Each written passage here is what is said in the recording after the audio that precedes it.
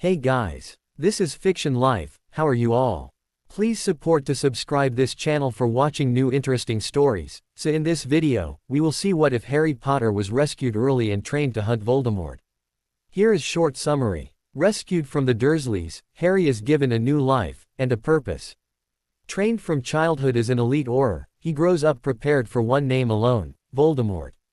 But before we start, if you want more stuff like this, then be sure to subscribe and like this video. And if possible, share this video with your friends. Now let's start the story. You have 5 minutes, and then it's back to your room, boy. Vernon Dursley warned his nephew as he let the boy out into the garden. Yes, Uncle Vernon. Harry walked out to the garden. Once there, he shuffled through the small space. Since coming home from Hogwarts, he had been confined to his room except for trips to the bathroom twice a day, his chores, and 5 minutes in the garden every evening.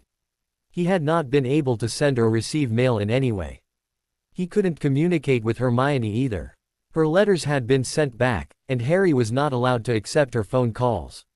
Wonderful holiday, he muttered to himself. Hello, Potter, a voice said behind him. Harry whirled, automatically reaching for his wand in his back pocket. I am unarmed, the Death Eater told him in a calm voice. Until I put my wand away. Harry threw a quick glance towards the windows. Don't worry, they only see you walking around out here. The Death Eater stood still, obviously waiting for Harry to say something. What do you want? Harry demanded. I am here simply to bring you a message from my lord. Harry stared. Voldemort killed my parents. He's tried to kill me. Why would he send me a message that didn't have some sort of curse or poison on it? The Death Eater had held out the letter. He gave his word that nothing of the sort will happen. It is just normal parchment and ink. The Death Eater looked at the house. We don't have much time. Harry wouldn't move. The Death Eater made a gesture and mumbled a word. Harry jumped as the letter folded and flew into his back pocket. I will come again tomorrow night, for your walk. The Death Eater apparated as the back door opened. In, boy, in. Harry hid his wand quickly and did as he was told. He heard his uncle lock his bedroom door. He shook his head and gingerly lifted the letter out of his pocket. He set it on the desk and stared at it. He jumped as the letter opened by itself. Harry shook himself and debated whether or not he should read it. It had not harmed him when he had touched it. And it was sitting rather harmlessly on his desk. It appeared that the Death Eater had been telling the truth. Harry shook his head and approached the desk. Dear Mr. Potter, I hope this letter finds you well. Of course, living with muggles must be very hard for any wizard, especially considering what talents you possess. Your potential is not being realized at Hogwarts. There is so much that you are capable of, but have yet to know what those talents are. I hear that you want to study to be an Auror. A noble profession. Are you learning enough at Hogwarts to prepare for that profession? Is your potions teacher your best friend, bequeathing all of his knowledge to you? I have been watching you for a long time, Harry. I know that you hate me, but can that hate be set aside for your education and future?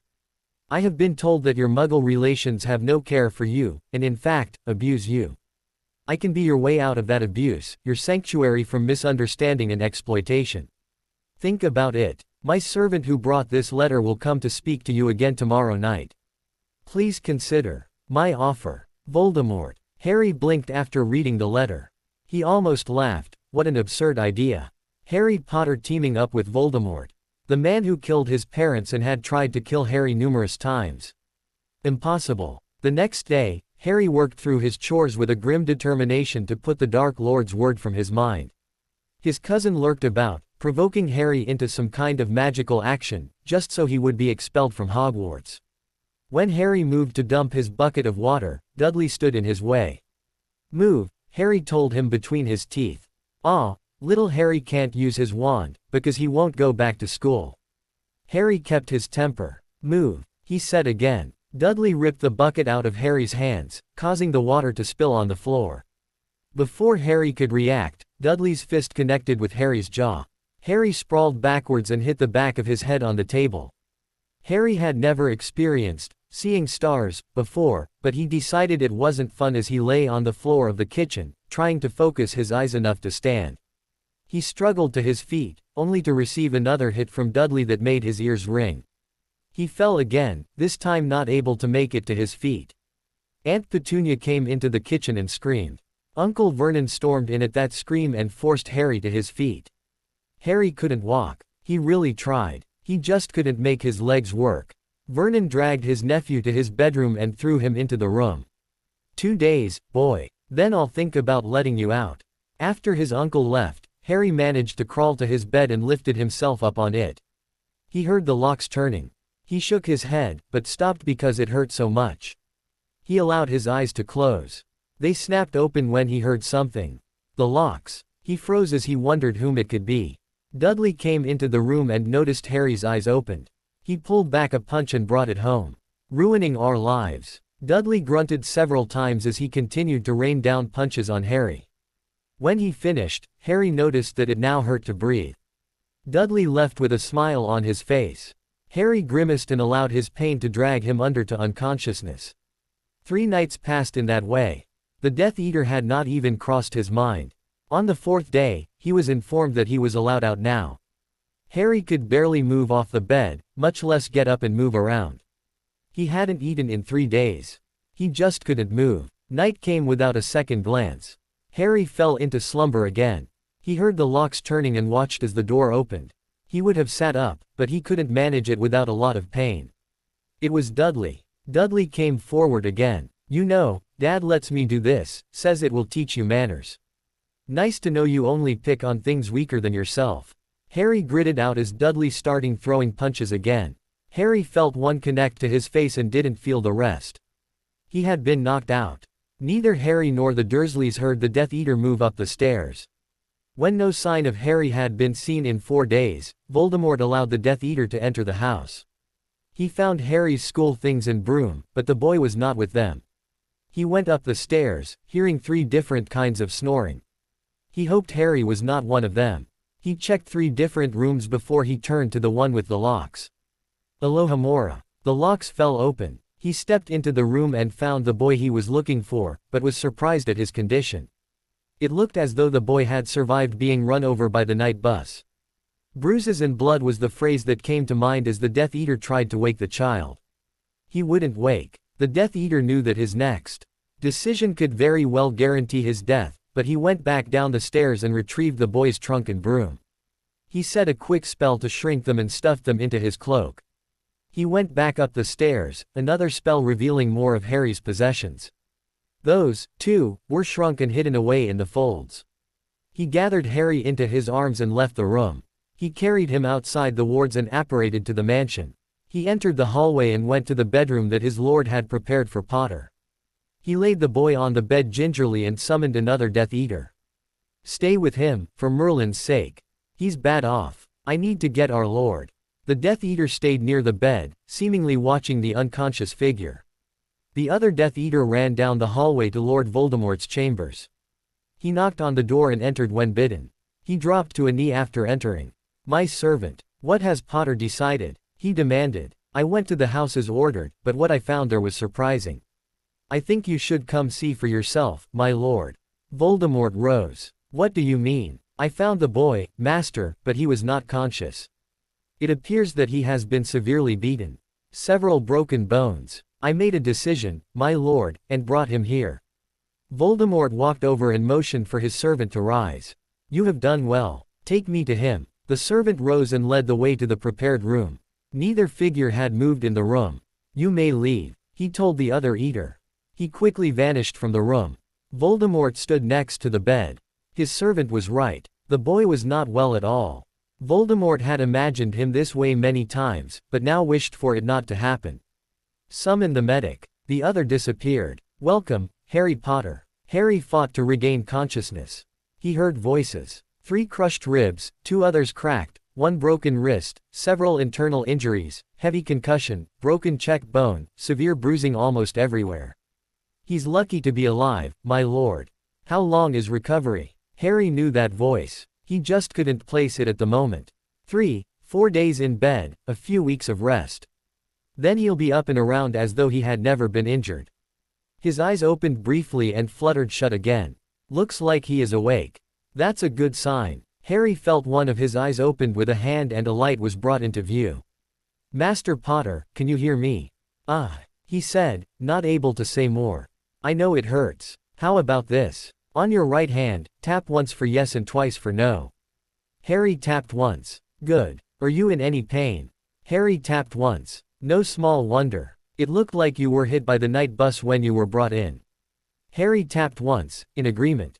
He knew that he looked like he had been run over. He had been run over by Dudley. I'll get you something for the pain in a minute. Do you know who did this to you?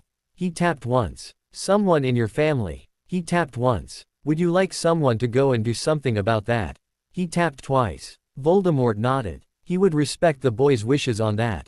Are you hungry? He tapped twice. All right. If you will hold still, I'll give you something for the pain, and I'll let you get some more rest. Harry tapped once. He felt someone guide a cup to his lips. He drank the liquid, noticing a potion on his tongue.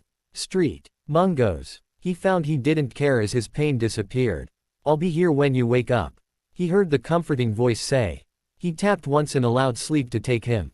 Well done, Drive. Crab. The Death Eater nodded. Thank you, Master. As I said, he will be up and about soon. We'll just have to keep him comfortable until then. Crab packed away his supplies and left the room, leaving Voldemort alone with the boy. Who knew why he wanted the boy? He just did as he was told. Harry woke again. This time, he could keep his eyes open. He looked around, completely bewildered. Where was he? He noticed that he had several bandages about him, so the doctor hadn't been a dream. He looked about the room, noticing that it looked like a guest bedroom of some old manor house. He was reminded of Victorian times with the tapestries and heavy wood. He sat up slowly. He jumped when the door opened. Ah, you're up. You've been asleep for 2 days. How are you feeling? A little sore, he admitted. Forgive me. I'm the doctor that you talked with before. Do you remember? Harry nodded. Only a little, he said, not recalling much of the conversation. Any pain? Harry shook his head. Hungry. Now that it had been mentioned, he was starving. Yes, he answered. I'll get a tray sent up. Anything you allergic to? Harry grinned. My cousin's fists. The doctor, for his credit, laughed at the joke.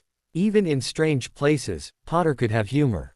Am I in a wing of Saint Mungo's? Harry asked. No, but you are safe from your relations here. They cannot reach you. They do not even know what happened. Trust me on that. Harry nodded. Dumbledore had probably stepped in and sent him here. Is Professor Dumbledore here? Harry asked as the doctor removed a bandage. No, he's not. The man answered. He checked all the others and told Harry where the bathroom was. Can you make it on your own? He asked. Yes, I'm just sore. I can do it. Someone will bring you a tray in just a few minutes. Just take it easy. I'll be back to check on you later. Harry nodded and threw the covers off. He crossed to the bathroom and found all of the modern conveniences there. He even found towels. He longed to take a shower, but decided against it until the doctor said he could. He brushed his teeth and combed his hair. It will never lie flat, dear. The mirror said merrily. Harry smiled and returned to his bed. He set his trunk in the corner of the room, and Hedwig's cage. He figured Hedwig was flying about somewhere. A house elf entered the room, carrying a tray. Hello, sir, the elf said, coming forward and setting the tray on Harry's lap. The elf secured a napkin in front of Harry. Should you need anything, you just call for Nellie, sir. I'll come to you. Harry thanked her, which caused her eyes to tear up. She disappeared and Harry started eating. Soup, some hot sandwiches, juice, milk, and fruit. It rivaled Hogwarts food. After Harry had finished eating and had set the tray aside, he got up and opened his trunk. He was never allowed to complete holiday homework with the Dursleys, but nothing could stop him now. He gathered quill, ink, parchment, and books and took them back to his bed.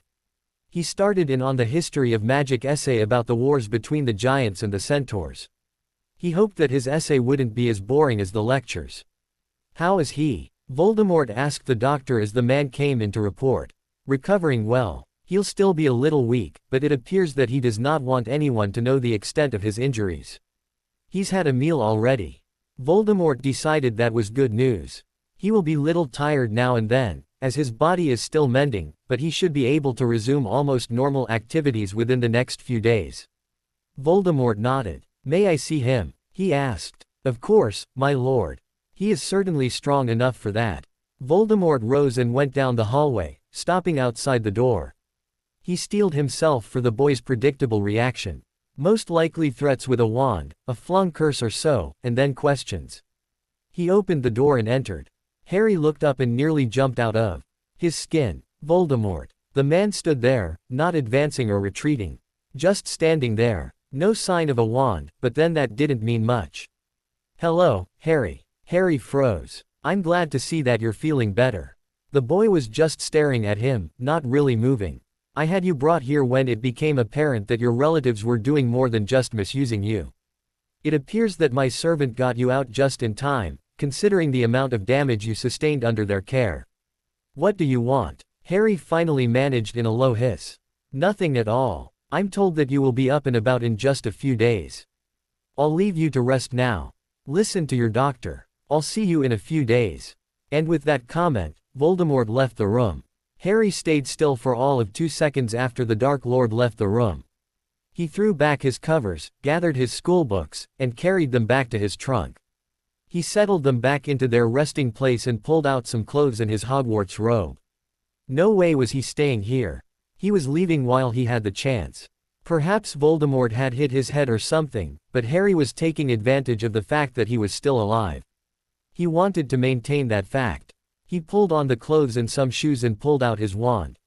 He thought better on it and pulled on his dad's invisibility cloak. He raised the hood and put his wand away. He opened the door and wandered down the hallway. He found the stairs easily and went down them. A few minutes of searching produced a door to the outside. He ran down the drive, ignoring the pain. He put out his wand and waited for the night bus to show. It shouldn't take long. Voldemort watched from his study window as Harry tore down the drive. He was amazed to find that the boy had an invisibility cloak. The boy held out his wand, obviously waiting for something. 5 minutes passed and the boy was still standing there, waiting for whatever he thought was coming. Voldemort motioned one of his Death Eaters over to the window. "Do you see the boy?" "No, my lord." Voldemort remembered the cloak then. "He's under an invisibility cloak. He is just standing there, holding his wand out, waiting for something." Any idea what that might be? The Death Eater considered it. Either something Dumbledore set up to call for help, or the night bus, the latter being the more likely, my lord. Voldemort wondered about that. If Dumbledore had set up some kind of signal for help on the boy's wand, the old wizard would have been here by now. Voldemort went downstairs and onto the front porch. He stood there as the boy turned around, eyed the Dark Lord, and turned back around. "I can see you, Harry." Harry stiffened and turned. "If you're waiting for the night bus or some other transportation like that, they can't find you. I have wards set up for that sort of thing so no one will accidentally get off here." The look of disbelief crossed the boy's face. "Since the gates are locked and only open for certain people, I suggest you just come back inside, for you are wasting your time." And with that, the most feared wizard turned around and went back in the house. Harry couldn't believe his ears. What was that all about? No curses, no hexes, no unforgivable spells. Nothing. Just a warning to come back in the house because the night bus wouldn't be coming. He shook his head and looked at the fence. It looked almost impossible to climb without injuries. As for the top, well, that looked sharp and a good way to pierce him. Done in by a fence after facing the Dark Lord just did not seem a good way to end his life. He walked the perimeter of the fence, trying each gate. None of them would open. He was in a prison. That's what it was, a prison. Well, he wouldn't go back indoors, that was one thing for certain. Death Eaters were in there, and they all wished for his demise. Harry wanted to keep his life as long as possible. He took off the invisibility cloak, considering it almost useless, for if Voldemort could see him, others would be able to, too. Must be the dark mark thing. He found a bench and settled onto it. He stared at the fence and wondered how much of an injury he risked if he tried to climb it. Voldemort watched the boy the while, afraid that he might try something stupid and climb the fence or try to force a gate. When he settled down on a bench, the Dark Lord turned back to his book. Let the child pout for a while. He would come back to his senses and come in when it grew cold and dark. 4 hours later. Well, the boy was stubborn, Voldemort would give him that. Perhaps that was why the boy never died. Well, he took out a piece of parchment and started writing. When he finished, he called Nellie. "Nellie, please take this to Master Potter. You will find him on the stone bench out back." Nellie bowed and popped out of sight. Harry jumped when Nellie popped up in front of him. Master Potter, sir, a message from Master Voldemort. She handed him the letter. He eyed it momentarily before taking it. Harry, I know that you do not trust me and feel safest outside. It is getting cold and dark, in case you didn't know it. I suggest you come back inside and go back to your room. Dinner will be waiting on you. I will leave you alone if you like, and the only person you will see is your doctor, who is sitting here, stewing about your actions. You will come to no harm here. Come back inside. Voldemort. Harry reread the note several times. No way was he going back into that house. He could easily die the minute he stepped onto the front porch. Nellie stayed next to him while he thought out the situation. He had been vulnerable. Voldemort could have easily killed him then, and thought nothing of it. He had wanted Harry Potter out of the way, it could have easily accomplished through that means. It did not make sense, and Harry held his head, trying to figure it out. Something was missing, something that usually happened when Voldemort was near. He couldn't put his finger on it. Something was missing. He shook his head to clear it and looked at Nellie. She looked at him and then back at the house. Something seemed to urge him on. He shrugged and stood, holding his cloak underneath his arm. Okay, Nellie. I'm going back in. A huge smile spread across the elf's face. Oh, wonderful Master Potter. I'll get your dinner right away. She popped out and Harry shook his head, wondering why she had seemed so happy. He went back up to the porch and entered the house. He looked around cautiously. No one was about. He ran up the stairs and counted the doors to his room. He opened his door and entered, closing it behind him. Nellie was there, standing next to the table. Dinner is served, Master Potter. Harry put his cloak on the bed and looked at the table. Nellie had outdone herself. Thank you, Nellie. I doubt that I would be able to eat all of that. Nellie smiled. The house elves just wanted to welcome you to the manor. We found out your favorites from the Hogwarts elves. Harry thanked her again. The doctor will be here in half an hour. She informed Harry. He is a very funny wizard. She giggled. Boys out there risking his injuries, not strong enough.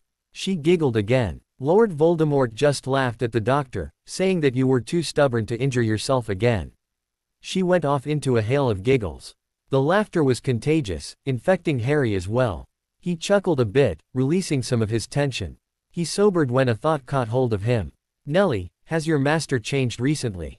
He asked. Nellie stopped laughing and sat up from the floor. Changed? Harry nodded. In personality, in his actions. Nellie appeared to think for a few minutes. Yes, she said. Master has changed. Before, being here was terrible, just terrible. He would kill anyone without the slightest need.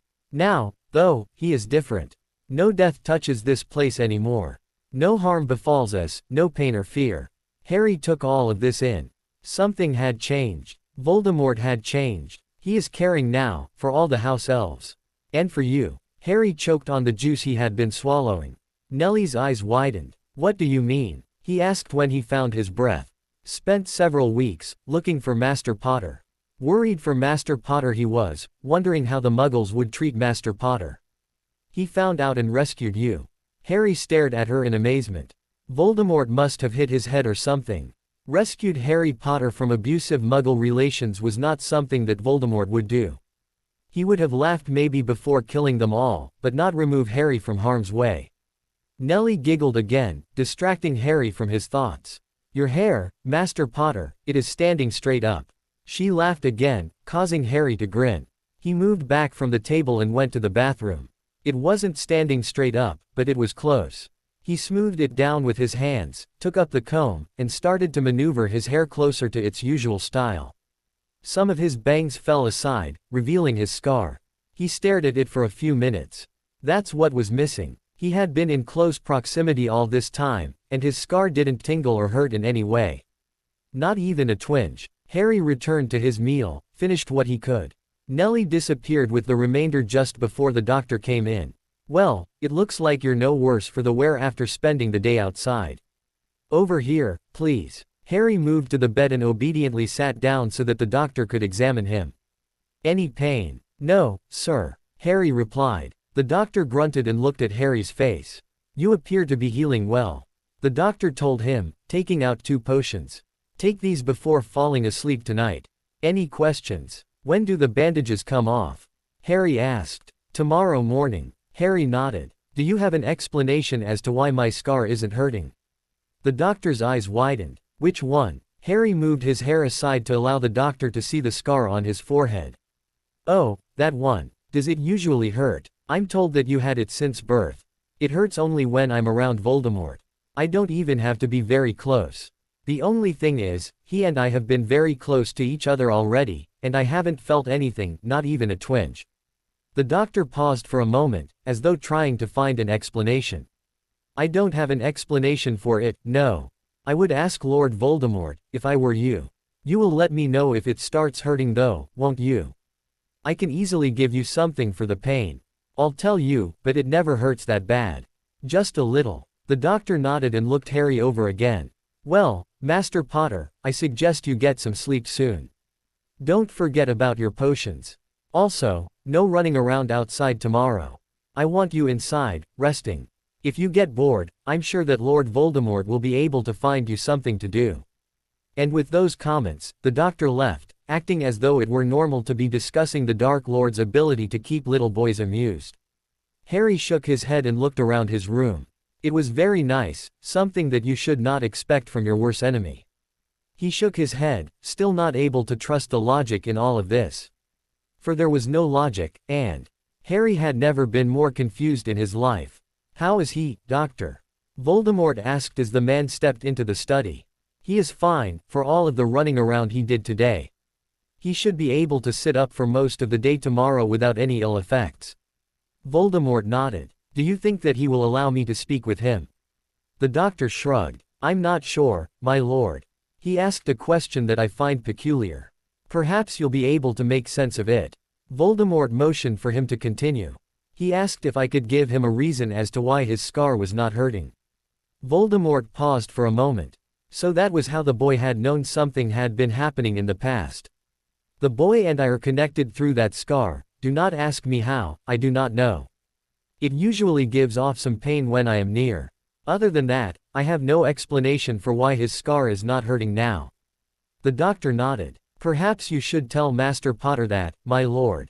He was very concerned about it. It might help to calm him down a bit, too. We don't want another repeat of today, for he will be feeling it tomorrow. He may spend the whole day in bed. Voldemort nodded. I will. Thank you, Doctor. You have been invaluable. Voldemort rose, dismissing the doctor as he set off down the hall, towards Harry's bedroom. He just hoped the boy had taken the potions already. That would make this a bit easier. Harry looked up as Voldemort entered his room. I thought you said that you would stay away. Harry demanded as Voldemort stopped by the door. Harry didn't notice the glance that Voldemort gave the empty vials sitting on the nightstand next to the bed. I was told that you had a question that I might be able to answer. Voldemort told him. Harry considered it. It was true. Yes. My scar isn't hurting. I was wondering why. Harry suddenly felt his body start to go limp. What had been in that potion? He fought against it and managed to stay in his sitting up position. Voldemort paused for a second, as though waiting for something. Harry's muscles were shaking from exertion in trying to maintain his upright position.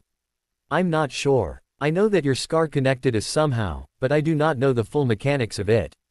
Voldemort went off into thoughtful silence for a moment. Harry's muscles were almost gone. He didn't understand it. What had been in that potion? Voldemort seemed to not see a thing that was happening on the bed.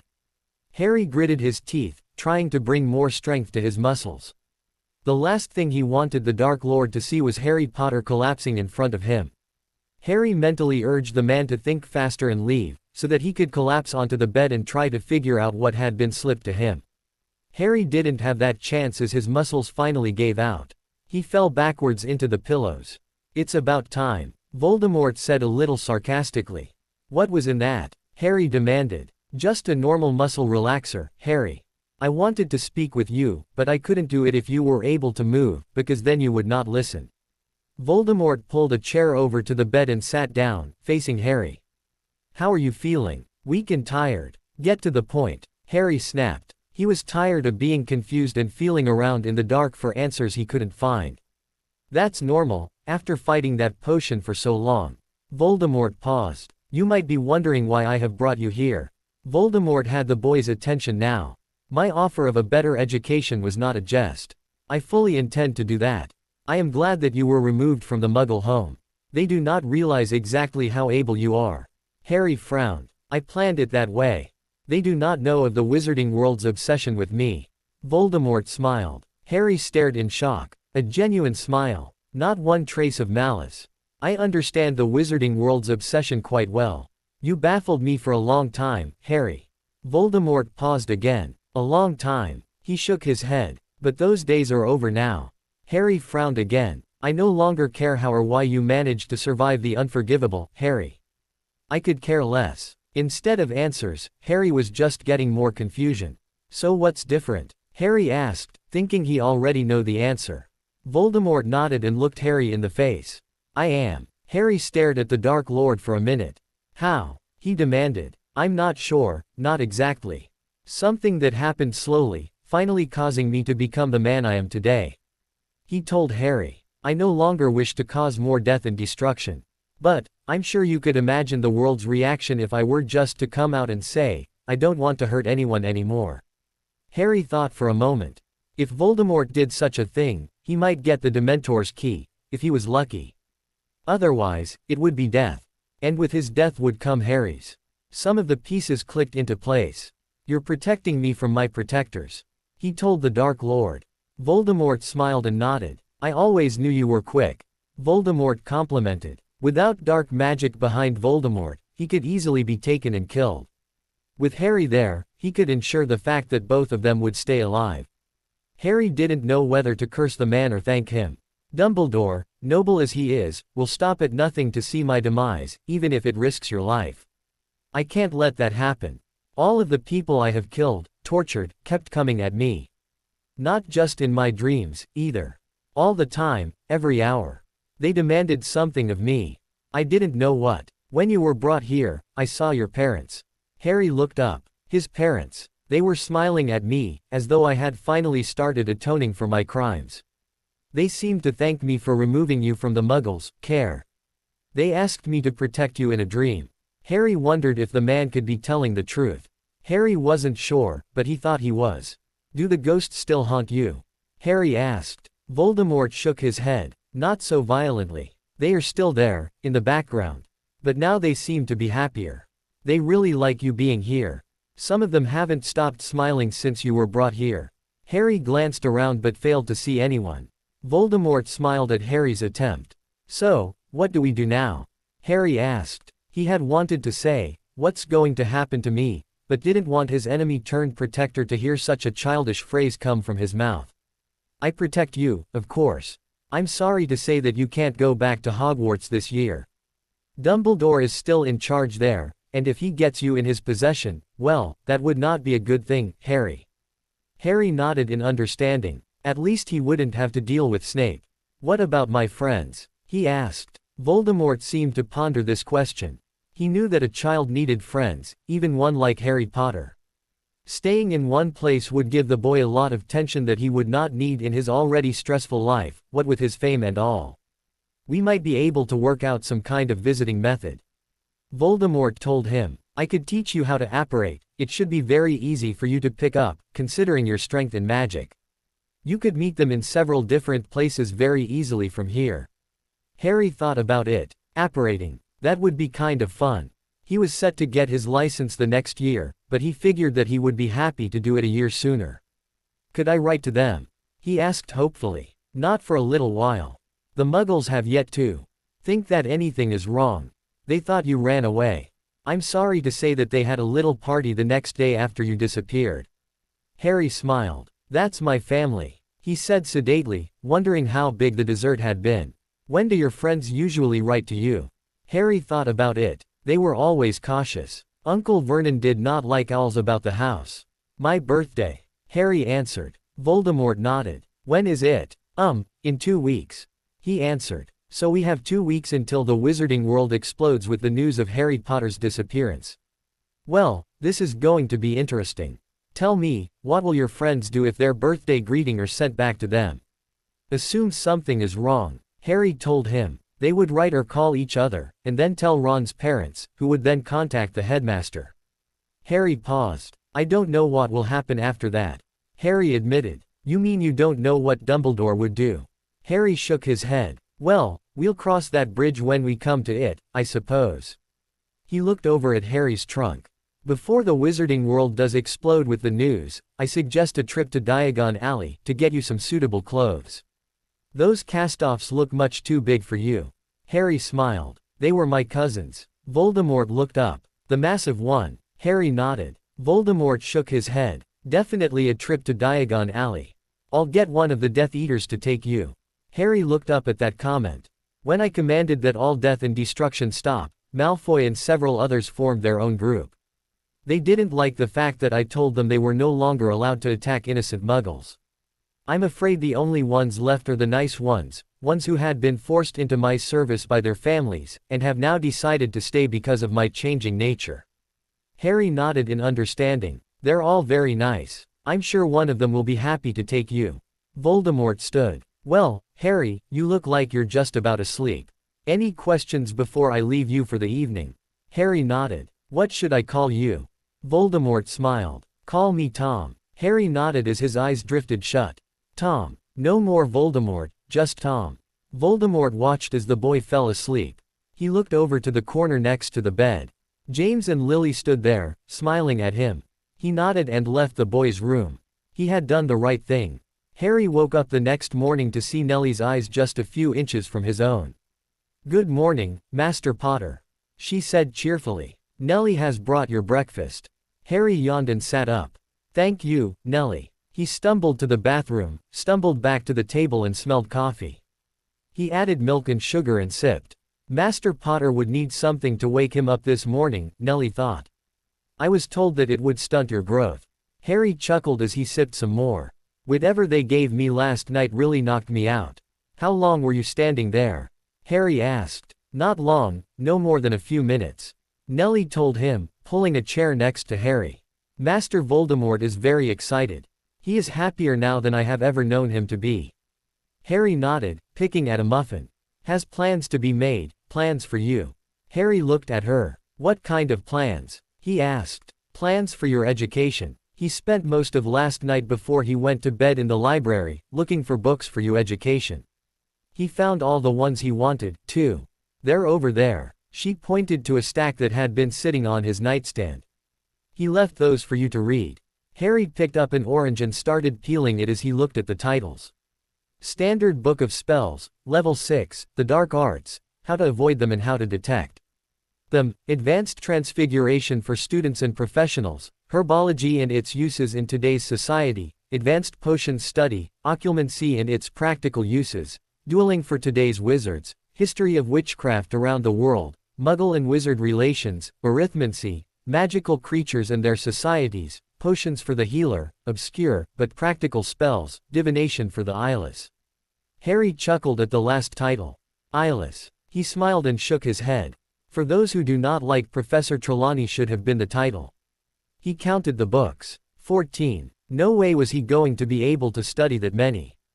After he finished eating, he went back to bed. He was tired. He curled back up and fell asleep in just a few minutes. Nellie collected the breakfast tray and disappeared to the kitchen.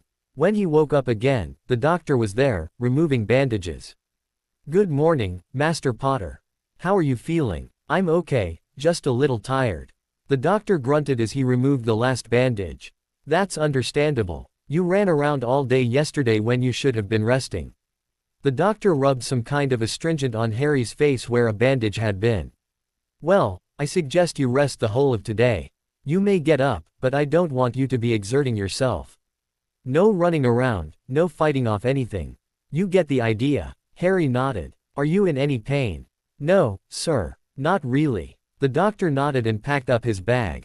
Lord Voldemort spoke to me of a trip to Diagon Alley. I'll let you go tomorrow, but only with the firm promise that you rest tomorrow evening. Harry smiled. Of course, doctor. The man seemed satisfied with this answer and left the room. Harry showered and dressed. After that, he was at a loss. He pulled out Standard Book of Spells, Level 6 and started reading. He thought it pretty funny about the way the book talked about spells the Mrs. Weasley used in the kitchen. He had just finished the first 2 chapters when someone knocked on his door. "Come in," he called. The door opened and Tom came in. "Good morning, Harry. How are you today?" Harry closed the book and set it on his lap. "I feel fine. Just a little worn out." He eyed Tom, looking for a wand. He didn't see one. "Do you really expect me to learn all this?" he asked, motioning towards the stack of books. "Oh, that and more," Tom said. He sat down in one of the chairs. "Don't worry, it won't seem like too much after we're done. A lot of that is compatible to another subject. It will be easy for you." Harry shrugged. It felt awkward, sitting there discussing lesson plans with Voldemort. The eyes weren't the same that they had been. They weren't red. They were a gentle blue. Harry smiled a little at that. That was proof of the different man who sat in front of him. "Well, let's start, shall we?" Voldemort pulled his chair closer to the bed and opened one of the books. "The important thing to remember about this subject is its uses. You can learn all of the theorems you want, but if you don't have the practical aspects, you will not be able to use them in any form." Harry kept up with the pace of the lesson, amazingly, considering how fast Voldemort had been going. Towards the end, however, Harry ended up falling asleep in the middle of the explanation about the dangers of using a house cleaning charm on something other than a house. Tom smiled, closed the books, and set them aside. He marked which chapters they had covered and crept out of the room. A knock on the door interrupted Vernon Dursley's comments about the world's problems in general. He growled something about salesmen and answered the door. Vernon Dursley. A man stood on the doorstep. His long, black, flowing robes dispelled any thoughts about his being a salesman. "Yes," Vernon demanded. The man held up credentials. "My name is Severus Snape. I am employed at Harry's school. I've been sent to check on Harry, as there has been a new threat to his safety. May I come in?" Severus did not wait for the man to allow him to enter. Severus strode into the house, looking around. He saw a hog-like boy cowering in the corner, and a thin woman standing in front of the child. He bowed. "Good evening." He looked her over. How could anyone look less like a sibling he would never know? "I assume you are Petunia." "Pleasure. Where is Harry?" "The freak ran away," Vernon Dursley said from behind him. "And good riddance too." Severus turned sharply on the man. "Ran away. Well, that idea certainly did fit with the Harry that Severus thought he knew. Though the boy would not do anything without Dumbledore's permission. "Yes, he and all his things are gone," Vernon informed the man. Severus reached into his pocket and pressed the small button that Dumbledore had given him. With a pop, Dumbledore appeared in the hallway. "Severus," Dumbledore said, coming into the living room. "Not more freaks," Vernon said, exasperated. "Headmaster, it appears that Potter is missing. His uncle here said that he ran away. All of his belongings are missing." Dumbledore took all of this in quietly. "We must check for residues of spells," Dumbledore told the family. "It will not take long." Dumbledore and Severus spent the next 15 minutes casting about the house, finding a few spells throughout the house. Whoever had been here had done their work well. "It appears that Harry has been kidnapped.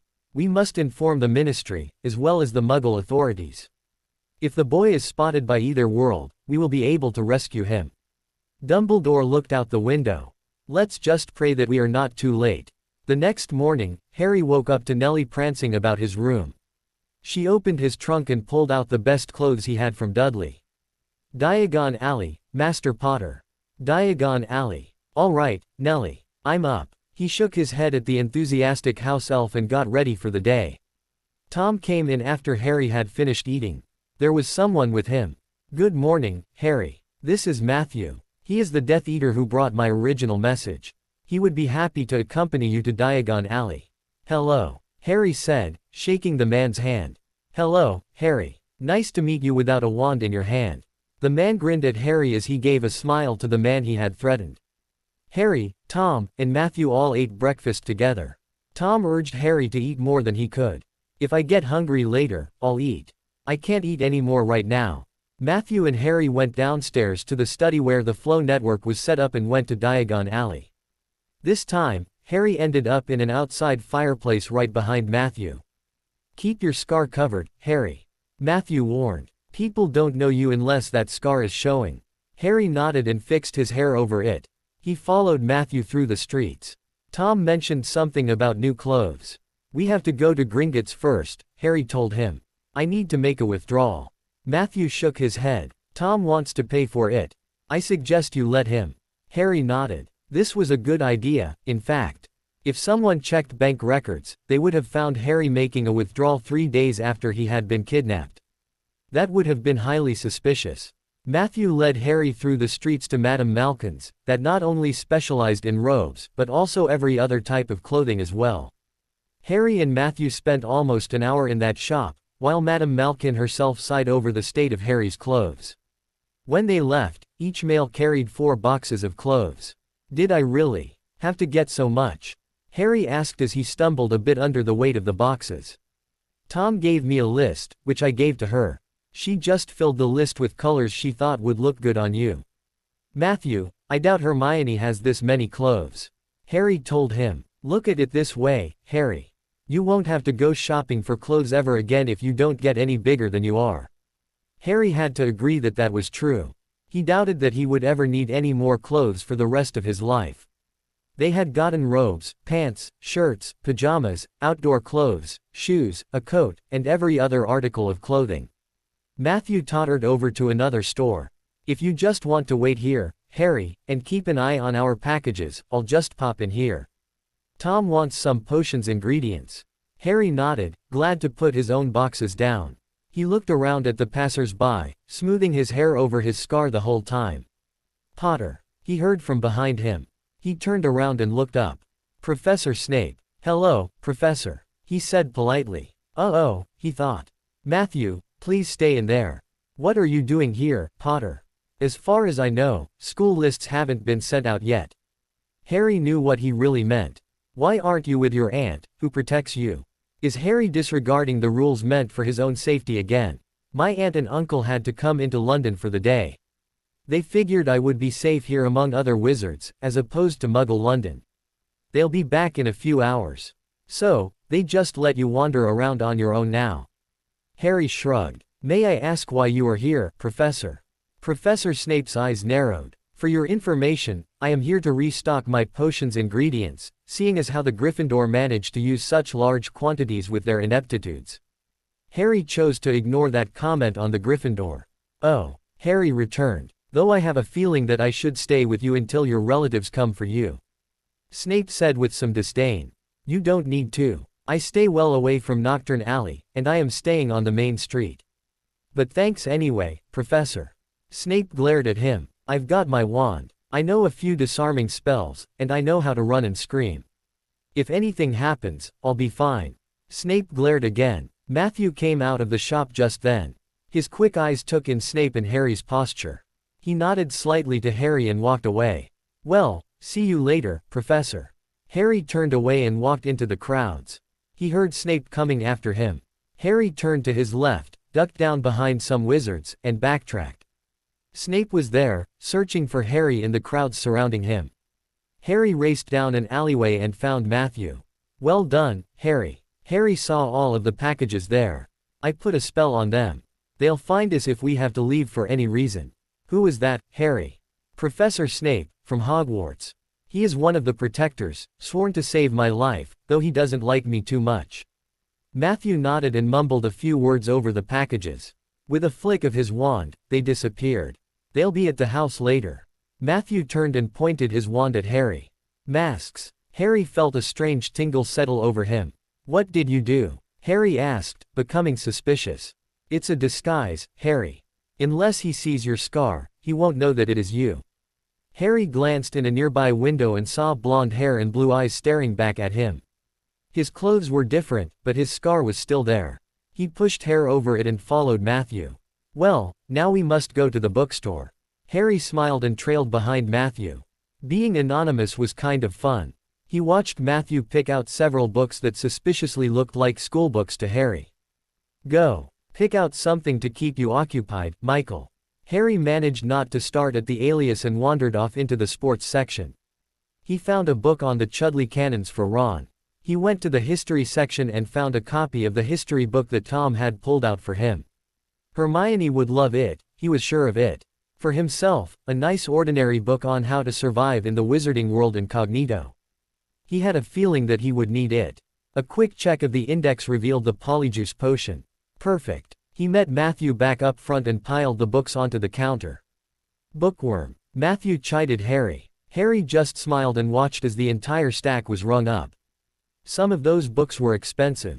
Harry shook his head, picked up the 3 that he had picked out, and took some of the ones that Matthew had chosen. What are all of these for, anyway? Harry asked as they started towards the ice cream parlor. I don't know. Tom just asked that I pick them up. So I did. I really can't imagine why he would want all of these. Harry shrugged and settled his bags next to Matthew's as they sat down at an outside table. 1 banana split for me, Matthew said to the waiter who came up. Michael, chocolate sundae, please. Harry looked around as the passers-by, watching for Snape. The man could still be around. Matthew drew Harry into talk of Quidditch, asking how much and how often Harry played. Harry spoke of games taking place in the wind-torn Quidditch pitch just outside the Hogwarts castle. Matthew smiled as Harry launched into story after story of near misses with the ground, breathtaking moves, and petty disturbances on the field with Malfoy. I don't know, Hermione. Harry stiffened at the voice. It was Ron. Dumbledore would have told us if anything had happened to Harry. I just think that his ruddy uncle kept him from getting our packages. Hermione and Ron sat down at a table next to Matthew and Harry. You know how those people are. Hermione looked around Ron, fear in her eyes. I know, Ron, it's just that I have a really bad feeling about this. It's not like Harry to send them back. He would have fought to keep them. I know that he wasn't expecting them, because they were 2 weeks early, but your mum's invitation to come and stay should have made him contact us. Not send the owls back without an answer. Hermione stared off into space. I just think something happened to him, that's all. Harry looked at Matthew and motioned with his head that it was time to go. Matthew nodded and the two stood up. That's why I wrote to Dumbledore yesterday.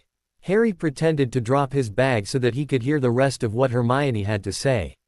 You did. What did he say? Ron asked, leaning closer to Hermione. He sent a professor to the Dursleys, and Harry wasn't there. She said, with finality as though they would never see their friend again. The Dursleys said that they thought he ran away. It looks as though Harry's been kidnapped.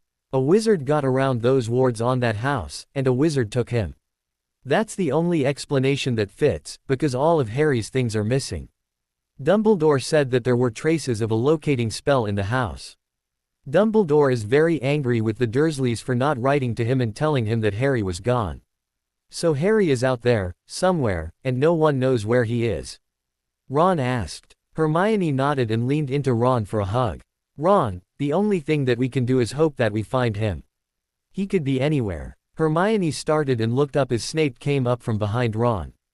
Granger, Weasley, I spotted your scarred friend here, in Diagon Alley.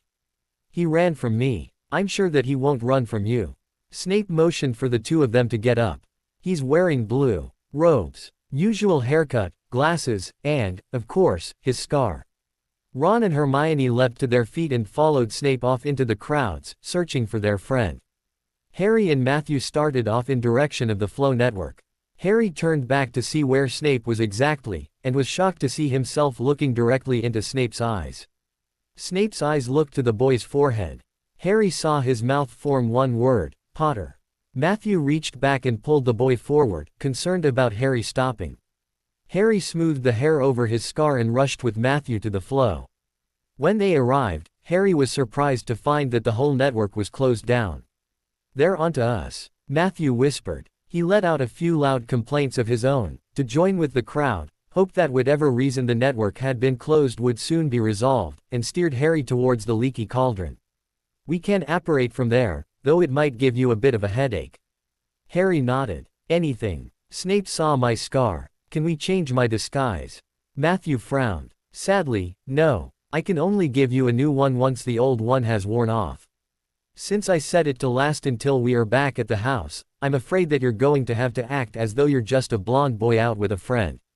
Harry nodded, again flattening his hair against his scar.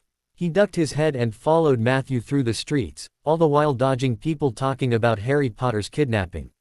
The news was out and the gig was up. He just prayed they would make it out. He knew that everyone looking for him cared about him, but they didn't understand the situation. He was lost in his own thoughts when a spell hit him. Revelo. Snape's voice said. Harry felt a strange feeling as his disguise melted away. The crowd around gasped as they recognized Harry Potter, dark hair, green eyes, and lightning-shaped scar on his forehead. Matthew had stopped walking. They were so close to the leaky cauldron.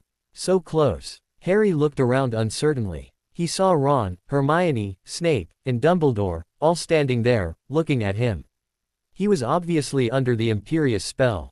Snape said. Dumbledore started forward. Harry backed up, knowing that Dumbledore was capable of anything when it came to Harry's protection. It's all right, Harry. We're here to help you. Snape had his wand trained on Matthew. Harry backed up a pace, looking for a way out. His panicked eyes took in the whole street. There. He saw an opening. He looked at Dumbledore again, who was reaching for Harry's hand. Harry noticed him reaching for his pocket at the same time. A portkey. Dumbledore was trying to touch Harry so that the portkey would take them away. Probably to Hogwarts. Harry backed up a pace again, watching the entire crowd.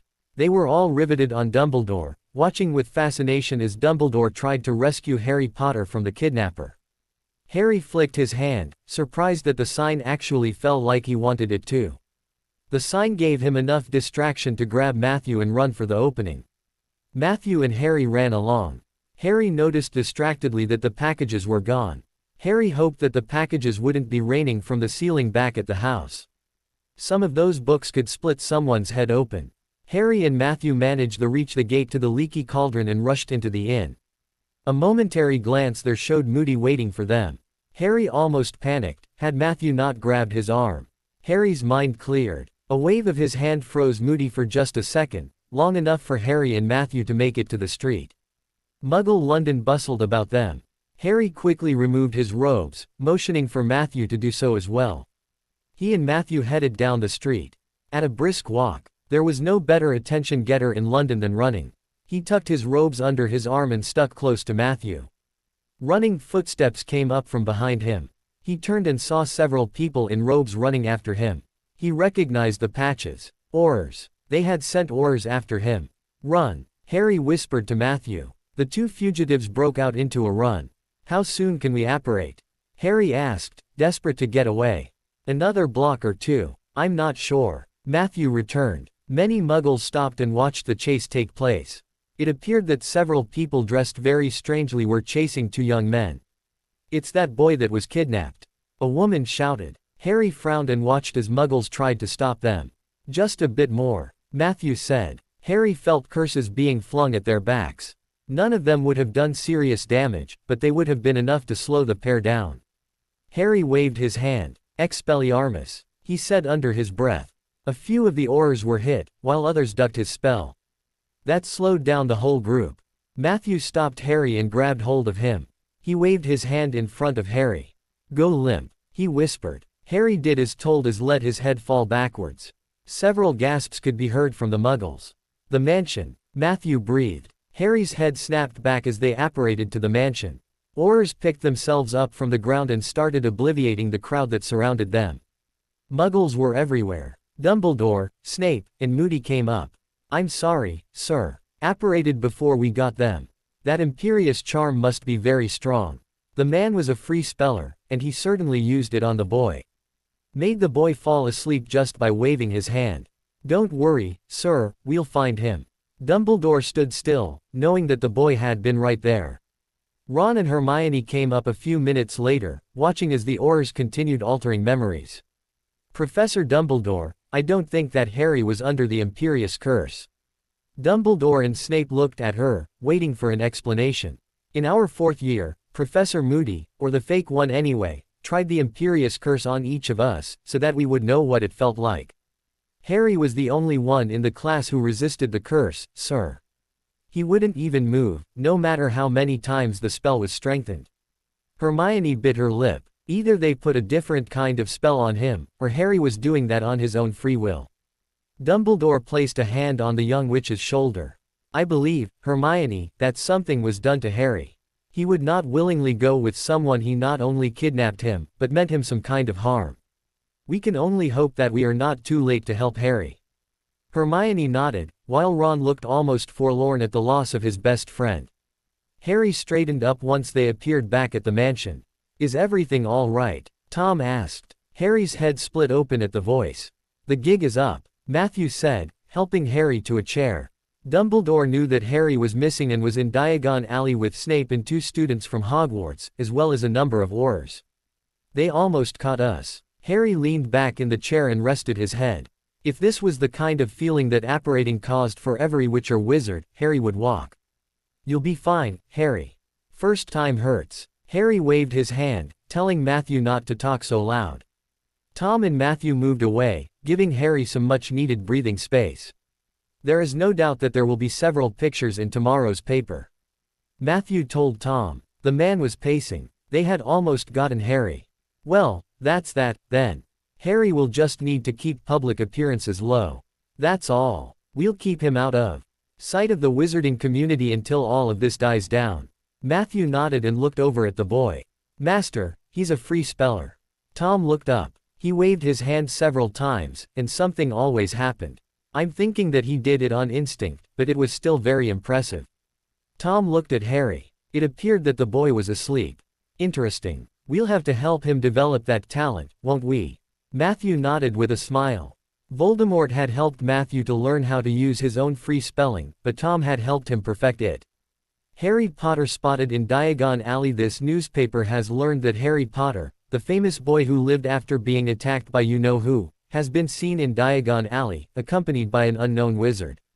Harry Potter has been missing from his relatives' homes for the last 3 days. Professor Dumbledore, headmaster of Hogwarts, has stated that the boy who lived is being held against his will by unknown individuals. He hinted that spells have been used to keep Mr. Potter docile to his kidnapper's wishes. It is our hope that no harm will come to Harry Potter, and that those who took him will allow him to go home to his relatives. Professor Dumbledore said when questioned. The boy's a good lad, never gave us any trouble. Harry Potter's uncle said. Name is withheld to protect the boy who lived. He's kind and thoughtful, and is a bright child. I can't see why anyone would want to hurt him. Harry's aunt broke down in tears at this point. It is obvious that Harry has been stolen from a loving home and good friends. To the kidnappers, return the boy who lived unharmed, if you wish to keep your lives. Rita Skeeter. Several pictures were on the front page, accompanying the article. One of them showed Professor Dumbledore reaching for Harry, while others showed Harry's disguise melting away and him being pulled along by Matthew. He had to agree, it all looked as though Harry was being held against his will. Well, Harry, I think you should stay in for a while, Tom said as Harry read the article. I agree. That all looks really bad. I don't believe the stuff about my relatives, though. I think Uncle Vernon said all that with a wand pressed against his neck. Tom chuckled. Harry smiled at his own joke and laid the paper on the table. Well, how about a potions lesson? Tom asked. Harry nodded eagerly and followed Tom down to the basement where the potions equipment was set up. The photograph in the paper showed Snape staring at Harry speculatively, as though he knew something everyone else did not. Later that night, Harry dressed in some of his new robes. He took out his wand and tapped himself on the head. Masks. Harry watched as his hair changed from black to blonde, his eyes green to brown. His bangs covered his scar perfectly. He had some people to see in Diagon Alley. He crept down the stairs and outside. He closed his eyes in concentration and apparated to Diagon Alley. He looked around. He actually made it on his own. He smiled and figured out where he was. Not too far from where he had wanted to be. He adjusted his robes and walked down the street, avoiding the late-night shoppers.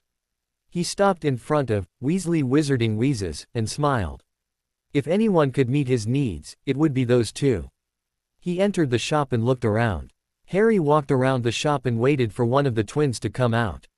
The jokes that caused umbrageous were there, as well as Tung-Tung Toffee. He smiled at the memory. Hello, can I help you? Harry turned and saw Fred standing there. Or it could have been George. He couldn't tell. The head was missing. Hello, I was wondering if I could speak with my business partners. Harry told him. Have you got the right shop, mate? We only have one. Harry smiled and pulled back his hair. Harry. The head abruptly appeared. It was Fred. You got away from them. Is there somewhere private where we can talk? Harry asked. Fred nodded and changed the sign to closed. He lowered the lights and led Harry into the back. Oi, George. It's Harry. George fell off the ladder he had been standing on and rushed over to Harry. "Harry, I knew you'd break whatever spell they had on you. I just knew it. Mom will be so happy, Harry. I'll call her and she'll call the professor. Hey, Mom wanted you to come stay for the rest of the summer." Harry stopped his enthusiastic friend. "Please, don't do that. I need to talk to the both of you. Sit down, please. It's important." Fred and George both sat down, staring at Harry. "I can't tell you where I am now, or who I am with. I am not under any charms, or spells, or potions. I am staying with him of my own free will, for my own reasons. I have to ask you not to tell anyone that you have heard from me." "Why, Harry? You were kidnapped." Harry nodded. "Yes, I know. The only reason he did that was because of what was happening to me at the Dursleys, which I do not want to get into right now. Trust me, I am better off now. I came to see if you could develop something for me." Fred and George looked as though they were interested. "The reason I look so different is that I am using a spell, which is very easy to reverse. I like freedom of movement, but now that my picture is everywhere, I cannot do that." Fred and George nodded. "I wonder if you two would be able to create something that would make me look different that would be very hard to detect." Harry pulled the book that he had bought earlier out of his robes and handed it to Fred. "This should help you." Fred looked thoughtful for a moment. "Interesting dilemma, mate," Fred said. "I'm not sure that we should though. It'd be like aiding the kidnappers." Harry almost rolled his eyes. "If I'm staying with them of my own free will, then they aren't really kidnappers, are they?" George shook his head. "We saw the papers. That man looked as though he was dragging you away." Fred told Harry. "I stumbled. He was trying to keep me from falling." Harry told him. "Why'd you run from Professor Dumbledore?"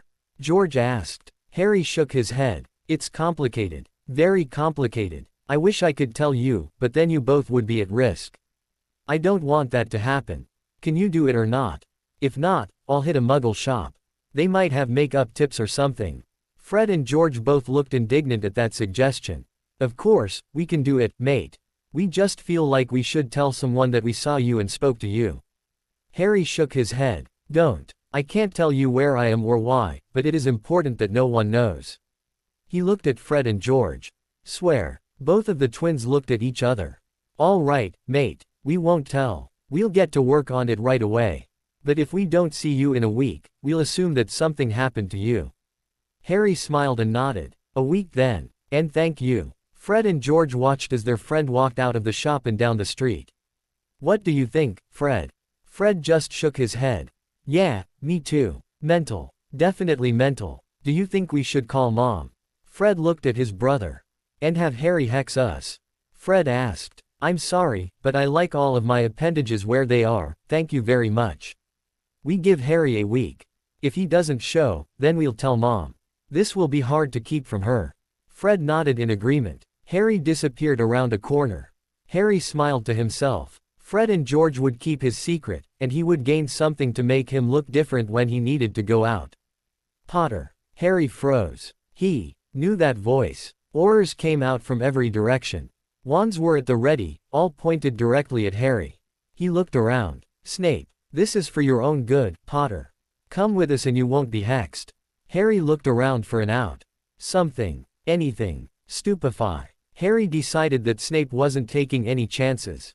The curse hit Harry, but it didn't knock him out. It only made his head hurt.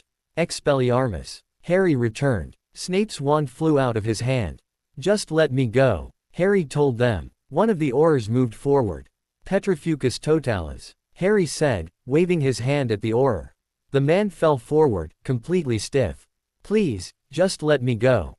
Watch it, mates, he's a free speller." Harry spun around, looking for his way out. Snape signaled the other men. They closed in around Harry. All of them raised their wands at the same time. Stupefy. Harry felt all of the curses hit him. He fell to the ground, almost out, but not quite. Snape came forward and grabbed Harry's hand. He reached into his pocket and found the portkey. Harry felt a tug above his navel and blinked when the hospital wing at Hogwarts materialized in front of his eyes. "Well done, Severus," Dumbledore said, coming over. Harry was trying to regain regular vision. "Harry, how are you feeling?" Harry grimaced and tried to get up. "No, stay still. It looks like you took a knock to the head," Dumbledore said, checking for the scar on the bone-headed boy. Just let me go, Harry pleaded as Madame Pomfrey bustled over, trying to get Harry to drink a potion. I'm fine, just let me go. You certainly are not fine, Potter. It looks like you have a concussion. I'm just trying to give you a painkiller, if you would hold still. She huffed, brandishing the cup towards Harry. He felt hands grab him on either side and the cup pressed to his lips. He fought against the hands and closed his mouth. There was no way he was going to do that. Who knew what they would slip him? Why hadn't he stayed at the mansion? Why had he felt the need to see Fred and George? Snape reached over and forced his mouth open. Pomfrey took the chance and poured the potion down his throat. Harry coughed and spluttered, but most of it made it down. He felt lethargy start in his limbs. Dreamless sleep potion. He knew it. Please, just let me go, Harry pleaded as he fell asleep. Snape stared at Harry. Revelo, Snape said, using his wand to reveal the disguise Harry had donned. Dumbledore stood next to the bed. What do you make of it, Headmaster? I don't know, Severus. He wasn't under the Imperius, and that is the strongest curse we know of. Could it have been combined with a potion of some sort? I'm not sure, but I'll be happy to look. With a nod of Dumbledore's head, Snape descended to his dungeons to throw himself into research. Don't worry, Harry. You are safe here, Dumbledore said to the sleeping figure. He kept a vigil while Pomfrey bustled about, trying to discern why Harry was acting as he was. When Harry woke the next morning, he saw a pair of elf eyes staring at him. His brain said, Nellie, but his mouth said, Dobby. Harry Potter is awake, Headmaster. Harry immediately wished to go back to sleep. Harry Potter was missing, but now he is found. Dobby rejoiced, jumping onto Harry's bed. Dumbledore came up to the bed. Harry eyed him. Harry, how are you feeling? Harry paused before answering. Tired, sir. He answered truthfully. Why am I here? That was a good strategy. Act as though you have no idea what is going on. Do you remember anything of the last few days? Harry appeared to think for a moment.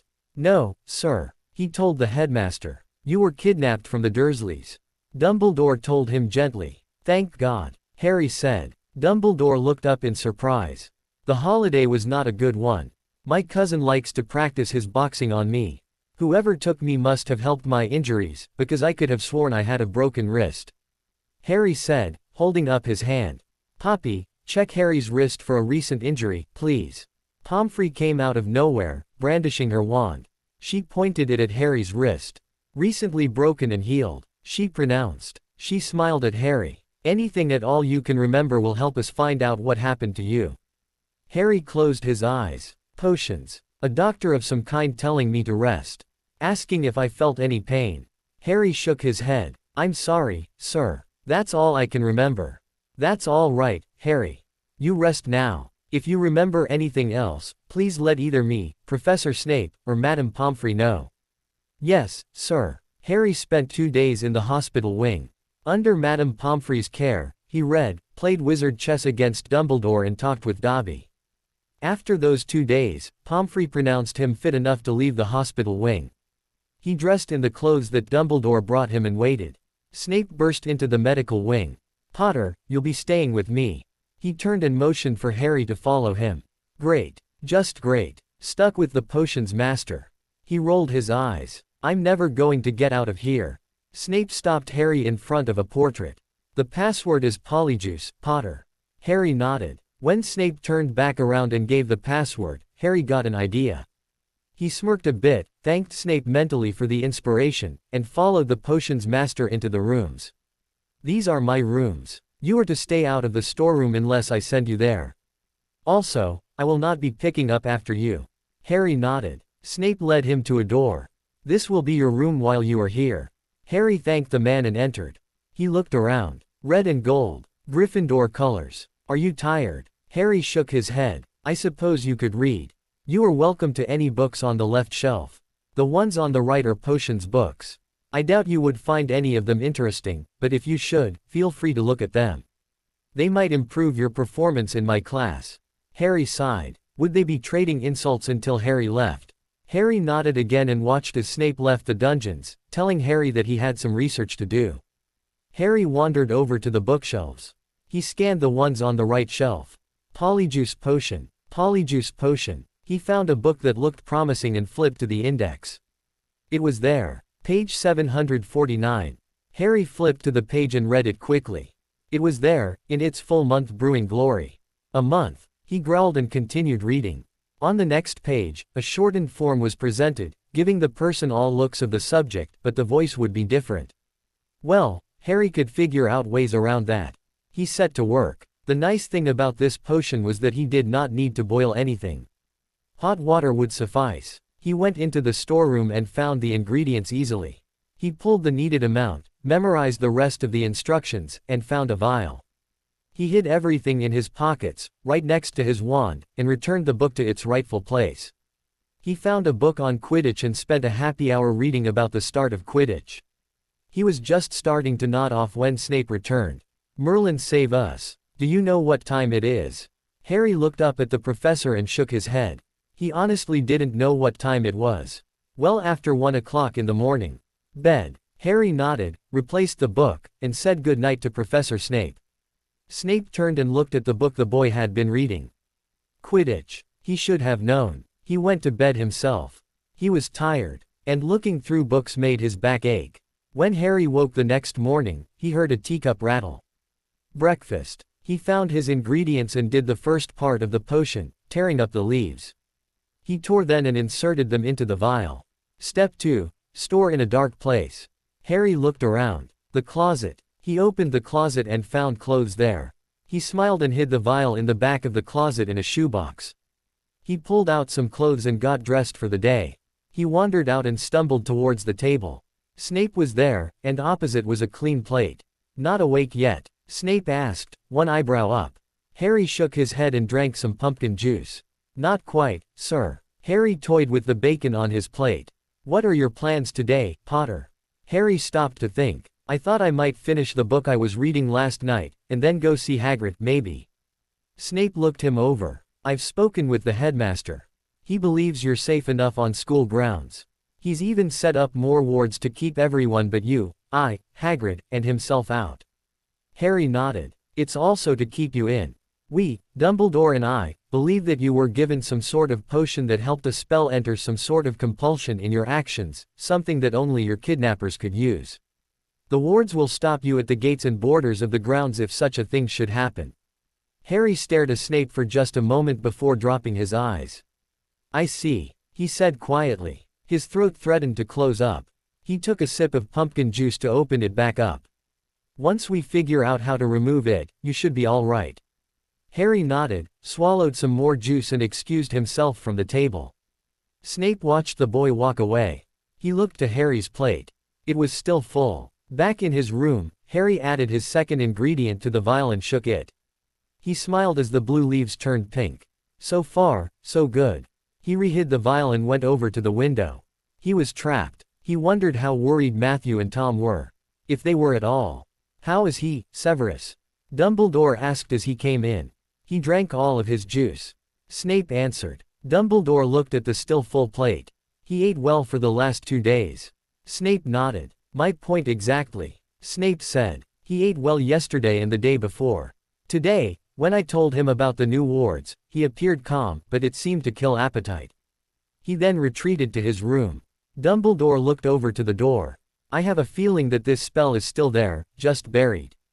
Dumbledore nodded, the twinkle dying from his eyes. "I was afraid that you were going to say that." The older professor commented. "What are we going to do for that boy?" Snape asked, folding her arms. "Protect him. Voldemort is still out there, gaining power. We'll need to be vigilant about Harry." Snape nodded. "I'm going back to my research." Snape went over to Harry's door and knocked. He opened the door and stuck his head in. "I'm going to the library. Would you like to come along?"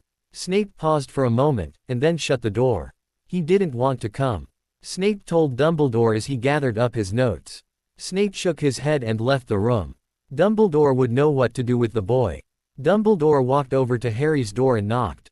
"Come in." He did as told. Harry was lying on the bed, face down, curled up under the blankets. "Harry, are you all right?" Harry sat up. "Yes, Headmaster. I'm just a little tired, that's all. I thought I would go back to sleep for a while." Dumbledore sat down on the bed and looked at the boy. Anything else wrong, Harry? Harry shook his head. Anything you remember? No, sir. Nothing. Dumbledore nodded. All right. Dobby will come to check on you a little while later. Harry nodded. I'll leave you to rest now. Harry smiled and watched the older wizard leave the room. As soon as he left, Harry went to the closet and added his last 3 ingredients. He shook the vial and watched the color change from pink to sludge green. He smiled and went into Snape's room. He pulled a set of Snape's robes out of the closet and went to the bathroom. Snape's hairbrush was sitting on the counter. He pulled a few hairs out and wrapped them in a bit of parchment. He left the rooms and hid the vial and hair in one of his pockets. He wandered around until he found Dumbledore.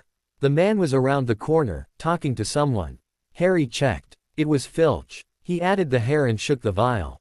He changed robes quickly and hid his others in a pocket of the robes. He opened the vial and drank his potion, hoping he had done it correctly. The strange feeling started. He held his stomach and waited until the feeling stopped. He thought it felt complete. He certainly felt taller. He took a breath and stepped out where Dumbledore could see him. He grabbed his left arm where the dark mark should be. Ah, Severus. Dumbledore took in the professor's posture and nodded. Very well, Severus. Please be careful. Pomfrey will be standing by should you need her. Snape nodded and turned, walking away quickly. The potion wouldn't last much longer. A few minutes at the most. Once Harry was far enough away, he broke out into a run. He found the familiar witch statue and tapped her nose with his wand. The passage opened up and he was down it in a rush. He ran down the passage, thinking that it must have grown longer somehow. He found the trapdoor and eased himself through it. Once he saw that no one was in the basement, he apparated to the mansion. Dumbledore was walking down the hall, lost in thought. Severus was called to attend a Death Eaters meeting, Harry was down in the dungeons resting, and Dumbledore found himself unsure what to do. He glanced up when he passed the library. Severus was seated at a table, poring over a book. Dumbledore went in. Was the meeting cancelled? Dumbledore asked. Meeting. Dumbledore motioned to his arm.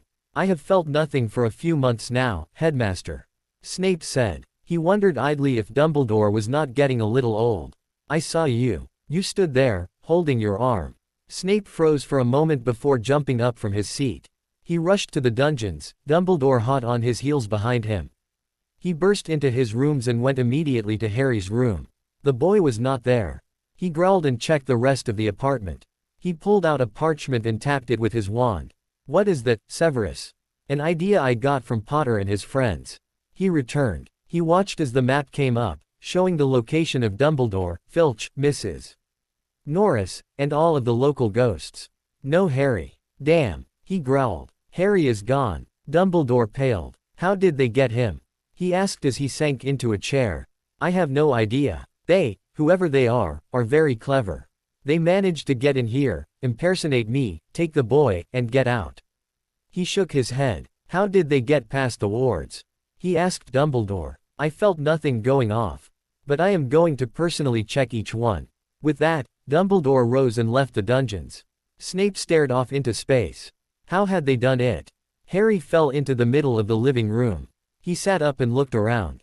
He had made it. He jumped to his feet and smiled. Freeze. Matthew's voice said from behind him, his wand jutting into Harry's neck. Matthew. Harry squeaked. Matthew took one of his shoulders and spun the man in front of him. It's me. It's Harry. Matthew looked closely. I used a potion to get out. Matthew recognized the voice. Harry. Matthew. Smiled and lowered the wand. You're okay. You're here. Come on, we've got to find Tom. Matthew tore out of the room, Harry being pulled along behind.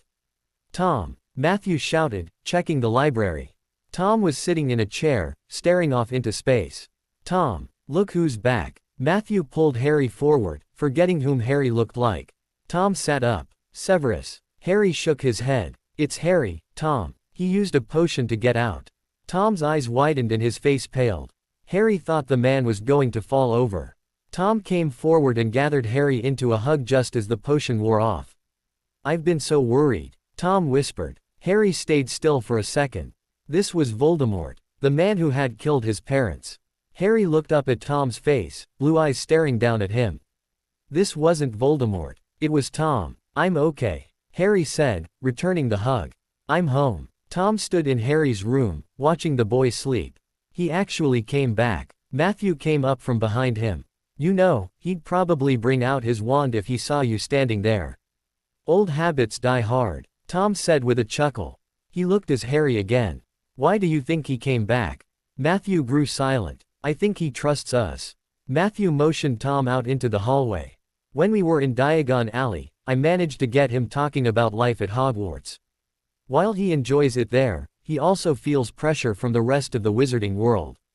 He dislikes his fame, but feels obligated to rise to the reputation that the rest of the wizarding community holds for him. Tom started walking down the hall, Matthew joining him. So, according to the information you've gathered from him, your professional opinion would be. He is tired of being what everyone else wants him to be. Tom nodded. I think that's one of the reasons he is back. That, and I think that he trusts you. Tom looked up. You've always, even when you were Voldemort, told him the truth. Dumbledore often would give him half-truths, an act Harry finds extremely annoying. Tom chuckled.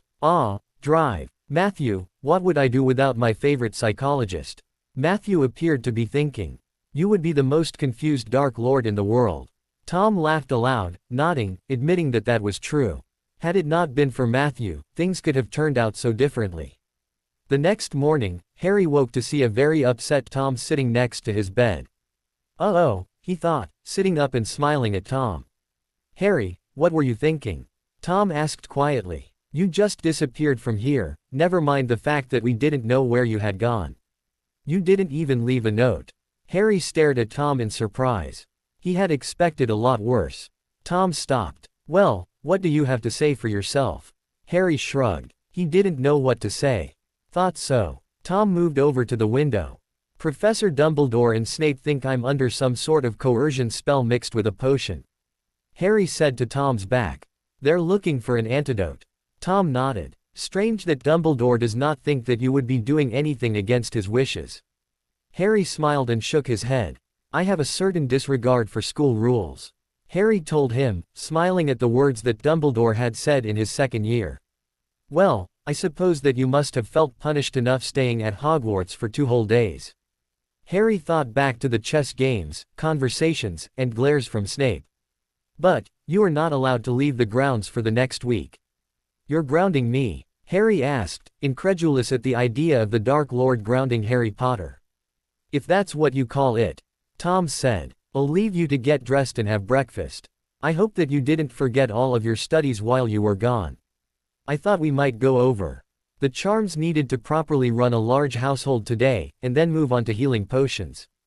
Tom shut the door behind him. Harry tossed a pillow at the door. Grounded. Harry stopped and thought about it. Had Harry done something like this with the Dursleys, he would have been locked in his room with minimal food. At Hogwarts, detention for a whole month, lines, and a letter home. Perhaps even expulsion. Sirius. Harry's thoughts stopped at that. Sirius would have killed him. If he were still alive. Remus would probably step into that role now, though the calm werewolf would be very unlikely to do any such thing to one of his former students. Right. Harry thought about Sirius. He missed him, but it didn't hurt as much as it had done the spring before. The hurt was fading, just like it always did. He shook his head and looked into getting dressed. How is he? Matthew asked as Tom came back into the drawing room. He is awake and doesn't appear to remember anything of his nightmare last night. Tom took up his favorite chair and sighed. Those screams. He closed his eyes, as though trying to block out the sound. He is grounded, by the way, for the next week. Matthew looked up. I felt that he needed some kind of deterrent of ever doing that again. Matthew nodded. Did he put up much of a fight? Matthew asked, looking over at Tom. Tom shook his head. Good. That means that he accepts your authority and feels that his punishment is justified. In other words, he knows what he did is wrong, and he's glad that he got off so easy. What are we going to do about his nightmares? Tom asked. I'll talk to him. He might be waking up long enough to reassure himself that it was nothing more than a dream, and fall back asleep, forgetting what happened. Tom nodded, gazing into the fire. He had sat next to Harry's bed all of last night, worried that the boy might wander off again. Instead, he had witnessed thrashing, moaning, screaming, and sweating. Harry had lived through some horrific things in his dreams last night, and Matthew had told him around midnight that these looked like common occurrences.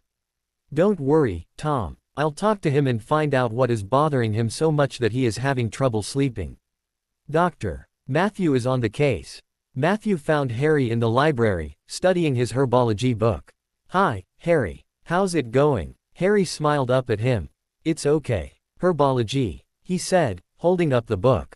Matthew smiled and sat down across from him. Important subject. It works across almost all the other subjects in magic. Harry watched Matthew. It can work in Dada, potions, care of magical creatures, charms, and even history, believe it or not. Harry shut the book. I'd never thought about it like that before. Harry told him. Harry, Tom told me something that surprised me. A pretty violent one. Harry cocked his head to the side. He told me you had a nightmare last night. Matthew watched as Harry drew in on himself. Damn. Matthew reached out and put a hand on Harry's shoulder. Don't do that. You're allowed to have feelings here, you know. Harry shut his eyes and took a deep breath. Voldemort's the cause of all of them. Harry said quietly. The things I saw. Harry shut his eyes tighter and clenched his fists. The voices are still there, and the dead. I can't get them out of my mind. Matthew sat back and watched as Harry ran through the usual calming techniques that he must have picked up from somewhere. Harry, do you know what I do for a living? Harry shook his head and opened his eyes to look at Matthew. I'm a psychologist and licensed therapist. I can help you, if you want it. Harry looked at him. A shrink. Matthew smiled. Yeah, I've been called that. Tom uses me after what happened earlier this summer. Harry glanced up. You don't know what happened to him. Harry shook his head. Why he is the way he is now. No, I just thought that he decided to change what he had been doing, though that's really far-fetched. Matthew nodded. You're right, that is really far-fetched, which makes what I am about to say sound strange. Have you ever heard of split personalities? Harry nodded. Are you saying that Voldemort and Tom are two different people in the same body? Matthew smiled. The boy was quick. Yes, that's it exactly. There are two types of split personalities illnesses. One is where the personalities trade off, where you would see personality A 1 minute, and personality B the 5 minutes later. In Tom's case, however, he has the less common one. He has two personalities. One is Voldemort, and the other is Tom. The last time Tom was in control, he was in Hogwarts. Voldemort took over sometime between his 6th and 7th year, growing from a bitter young man to the monster that Voldemort was. Voldemort stayed in power for a while, Harry. Decades. Harry stared at Matthew, taking in this strange news. After you defeated Voldemort a few months ago, something happened. He was extremely weak. One day, he just woke up and was very disoriented. Because of my years in medical school, another Death Eater called me to take a look. After talking to Tom for a while, I was able to figure out what might have happened, though it took almost another month for a full diagnosis. As soon as I figured out what had happened, Tom was firmly established back in the body. He remembered everything that he had done as Voldemort and has faced opposition from the truly dangerous Death Eaters. Right now, Tom has done his best to make amends where he could, especially after seeing your parents. Harry sat back in his chair, book forgotten, as he tried to figure out what that meant. Will Voldemort be back? He whispered. We don't know. Tom swears that he won't be, that he likes being here more than Voldemort ever could. I know that he would fight Voldemort to stay. In my professional opinion, Voldemort is mad and couldn't possibly wage a war against Tom at the moment. Harry nodded. So Tom is helping me for something he didn't even do. Matthew nodded. He remembers you, from Voldemort's time. Said you were a cute little baby. Tom hadn't wanted to harm you, but he couldn't stop Voldemort that night. He felt responsible for you being an orphan and subjected to those muggles. Harry chuckled at the expression on Matthew's face. Why didn't you just tell me all of this that night? Harry asked. Would you have believed me? Harry shook his head. No, I wouldn't have. I would have hexed you. Matthew laughed. Well, what would you have done if one of things you associated with danger just happened to show up and claim that no danger was present? Most likely have reacted in the same way, Harry. No doubt about it. Matthew looked at Harry's eyes. If you ever need to talk, or just vent, you can come to me. Because of my wonderful training, I can act like I hadn't even heard you. It might help. Harry nodded. I'm not ready to yet, but thanks. I might take you up on that. Matthew smiled and stood up. There is something that you can help me with though. Matthew looked down at Harry. It's about why I left the other day. Matthew sat back down and motioned for Harry to continue. I went to Diagon Alley to see some business associates. Matthew smiled at Harry. Business associates, Harry. Harry nodded and explained about Fred and George and the Triwizard Tournament winnings. Their business has really taken off. They and I have kept this secret from their mother. She would make them give the money back to me, but I don't feel I have earned it. They can at least do something with it. Matthew nodded in understanding. I went to them for help in developing some sort of disguise for me, the kind of thing that is easily done, but not easily reversible or detected. They promised to see what they could do, but because of all the kidnapping stuff going on, they are only giving me a week before they tell anyone that they saw me. And, I'm grounded. Matthew's smile turned into full-out laughter. Yeah, I know, pretty funny, being grounded by my worst enemy. Matthew curbed his mirth. In other words, you are saying that you need some help getting to Diagon Alley by the end of the week deadline you were given and back without Tom catching you. Harry smiled and nodded. I can help you with that. But, you need to do something for me. What? Harry asked, turning serious about the condition. Next time you need to talk, you come to either me or Tom about it. Let us know what you're feeling. Emotions are not forbidden here, Harry. This is not your relatives. Harry sighed. Okay. Harry agreed. Matthew had said, need to talk, to him. Harry didn't really need to talk to anyone about his dreams or if anything bothered him. He hadn't needed it before, and he doubted that he would need it now. He preferred to keep his thoughts to himself. Are you ready? Matthew asked as he came into Harry's room. Harry leapt to his feet and nodded. Does Tom suspect anything? Harry asked. Matthew shook his head. Asleep, with the aid of a sleeping potion. We have 2 hours. He'll think that he dozed off. Harry nodded and pulled his cloak on while Matthew charmed himself to look different from the man everyone knew from the earlier chase in Diagon Alley. Matthew smiled and led Harry out of the house and apparated to Diagon Alley. Where do we need to go? Matthew asked Harry. Harry ducked his head and led the way through the thinning early evening crowds of Diagon Alley. He stopped in front of Weasley's Wizarding Wheezes and entered, Matthew quick on his heels. He and Matthew browsed while Fred and George were completing a transaction with some younger children. Harry personally thought that they were Hogwarts students. Hello. How can we help you? Fred asked, head invisible to the rest of the world. Hello. How's business? Harry asked, lowering his hood. He readjusted it after allowing Fred a glimpse of who he really was. Harry. Fred whispered. Come on back. I'll have George done here soon. Harry nodded his head towards Matthew and went into the back of the store. Ah, Fred. Don't jump over the counter. Harry heard George reprimand his twin. Colorful people you know, Harry. Matthew said, taking in the back room of the joke shop. Very colorful people. You should have met them in school. Without them, I would not have survived Dada last year. Professor Umbridge was the worst and then some. Matthew chuckled lightly. Oi, Harry. Nice to see you alive. You made it in a week, but let me tell you that it was not easy keeping this from Mum. She is highly suspicious, mate. We've caught her listening under our door with some of our extendable ears. Harry chuckled and took Fred's hand in greeting. How have you been? Harry asked. Fred and George glanced at Matthew. Don't worry about him. He's a bodyguard, here to make sure that I'm safe.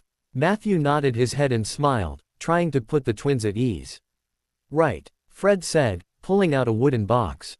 We found your request quite a challenge, Harry. Quite a challenge. It kept us occupied for a few days, at least. Mum worried when we forgot to come down for dinner. Harry chuckled. Anyway, we've managed to come up with something that might be able to help you. We like to call them playful pantomimes, and they come in a variety of changes. Fred held out the box and Harry leaned over to look. There were several candies in each section, and each section was labeled. Eye color, hair color, height, weight, and skin tone. Try one. We've tried all of them on our own and found most of them to work. Those that didn't, well, were scrapped and we started anew. Harry reached out a hand and took a candy labeled, red hair. He popped into his mouth and chewed. Cherry. Harry commented, approving the flavor. He heard a throaty chuckle from behind him. Why do I have a feeling that I'll be dealing with a strange-looking teenager whom I do not recognize on a sugar rush? Fred and George gaped at him before falling off their chairs in laughter.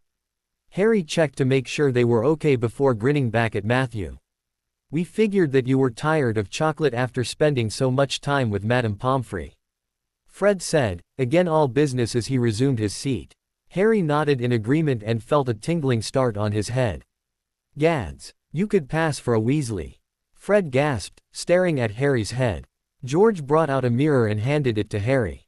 Brilliant, Harry pronounced. Fred handed him another candy. This undoes the change. Harry chewed and felt the change disappear. Fred, George, you guys are brilliant as always. Harry said, smiling at them. Don't call us brilliant yet. George said, retrieving a small box from a nearby shelf. We made some scar ones, but haven't been able to test it, because neither one of us has scars, and Ron doesn't trust us, and Mum told us to leave everyone else alone. Would you care to try? Harry reached out and took a candy.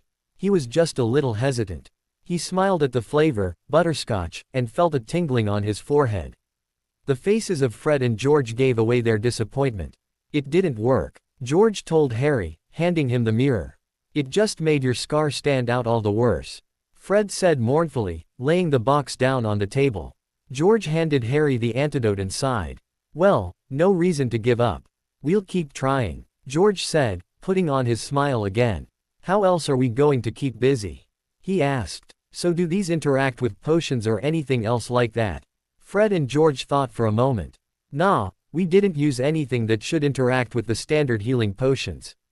If you should lose any bones though, don't eat one of these. Anything else, we're not sure. Just don't take potions with these to be safe. Harry nodded. Come on up front and we'll wrap this for you. Fred said, taking up the larger box. Harry rose and Matthew followed. How much do I owe you? Harry asked. This one has won the house, mate. The only thing we ask is the right to sell these as a regular item in the store. Harry nodded. Of course. I have no problem with that. Should be a big seller. Who doesn't want to look different from time to time? Fred and George both shook Harry's hand and thanked him profusely for the rights to sell such an item. Fred jumped over the counter, earning another yell from his brother, and wrapped Harry's box and slid it into a bag. We'll keep working on the scar one and let you know when it's done. Harry thanked him and nodded. You can get owls right. We are easily found by owls that are not able to communicate their destinations. Matthew said. Well, that's Errol for you. He's lucky he makes it half the time. We'll use him or Pig. Matthew tapped his wrist to let Harry know that they didn't have much time left before Tom woke up. Thank you, the both of you. You just gave me a little more freedom.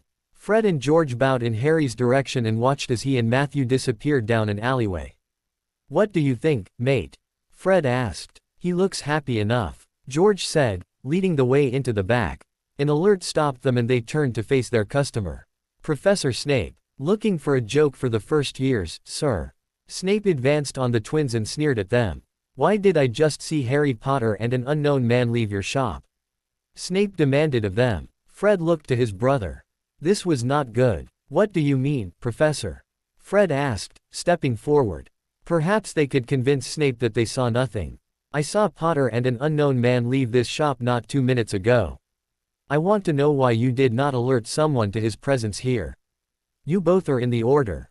You are not doing your jobs. Snape told them, coming within inches of their faces. The oath we took and I quote, to aid Harry Potter in his fight against the evil threatening our world, and to assure his well-being and safety. Sir, if you and Professor Dumbledore can't find him, well, the Dark Lord shouldn't be able to either. Snape glared at them. Where is your flow? Snape asked. Fred and George pointed behind them to the back storeroom. Snape removed a small bag from his cloak and pulled out some flow dust. He threw a pinch in and waited. Albus. A head appeared in the flames. Yes, Severus, I am here. What is it? Dumbledore said, trying to look past Snape into the shop beyond. Harry Potter and a man were just here, in the Weasleys' joke shop. Dumbledore's face crinkled up, the twinkle dying from his eyes. I'm coming through. And with that, the headmaster stepped through the fireplace. Fred and George stood there, wondering what this could mean. He turned to them and smiled. Now what is this I hear about Harry being here? He asked the two. Harry was here, sir, with a man he called a bodyguard. He said the man was to ensure his safety. From what, we didn't ask. Snape glared and Dumbledore considered. What did he do while he was here? Dumbledore asked. He talked with us, said that he was safe, and purchased a few jokes, mentioning something about them coming in handy when lessons were dull. George deadpanned, knowing that lying to Professor Dumbledore was next to impossible to lie to. Lessons? Dumbledore questioned. Yeah, he didn't say anything else about them though. George finished. Dumbledore turned to Snape, as though he was asking his opinion. Did he seem nervous or upset? Pale? Tired? Fred and George both shook their heads at Snape's questions. Energetic? Too talkative? Again, head shakes from both. He seemed like his usual self, sir, with less melancholy about him if you know what I mean, sir. Dumbledore looked thoughtful at this statement. Melancholy? He questioned. Fred nodded. Yes, sir. He looks as though the world was lifted off his shoulders. George said. He waited until this seemed to absorb until he added his next comment. He looks happy, sir. He and that man got along rather well. Even made a joke about the amount of candy Harry can eat if he puts a mind to it. Both men raised an eyebrow, almost making Fred and George burst into laughter. The expressions were identical. Snape could have been a younger Dumbledore. They restrained themselves, however, as Dumbledore nodded.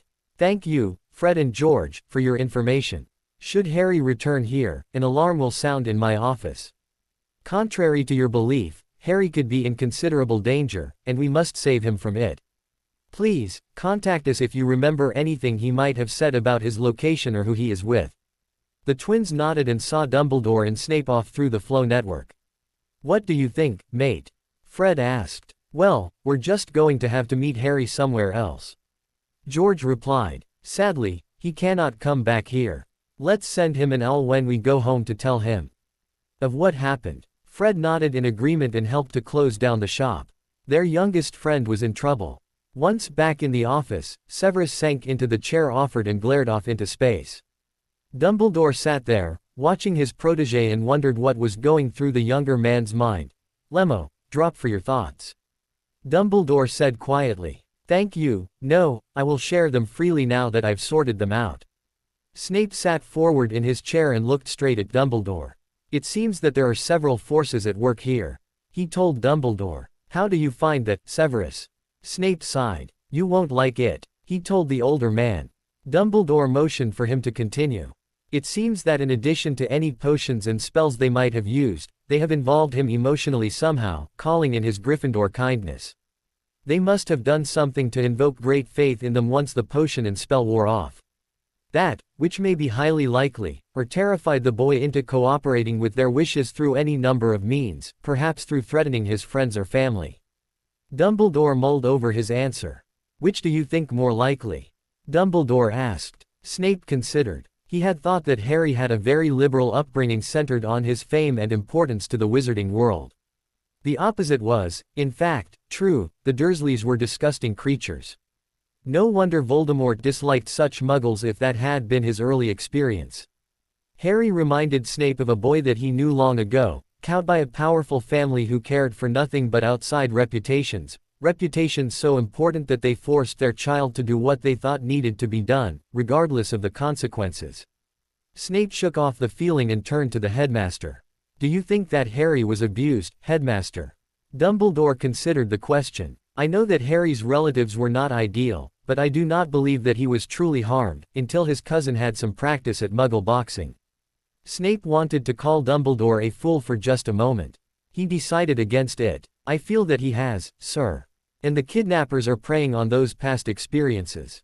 Potter may feel that alerting anyone, even someone he has trusted with his life in the past, to his location may result in his being sent back to an abusive home he wants to escape.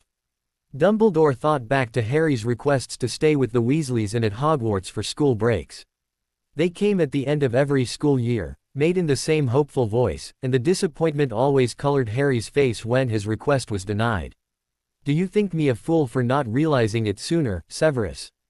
Snape shook his head slowly in denial. You, too, are human, headmaster. You were a teacher before. You only had your house to care for. Now, you have the entire student body. You cannot be blamed for missing one student's actions out of all that. I, however, have had ample time to study Potter's reactions to family matters, especially when set upon by Malfoy. His family is a subject to be avoided at all costs. Dumbledore sighed. When we finally do rescue Harry, I will find a way for him to stay away from the Dursleys, even if it means that he stays here. Snape nodded, satisfied. I only wish that I had had the power for you, Severus. Severus waved a hand. Water under the bridge, headmaster. Now, we just have to wait for Potter and his friends to show their faces again. I am sure that we will catch them the next time. Dumbledore reached out and took Severus's hand. That we will, he told the younger man, showing his pride for his former student. That we will. 2 weeks later. Expelliarmus. Harry shouted, pointing his wand at Matthew, who had just easily dodged his way away from the hex. Harry rolled his eyes and readied himself to do it again. They had been at it for almost 3 hours, and Harry was starting to get winded. He had been able to do this easily with Draco, and had dueled with Voldemort. Why couldn't he do this now?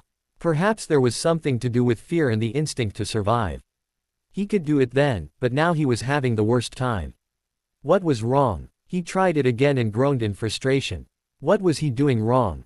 Harry, calm down. You need to almost throw the curse at him, not giving him time to track your wand's movement. Tom counseled from a nearby chair. Harry sighed again and took a breath, drew up his wand, and said the hex. Matthew easily got out of the way and threw his own back at Harry. Harry flew backwards and was stopped by Tom's arms. Are you okay? He asked. Harry regained his feet and nodded. Harry looked around for his wand, finding it in Matthew's hand. Matthew was grinning. Harry glared and retrieved his wand. Take a break, Harry. Tom said, seeing Matthew's hand signal for a private chat. Harry left the room, reholstering his wand up his sleeve as he wandered out into the hallway. It's time, Matthew said to Tom. He's a free speller, instinctively. Teach him how to use it consciously. He needs to know how to use it. Tom seemed thoughtful to the suggestion. He won't last long with that wand hindering his abilities. Matthew told him. All right, Matthew, he said. Go get Harry, and we'll start. Matthew smiled and disappeared out the door. He returned a few minutes later with an exhausted-looking Harry. Harry, are you all right? The teenager nodded. Let's try it again. Harry turned to face Matthew standing at the other end of the room. Harry pulled out his wand and set up. Tom stepped forward and took hold of Harry's wand. Harry jerked it out of Tom's grasp. Tom smiled and slowly removed Harry's wand from the boy's hand. Try it again without the wand, Tom said, holding the wand and stepping away. That's impossible, Harry answered, keeping a firm watch on Tom's movements. That is what they want you to think. He answered. Act like you have a wand. It takes the same amount of concentration and focus. Instead of focusing the spell out the end of a wand, you need to do it at the end of your hand. Harry looked doubtful. Tom sighed and shook his head. Just try it, Harry. Harry took a deep breath and faced Matthew. He raised his hand and took a breath. Expelliarmus, he said. Matthew didn't even bother to duck. It didn't work, he said, exasperated, turning back to Tom. Tom smiled. It helps if you make a small hand movement while saying the spell, Harry. Again, Harry sighed, turned back, and raised his hand again. Expelliarmus, he said, waving his hand. Matthew's wand flew out of his hand as he fell backwards. Harry's mouth opened in shock as he caught the wand. Tom smiled. I did it, Harry said in a light whisper. Yes, you did. Well done, Harry, Tom said, returning Harry's wand to him as Matthew retrieved his own. Harry grinned and looked around the room. Does it work with other spells? Harry asked, handing Matthew's wand back to him. Tom nodded. Almost any spell you care to try, Tom said. Wingardium Leviosa, Harry said, lifting a nearby chair. Matthew chuckled as Harry levitated the chair for a few seconds, putting it back down. Well done, Matthew crowed. Harry smiled, suddenly showing his wear. Tom noticed this. That's enough practice for now, Harry. I think you should head up to bed. Harry nodded. Thanks for the lesson. Good night. The two men said good night as Harry left the room. Well, he certainly picked up on that faster than I would have thought possible, Tom said as he moved to the window. Matthew smiled as he poured himself something to drink. Tom stood at the window, looking down to the Muggle town far below. Something flickering in the yard caught his eye. Several Death Eaters apparated into the yard. Matthew, lock Harry's door. We have company. Matthew put down the glass and glanced out the window. Death Eaters. Matthew raised a hand and muttered a spell. He felt Harry's door lock upstairs. Tom placed himself in a chair and Matthew stood behind him. The two men tracked the Death Eaters down the hallway to the drawing room. Several robed figures burst into the drawing room. They all dropped to one knee and froze in front of their lord. One of them came forward and dropped to his knee again. My lord, we came to inquire about your health, Malfoy said, groveling at Voldemort's feet. Weak, but recovering, Malfoy. Though I doubt that you are here just to inquire about my well-being. Malfoy nodded. My lord, I wish to take charge of an operation against the Muggles. They have been left alone too long, he said. Voldemort sat up straight and glared at Malfoy. You dare. Tom hissed at the man. You dare. Tom stood and pulled out his wand, pointing it at Malfoy while uttering a curse. Crucio, he said. From behind him, the whisper of the same spell came from Matthew, along with a wave of his hand. The curse from Matthew hit Malfoy while Voldemort dropped back into his chair. Feel grateful that I am too weak to do more right now, Malfoy. He hissed. Malfoy crawled back to the friends standing behind him. Get out of my sight. Malfoy was carried out of the house and back onto the grounds. This is not over yet. Malfoy growled out to his friends as they prepared to apparate. They disappeared from the lawn. None of them noticed that a pair of green eyes had been watching them from an upstairs window. Harry sat down on his bed and collapsed backwards. He smiled at the thought of Matthew's face, eyes wide in shock, the first time Harry had disarmed him. He shook his head and laughed.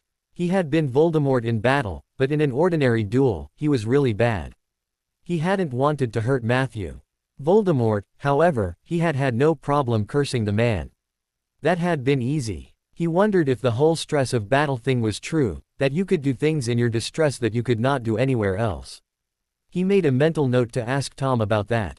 He jumped when he heard his door lock. He sat up and stared at the lock. It had moved by itself. Harry frowned and went to the door. It had been done by a spell, that much he knew. He tried to unlock the door. Nothing. After trying the doorknob several times, Harry went over to the window. Matthew and Tom might be leaving for a while and didn't want anyone in his room. Harry felt his eyes grow wide at the sight of 5 Death Eaters, 2 carrying another one, exiting the house and apparating. What had they been doing here? Had Tom called them? Why would Tom be calling them if he didn't like Voldemort's ways? Harry went to the door and tried it again. Unlocked. He took a deep breath and went downstairs. Tom and Matthew were still where he had left them. Do you think that Malfoy suspects? Tom asked. He's certainly suspicious, but he had no proof. The others won't support him without proof. Harry heard Tom sigh. I do not know how much longer I can keep this up, this dodging and fighting. I am not Voldemort, but I certainly can't let him take over. He may hate Muggles worse than Voldemort. Harry stepped into the room, finally figuring out what had happened. That was your opposition. Matthew and Tom both jumped and whirled. Harry dodged 2 curses. Jumpy, he asked with a smile. Harry, you certainly gave us a fright. You are supposed to be asleep. Tom smiled at the boy. Malfoy wants to take over the Death Eaters, doesn't he? Harry asked, going over to sit down next to the 2 men. Tom looked at Matthew, wondering if he should allow the boy to know what was going on. Yes, he does. Matthew answered. Tom frowned. Matthew had made Tom's decision. He doesn't like the fact that there hasn't been any raids in a while, and wants to take over that responsibility. Tom and I have been able to hold him off this long, but he has grown suspicious. Very suspicious. Harry nodded. I can see where that will be a problem. Harry said. Matthew looked at him thoughtfully. Is there anything I can do to help? Both Tom and Matthew shook their heads. You do not need to be involved in this. Tom said gently. I understand you're wanting to help, but you need to leave this to us. Harry looked as though he was about to object, but crossed his arms and nodded instead. That was the best promise they were going to get. Now, back to bed. We're going to have a long day ahead of us tomorrow. Harry looked up. Potions. Harry nodded and left the room, leaving Matthew and Tom alone. What is it, Matthew? I can see something bubbling in that brain of yours. Matthew stared at the door through which Harry had just exited for a second before answering. Did you notice that Harry has been picking up your language? Tom looked up. No, I did not. Is he really? Tom asked, interested. Yes, he has. It has been a very short time since he joined us, hasn't it? Tom smiled and nodded. It's odd that it feels like he has always been here. Tom said with a grin in Matthew's direction. Matthew nodded and looked at the doorway again. What is it, Matthew? Tom asked with a sigh. He could tell when something was bothering the young man. I just noticed that he does not have anyone his age around. Matthew leaned back in his chair. He's starting to pick up our vocabulary and mannerisms. He looks so much older than his 16 years, doesn't he? Tom nodded. What is really bothering you? Matthew sighed. I'm just afraid that he will become unhappy without anyone his own age to hang out with. Matthew admitted. Hang out with. Ah, idiom. Matthew chuckled. If I hear that word come out of Harry's mouth, I will be taking him out for the day and let him find some of his old friends. Matthew threatened. Oh, so it's bad to improve a teenager's vocabulary, is it? Matthew shook his head. He's old enough as it is, Tom. Tom smiled and nodded. Matthew saw an opening and took it. You know, he should really be able to interact with people his own age. Tom looked up. What did you have in mind, Matthew? Tom asked. They had discussed Harry visiting with his friends. It just seemed too dangerous to allow, with Dumbledore breathing down the pair's necks, wanting to know the instant Harry tried to contact one of them. Harry had accepted the situation with little complaints, after, it's not fair, before succumbing to the older man's decision. Well, there is a youth football league starting up down in the village. Matthew told Tom as he pulled out a paper. He handed it across to the other man. It would serve two purposes, allowing Harry someone his age, and giving that little bookworm some needed exercise.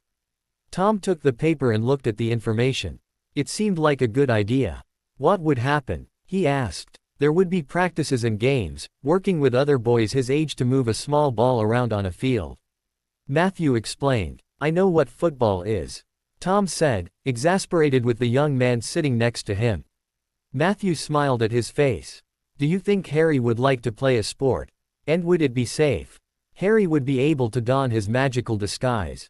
No one will be looking for Harry Potter among Muggles, now that they have seen him with a wizard. In fact, the Muggle search has already been called off. By the time that the league actually starts, he'll be forgotten in their world. Matthew smiled before giving up the next bit of information. He's already signed up. Tom stared at Matthew. Prepare to deal with Michael Riddle, football enthusiast. He told Tom. Matthew saw Tom's wand appear out of the man's sleeve. Matthew ran out into the hallway, dodging Tom's hexes as he ran, knowing that he did indeed go over the man's head, but he had done it for Harry. He laughed as Tom came after him. Matthew changed course and charged up the stairs, locking himself in his bedroom to avoid the man.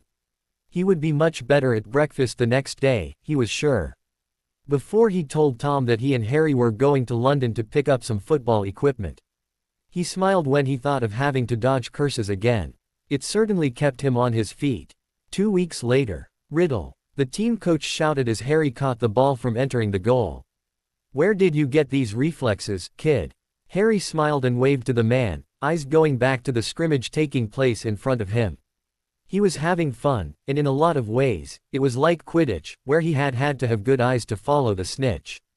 Now he was watching one ball, and he found his eyes came in handy, as well as his fearlessness when it came to the ground. There was just something about going from a broom to feet firmly on the ground. His coach was already calling him Geronimo, from the number of times that Harry had hit the ground, or jumping into the air, or rolling out of a save. Matthew called it fearlessness. His coach called him mad. He did not mind being called Michael Riddle. Well, maybe a little. It was Voldemort's old name, one that he now associated with the man who had become his teacher. Tom had been right, saying that he expected Harry to learn from all those books and more. They had covered a great deal of material and had plenty more to go, according to Matthew's estimation. So now, in Muggle public, he was Michael Riddle. His teammates thus far he shortened it to Mike, and he wasn't sure if he liked that. He had glared at Matthew when he had tried that name. One of his teammates, a boy named Brian, had started with Riddle and had left it at that. Riddle, come on in. Coach Cooper called. Harry nodded and went into the rest of the team. All right, team. I'm going to post the results of today's scrimmage in just a few minutes. Cool down and I will see those who have made the team this Saturday here at the field, for uniform measurements. He dismissed the boys to their families, but most of them stood there, waiting to see whether or not they had made the team. Brian smiled at Michael and motioned towards Coach Cooper. Don't worry about making the team. We all made it. He does this every year with all of the kids. Brian said. And you're definitely on the team, with the way he yelled at you today. Michael smiled over at Matthew, who was standing in Muggle clothing with the rest of the parents, masquerading as Michael's older brother. The man returned his smile and pointed at the bulletin board. The results were up. Brian dragged Michael along to the papers posted there. Michael walked around the rest of the cheering kids and looked for his name. He ran his finger down the list and froze when he got to the goalie position. Riddle, Michael. I made it, he said to Brian. Goalie. Brian smiled at his friend. Told you so, Riddle. He answered. Michael looked over towards his brother. Go on, I'll see you Saturday. Michael ran off towards the parents. Matthew, I made it. He shouted as he got near. I made goalie. Matthew caught him as he crashed into him. I made goalie. That's great, kid, Matthew said, easily slipping into his big brother persona. Come on, let's get back up to the house. Matthew easily swung Michael's gym bag onto his shoulder and threw an arm around Michael's shoulders. He led the kid through the village. Several people looked at them. When the people of the village had found out that the old Riddle mansion was inhabited again, and by relatives bearing the name Riddle, reactions were mixed. Some remembered the fact of the murders that had happened there years ago, while others were happy to see someone living there, even if there had been murders in their house. When Matthew and Michael Riddle, nephews of Tom Riddle, the man who had lurked in the house for the last 2 years, arrived in town, people became curious. Who were these nephews and why were they there? The town's gossip speculated that the 2 boys would be dead soon, cursed by the house. The speculations had died when Matthew showed up to sign up his younger brother for football. Several people had starred, but no one said anything to them. The coach could care less who his new goalie was related to. The kid had eyes and reflexes like a cat. So, how did it go? Tom asked the minute the 2 of them walked into the house. What position are you playing? Tom waited for an answer. Harry turned to him with a smile. I got goalie. First team practice is on Saturday, 9 a.m. Tom smiled and took Harry's hand. Congratulations, Harry. I believe Nellie has a snack for you in the kitchen. Harry rolled his eyes. Since he had taken up football, she had been leaving snacks everywhere, claiming that athletes needed more food than anyone else. Harry thought that she was just trying to fatten him up. Better go find her. Harry groaned and wandered down the hallway towards the kitchen, thinking how he was going to get around this snack thing that Nellie had so far enforced after every practice. You should have seen his face, Tom. Matthew said from the entryway. I've never seen a smile so wide on his face. Tom turned and smiled at Matthew.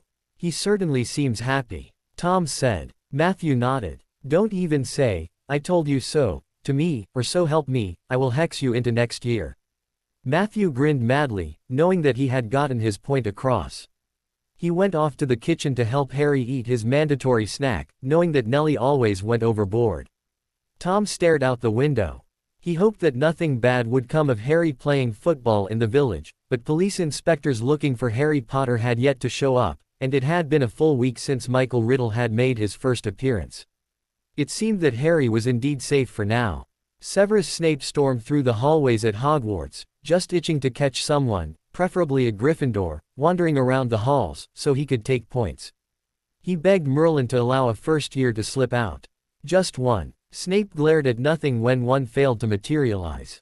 He sighed deeply and continued to the room of requirement, knowing he would find it because he needed to, Albus having summoned him there for a secret talk that, it seemed, could not take place even within the confines of Albus's office. Snape wondered what could have such importance, and then checked himself. Possibly something to do with Potter, the boy who bloody disappeared. Snape glared at the wall, finding the door within a second. I'm here, Albus. What is this about? He asked. Dumbledore looked at him with sad eyes. There has been an attack on Muggles, Severus. An attack with the dark mark left afterwards. Minister Fudge has already been notified, of course, and Aurors responded to the scene. Did you know about this? He asked. Great. The Headmaster was now thinking that Severus was keeping information to himself. No, Albus. Snape sank heavily into a seat across from the headmaster. I have not been called since before Potter disappeared. Not since the fight at the end of the year last year. Dumbledore nodded. Do you think that Voldemort suspects you and does not want you to endanger any massacres that he has planned? Dumbledore pressed. If he suspected me, Albus, I would be dead. He would summon me and then kill me, slowly, if I know his habits well enough. Snape told him, trying to keep his voice calm. Damn the man, but Albus could be infuriating sometimes, with his pressing questions. Any news on Potter? He asked. No, I'm afraid. It seems as though whoever has him has put an end to Harry going anywhere near another wizard. After Minister Fudge called off the Muggle search, almost all sightings have stopped. There has only been one in the last 2 weeks, and it was a false alarm. I fear that Harry is gone until he fights his own way out.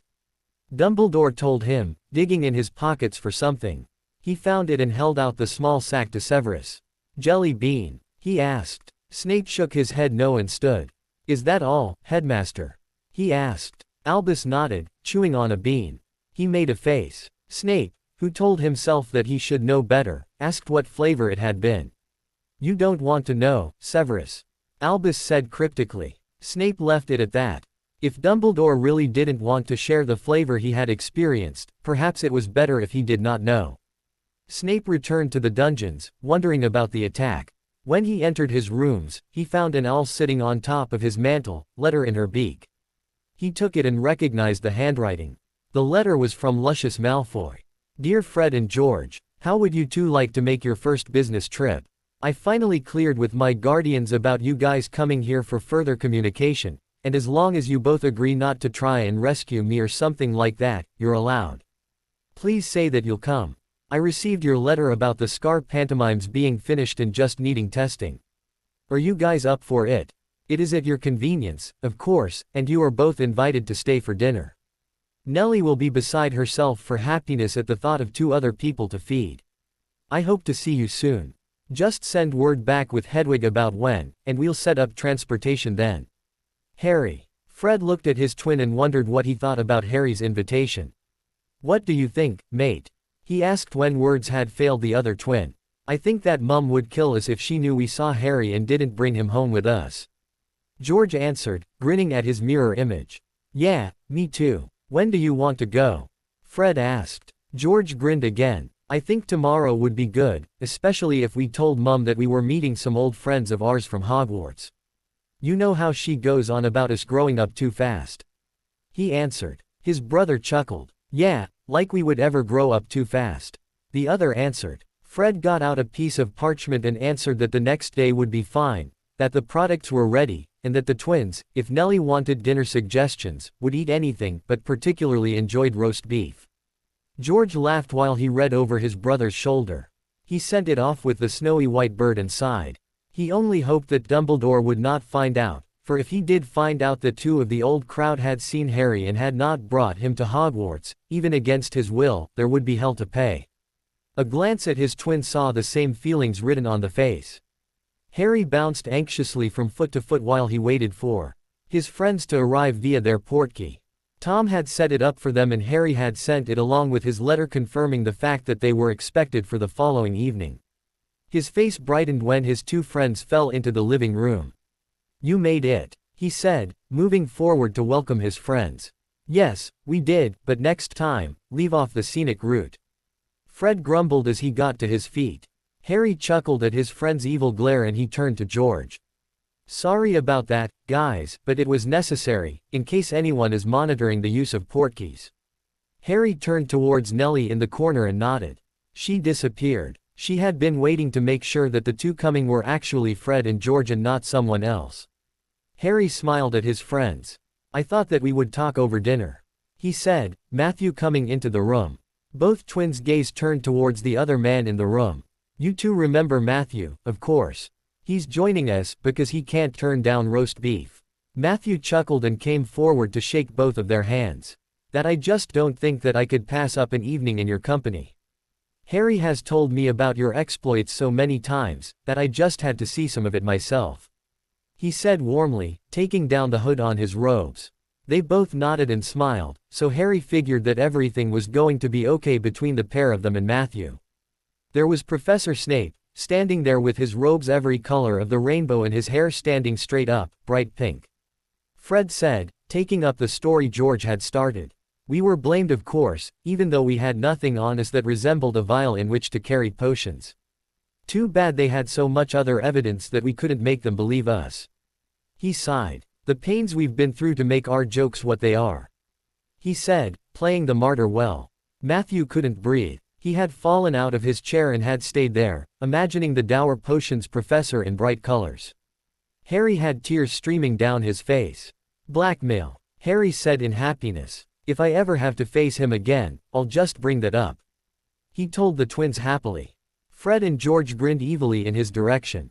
Let's give Harry that potion, just in case.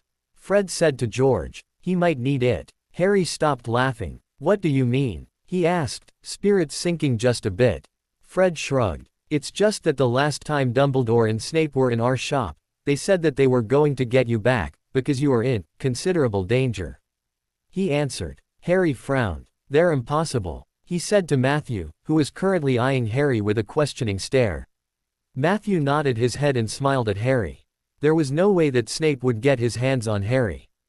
After dinner, they tested the scar pantomimes on Harry. Instead of a lightning bolt scar, several others took its place. Harry pronounced them brilliant and thanked Fred and George several times over. He tried to pay them, but all they asked for was the right to sell this among their usual products. Harry, of course, gave them the permission with grace. The twins left soon after the testing, with the promise to keep Harry informed of Dumbledore and Snape's movements concerning Harry. Harry looked at Matthew and smiled. Colorful friends, Harry, colorful indeed, he said as Tom called to Harry to come and practice dueling. Harry shook his head and went down the hallway. Merciless, that's what he was, merciless. Matthew smiled behind the boy, knowing exactly what Harry was thinking. Severus, how is teaching the little mudbloods? I imagine that you detest every minute, thinking of the world when our Lord Voldemort will rise and rid the wizarding world of everything that is not pure. Just picture the world, then, Severus, when wizards would have no fear of being seen by muggles, no fear of mudbloods, or even half-bloods. Sadly, it seems that that world is not going to come into existence anytime soon.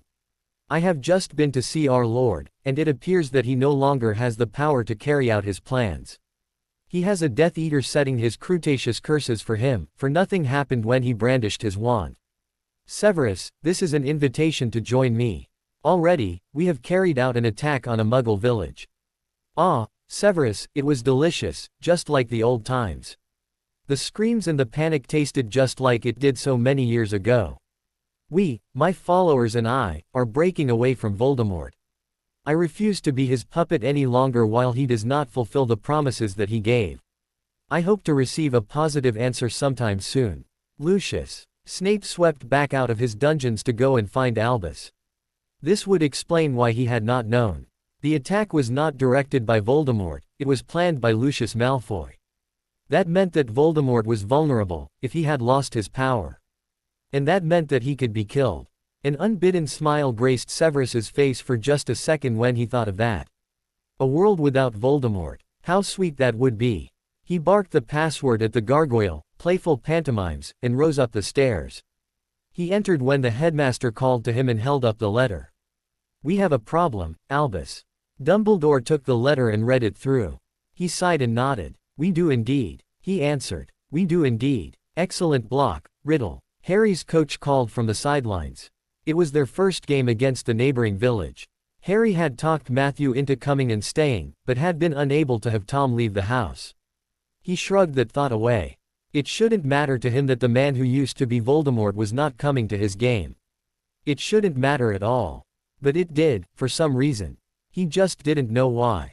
Both Tom and Matthew had encouraged Harry's interest in the game by allowing him to go to Muggle London to purchase the needed supplies, but they had started spoiling him by giving him books and magazines on the subject, as well as posters of the best football players in the country. He had made friends with some of the players on the team, Brian and Chris turning into his best friends. He had already stayed overnight with Brian one night, along with the rest of the team, and had enjoyed it.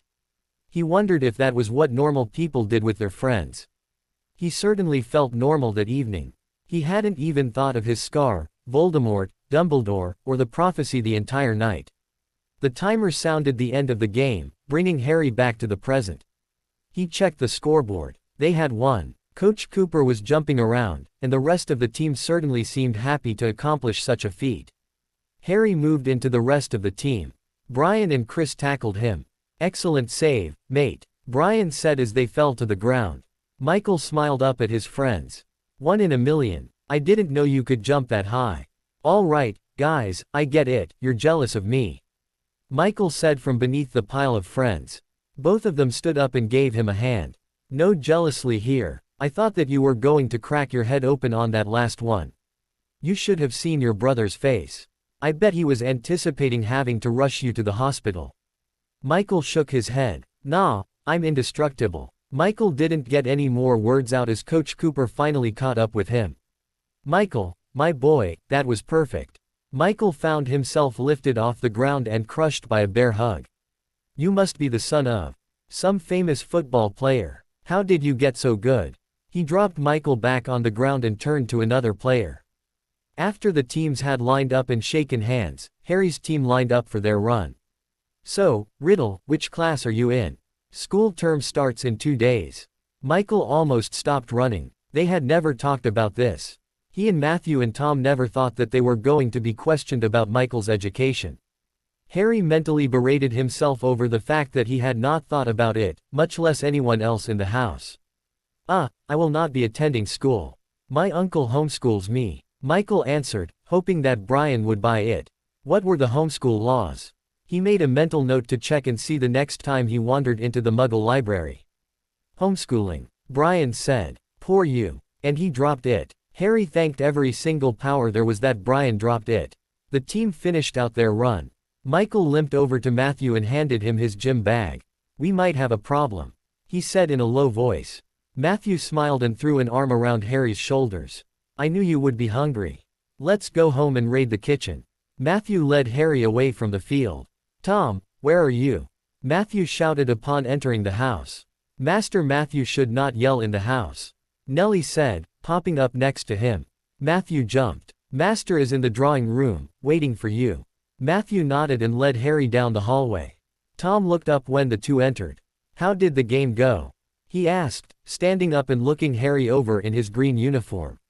He took in Harry's serious countenance. "You didn't lose, did you?" Harry shook his head. "No, we won. I just think that we might have a problem." Tom raised an eyebrow. "Brian asked me about school and I told him that I was being homeschooled. I didn't know what to say. I think I panicked." Tom smiled, then chuckled, and then had to throw back his head and laughed. "What?" Harry asked, completely perplexed. "Don't worry so, Harry. I took care of that ages ago. You were enrolled as Michael Riddle, homeschooled because of special circumstances." Harry stared. "It's okay, Harry. Don't worry. If anyone asks, just tell them that you are really smart. It's the truth, at any rate." Tom looked him over. "I think you need a shower, a meal, and perhaps bed." Harry shook his head. "I'll do the first two, but nothing after that. There's a spell I want to try. I need you to supervise." Tom nodded as the boy disappeared. "All right, Matthew, spit it out. I know that you're just bursting with news of some kind," Tom said. Matthew shrugged. "It's nothing," Matthew said. "Yes, it is, I can tell," Tom said, advancing on Matthew. "Now tell me," he said, drawing himself up to his full height, trying to look intimidating. "You just looked so distressed that there was something wrong with Harry. I have to wonder what made you care so much," Matthew said. "Out mutant," Tom said, coming forward with his wand trained on Matthew. "Out." Matthew, laughing so hard he could barely run, hobbled out of the room. Tom stood there looking at the door that had just shut. "I do not really care. I do not." He sighed as he sank into a chair. He thought of Harry when he had come back from Hogwarts. "Who am I kidding?" he said to the room. He had been worried out of his mind when Harry had just disappeared. And today he had watched the game through binoculars so that he could make sure Harry was not hurt. "I wonder if this is what the Potters wanted," he thought to himself. Someone who would worry about Harry's well-being. Tom pushed out the depressing thoughts from his mind and focused on what spell Harry would want to try that would need supervision. Lucius Malfoy took up his wand and pressed it to his own dark mark showing on his forearm. Red light shone around the edges, telling him that his message was sent. Followers would join him tonight or confirm their weakness by going to the Dark Lord. All he had to do was wait. At Hogwarts, Severus Snape faltered in his sentence to Minerva about how useless Gryffindors were. The dark mark was burning, but in a different way than before. It took him only 3 seconds to realize that this was Malfoy calling him, and not Voldemort. He ignored it until he finished his sentence, and then rushed to the headmaster's office. Albus needed to know about this. Matthew clutched his forearm in pain. He stared down at it. What could Tom be doing, calling the Death Eaters?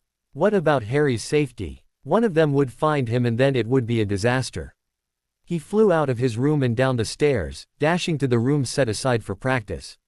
He found Harry and Tom there, working on a spell. Both looked up when he entered, wondering what had caused Matthew to go pale. "What is it, Matthew? What is wrong?" Tom asked. Wordlessly, Matthew pulled his left sleeve up to show the mark, now glowing red. Tom and Harry stared at it, the boy looking at Tom for an answer. "That is not me," Tom said. Harry knew who it was right away. "Malfoy," he said in a hushed tone. The two men looked at him. "I have a plan." Tom's eyebrows raised as Harry grinned madly at the expression. He knew that all those spells would come in handy someday. Snape apparated into a graveyard. He looked around with a slight sneer, wondering why in the world Voldemort had them apparating into the graveyard. He shrugged and headed towards the house where he had seen another Death Eater enter as he had apparated into the yard. The house was well kept and neat, making Snape wonder exactly who was taking care of the house that Voldemort had claimed as his residence. He went down the hallway towards the open doors at the end, light spilling out of the room as though fleeing the evil that had resided there. He entered the room and dropped to his knee, waiting for Voldemort to motion him up. The man did indeed look wasted and weak, as Malfoy had said in his letter. There was something else different about him, but Snape could not place it right away. He pondered this as he rose when signaled. He moved aside and allowed other Death Eaters to enter. He did not have to wait long for Malfoy and his followers to appear. They all bowed and dropped to a knee as needed, but Snape could tell that they were not happy at being summoned, just as they had prepared themselves to attack another Muggle village. Malfoy rose when motioned to, and took his place next to Snape. Other Death Eaters entering the room distracted Voldemort's attention, allowing Malfoy to speak to Snape. "I missed your answer, Severus," he said in a whisper. "It must have slipped my mind, what with all of the students I have in trying to keep my dungeons in one piece." Snape answered behind his hand, watching Voldemort for his inattention, waiting for the time he could kill him. It had to be tonight, and there might be more than one murder if Lucius didn't desist in his stupidity. Severus prepared himself for the inevitable, for Malfoy would continue on until stopped, this much he knew from his days at school with the blonde man. Voldemort raised himself to his feet, assisted by a Death Eater that Snape did not recognize. He thought that he knew all of them and how they moved. But now, there was one that Snape did not recognize at all. He gritted his teeth and wondered who it could be and how he did not know him. "I'm sure you are all wondering why I called you here tonight. Perhaps some of you anticipate a Muggle attack, or even a new plan revealed." Nods of assent ran around the circle. Many Death Eaters had been looking for the Muggle prisoners as they had come in. "I regret to inform you that that is not the case. I have summoned you all here on much more important business," he told them. Few reacted. Doing so could mean death, and few wanted to risk it. "There is a traitor in our midst." Snape froze and tried to keep his breathing in order. They knew. He began to look for a way out beneath his mask, knowing very well that there was only one way in and out of this room. He wondered momentarily about Dumbledore and how he would explain his disappearance, and then who would take over his classes. Snape wondered if this was how everyone thought when he or she was about to lose his or her lives. "Malfoy." Snape jumped and turned to Malfoy, backing up in apparent disgust. So the Dark Lord knew. He wondered how. Snape stole a look at Voldemort, and the Death Eater hovering at his side. Who in the world was that? "Yes, my lord," Malfoy said, bowing to the Dark Lord. "You are traitorous to me, and to your fellow Death Eaters. I know that you have been making attacks on Muggle settlements and using my mark as your own." Voldemort paused. How to punish you? Voldemort wondered. Snape silently cheered for at least the imperious curse, wondering what Malfoy looked like doing cartwheels and backflips. Or maybe the Cretaceous, considering how many times Malfoy had used the curse on Severus for the Dark Lord, to prove Severus's loyalty. Malfoy stood there still. Voldemort glared about the room, taking a survey of the people standing there. Not, Crabbe, Goyle, Lestrange, McNair, join your leader. He barked, knowing who had joined Malfoy and who had not. Snape wondered how he knew and then pushed the thought out of his mind. At least his own name hadn't been called. Malfoy looked to his left and then right, catching the eyes of his followers. They were ready. Malfoy took a step forward, he and his followers pulling their wands out at the same time. They spoke together, Avada. Expelliarmus. A shout came from the side of Voldemort. It was the strange Death Eater, Snape noticed with surprise. That wand looked familiar. The man deftly caught all of the wands and presented them to Voldemort. Malfoy raised his walking stick. The Death Eater turned and eyed him. The Death Eater knew he had a wand concealed there. Stupefy, he said, throwing the curse at him as only an expert could. Snape wondered who this person could be again as Malfoy fell to the floor. The Death Eater kept his wand trained on the others in front of him, focused on the group. Expelliarmus came from behind Snape. It seemed that Malfoy had smuggled a follower of his in that Voldemort. The wand flew out of the mysterious Death Eater's hands. He regarded the others as Lestrange pulled out another wand. Snape was surprised. Few wizards kept two wands. Lestrange pulled off her mask as she pointed the wand at her opponent. Avada Kedavra, she said gleefully, throwing the unforgivable at the Death Eater. He dodged easily and raised a hand. Expelliarmus. Lestrange dodged and faced him again. Stupefy. Snape watched as the Death Eater raised a hand and deflected the curse. Snape did not know of any other wizard who could actually accomplish such a feat. It was supposed to be impossible. Serpensoria, he said, waving his hand. A snake appeared in front of Lestrange. Snape ran through what he knew about snakes. This wasn't right. It did not look like any snake that Snape had ever seen. The Death Eater said something to the snake in a language. Parseltongue. Murmurs around the group sounded. The only Parseltongue they all knew of was their lord, and here was another one standing next to him. Another command from the Death Eater found the snake wrapped around Lestrange's foot, sinking its teeth into her leg. Another hissed command led the snake to attack the others. Snape had to admit, the idea was rather good. Use a snake to do your work for you. After all of Malfoy's followers had fallen, the snake bit Malfoy himself, and then slithered up to the Death Eater standing next to Voldemort and bowed. A hissed command sent the snake into the crowd. Snape was pushed aside as a Death Eater made for the door. It appeared that the other traitor had given himself away. The snake and the other Death Eaters were too quick for him, though. He was bitten and fell to the floor. Let this all be a lesson to you as I give you my final command. Snape looked up. His final command. I have decided to disband this group. I know many of you returned to me out of fear of retribution. Voldemort told the group. I am old and have no wish to spend the rest of my days bathing myself in Muggle blood. If anyone dislikes this order, I will send my friend here to see you. He said, putting his hand on the unknown Death Eater's shoulder. This group and its functions are disbanded. I know many of you have families now. Go home to them and raise them. Cease attacks on Muggles. This is my last command. The snake had slithered its way up to the shoulder of the Death Eater and hissed menacingly from there. Some of the Death Eaters bowed their way out of the room, while others just left, leaving their masks and robes behind them. The unknown Death Eater stayed by his master's side, not moving. Snape, Voldemort said as Severus hit the door. I was wondering if you could stay. I have need of your talents. Voldemort said. Snape bowed. At your service, my lord. Voldemort smiled. No, Severus, I am afraid that you have not been at my service in a long time, spying for the light. Not that I care. Snape had frozen at the sound of his first name being pronounced by Voldemort, but the Dark Lord admitting that he knew Severus was a spy was too much for him.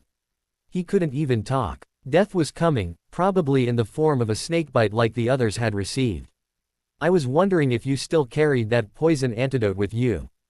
Voldemort said. Snape managed to nod. He checked the door and found a Death Eater guarding it. Could you use it to revive our friends on the floor, please? Snape's eyes grew wide. Voldemort was acting human. Snape found it hard to believe. They are not dead, he asked, moving to the first person. Voldemort shook his head. No. Michael here was able to formulate a special poison for his snake that he conjured. Voldemort told Snape, motioning towards the other Death Eater who had now taken a seat next to Voldemort's chair, playing with the snake the way a child would. Snape nodded at the information and poured some potion down the throat of one before moving to another. He figured that if he could talk to an animal and no one understood him, he would play with that animal too. He moved to the unknown Death Eater and pulled off the hood. Draco. The Death Eater identified as Michael gasped at the same time as Snape.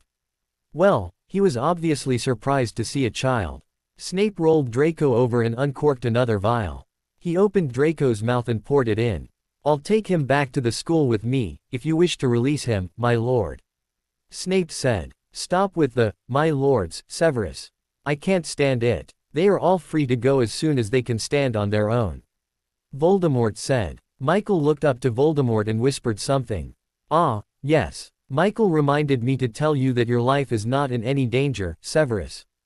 In fact, your dark mark should be gone now. Snape stared at him, moving his sleeve up when motioned to do so. The dark mark was gone. Severus looked up. I meant it when I said the group was disbanded.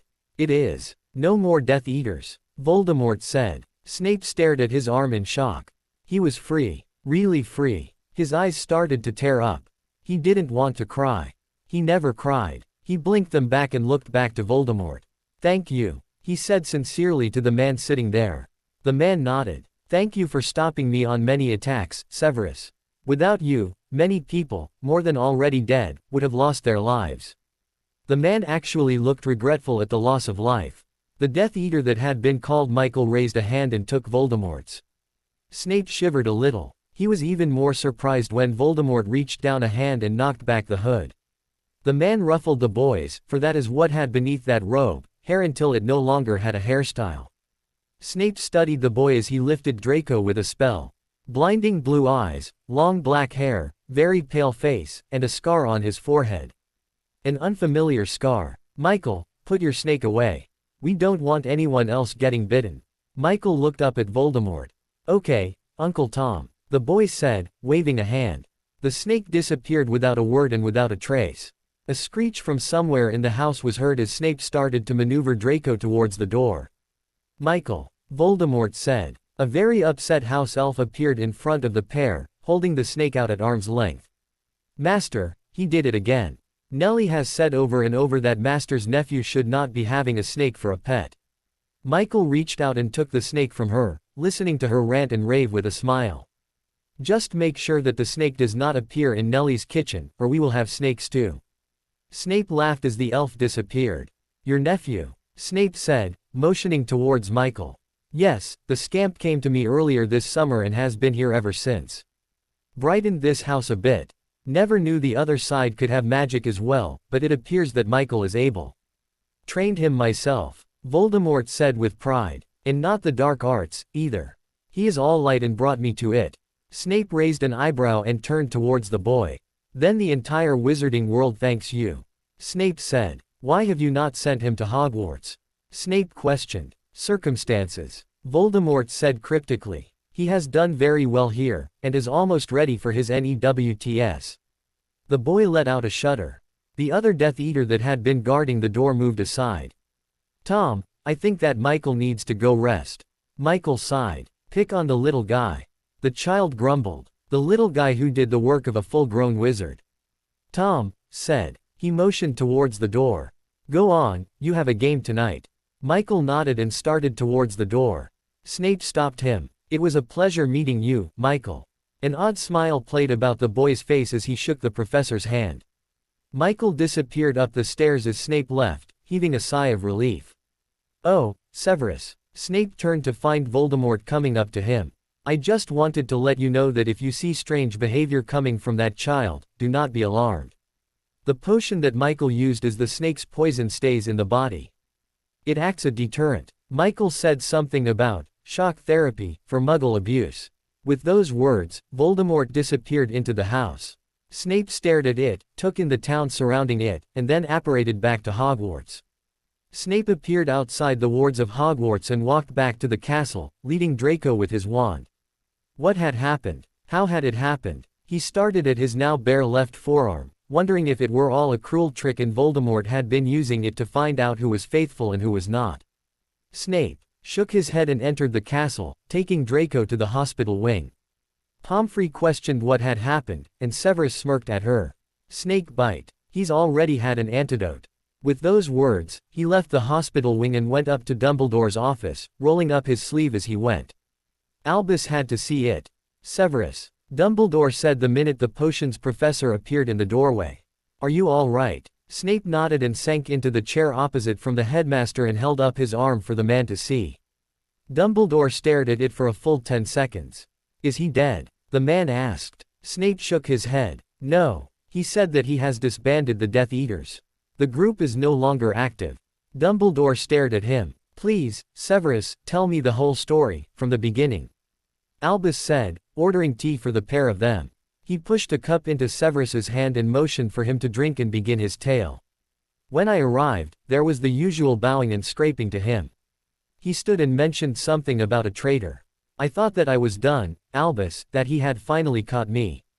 Instead, it was Malfoy and his followers. Voldemort called them all out and exposed them. When they tried to attack, a Death Eater that I had not seen before stepped out and defended Voldemort. When he was hit with a disarming spell, he continued using magic without a wand. Albus sat up at that. Did he, Severus? He questioned. Snape nodded and went back to his story, talking about the snake and the special potion substituted for poison in the Fang and shock therapy, about abusing muggles.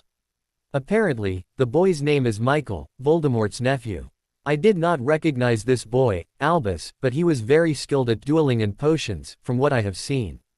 Voldemort said that this nephew led him to the light. Snape finished and looked at Albus. The man's face made Snape's lips twitch. The twitch changed into a smile, then a small snort, and finally a full-blown laugh. Albus looked up at him. Severus, what is it? Dumbledore asked, wondering what this man's mirth was all about. I'm free, Albus. Free. Snape continued laughing for a few minutes, Albus joining him when the laughter started to become contagious. Free. He whispered to himself. He had that boy to thank. He settled back into his chair and snagged a biscuit from the tray and savored the flavor. Free. 3 weeks later, Harry thundered down the stairs, somehow managing to pull on one of shoes while continuing downwards movement. Tom marveled at the talent required for such a feat. Harry was back to being Harry, looking just like he had for years, except for his hair, which the boy had decided he liked long during his masquerade, so much so that he wanted to grow it out. He even employed a hair-growing potion that he had found in a book. The result was hair down to his shoulders. Tom didn't mind as long as it didn't get in his way during a potions lesson. Harry dropped his bag at the foot of the stairs and went down the hallway to the kitchen, where Nellie had prepared a water bottle for the game. It was the championship game, and Harry and Matthew had finally convinced Tom to go to a game. Matthew had found suitable Muggle clothes for Tom and Harry roundly approved. Tom figured that his young charge just wanted another person to cheer for him at the game and would stoop to flattery to get it. A smile appeared on his face when he heard Harry and Nellie arguing over Harry eating something before he left for his game. It sounded like Nellie was winning. Harry reappeared carrying his water bottle and an apple. Not a word. He grumbled to Tom. Tom smiled and shook his head, not wanting to say anything to incur the boy's wrath, remembering the last time Harry had slipped. Both he and Matthew something that caused the two men to speak in girls' voices for at least an hour. It had been over whether or not Harry could set his own bedtime. Tom had learned then that Harry was fiercely independent and not much of a child. Matthew clumped down the stairs, decked head to toe in green and silver, in support of Harry's team, trying to match Harry's uniform as much as possible. Harry and Tom stared at the man, whose hat was currently blinking threatening messages to the other team. Harry recovered first. Lose the hat and anything else magicked. We're going to a Muggle football match, not a Quidditch game. Matthew laughed and threw off the hat, coming down the rest of the stairs to stand next to his little brother.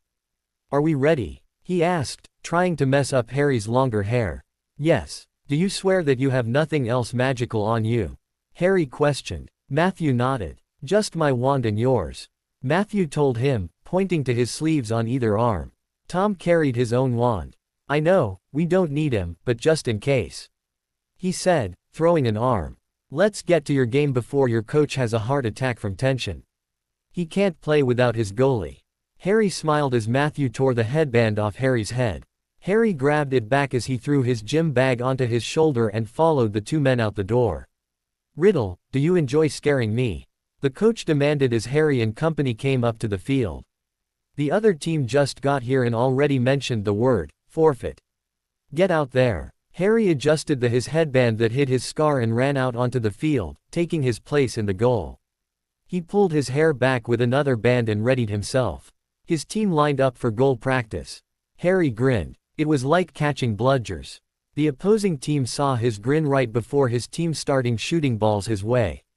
Several members of that team stopped their own practice to watch as Harry jumped, dove, and caught almost every single ball hit his way. The only times he missed was when there was more than one ball entering the goal at the same time. "You're slow today, Riddle," the coach shouted from the sidelines. Tom fingered his wand before Matthew stopped him. "Did you see the other team?" he asked. Tom turned and looked at the other team, who was currently standing and staring at Harry's fast reflexes. The coach will usually work Harry out hard during practice, allowing the other team to see how good he is. They are now afraid of him. "Intimidation is part of the game," Matthew told him. Tom smiled as the other team drew back a bit and started whispering to themselves when Harry finally managed to block 2-1, using hand and foot behind the balls. Tom nodded his approval, settling in to watch the game. He found it was very close to Quidditch, the positions and the actions almost the same, but not quite. Matthew explained as they went along. The game ended with a tie. A shootout was set up. Harry's team got to kick first and scored only one goal. The other team, bright orange, lined up for their 3 shots. Harry grinned at the first boy, who faltered and kicked wide. Tom laughed to himself, knowing what Harry had done. The second was a girl. She kicked well, but Harry blocked it. The third was a boy, and he seemed confident that he would get the ball in. He kicked. Harry tracked the ball as it went up in an arc and started down. He placed himself in front of it and hit it with his right hand. The ball soared away from the goal, causing Harry's coach to fall to his knees in thanks. Tom and Matthew cheered along with the rest of the crowd while Harry stretched out the hand he had abused. The kicker moved forward to congratulate Harry on an excellent block. Harry pulled off his headband and stretched out his hand. That last block had hurt. He hoped that he didn't break anything. The last thing he wanted was a bone-knitting potion. Bleach. He looked up at the kicker. It was Seamus Finnegan from Hogwarts. Harry hoped that his long hair would throw off the boy and kept his head down. He held out his hand and shook the others. "That was an excellent block," the boy complimented. He squeezed Harry's hand too hard, causing Harry to k in breath and raise his head. "I couldn't believe." Seamus froze, still holding onto Harry's hand with an even harder grip than before. "Harry Potter, is that you?" he questioned. "You must be mistaking me for someone else," Harry told him, trying to get his hand back. "My name is Michael Riddle." He pulled his hand from Seamus's grasp and shook it out a bit. "It was nice to meet you, though." "Nice kick, Riddle. Get in here so I can hug you, you beautiful goalie you." "What a save," Coach Cooper screamed from the sidelines where the rest of the team was currently celebrating. Harry started to move forward when Seamus grabbed him and lifted the long hair out of his way. There, on Harry's forehead, was the damning scar that could identify him to the wizarding world. "You are Harry," Seamus shouted. From the stands, Matthew and Tom watched the scene unfold. When the other boy had shouted Harry's name, both men leapt to their feet and started onto the field. Matthew reached Harry first. "Let go of me. My name is Michael," Harry insisted, pulling out of the boy's grasp. Matthew put a hand on Harry's shoulder. "Is your hand hurt, Michael?" he asked, putting himself between the two boys. Seamus looked at Matthew suspiciously. "You're that man from Diagon Alley," Seamus said as Tom came up. Tom fingered his wand through his sleeve, wanting to hex the boy into next week. "Dia what?" Matthew asked absent-mindedly as he looked at Michael's hand. "This looks hurt, Michael. Let's go have Coach Cooper look at it." He put an arm around Michael, protecting him from the other child wizard playing a muggle game. When Michael was presented to the coach, the man took his time looking at the injury. Seamus, in the meantime, had gone over to his parents and told them of his suspicions about Michael Riddle being Harry Potter. "He's got the scar, Mum. And that man there is the same one who had him in Diagon Alley." Seamus looked over at Harry. "His hair is longer. That's the only thing that changed." He watched as the two men, one whom Harry had addressed as Uncle Tom, led the boy away. Seamus's mother watched the blatant care the two men gave the boy's injured hand. "Write your headmaster when we get home and explain what you have seen. It may be that you made a mistake, but if not, you have found someone who has disappeared," she told him. Seamus nodded and made sure that he knew how to spell the name of the town correctly, already starting a letter in the car on the way home. He posted it as soon as he could and received a reply a few hours later. The reply consisted of 7 words and a signature. "Someone is on their way to investigate. Dumbledore." Snape apparated into the little town and looked around. This was where Seamus Finnegan had said he had seen Potter. Snape looked at the alias given and sighed. He adjusted his muggle suit and moved forward towards some muggles who were standing in front of a store and talking. "Excuse me," he said, stopping in front of them.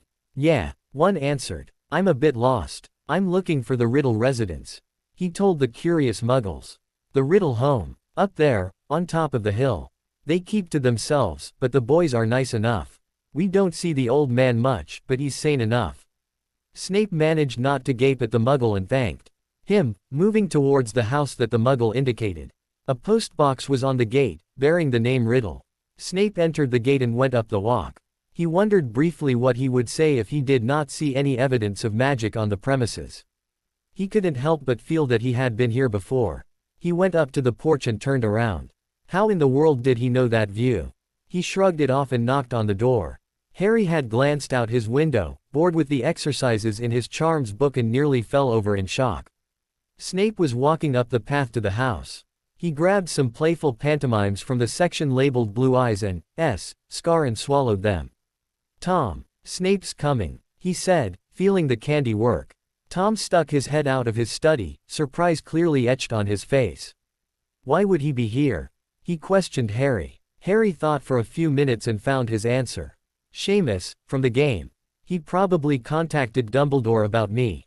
Tom grew pale. "Nice work with the disguise, Harry. Perhaps we can talk him out of his suspicions." Harry nodded and heard a knock at the door. He clambered down the stairs and opened the door before Nellie could, allowing the house elf to tell him exactly what she thought of him and his muggle ways. Harry chuckled before addressing Snape. "Mr. Snape." Severus looked up at the voice and saw Voldemort's nephew staring back at him, a look of shock on his face. "What are you doing here?" the boy asked. Snape was surprised to see this boy. He had thought, perhaps, that Harry Potter would have opened the door, not Michael Riddle. "Is your uncle at home?" Snape asked, recovering from his surprise. "Yeah, he's in the lab making a potion," Michael said, motioning Snape into the house. "Come on." Michael led the way down the hall, pulling open the door. "Uncle Tom." Snape heard some equipment crashing and several swear words. Michael's eyes grew wide and he shut the door. "He's told me not to do that," he informed Snape. "Michael, how many times have I told you not to disturb me during a potion? If it's not important," the boy finished. "Yeah, I know, but Mr. Snape is here," he said, gesturing towards Snape with one hand. Tom looked up to Snape and smiled. "Ah, Severus. A surprise to say the least. May I ask why you are here?" Tom said politely, leading him into the sitting room. "Professor Dumbledore asked me to check on you all," he answered diplomatically. Tom smiled and nodded, accepting a drink from Nellie. Severus took one as well. Snape could see Michael leaning near the doorjamb, listening to their conversation. "Keep your friends close, but your enemies closer, Severus." Snape nodded. "I'm afraid so. He's also asked me to check up on your nephew and his skills." Tom's face grew dark. Why would he want to know of Michael's skills? He's not one of the Hogwarts students. Tom said testily. "He's doing just fine under my tutelage. He's almost ready for his NEWTs. He is at least 2 years ahead of other students his age." Tom told Snape proudly. "He's making potions that I didn't master until my 7th year and beyond." Tom noticed Harry's arm against the doorjamb and smiled. "He's also rather good at eavesdropping," he commented. Harry drew back. "Come in, Michael, you little sneak." The boy came in with a sheepish smile and took a seat next to his uncle. The two smiled at each other and turned back to Snape. His spying technique needs work, Tom commented in a false whisper. Michael played his part and looked indignant at the suggestion that he couldn't even listen in on a conversation without being seen. Snape chuckled at the pair. He's just interested in the boy. Snape told him. Curious, if you would. You know how Dumbledore is. Tom nodded in understanding. That, and we received a letter from a Hogwarts student about Harry Potter being Michael Riddle. Tom looked up at that. Michael looked perplexed. Snape pulled out his wand. If I may. He leveled the wand at the boy. Revelo. The spell hit Michael, but nothing happened. What did you just do? Michael said, getting out his own wand and pointing it at Snape. Nothing that harmed you. If you had been using a magical disguise, that spell would have dissipated it. It appears that our student was mistaken and you are who your uncle says you are. Michael lowered his wand and eyed his curiously. This headmaster person thinks that I am Harry Potter, he said to Snape. Snape eyed him curiously. He had not said that a headmaster had sent him, he was sure of it. Professor Dumbledore had suspicions of you being Harry Potter, but not that appears to not be the case. I am sorry to have disturbed you both, Snape told them. Michael nodded while Tom took up the conversation with Severus about the recent Quidditch game in the news. Harry allowed his mind to drift as he watched Snape idly play with his wand in his hand, allowing it to roll back and forth across his palm. His mouth was not moving, so Harry decided that he could not cast a spell like that. Even with his wandless talent, Harry needed words to make the spells work. Yes, even with the disappearance of Potter, Dumbledore is as relentless as ever. He had all of the teachers roaming about England, saying, "Point me, Harry Potter." Several times a day, the wand flipped around and pointed straight at Michael. Snape looked down at it, a bewildered expression on his face. Odd, he said slowly. He looked up at Michael. Point me, Harry Potter. The wand continued to point in Michael's direction. Michael, get up and move. Perhaps Potter is in that direction. When Michael stood up, the wand moved with him, following him towards the door. The child's face became more and more agitated the farther away he moved from the wand and the closer to the door he got. Potter? Snape asked. Tom stood up as Harry bolted up the stairs. Severus turned his wand around and threw out a body-binding spell. Tom fell to the ground, fighting against his bonds. Severus went up the stairs silently, looking for Harry. He found several empty rooms before he found the right door. It was the only one that was locked. He knocked on the door. Harry, he said, hearing nothing on the other side. It's okay. He's in restraints. Severus growled to himself and pointed his wand at the door. Alohomora. The door opened to reveal a teenager's bedroom. There were books everywhere, as well as team photos of a Muggle football team, football equipment, and clothes on a chair. It appeared that the house elf hadn't made it this far. Harry. He checked the bed, closet and underneath the furniture until he saw the bathroom door. He went over and tried the knob. Locked. Alohomora. The door swung open, revealing a hyperventilating Harry Potter still in disguise. Harry, he said, coming towards Harry. Harry shrunk back against the wall. You can't make me go back, he said, gasping out his words. Snape looked him over. You're confounded, Snape said, raising his wand. No, I'm not, Harry said, sinking to the ground. I'm not going back, he said without much conviction. He shut his eyes against Snape and tired to slow his breathing. Snape grew alarmed when Harry continued to hyperventilate. Potter, what's wrong? He asked, getting down on one knee. A hand from behind pushed Snape aside and gathered Harry up. Leave home one afternoon and have crazy professors scaring the wits out of a little boy, Matthew said, gathering Harry to him and carrying the boy to the bed.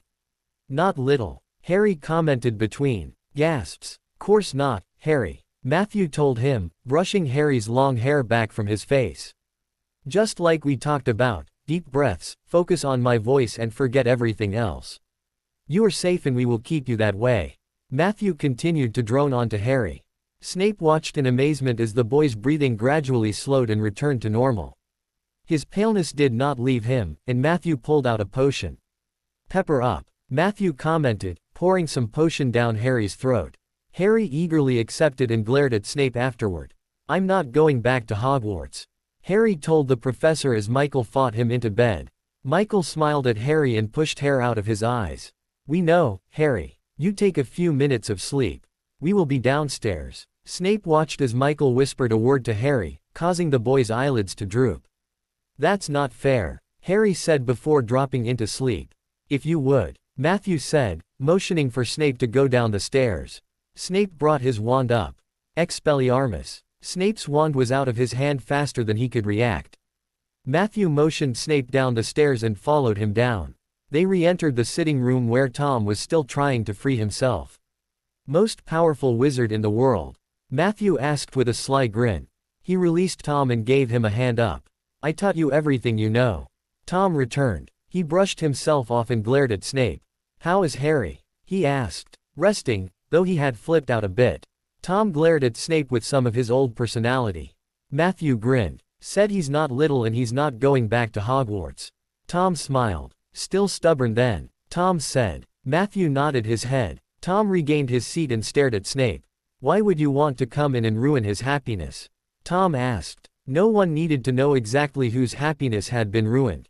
"Headmaster Dumbledore has been very concerned for his welfare," Snape said. Tom's eyebrow rose in spite of himself.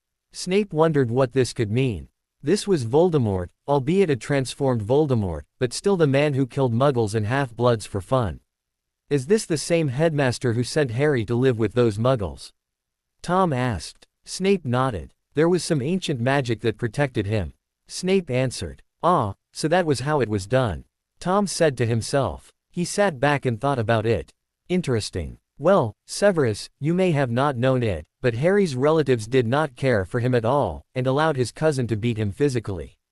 Tom told him. "When Harry was first brought to me, he had a concussion, bruises all over his body, hurt ribs and wrist. He was unconscious from the pain. It took him 3 days to recover with medical potions." Tom told Snape. "I couldn't let him stay there. I had, in fact, offered him a way out earlier than his worst injuries, but he declined because he only remembered Voldemort, and not who I am now. As a matter of fact, he still holds his breath when he sees my wand." Tom told Snape. "But he is starting to trust me and feel safe here, and that is what I wanted." He sighed. "He has been learning quickly and well. He is almost ready for his NEWTs. I'm surprised that no one noticed how advanced he is for his age. We covered almost a whole year of material in just these few weeks." Tom told Snape. "Though I suppose that this is not convincing you of anything." Snape's face said it all. "Do you expect me to believe that one of the most evil wizards in history just suddenly had a change in heart towards his most hated enemy?" Snape asked caustically. "No, what he is expecting you to believe is that he is not Voldemort, but Tom," Matthew said, standing up and coming forward. "Professor Snape, you obviously do not remember me. My name is Matthew Welland. I am Mr. Riddle's therapist. You have heard of the Muggle affliction split personalities." Snape appeared to think it over. "Yes, I have," he answered. Matthew smiled. "Good, this was going to make it a lot easier. Well, Voldemort was Tom's other personality. Tom is the good personality and was suppressed through some stress when Tom was still young. Voldemort became the dominant personality, and Tom was kept locked away. Last summer, when Voldemort attacked Harry in the graveyard out there, Tom was released and slowly took over. I have been with him the entire time." Matthew sighed and looked over at Snape. "Tom is now firmly established in the mind, and it does not appear that Voldemort will be back without a fight." Tom chuckled. "I like it here," Tom answered, smiling. Matthew looked over at Tom and shook his head. "Child," Matthew chided. "That's what you are. I've been living with 2 kids the last few weeks. A nightmare, let me tell you." Matthew commented to no one in particular. Tom chuckled. Both men jumped up as a scream erupted from upstairs. Matthew took the stairs 2 at a time and Tom was right behind him. Snape sat where he was for just a second before getting up and following the 2 men. He entered the bedroom and saw Harry still on his bed, Tom sitting with his back against the headboard, Harry's head leaned back against him. Matthew was in front of him and talking the boy through breathing again. Tom looked up and motioned Snape away from the door. He didn't want Harry seeing the professor. "It's okay, Harry. Just a nightmare," Snape heard Matthew say to the child. He shook his head and took a seat on the stairs. What should he do? 10 minutes passed and the 2 men finally came out of the room. "I thought we had a handle on those nightmares," Matthew said quietly. So had I. Both men looked to Snape as though the nightmares were his fault. Snape couldn't say that he blamed them. Matthew motioned for Snape to return downstairs. What was that? Snape asked when they had all gotten out of earshot. A nightmare. One of his less violent ones. Snape stared at Tom. It appears that he has had nightmares since his 5th year. Violent ones that were connected to Voldemort. He said that he used to use silencing charms around his bed so no one would hear him. Tom's face grew stony. Dumbledore must have known about those. He growled. The headmaster mentioned something about dreams, but nothing about nightmares. Tom glanced at Matthew. The headmaster wouldn't notice if the castle fell down around him if he didn't want to notice. Snape's mouth twitched, but he avoided smiling. He thought about what he had seen. The condition of the house elf that popped up next to him, wondering what everyone would prefer for dinner, convinced him that this was a nice house. She looked happy and no fear existed in her large eyes. The house elf was in good condition, meaning that no one in the house was hurt regularly. I understand what you are saying, Snape said, standing up. Well, I hope to see Harry Potter back at Hogwarts this fall, and if someone should happen to pick him up at the train station at Christmas and his summer break, well, his uncle sent someone and that's all we need to know. Snape started towards the door. That's it. We send him to school and he gets to come home for breaks and things. Snape turned and looked at the two. You don't want him back? Snape asked. Both men jumped to their feet in denial.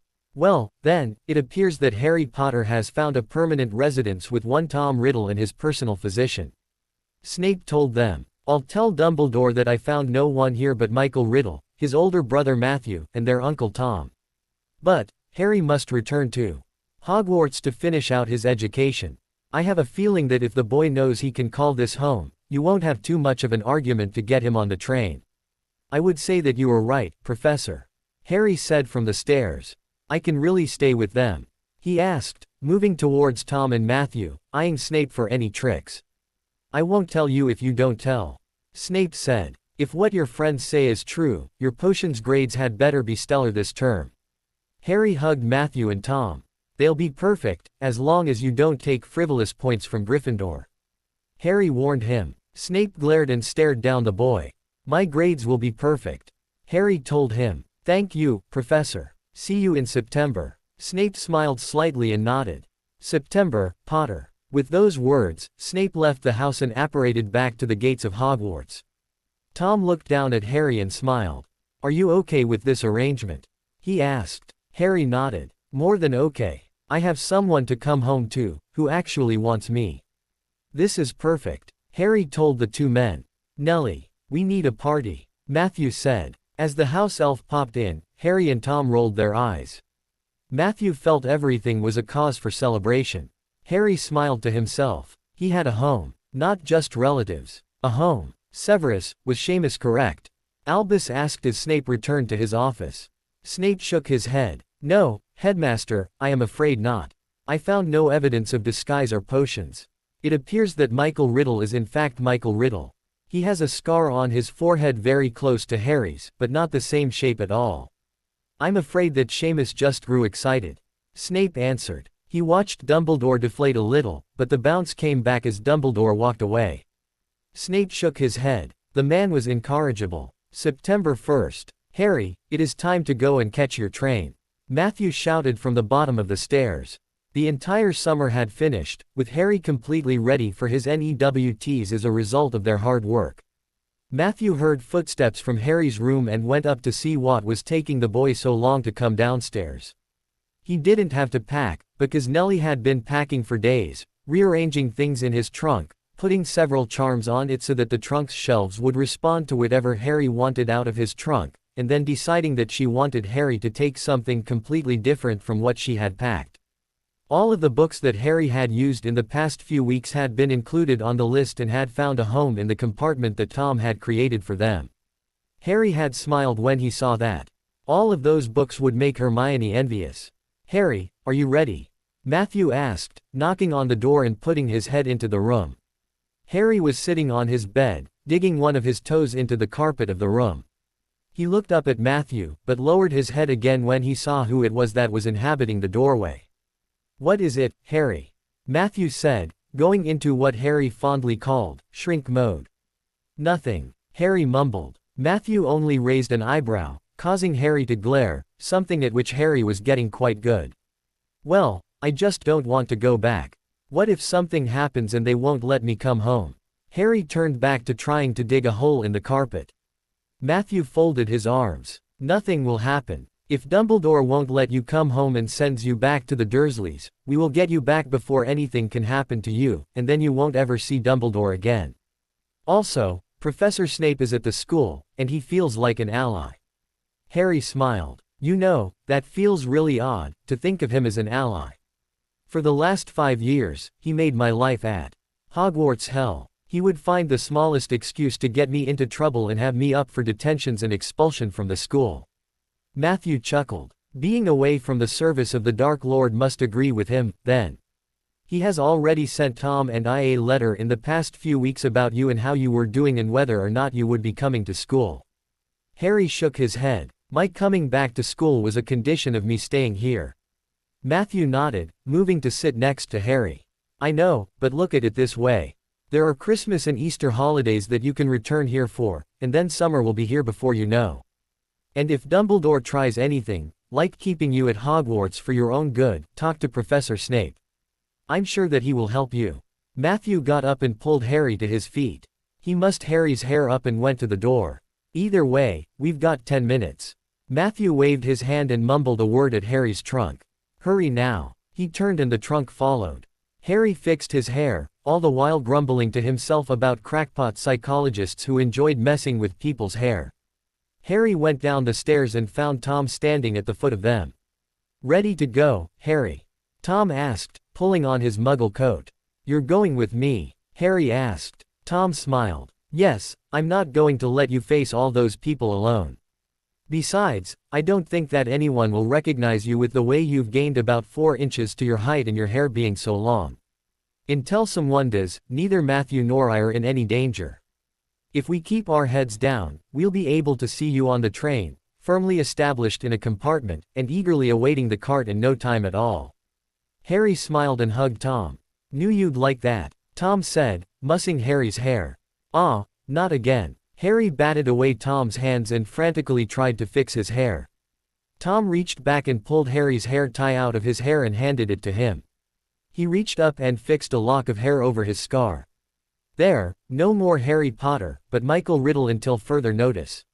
What if some of your football friends see you? Harry smiled and shook his head. Matthew screamed from outside that the car was there and they should get going. From the village, London was only a short-hour car ride away. They had all chosen to use Muggle means to get to the station. Since Harry Potter had been seen in the company of wizards, no one would be looking for them in the Muggle section of the train station. The usual crowd surged through the train station, making it an adventure for 2 men trying to navigate a tall teenager with his school trunk and pet all through the busy corridors to the platform needed. All 3 managed to lean against the wall between platforms 9 and 10, allowing them to pass through the barrier to platform 9 3/4. Wizards and witches were everywhere, seeing off their children to the school. Some children were surrounded by their Muggle parents, some of which looked vaguely uncomfortable and conspicuous in their Muggle fashions. Tom and Matthew gave the magical folk stares no mind as they held Harry settle his trunk and bird in the cargo section and helped him find a compartment. Harry wondered if this would have been what his parents would have done, and pushed that thought out of his mind. He had Tom and Matthew now, and they were doing admirable jobs, even though Matthew was playing the part of older brother way too much. He continually messed up Harry's hair, which, thanks in part to the fact that it was not restrained, was now every which way and would need some serious combing to get back to its original state that he had had it in this morning, which was actually neat. Here, you go, Michael, Matthew said, finding an empty compartment. Harry followed him in and turned to Tom. You guys have to leave now, don't you? Harry said, amazed at himself for feeling so sad. This was the Hogwarts Express, and he was going to Hogwarts, a place he had loved for the last few years. Why was it so different now? I'm afraid so, Harry. Tom said quietly. But, we are only an hour away should you be absolutely miserable and wish to come home. Tom reassured him. I would like you to try and do your best though, Harry. Show everyone that you are not a delicate little child. I have never been a delicate little child. Harry contradicted, glaring at Tom. Matthew burst out laughing. We never said you were, but there have been plenty of others who have. Show them what you're made of and what you know, Harry. We'll be at home waiting for you. Harry smiled and nodded, hugging both men tightly. All three jumped when the whistle blew outside. Well, you'd better go. I don't think the headmaster will appreciate you showing up with the students. Harry told them. Both men smiled and left Harry in his compartment, taking a place on the platform with the other parents. Harry put his head out the window and waved as the train lurched forward, and finally started off towards school. Harry saw Matthew waving and jumping up and down, while Tom was more sedate. Both looked like the other parents standing there. My parents, Harry whispered. That's why I feel so different. I have parents now. He shook his head and pulled himself back inside once he couldn't see the platform. Once in his seat, he looked about for something to do. No one was there. Interesting train ride, with no one to talk to. If he knew Ron and Hermione, they would be walking about looking for just such a compartment, if they hadn't found one by now. He would give them a while and then go off in search of them.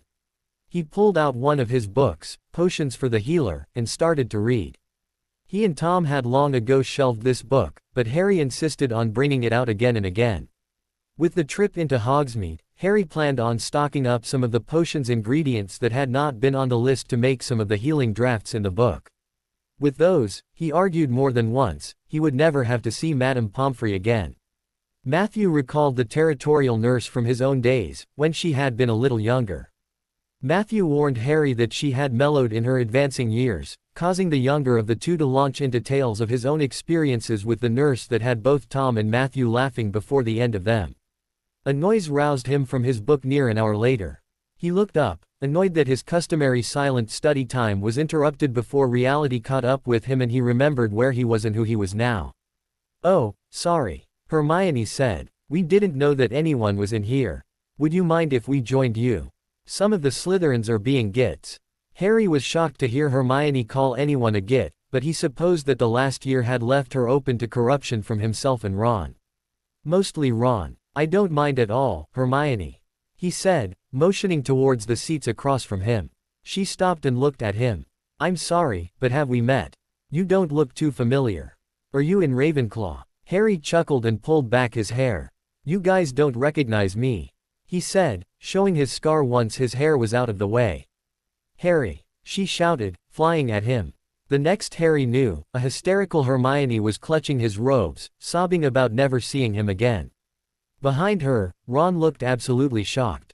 Ron, sit down before you fall down, Harry advised his friend. Ron followed his instructions. Harry raised a hand and shut the door. Hermione pulled back and looked at Harry. We thought that you were a prisoner and that you were as good as dead, Hermione said, swallowing her tears. And now you're here. Dumbledore almost lost hope, mate, Ron said quietly from his seat. Harry supposed that the way he had broken the news to his friends must have been a little traumatizing to the both of them. Harry pulled out 2 chocolate frogs and handed one to each. Please eat those before you pass out. Neither of you are looking too well, Harry told them. Ron held his numbly in his hands and looked at his best friend. Where'd you come from, Harry?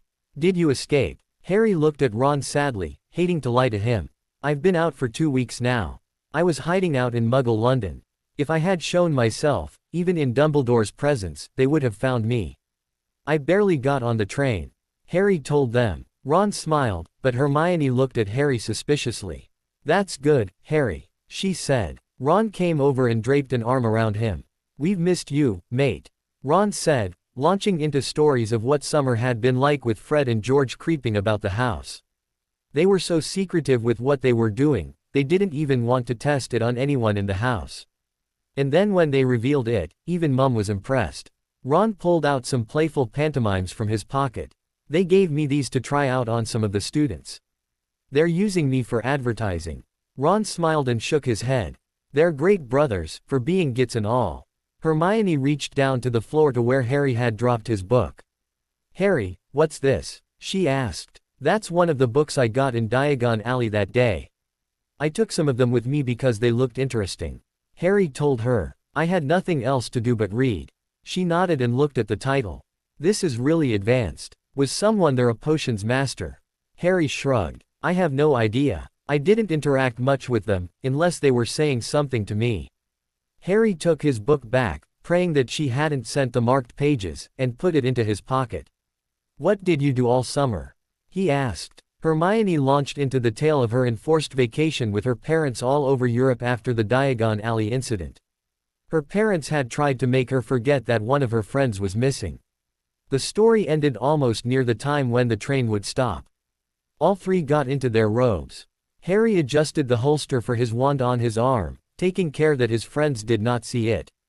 Too many awkward questions that he did not care to answer at the moment. He combed his hair and pulled it back.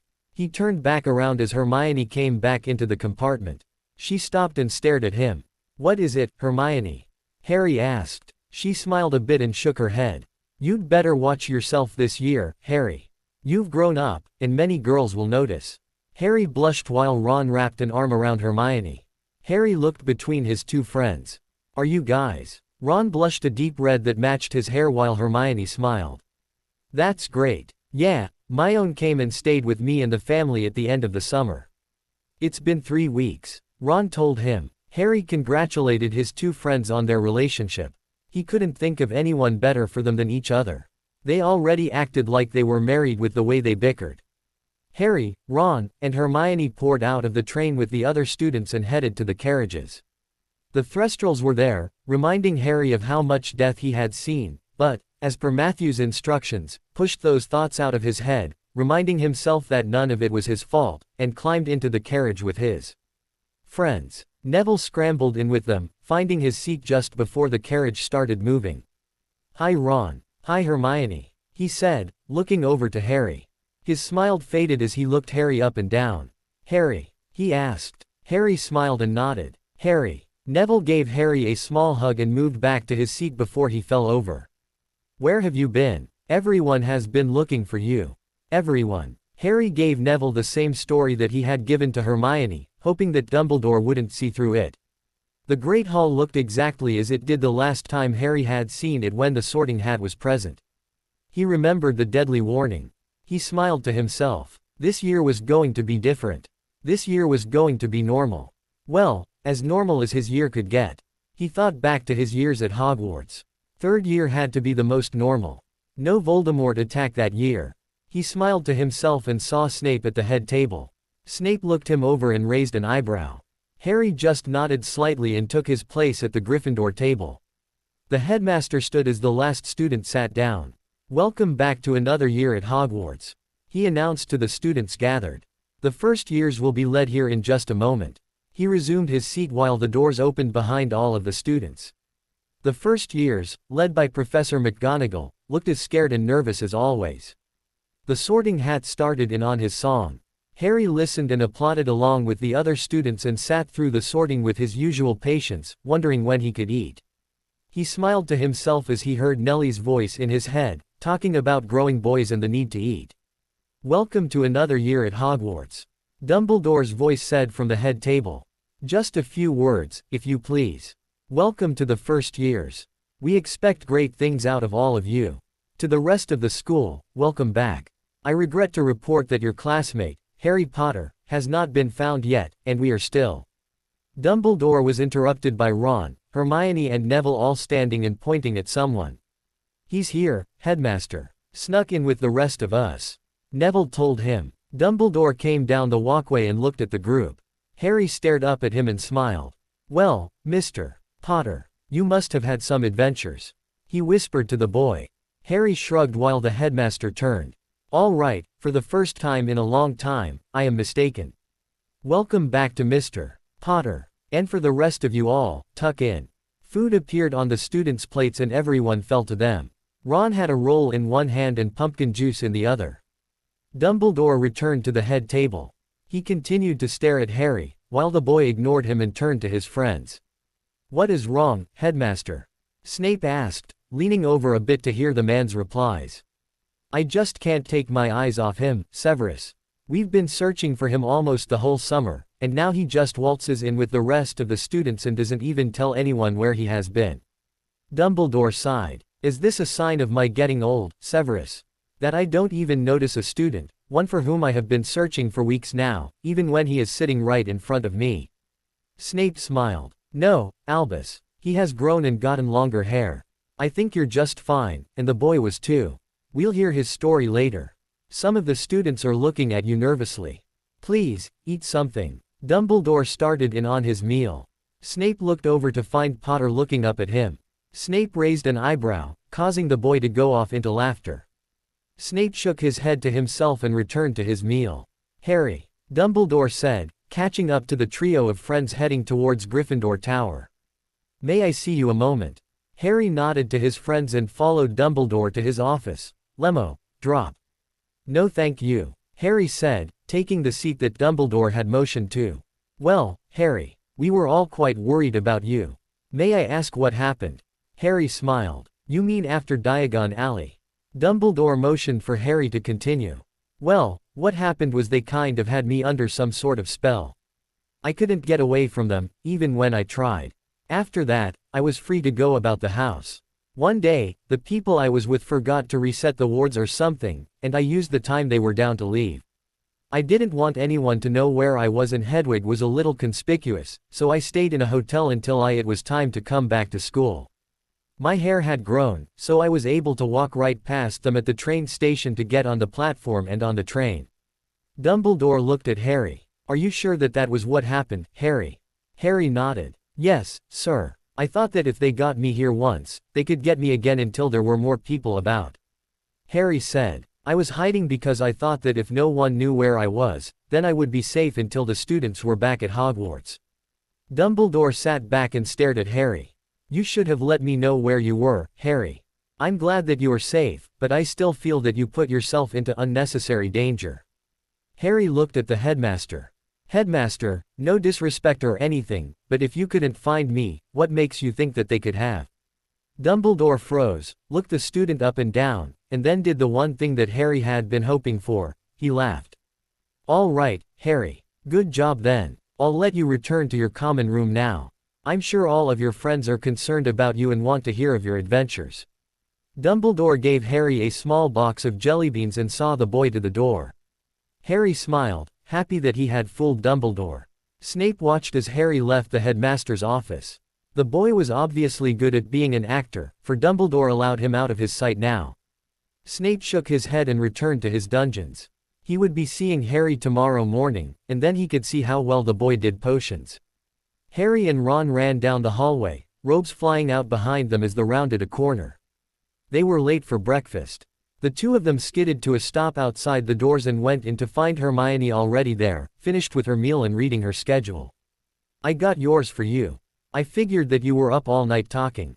She handed each of them their schedule. Ron banged his head against the table. "Why did I take divination?" "Why?" Harry smiled and shook his head at his friend's distress. "What do you have, Harry?" Hermione asked, ignoring her boyfriend's actions. Magical creatures, double potions, transfiguration, charms, history of magic, and defense against the dark arts." Harry said, reading off his schedule. "You. Arithmancy, muggle relations, double potions, and the rest the same as you." Ron sat up and rubbed his head. "Why did you both take potions?" Ron asked. "I need it for Auror training." Harry answered flatly. Hermione just raised an eyebrow. Ron needed no more explanation for her reasons. Her personality was enough. Ron shook his head while muttering something about the two of them being mental and turned to his breakfast. After breakfast, Ron and Hermione headed down to the dungeons together while Ron went in the opposite direction towards the divination classroom. Hermione chattered about her vacation while Harry commented on her adventures. He wondered if Tom had ever been to Italy and how he could get Tom to go there if he hadn't. Harry followed her into the classroom and took his usual seat next to her, greeting the other Gryffindors with a smile. Snape banged into the room right behind Draco Malfoy, sending the smaller Slytherin towards his seat. "Since you all should know what you are doing, we're going to get started," Snape said without preamble. "Directions are on the board," Snape told them. All of the students jumped to get their supplies. Harry sat and read through the instructions 3 times, memorizing what he needed to do before he started. He gathered his supplies and settled down next to Hermione and began preparation. He let his mind wander a bit, falling into his old rhythm that he had found while working under Tom. He didn't even notice when Snape came over and leaned over behind him to watch his process. Harry did it all with the precision that Snape used. Harry leaned back and put in his powdered hen's teeth. Smoke burst up and then dissipated. That was a good sign. Hermione had jumped, but Harry had made this potion at least 6 times this summer. He had a good idea when to jump and when not to. Harry stirred counterclockwise while adding his next ingredient a little at a time. Smoke and liquid pouring out of a Slytherin's cauldron forced Snape to move away from Harry to take care of the purple boils springing up on the unfortunate girl. He sent her to the hospital wing and went back to Harry. The boy was simmering his potion, allowing the viscosity to thicken up. Snape timed it, and at the correct time, Harry removed the potion from the fire and added his final ingredient. The potion turned a deep green with a silver shimmer. Harry smiled. He thought this highly appropriate for Snape and his Slytherins. It was nothing more than a calming draught, used to calm hyperactive children. Harry wondered whom Snape would be using it on. He labeled his vial and turned to his notebook that he had used in the summer, taking notes on the process and the color and texture of what he had made. He compared from the other times he had made it and found them almost the same. It just took less time this attempt. Snape looked at Harry's vial and nodded, setting it back on his desk. Harry finished off his notes and cleaned up his work area. He sat down, taking out the book he had been reading on the train, and proceeded to wait for the rest of the class. Snape watched the boy focus on his work in front of him. It was amazing. A summer with the right people and Harry had turned into a Ravenclaw. Snape shook his head in amusement and settled back to watching the rest of the students to make sure that they didn't make any mistakes. Dear Tom and Matthew, what can I say about school? Everything so far is normal, well, as normal as Hogwarts can be. I am being watched constantly, as though the headmaster is afraid I will disappear again. Several of the teachers here have asked what I was doing during my captivity. I just look innocent and say that I can't really remember anything from that time. If I hang my head, they quit asking. Professor McGonagall is convinced that I was drugged during that time, and that is why I don't remember a thing about it. I just let her think that. She hasn't asked me directly if I was or not. With the past few years here and what I have seen, I am able to lie to her. Though I don't like too often. Professor Snape and I are getting along well. Really well. It's almost scary, considering our past relationship consisted of insults and glares tossed back and forth. He actually told me that my calming draft potion was correct. He has never admitted that before. He told me that if I continue showing such progress, he will move me to the 7th year class. I haven't decided if that is a good thing or a bad thing yet. Hermione and Ron must have been told to watch me, because neither they nor any of the other Gryffindors have let me out of their sight since I came back. It is a bit annoying. I have grown to love my privacy. If I even go up to the dormitory by myself, someone comes up with an excuse to follow me. Just a slight annoyance, but still. What if I wanted to change clothes or something private like that? That could be a potentially embarrassing situation. All of my other classes are going well, and Quidditch starts next month. It will be fun to get back on the pitch on a broom. Or above the pitch. I will miss football, but Quidditch will always be my first obsession. And then football. And potions. Then dueling. I will stop listing them now. I have dropped divination. I don't think that I could stand Professor Trelawney after divination for the eyeless. She makes it seem like you need some gift, and as the book said, it is 10% gift and 90% interpretation. Thank you again for including all of my books. They have been a lifesaver so far. If I say that I am studying, less people come up and ask me questions about where I have been and what happened. Dumbledore himself is the hardest to deal with. He stops me every day and asks if I need to speak with him, or if I have remembered anything that would help bring my kidnappers to justice. No matter how many times I tell him, no, he won't leave me alone. I hate to sound like I am whining, I suppose I am, but can I use a silencing charm on him? Please. Life otherwise is good. Please tell Nellie that I am eating 3 full meals a day, with 2 snacks provided by Dobby, a house elf who works in the kitchens here.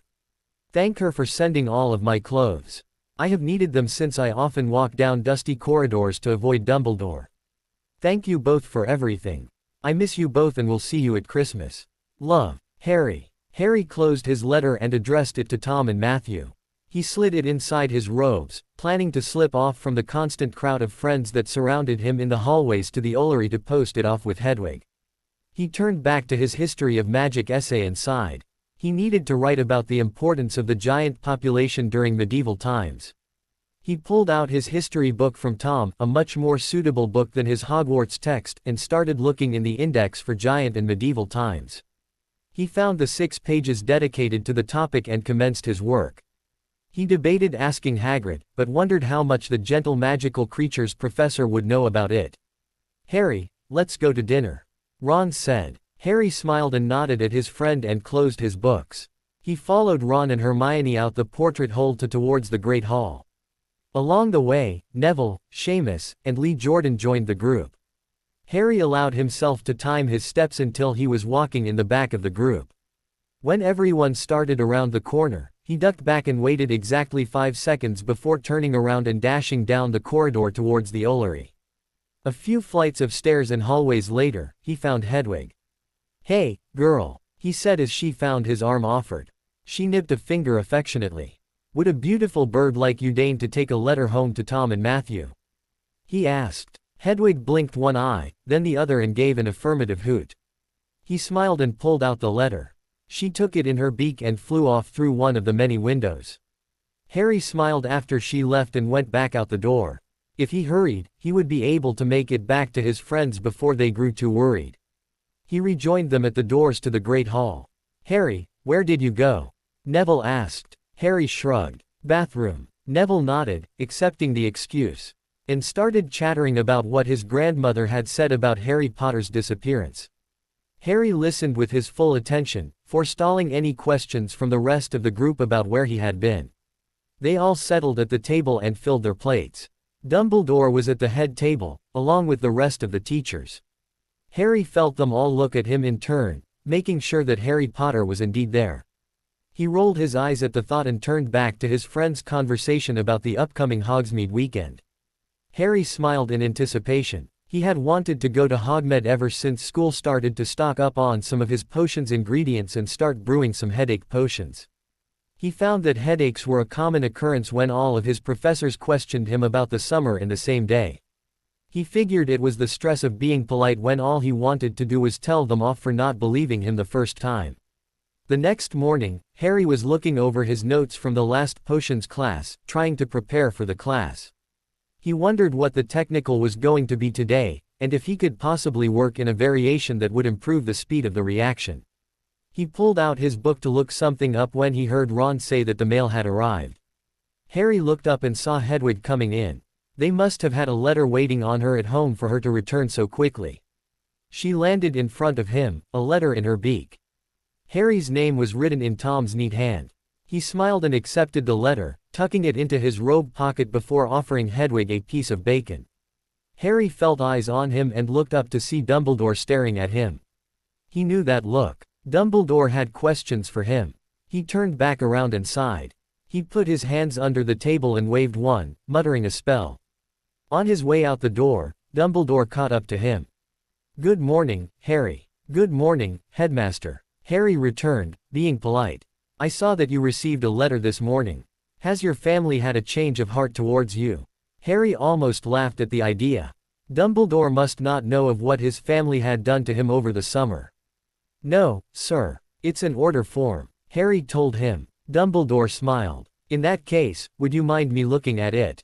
Harry sighed, knowing that Dumbledore would look at it if he wanted to, so Harry took out the envelope and handed it to the headmaster.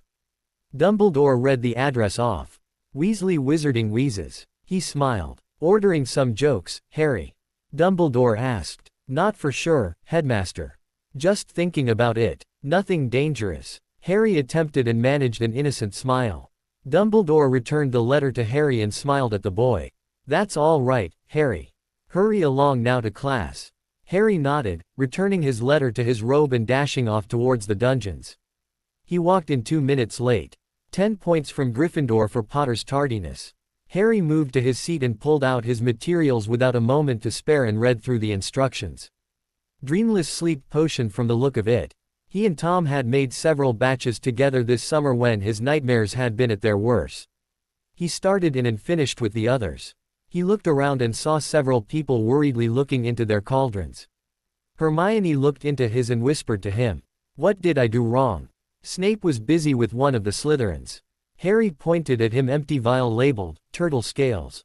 Hermione smacked herself in the forehead with obvious exasperation and added her final ingredient. Harry shook his head. It wasn't like her to forget ingredients. She smiled when her potion turned the appropriate color. Harry finished his notes, bottled his potion, and cleaned up his station. He waited until dismissed and stood with the rest of the class. "Potter." Harry froze. "Stand behind. No need to wait for him, Granger. He'll make it to his next class." Hermione left the doorway and disappeared down the corridor. Snape motioned for Harry to have a seat while he went and shut the door. A silencing spell found Harry and Snape some privacy. Snape sat down across from Harry. "How are you holding out?" he asked. Harry let his head fall on the desk. "I am never alone," he complained. Snape chuckled. "I swear, everyone in Gryffindor must have been told not to let me out of their sights." Snape nodded. "They were." Snape told him. "All of the professors are to keep their eye on you, and Gryffindor told to watch you closely, to not allow you to be alone in fear of the kidnappers finding you again." Harry groaned again. "Did you get a letter this morning?" Harry sat up quickly and pulled it out. A word and wave of his hand again revealed the letter to be a letter instead of an order form. He looked to Snape for permission in reading the letter. Snape nodded. "Dear Harry, we are sorry to hear that you are being watched so much. All we can say is that you should tough it out and hopefully they will grow less vigilant as time wears on. No to the silencing charm, Harry. He is your headmaster. Just continue to be polite. I'm sure that he will stop with time. Wonderful to hear about all of your classes going well. You're not bored, are you? Is that why you thanked me for the books? If you are bored, I could easily send some more along. Just say the word. Good thing to hear about Professor Snape. Remember, he can be your ally there while you're staring everyone else down. He seems to want to help, so trust him. Matthew wanted me to say for you to kick Slytherin's butt at your Quidditch match. I am sure that you know what that means, for I am not sure. I wish you luck and please, don't fall off your broom. Nellie was happy to hear that you were eating well. She says that she knows Dobby and has asked him to make sure that you do eat. It looks like you will be gaining some weight this year, Harry. Good luck at avoiding it. We are counting down the days to Christmas here and can't wait to see you then. Nellie is already planning it, so be forewarned. Have a good time with your friends and we will see you then. Tom and Matthew. Harry smiled as he closed his letter. Snape was standing above him with a slip of parchment. Your pass. If you want, you can tell your friends to send their letters to me, to avoid further questioning from Dumbledore about who is sending you letters. Harry smiled. Thank you, he said enthusiastically. He was not very tactful this morning, wanting to see my letter. He grumbled to the potions master. Snape nodded and pushed Harry out the door. You have a class to get to, Potter. Harry smiled and waved to the man before speeding down the hall. Professor McGonagall would have a million questions about where Harry had been. Thank goodness Snape had given him a pass. He might be able to get one every time so that he could have a few moments peace away from everyone else. He was being smothered with the current treatment. Lucius Malfoy was not a happy man. He rubbed his arm where his newest mark was, the other having disappeared after the snakebite he had received while facing Voldemort. He growled to no one. The old fool had discovered his plan and stopped him using nothing more than a boy who could conjure snakes. He turned from the window and stalked into his study. His new mark still tingled from his having created it just that morning. The Death Eaters were not gone. They were vital to protect all wizards from the Muggle-loving fools that now controlled the Ministry. Muggles should be the ones hiding, not the wizards. Several owls flew into his study, delivering replies from former Death Eaters whom Lucius felt would enjoy joining him in his plans. He read through some and threw 3 into the fire. Weak replies about not taking another mark burst into flames. He found Severus's reply and tore it open. Unfortunately, I cannot, was the whole of the reply. Lucius growled again and threw it into the flames. Even his best friend from childhood had turned him down. He read through them all as they continued to mount up. 12 replies in the affirmative, the rest either not replying or denying the mark. He sighed and accepted the 12, telling them to meet him at his home for their first meeting. The Death Eaters would continue. And they would terrorize the Muggle world without blame. Malfoy thought back to the confrontation at Voldemort's meeting. He thought of the young Death Eater he had only gotten a glimpse of between states of unconsciousness. He would find the child that the Dark Lord called nephew. And he would make Voldemort pay for denying his promises to his loyal followers. The first place to start was finding the house in which Voldemort resided. And then he would find the boy that had changed their Dark Lord into a simpering old fool. He grinned maliciously to himself as he thought what the child's screams would sound like under the Cretaceous. He wondered what Voldemort would try to spare the child the agony. If he could capture Voldemort at the same time, he would make the man watch as the child slowly lost his mind. He sat back, satisfied with his fantasy for the time being. Harry sighed and massaged his forehead in exasperation. It had been a full month since he had come back to school. A full month with little or no privacy. He wanted to bash his head off the wall, but that would only increase the headache he was currently fighting with. He checked his potions notes again and added the next ingredient. He stirred absent-mindedly and thought about home. He wondered what Tom and Matthew were doing. Probably enjoying the ability to be alone if they wished it. Since he had arrived at school, he had not been able to be alone for more than a few minutes at a time. Someone was always with him, students, teachers, even the ghosts got involved. He could not find a moment to himself. If he grew quiet, someone would ask him what was wrong or if he was remembering something. He couldn't even frown without someone thinking something was wrong with him. The wall was starting to look like a pretty good alternative to shouting at everyone. He also fought down an urge to throw things. He had no idea where such an urge came from. He thought that the sound of breaking glass would do his nerves a world of good.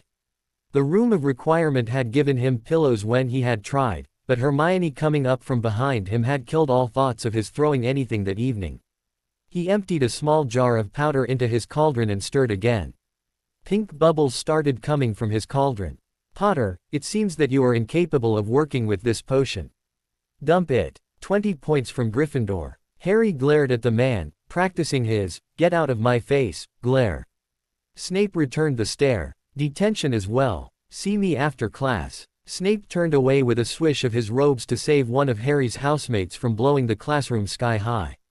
Harry bottled a small portion of the potion he had somehow managed to create and slid it into his backpack for further study. He dumped the rest, avoiding the fumes, and cleaned up his workstation. He opened his books and started on his quest to figure out what he had done wrong. He ignored Malfoy's comments about his intelligence and set to work.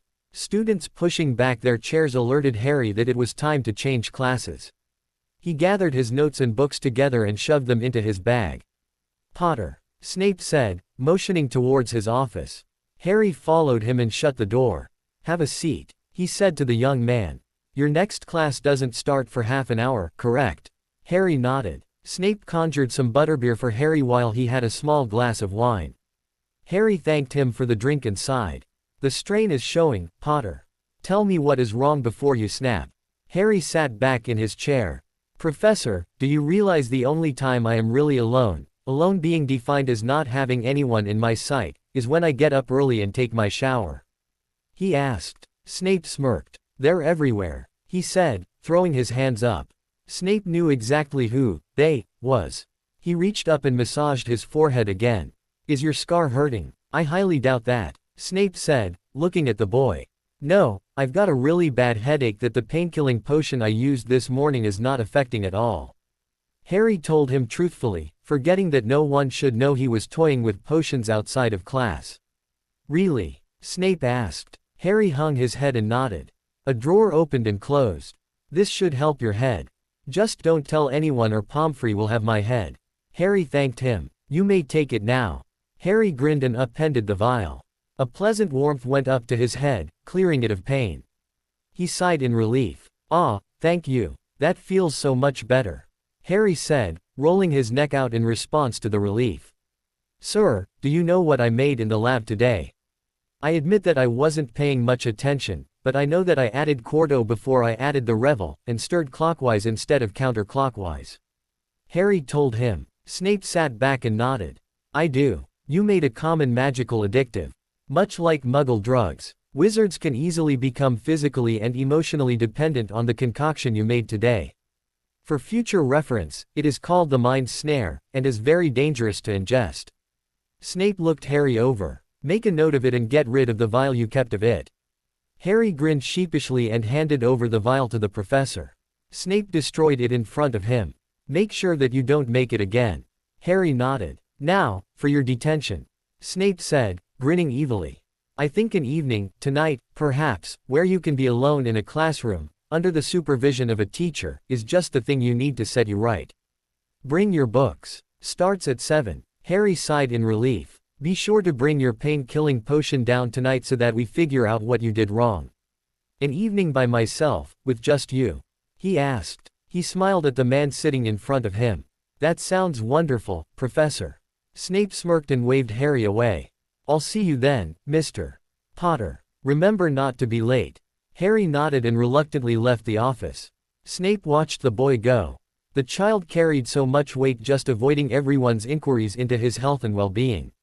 Perhaps all he needed was an evening to himself. Snape thought for a few minutes about what Harry had managed to make and took out some parchment. It was time he sent a letter to the men who had changed Harry into an attentive potions student. Dear Mr. Riddle, as per your circumstances, this is the only way to carry on a parent-teacher conference. I have some questions concerning your charge. I have noticed, as well as his other teachers, a marked improvement in Harry's study habits and grades. When I met with you, you spoke of Harry being highly advanced. His work thus far has shown this advancement over his peers. While my colleagues will be forced to postulate, I find myself in the condition to be able to question those responsible for the change. What did you teach him? How often and how much? Does Harry need any special instruction or materials to continue his improvement? In all subjects or just certain ones? Does he need a guide or is he able to work on his own? Also, your last letter caused some suspicion from the headmaster. I told Harry that your letters to him may be sent to me. I will see to it that he gets them. Had it not been for some quick thinking on Harry's part, you would have been exposed. I remain. S. Snape. Snape looked up as Harry entered the classroom 5 minutes before 7. Decided to be early, Mr. Potter. Harry shrugged. Everyone knows that you don't like for anyone to be late, but that didn't stop 3 Gryffindors from walking me down here. He said after he shut the door. Snape motioned towards a seat and looked at Harry. Let's look at this weak potion of yours and find out where you went wrong. Snape told him, bringing some potion supplies to him with his wand. Harry approached the desk and pulled out a vial. I take it you didn't want to run to Pomfrey every time you had a headache. Snape asked as he opened a box and pulled out his own vials. Or every time I had a bad nightmare, or couldn't sleep, or felt a little tired. Harry answered. I understand that. So you decided that you were good enough at potions to attempt some on your own. Harry nodded. Attempt being the key word. It worked this summer, but I'm thinking that I did something wrong. Snape looked at the small vial Harry handed to him. The color was correct. He opened it and smelled. Smell was correct. Do you know what this is, Harry? He asked, holding up a small piece of parchment that had been bleached white. Harry shook his head. You've heard of the Muggle invention known as litmus paper. Yes. Something about the pH of a solution. Snape nodded. Correct. This is the wizarding version. It helps a person identify the strength of a potion. Snape took out a stirring rod and dipped it into the full-strength potion. This is the full-strength color. You will find that this is standard. He used another rod to test Harry's. This is yours. Snape looked at the difference in color. Not even third strength. Can you tell me what you did wrong? Harry looked at the small guide for the colors and sighed. Not really, sir. Harry answered truthfully. Snape raised an eyebrow. I hope you brought your ingredients with you. We need to test those and your method. There is either something wrong with them or your method. You told me that you do not have any time to yourself. When do you brew all of these potions? Harry colored a bit. In the middle of the night. Snape nodded. That explained the rings under the boy's eyes then. I doubt that your guardians would want you up late, doing something that could possibly be hazardous. Harry nodded. I know. It's just the only time I have any privacy. Snape thought of his storerooms and made a short list for the boy until he could figure out some way for Harry to brew his own. Let's look at your method first. If my theory is correct, sleep deprivation is the cause of the weakness. He watched as Harry set to work, checking his notes and pulling out his supplies. Many students would have been intimidated having Snape watch them, but Harry didn't seem to mind as he completed the potion. Snape took a small sample and tested it. Perfect. You haven't been letting the others boil long enough. That's where the deficiency is coming in, he told Harry. Harry nodded. As soon as I started boiling, I remembered that my last batch was cut short. Some of my dorm mates were waking up. I'd forgotten. Snape nodded. Well, you have a good batch of pain-killing potion right there. Bottle that up and label it however you do it. I'll be right back. Harry nodded and grinned. This would last a while and help his headaches. Snape went to his private storeroom and pulled a few bottles off his shelves. Dreamless Sleep, Calming Drafts, and Pepper Up Potion. This should help Harry until the boy found time to make his own. A small voice inside of Snape asked what he was doing, but he ignored it. The boy would crack under the strain before long. It was only October and he already looked ready to snap. Severus wanted to postpone that event as long as possible. He went back to the classroom as Harry was finishing clearing his workspace. Do not tell anyone that I gave these to you, Snape said as he handed Harry the neatly labeled vials. I'll find some way to get you some lab time down here, alone, so that you can make your own, but until then, come to me if you need more. Harry stared at the vials and smiled up at the man. Thank you, Professor, he said in heartfelt thanks. He would be able to sleep that evening. Conceal them on your person, just in case, Snape said, motioning towards his robes. Harry nodded and put them in a small pocket. I do believe that you have 2 hours left. Use your time wisely. Harry nodded and pulled out his books. To be able to study, uninterrupted for 2 hours, was something that he had never thought he would be thankful for. But he was. During those 2 hours, Snape was in and out, going back and forth to his rooms and office. Harry tuned out the man's movements and focused on his essay that was due that week. He jumped when he heard Snape's voice. Mr. Potter. Yes, Professor, he said, looking up. It is almost curfew, Snape told him. With a sad sigh, Harry packed up his belongings and checked to make sure he had his vials. Thank you again, Professor, for the vials and the time. Snape nodded and went towards the door. He opened it. I don't think that I have to worry about you making it back to Gryffindor, should I? Harry smiled and shook his head. No, sir. I'm sure I'll be safe all the way back to my common room. Once there, however, there may be some hexing if anyone smothers me. Snape cracked a smile at the sarcastic comment from the boy. Very well, then. I'll see you tomorrow morning. Snape watched as the boy made his way down the hallway, walking so slowly that Severus didn't see how he was making much progress. He knew that if Albus found out he had allowed Harry to walk through the hallways unescorted, he would not be in good favor with any of the other teachers. He didn't really care at this point. Anyone would lose their minds at such treatment. Severus meant to be a release for Harry with his allowing the boy to be alone. He knew who the kidnappers had been and why they wouldn't be coming after Harry at school. Tom looked up as a brown owl flew in the window. He was surprised. A letter from Harry, maybe. He stood up and accepted the letter, giving the owl a treat. He saw the Hogwarts seal on the letter. His heart sank. Had they been found out, or worse, was Harry in trouble? He broke the seal and looked at the letter. His eyes went to the bottom of the letter. S. Snape. Oh, good. There wasn't anything to worry about then. He read through the letter and almost laughed. It sounded like Snape was volunteering to continue Harry's private instruction. Well, the man wanted answers. And this would give him an excuse to send a care package for Harry. He rubbed his hands together and started writing his own letter to the potion's master. Snape jumped the next morning when an owl flew in and deposited a letter into his hands. He ripped it open and found a portkey. For a package. Unlike the other portkeys, this one pulled something towards him. He slid the portkey into his pocket, excused himself from the table, and went to his dungeons. He read the instructions and said the name of Tom Riddle. That was the only person he could think of that would send him a package. A rather large box appeared in the middle of his rooms. He opened it and found 2 different boxes on the inside, one for himself and one addressed to Harry Potter. He found an envelope taped to his. He slid a finger under the seal and took out the letter. Dear Professor Snape, your letter brought joy to this old heart. It is wonderful to hear about Harry's progress from one of his teachers. In answer to your questions, I have sent my, well, lesson plans I guess you would call them, along with some of the texts I had intended to use during the school year.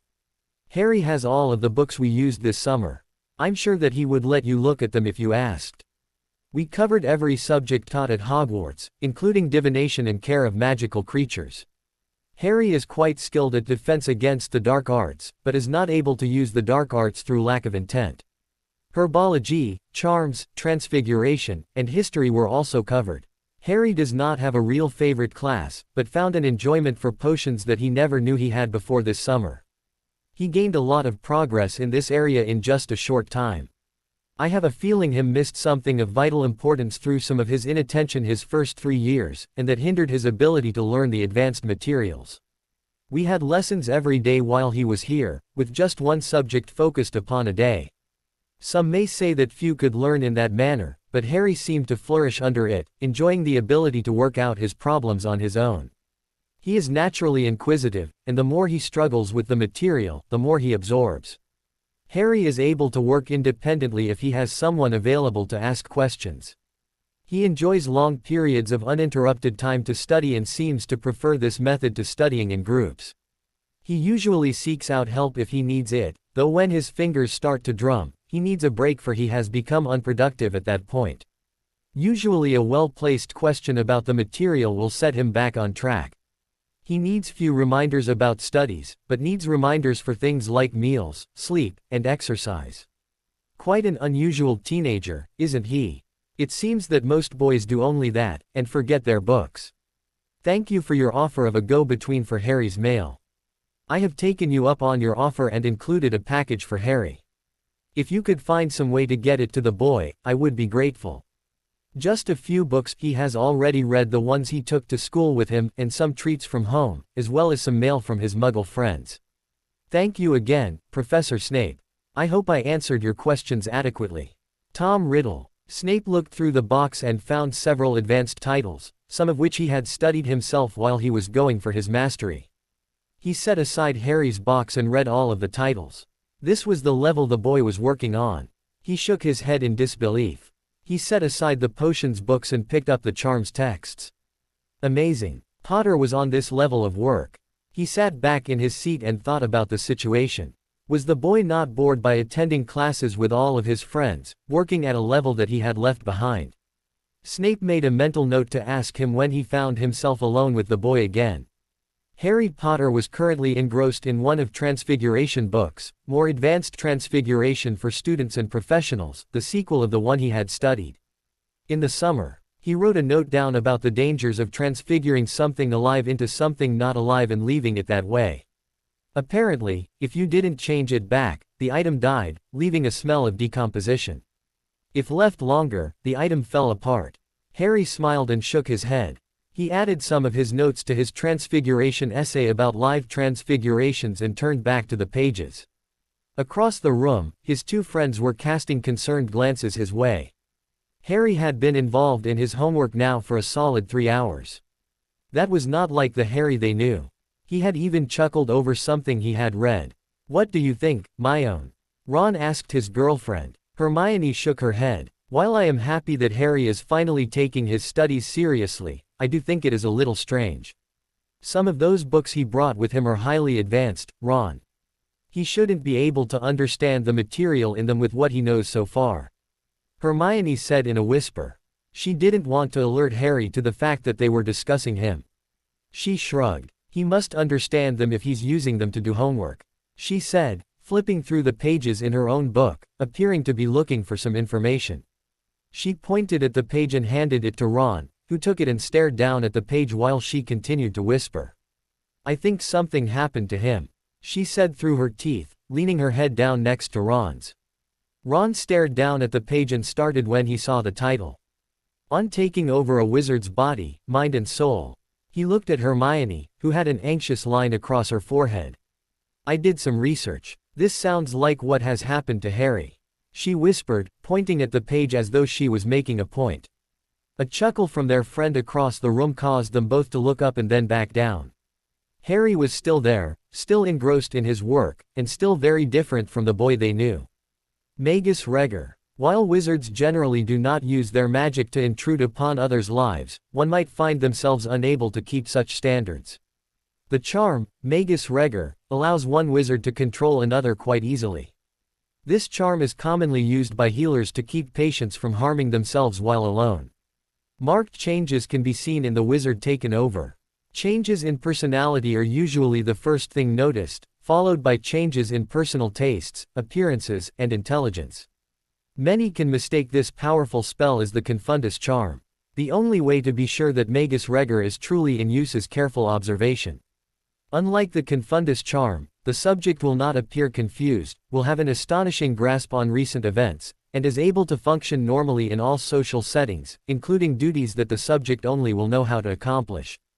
These spells are usually quite complex and take a very powerful wizard to cast and remove. The more powerful the wizard, the harder it is to detect this spell and remove it. The longer the spell remains, the less time the subject has as his own person. Use of this spell is regulated and can only be used with short time periods. Ron looked up at Hermione with fear in his eyes. "You think someone did that?" he asked. Hermione nodded sadly as she glanced at Harry. "It's been a full month, maybe longer. I don't know the time constraints on this, and it says that the longer the spell is maintained, the less likely the idea that the subject can recover." Ron shook his head. "Perhaps we should ask Dumbledore," Ron told her, squeezing her hand. Hermione bit her lip and nodded. "After dinner, tonight. I'm sure Neville and Lee will be happy to keep Harry company." Hermione removed her book from Ron's hands and wandered off to her dormitory to retrieve her own homework. Ron looked over to the corner and saw Harry trying to stifle laughter at something he had read. Completely mental behavior that. He got up and went over to Harry. "What's so funny, mate?" he asked, settling into a seat by Harry. "Ah, hi Ron. The author is really sarcastic. Something about transfiguration being a shortcut to simple conjuring." Ron shook his head as Harry chuckled to himself. "What were you and Hermione discussing so intently over there? It looked like you were planning a battle or something." "Ah, you know my own. She was just really interested in something I told her was a waste of time in today's wizarding world." Harry did not press the issue and nodded, turning back to his work. "Fancy a game of chess, Harry?" Ron asked. Harry absent-mindedly shook his head, muttering something about work and wanting to finish. Ron ticked that off his list as evidence that Harry was under some powerful spell. Excited chatter rang through the halls of Hogwarts while the students prepared for the Hogsmeade Day.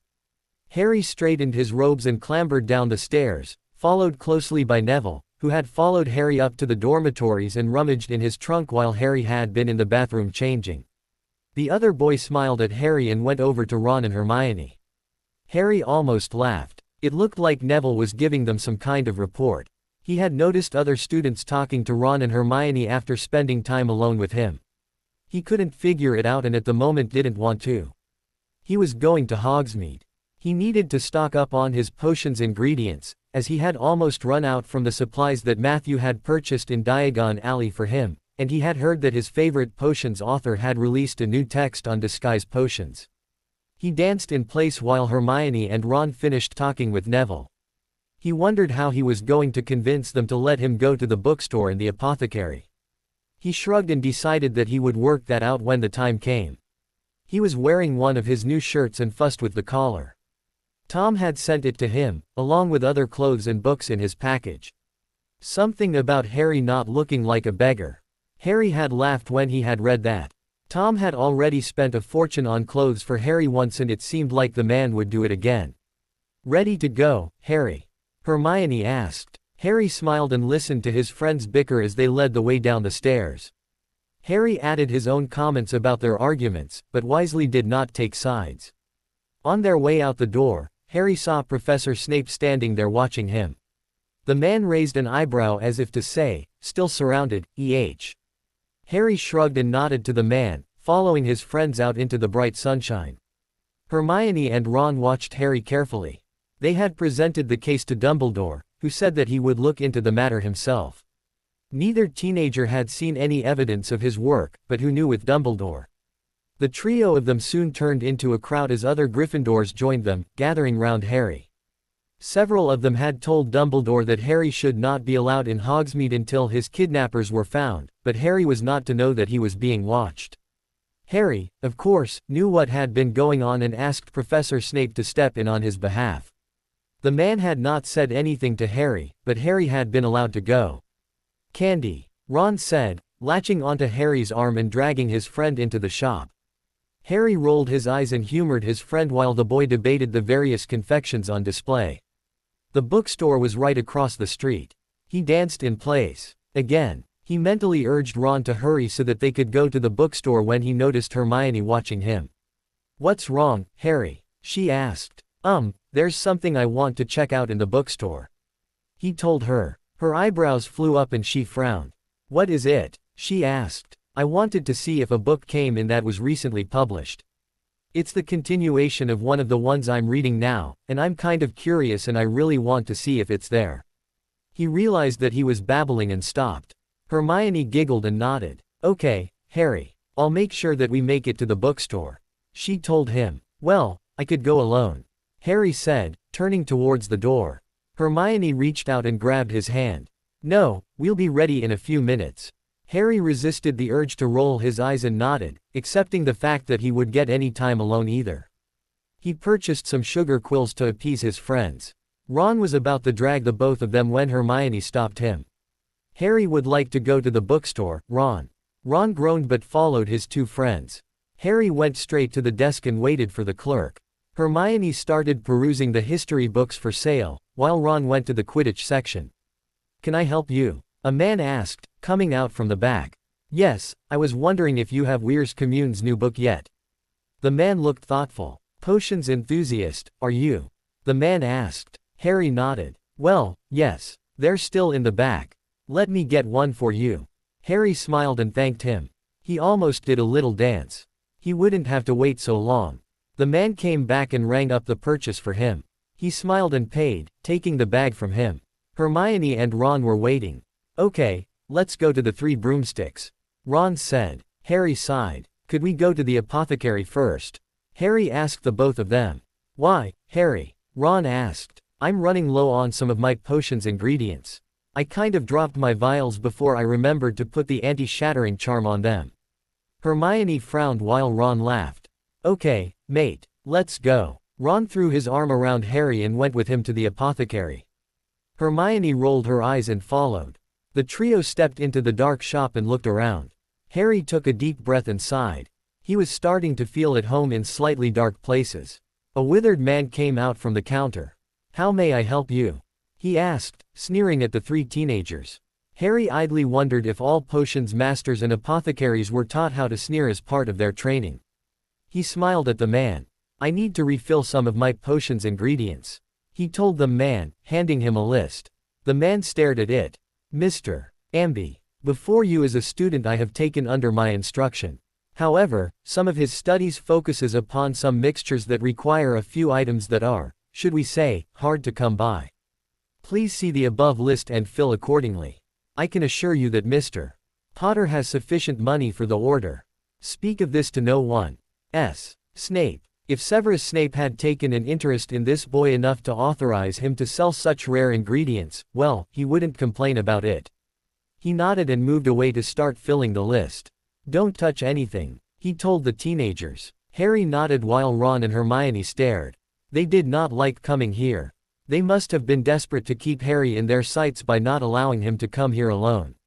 Harry looked around at the different ingredients, knowing quite a few of them. He smiled at his knowledge and watched Mr. Amby move with grace as he measured out the proper amounts of ingredients and weighed a few others. How had he learned to move like that? Harry turned around in time to see Ron knock something off a shelf. Harry put out a hand and conjured a pillow. The jar landed on it safely, not even shaking the contents the least bit. "Ron," Hermione said, moving forward to advance on him. "You're so clumsy." Harry looked at the two of them waving their arms about. He stepped forward and pulled them apart. "Why don't the two of you go outside before you both break something?" Harry told them. "I'll be right out." He pushed them out the door and turned back to Mr. Amby. "Severus told me that you don't have a minute to yourself," Amby said while he continued measuring. Harry replaced the jar that had fallen and banished the pillow. Nice trick, that. Care to teach me how? Harry smiled sheepishly and shrugged. So Severus doesn't know you can do wandless magic? The man asked. Oh, no. He's seen me. I just think that he has forgotten. Amby nodded. I can understand that. Amby told him. He capped the last jar and set everything into a box for Harry. I do believe that is all, Mr. Potter. May I ask why you're interested in some of these ingredients? Harry smiled and pulled out his new book. I read his last one and found it fascinating. I couldn't try very many of them, but Professor Snape said that he would help. His new one is out and it looks even better than the last one. Amby chuckled and handed the book back to the boy. They're in there, just chatting. Ron complained to Hermione. She frowned at her boyfriend. Had you not been clumsy, we would still be in there. She told him. The two watched as Harry paid and Amby handed him the wrapped box. Harry slid it into his other shopping bag and thanked Mr. Amby, telling him that he would at least tell the man, if not come see him, to let him know how the potions had worked. Guys ready? Harry asked as he came out. The two of them nodded and started chattering to Harry about how good butterbeer was beginning to sound. Harry had to agree that some butterbeer was beginning to sound great, especially after being surrounded with friends the whole day. He checked his thoughts. They would still be there. He sighed. They started rounding a corner. Harry felt a hand slip over his mouth while an arm slipped around his middle. He was pulled into an alleyway. Easy, Harry. It's me. He heard Matthew's voice say. Harry turned and saw Matthew smiling down at him. Prove it. Matthew smirked and raised an eyebrow. Good. You're paranoid. Much better than being trusting. You and I slipped Tom some sleeping potion to sneak to Diagon Alley to see those colorful friends of yours. Matthew said. Harry smiled and threw his arms around him. Merlin, I missed you. He told Matthew. Matthew smiled and ruffled Harry's hair. Missed you, too. Your friends will figure out you're not with them in a few minutes. Matthew pulled out something from his robes. Tom forgot to send this to you with your package, and he wanted you to have it right away. Harry saw a chain with a small charm hanging from it. It has, about 1,000 protection charms and wards on it, to protect you. Matthew said, fastening it around Harry's neck. He waved his hand. Charms activated. He told Harry. Harry looked down at the charm. What is it? He asked Matthew, pointing at the charm. It's a rune, Harry. I can't remember what it means, but I'll ask Tom when I get home and then I'll you via our buddy. Harry nodded and hugged Matthew again. Thanks, Harry said. Matthew ruffled his hair again, stepped back, and apparated. Harry stared at the spot where he was inside. His friend was gone. He hid the necklace under his robes and went to find his friends. Oh, Harry, there you are. Hermione said as Harry ran up. We were about to get a professor. Harry glared at her. Why would you do that? He demanded. I just went back to the apothecary's to ask a question about one of my ingredients. I wasn't even gone that long. Hermione sighed, causing Harry to take a deep breath. Guys, I appreciate the fact that you're trying to protect me. I understand you were worried about me this summer. But the Potter curse is still with me. I survived and well. Please, stop following me around. And let someone make off with you again. Ron asked. To do who knows what with you. No way, mate. Ron told him. You haven't been right since this summer. Harry growled and started away. Where are you going? Hermione demanded. Back to school. Harry told them. They started following. Sod off and give me a few minutes peace. He demanded. Both of them actually stopped in their tracks and paled. I haven't been alone since I've been back to school. Just let me go. I'm sure another Gryffindor will take up the post of guard on my way back. He stomped away, feeling his anger lessen with each stomp. Ron and Hermione wisely stayed where they were, comforted to see Neville starting up the path after Harry. Well, that was nice. Hermione said sarcastically. Ron sighed. Let's just hope he doesn't do that to Neville. Ron told her. Hermione nodded and started back up to the school building. Harry pushed open the doors to the school building and stomped through the hall. Bloody gits. He mumbled. Protecting me. He started up the stairs and checked himself. He could hear Neville coming up behind him. He turned into a corridor and headed towards the dungeons. Perhaps Professor Snape would spare Harry the classroom for the afternoon. Neville followed Harry down until his own fear stopped him. He hated going to the dungeons. Harry moved faster once Neville stopped. He turned down the corridors to Snape's office and broke into a run. Maybe if Neville did not know where he was, he would sod off too. Harry reached the door and knocked frantically. Snape had to be here. Mr. Potter, Snape said from behind him. Harry turned around and saw Snape's head sticking out of a portrait hole. His private quarters. They're everywhere, he told Snape. The professor took in Harry's posture and face. He opened the door wider and motioned for Harry to enter. Harry gave his thanks and stepped into the room. Once a few steps into the room, he stopped moving and stared. Surprised, Mr. Potter? Snape asked with obvious amusement in his tone. I just thought it would be green, silver, and black. Snape smirked and motioned Harry to the couch. Harry sat on the edge of it and looked around again. There were no windows to be seen, but Snape did have a fireplace, which had a pleasant fire going at the moment. The light wood mantel was carved, and so were the small pillars supporting it. Harry looked at it closely and saw that the pillars looked like trees while the mantel looked like their canopies. The walls colored were muted cream, with woodwork surrounding each doorway. The furniture was done in the same wood motif, while the furniture and hangings were done in dark, rich green that Harry found very relaxing. A plush carpet was spread under their feet. A bookcase adorned one wall, with the same carved trees running up either side. On the walls hung paintings of various periods in history. Unlike many of the Hogwarts pictures, they did not move. Candelabras that looked to be branches hung from the ceiling, with several candles on each. It's beautiful, he said quietly. Thank you, Mr. Potter, Severus said, handing the boy some pumpkin juice. Would you like to tell me what set you off? Snape said, eyeing Harry's disheveled appearance. Harry took a sip of his drink and settled back into his seat. Well, they wouldn't let me go anywhere in town by myself. Not even the apothecary. I bought what we needed, by the way. Snape nodded. Anyway, Matthew was there and gave me something that Tom forgot. Snape looked up at this. Are you sure it was Matthew? Snape questioned. Harry nodded. Yes, he knew something that only Matthew and I know about. Snape nodded. He gave me a necklace. Harry pulled it out. It has protection charms on it. I went and caught up with Ron and Hermione and they told me that they had been ready to find a teacher. Honestly. So I decided to come back to school. After telling them to sod off. Snape raised an eyebrow. Neville followed me for a while, but stopped when he realized I was coming down here. I was wondering if I could borrow your classroom for a while and hide. Snape smirked. You may stay here, if you like. They would look for you there. You could use my private lab if you promise not to blow anything up. Harry chuckled. I won't blow anything up, I promise. And thank you. The last thing we need is them blowing up the classroom door looking for me. He told Snape. Where are your books? Snape asked. Harry raised a hand. Accio book bag, he said. Snape felt the magic swell around him and suddenly, the book bag appeared. He stared at Harry. Did you forget that I could do wandless magic? Harry asked, taking in Snape's face. He laughed when the man nodded. Sorry, forgot to warn you. Yes, well, come on now. We don't have all day.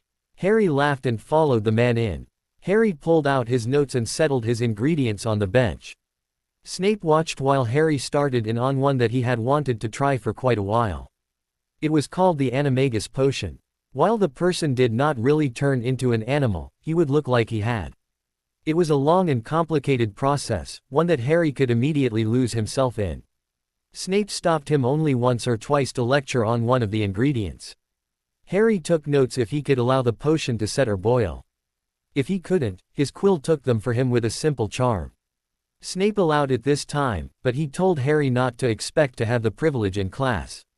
Harry had nodded absently when Snape had said that. 3 hours later, the potion was finished. Well done, Mr. Potter, Snape said, looking at the potion. Tell me if you did it correctly. Harry looked into his cauldron and opened his book to the confirmation section. He found the Animagus potion and started comparing. Color's right. He lifted his stirring rod. Consistency is right. He wafted some of the steam over to his face. Smells right. Snape smirked. Very well, then, Mr. Potter. Looks like it is time to test it. Snape pulled out a vial. I have an antidote in case things go wrong. Harry rolled his eyes and spooned out a portion into a cup. You have no faith in me, Professor? Harry asked, lifting the cup to his lips. Snape let out a small laugh as Harry downed the potion. Mr. Potter, in my experience, Gryffindors are only slightly less dangerous than Hufflepuffs in the laboratory. Harry grinned. How was the taste? Sweet, like the instructions say. Harry answered. He sat down and waited for the potion to work. Snape watched. It seemed like the shape of Harry shimmered, and in the next instant, shrank to that of a cat. Snape stared down at it. The boy had made a potion that had worked. An advanced potion at that. Professor, why are you staring at my knee? Harry asked. I'm staring at a tabby cat, Mr. Potter. I do believe your potion worked. The cat jumped off the chair and bounded into the living room. Snape found him in front of the full-length mirror, admiring himself. I feel the same, but I sure don't look it. The teenager said in excitement as he turned and paced in front of the mirror. He pranced about a bit, twitching his tail. He arched his back and hissed. Snape chuckled as Harry smiled to himself in the mirror. The cat version of the smile was hilarious. The cat turned around and looked up at the potion's professor. Thank you again, Professor. Harry said, twitching his tail. I don't think I could have done it alone. Snape remembered how full the cauldron was and how little potion it took for Harry to look like a cat. Why do I have a feeling that I will be adopting a cat? He asked himself while Harry turned around to admire his new shape. Snape rolled his eyes at the antics of the teenager. Snape pulled out the vial of antidote. As amusing as it is to see you as a feline, could we perhaps invite back your human form? Harry grinned again and went up to the professor. He opened his mouth and Snape poured the contents of the vial past the sharp teeth. He stepped back and waited for a few minutes. The cat shimmered and in its place stood Harry Potter. Harry turned around and looked at himself in the mirror again. Harry Potter. He nodded and turned back around. Snape motioned back to the lab. Bottle that up. Perhaps as a cat you will gain some privacy from your friends. Harry smiled evilly and started dividing up his newest of his potion. Snape watched as the boy gained some of his childlike qualities. It seemed that a potion that would give him some privacy was just the thing the boy needed to pick up his spirits. Both looked up when an owl flew into the lab. The owl was obviously used to potions labs, for it landed the minute it was in the door. Snape went over to it and took the letter. He opened the envelope and smirked. Your guardians, Snape said, handing Harry an envelope. Harry smiled and opened it. Dear Harry, I hope this finds you well. Matthew told me that he forgot to tell you what your charm meant. It means, cherished one. I actually picked it for the shape, but it fits you in a way. I hope you are wearing it right now, and please don't take it off. It is to protect you from charms and spells that are harmful to you. Study hard and listen to your teachers. Try to be patient with your friends and remember that you are better than the Slytherins who make fun of you. I'll write again soon. Tom. Harry looked down at his necklace. Cherished one. He smiled a bit. He did like the shape of it and feel of it. Snape was looking at him quizzically. It's a letter from Tom. He told Snape. The man nodded and didn't question what had been in the letter. He and Harry cleaned up the lab and Harry readied himself to leave. He doubted Professor Snape would allow him to stay any longer. They both looked up as the grandfather clock chimed in the corner. Dinner time, Snape said absently. Harry nodded. He would have to confront his friends, and they would lecture him on only how worried they had been. He felt a headache coming on. He rubbed his forehead. Would you care to stay and have dinner with me? Snape asked. Harry's head shot up. He looked over to Snape. Really? Snape sneered at Harry. Mr. Potter, I wouldn't have asked if I didn't mean it. Snape told him in the hardest voice he could muster. In all reality, he was trying to keep from laughing. The boy looked so hopeful and innocent. Snape hadn't seen him like that in a long time. Not since his second year to be sure. The boy grinned and shrugged. I'd like that, sir, if you can put up with a Gryffindor. Harry said honestly. Snape smirked. Hasn't killed me yet. The look on the child's face was priceless. Snape made a mental note to himself to surprise this one more often. To his credit, Harry laughed at the joke. He set his book bag down to his packages and joined Snape at the table in the quarters. Harry had wondered where teachers ate when they weren't in the entrance hall. He guessed other teachers had similar setups next to their offices or close. He had never been in a teacher's private rooms before. Snape talked to Harry about potions, mostly the disguise potions that Harry seemed so interested in. Why do you like them so much? He asked after dishing out. Harry shrugged. How many people will be looking for Harry Potter in disguise? The boy asked. That, and I think that it will come in handy to be an Auror. Is there a version of the polyjuice potion that lasts longer than an hour? Snape looked up at the question. How do you know about that? Snape asked. Harry smiled. I'm friends with Hermione Granger, sir. She knows, well, a lot. Harry finished lamely. And the stuff she wants to know about and doesn't know she looks up. Snape nodded. Not that I know of. For continued maintenance of appearance, it needs to be ingested every hour or so.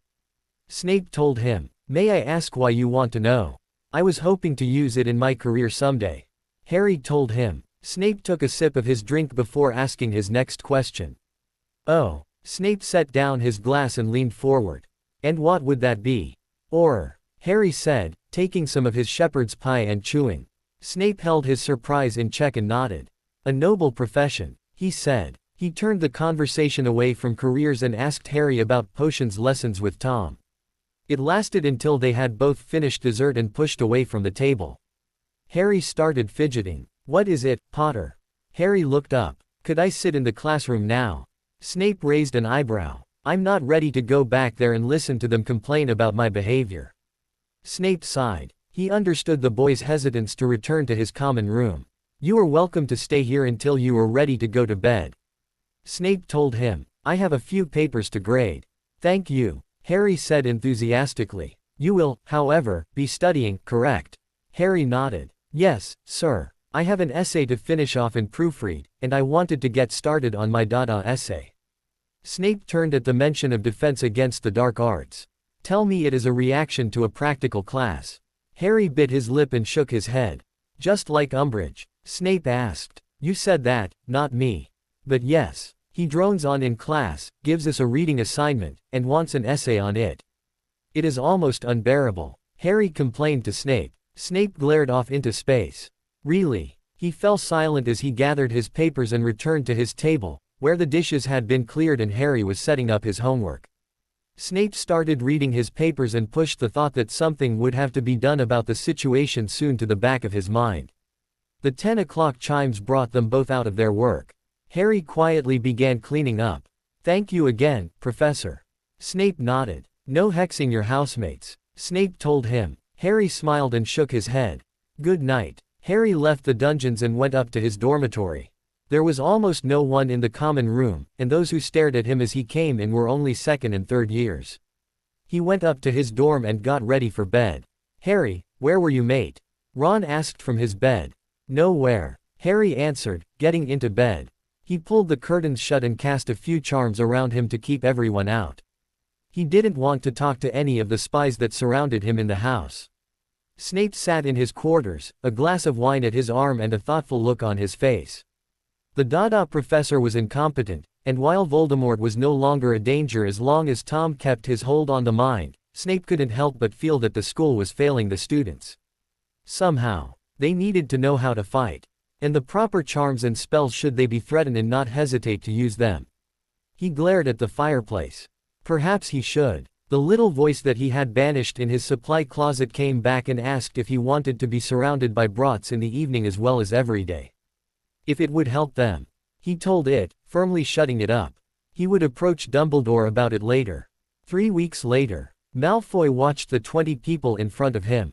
Of the 12 he had invited, 20 had come. He smiled and stepped forward. All of them turned and bowed. Excellent. Now we see who the true Death Eaters are, the ones unafraid of the Muggle-loving fools that are in power. Many of them nodded at his statement. Step forward and we will begin. All of them stepped forward as one and presented their arms. Malfoy took out his wand. Feller Schlang. All of the Death Eaters looked at the snake now on their forearm. Snake's bite. The Death Eaters all nodded and regarded him. We begin immediately. He pulled out a map and pointed out the town he wanted to attack. The apparition point was just outside of town. This is a completely Muggle town. We should be able to attack everyone, leave our mark, and vanish before any fools show up. All of his Death Eaters nodded, many of them looking pleased at the sound of Muggle attacks. Let's go, Malfoy said. They all apparated and entered the first house. This was going to be fun. Harry tossed in his sleep, trying to escape the screams that surrounded him. He could hear curses being thrown at innocent Muggles. He twisted again as an Avada Kedavra was thrown. One less scream. Harry sat up, gasping for breath. He looked over to his nightstand and saw the empty vial that had held dreamless sleep. It wasn't a dream. It had been a vision. But how? Tom was in control. Harry's hands flew to his head again as the screams came back and his scar increased in pain. What was going on? Did this mean Voldemort was back? He couldn't be. Tom was there. He rubbed his scar a bit and pulled his hand back when he felt something sticky. Blood. His scar was bleeding. He looked at the clock in the room. Very, very late. He guessed it was about 2 o'clock in the morning. He threw the covers off of him and started pulling on some clothes. No way was he going to lie there while there was, well, something going on. He went over to his desk and scribbled a hasty note to Matthew. He sealed the envelope and hurried downstairs. He pulled out some of his animagus potion and downed it. He opened the door and listened to the Pink Lady's demands as to who it was, but all she saw was a little tabby cat with a letter in its mouth. Harry hurried to the Ollery and called down Hedwig in his voice. Hedwig's expression when she heard Harry's voice coming from a cat was about as startled as owls could look. She glided down and looked at him. "It's me, Harry," he told her. "This letter needs to get to Matthew as soon as possible. If he's asleep, peck him until he is awake. Wait for a reply. Under no circumstances are you to stop. Do not allow yourself to be intercepted." Hedwig took the letter in her beak and took off. She had her instructions, even if it was from a feline Harry. Harry turned and hurried down the stairs.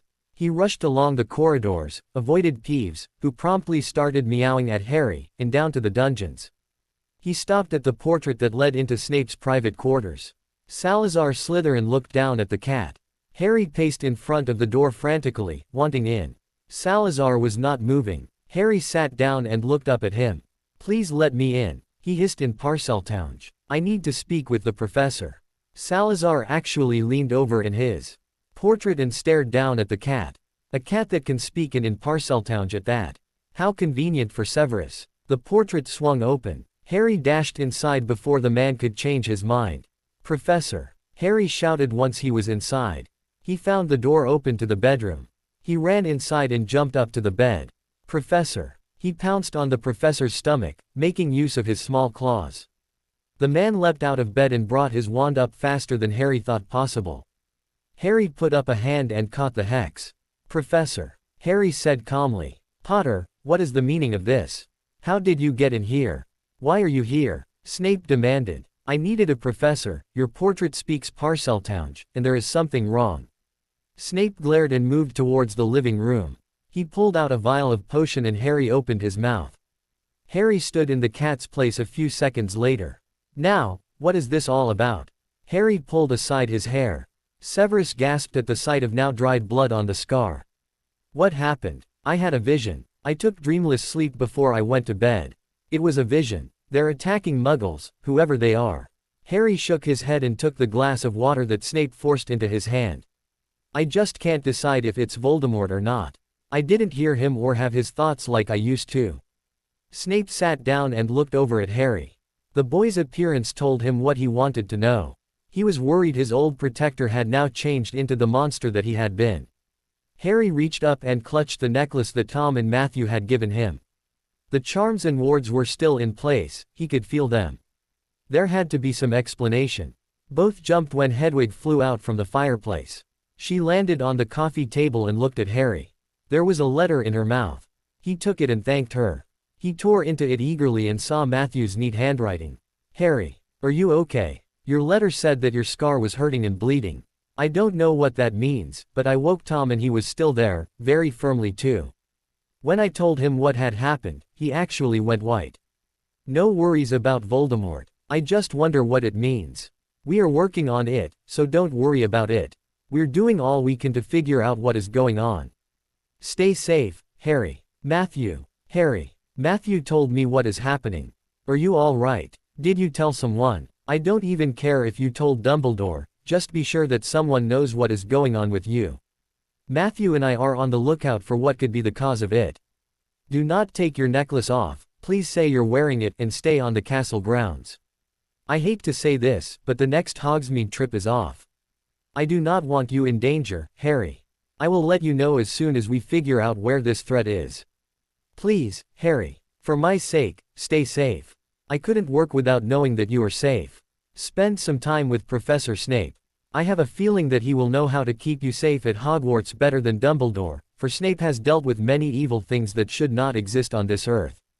I will see you at Christmas. Tom. Harry looked up after reading his letters. Tom is still Tom, he said, sighing heavily and resting his head in his hands. Thank Merlin. Snape nodded. They don't know what is causing my scar to hurt, but they are looking into it. They've asked me to stay in the castle grounds and not to go to Hogsmeade next trip until they say it's safe. Snape smirked at that. Since when did Potter follow the rules set up for his own safety? Harry sat back and stared at the ceiling. He rubbed at his eyes and blinked away tears. Snape looked at him, hiding his surprise. You must have been really frightened, Snape said quietly. Harry looked up and slowly nodded. I thought that, he hesitated. I thought that Voldemort was back. He said quietly, studying the carpet at his feet. And that stupid prophecy said that I had to kill the Dark Lord. He said in a breath. I couldn't kill Tom, he whispered even lower. Snape took out his wand and lowered the lights in the room a little to give the boy some privacy as he allowed himself to release some emotion. He reached over and placed a hand on the boy's shoulder, telling him it was all right to let go. Severus allowed Harry to cry himself out. The boy was exhausted by his own fear. Harry went to the bathroom to wash his face and came out again. Thank you for your help, Professor. Harry said. I'm sorry that I scared you when I woke you up. Snape waved the apology away. He stood and guided the boy over to the couch.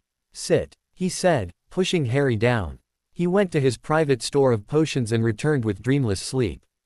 Drink. Harry obediently downed the contents. Snape brought out a pillow and blanket.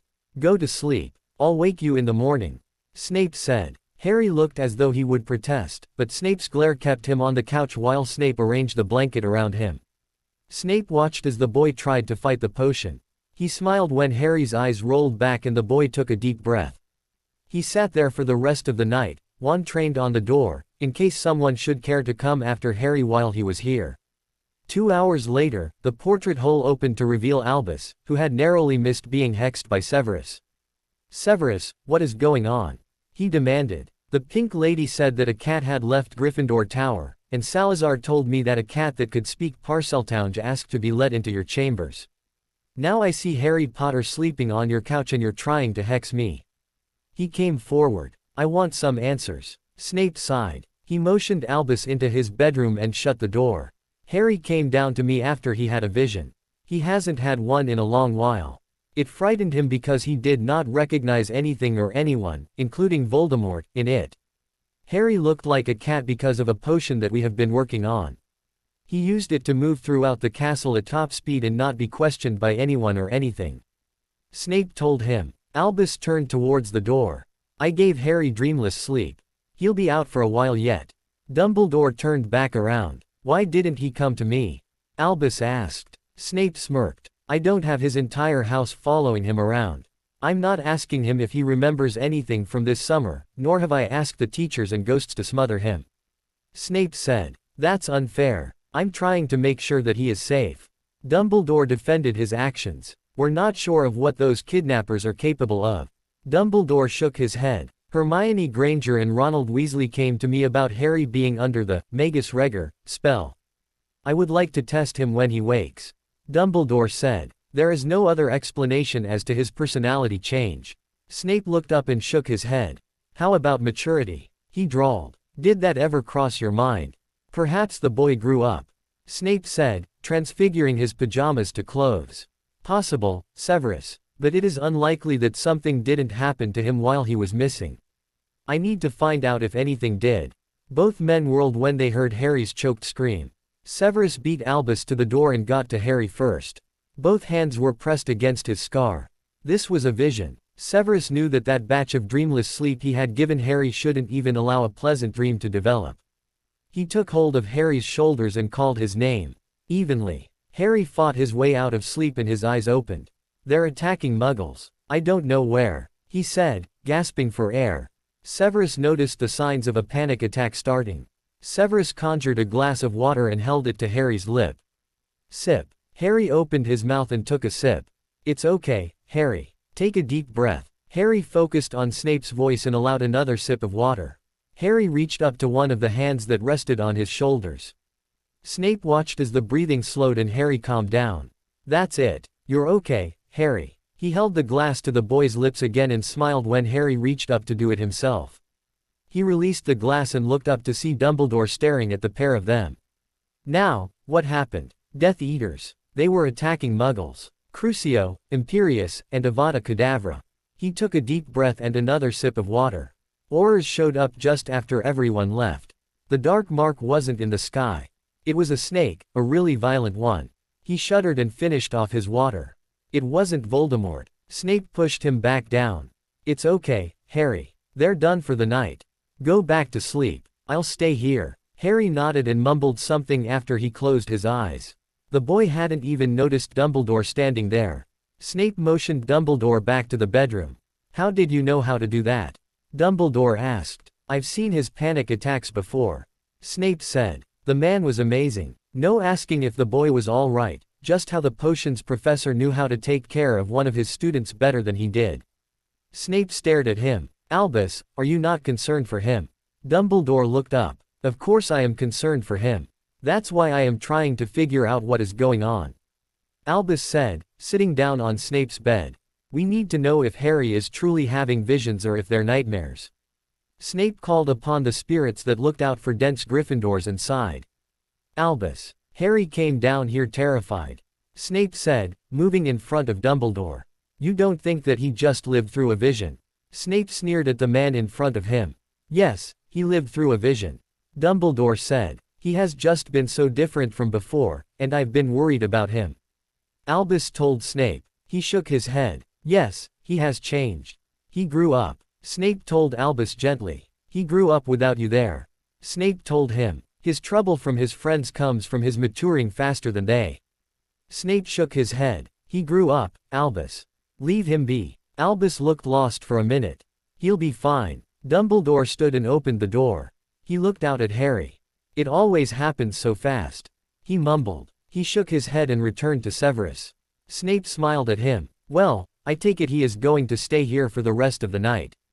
Snape nodded. Make sure he makes it to breakfast. Severus smiled. Of course, Headmaster. He paused. Headmaster, I was wondering if you would allow a dueling class. Dumbledore looked up. A dueling class. Snape nodded. Let's face it. The defense teacher leaves something to be desired. Snape told him. That's true. I'll allow it. You just need to find a partner. Snape thanked Dumbledore and showed him to the door. Good night, Severus. Severus said good night and shut the portrait hole. He picked up his favorite novel and prepared to sit up.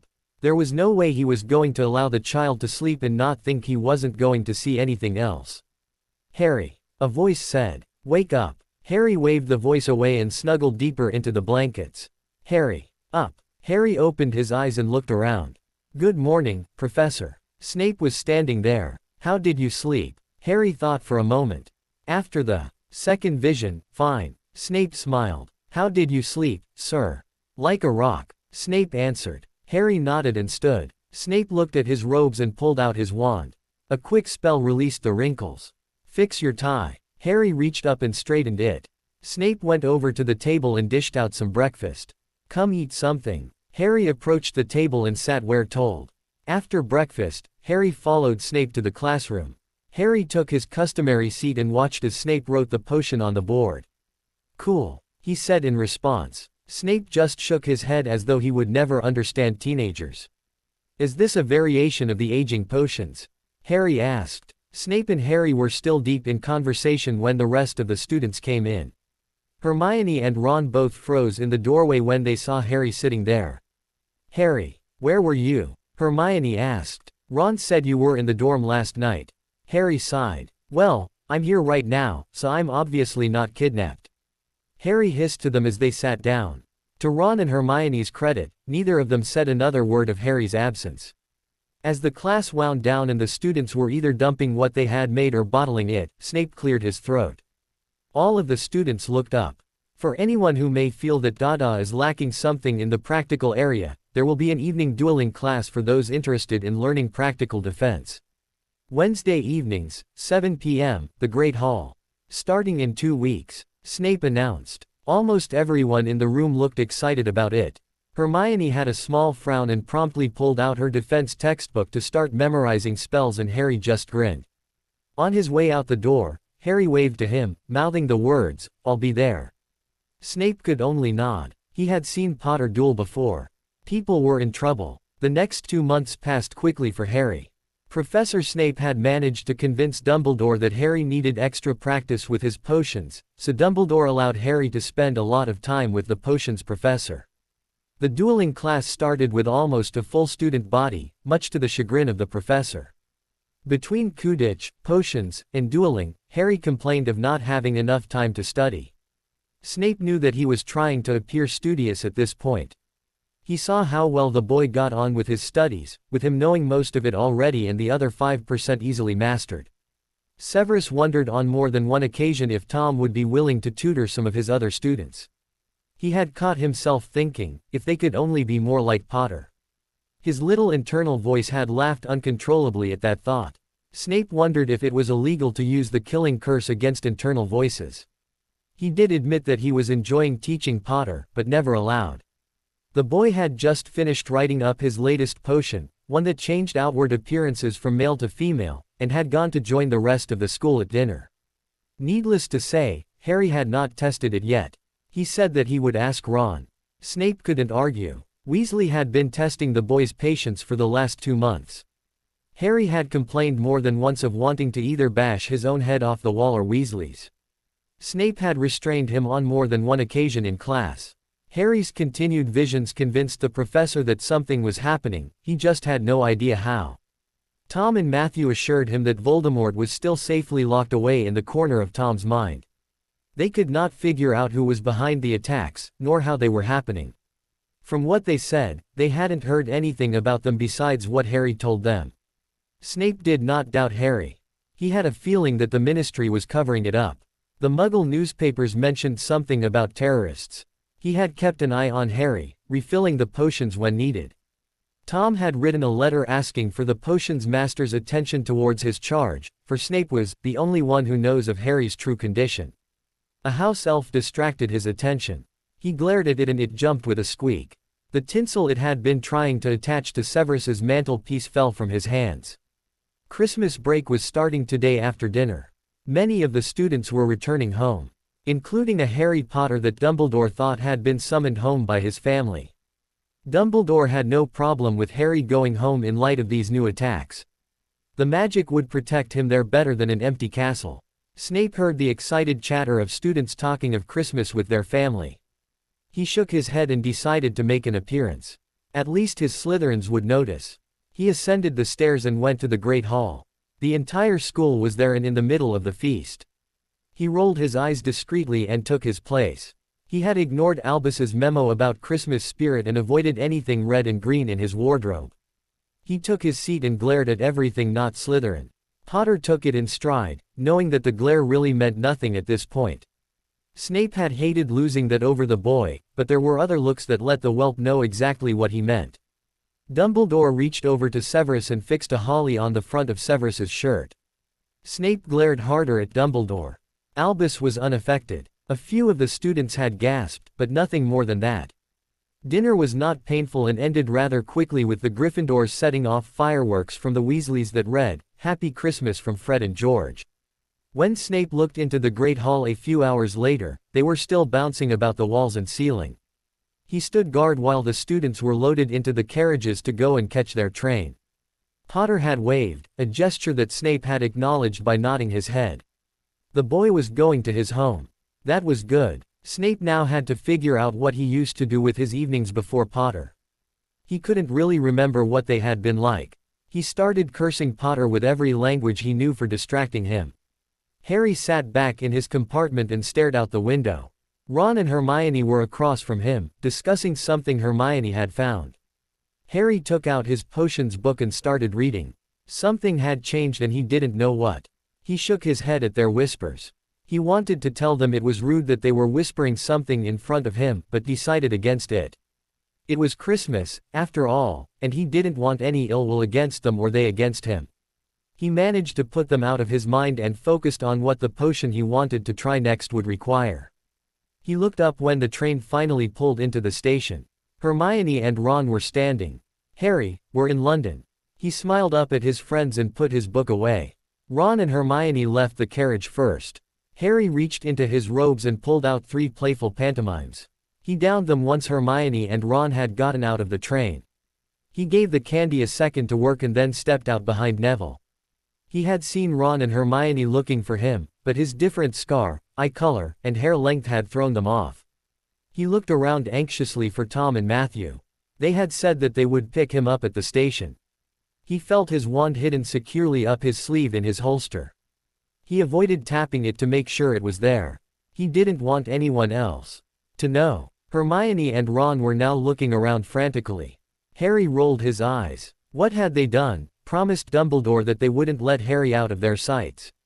More than likely. He smiled to himself and turned around, looked for Tom and Matthew. Hermione approached him. "Harry?" she asked. Harry raised an eyebrow and shook his head. He thanked every power there was that he had already removed his tie, had his arms crossed and had shrunk Hedwig's cage. He had allowed Hedwig to fly home. Hermione wandered away. No proof that he was the famous boy. He looked around again. In fact, there was no famous person here to be stared at. No scar that made everyone cringe away from him and then stare at it in fascination. Here, he was just Michael. Hermione and Ron had finally disappeared. He sighed in relief. He turned away from the crowd and transfigured his robes to those of Ravenclaw with a wave of his hand. He waited for almost 15 minutes before he decided that they had said that they would meet him in the Muggle part of the station. He pushed his cart through the barrier and looked around. No one there. He found a seat on a bench and waited.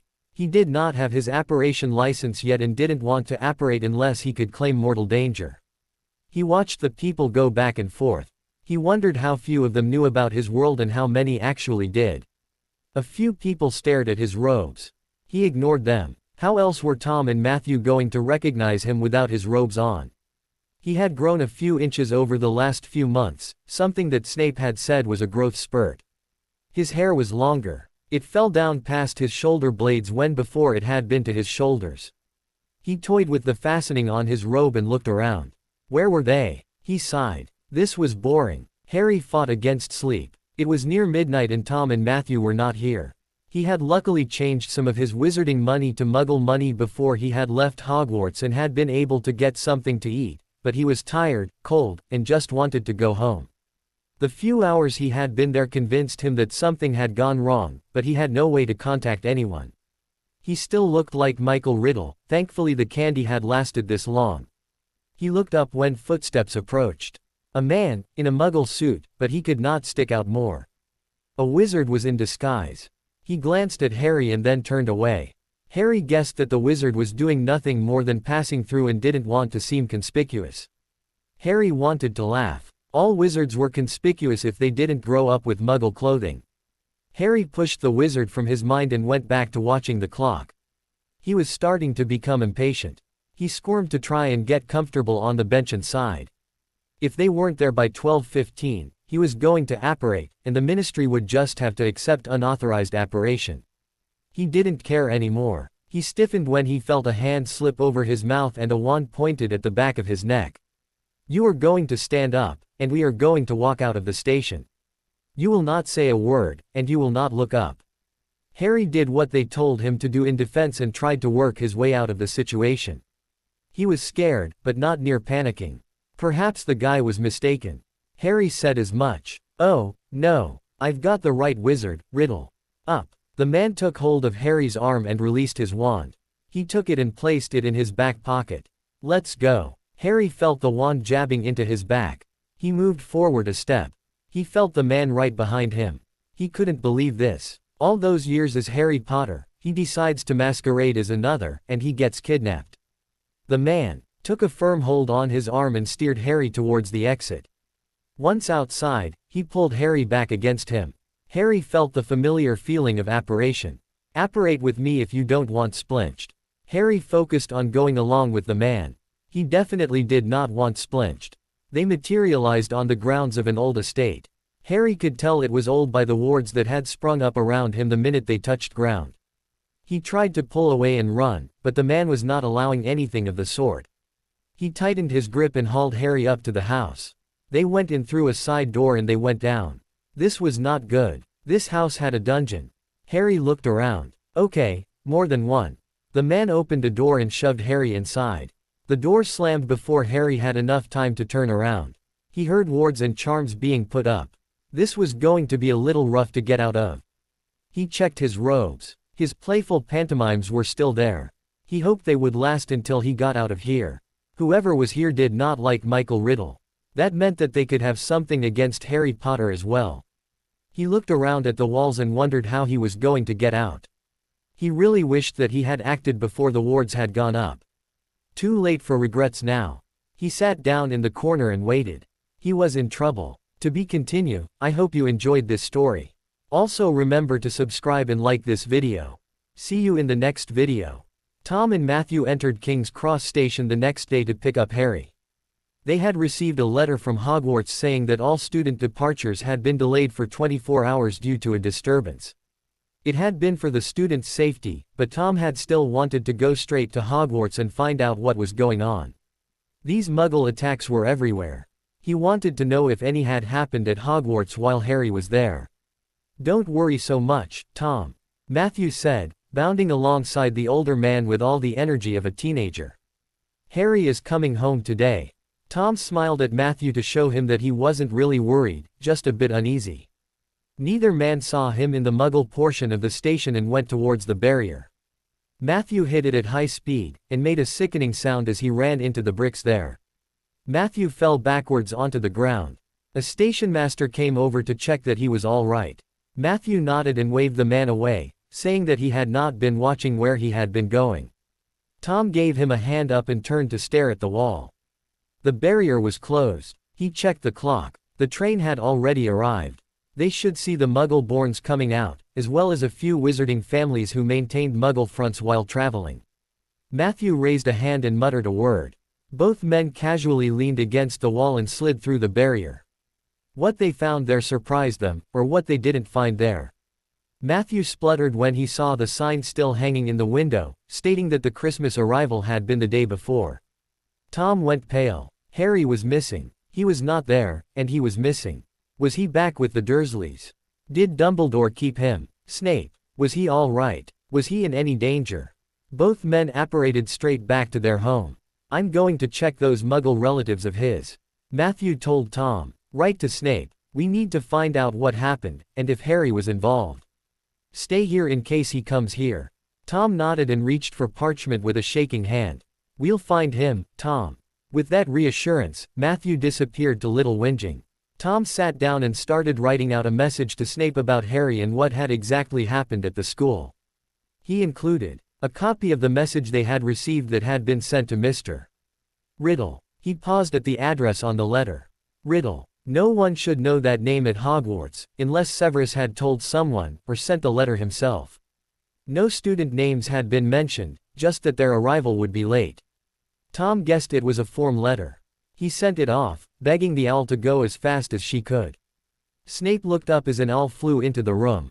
He had been reading a novel next to his fireplace, enjoying the peace and quiet. Because he no longer had any family, he often spent the Christmas holidays at Hogwarts. Many professors stayed due to students staying as well, so Severus was not always alone. He accepted the letter from the owl and saw frantic writing before his eyes. He scanned the letter and found the copy. No such thing as the notice about the train had been sent. This meant that Harry was missing. Oh, dear. Frantic parental figures. Snape muttered to himself. His least favorite part of his teaching career. He tucked the letter into a pocket in his robes and went to the fireplace. Some flow powder and a shout later found him on his way to the Riddle Manor.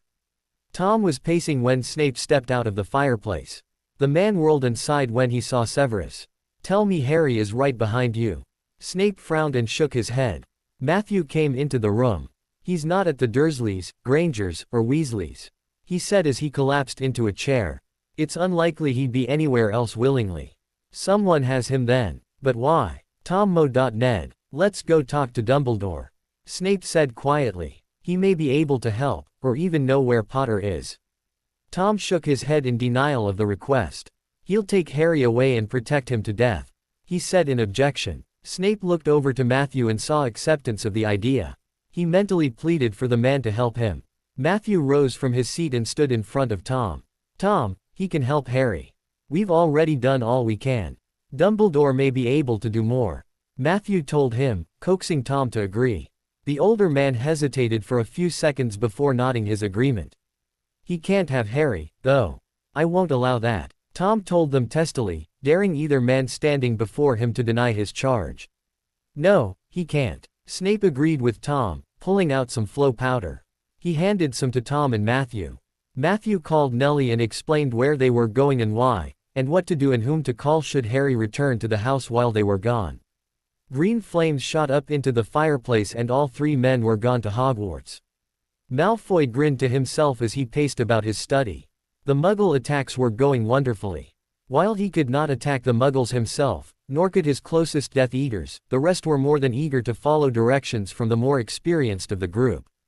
Malfoy had found himself physically ill when he had tried to attack the Muggles.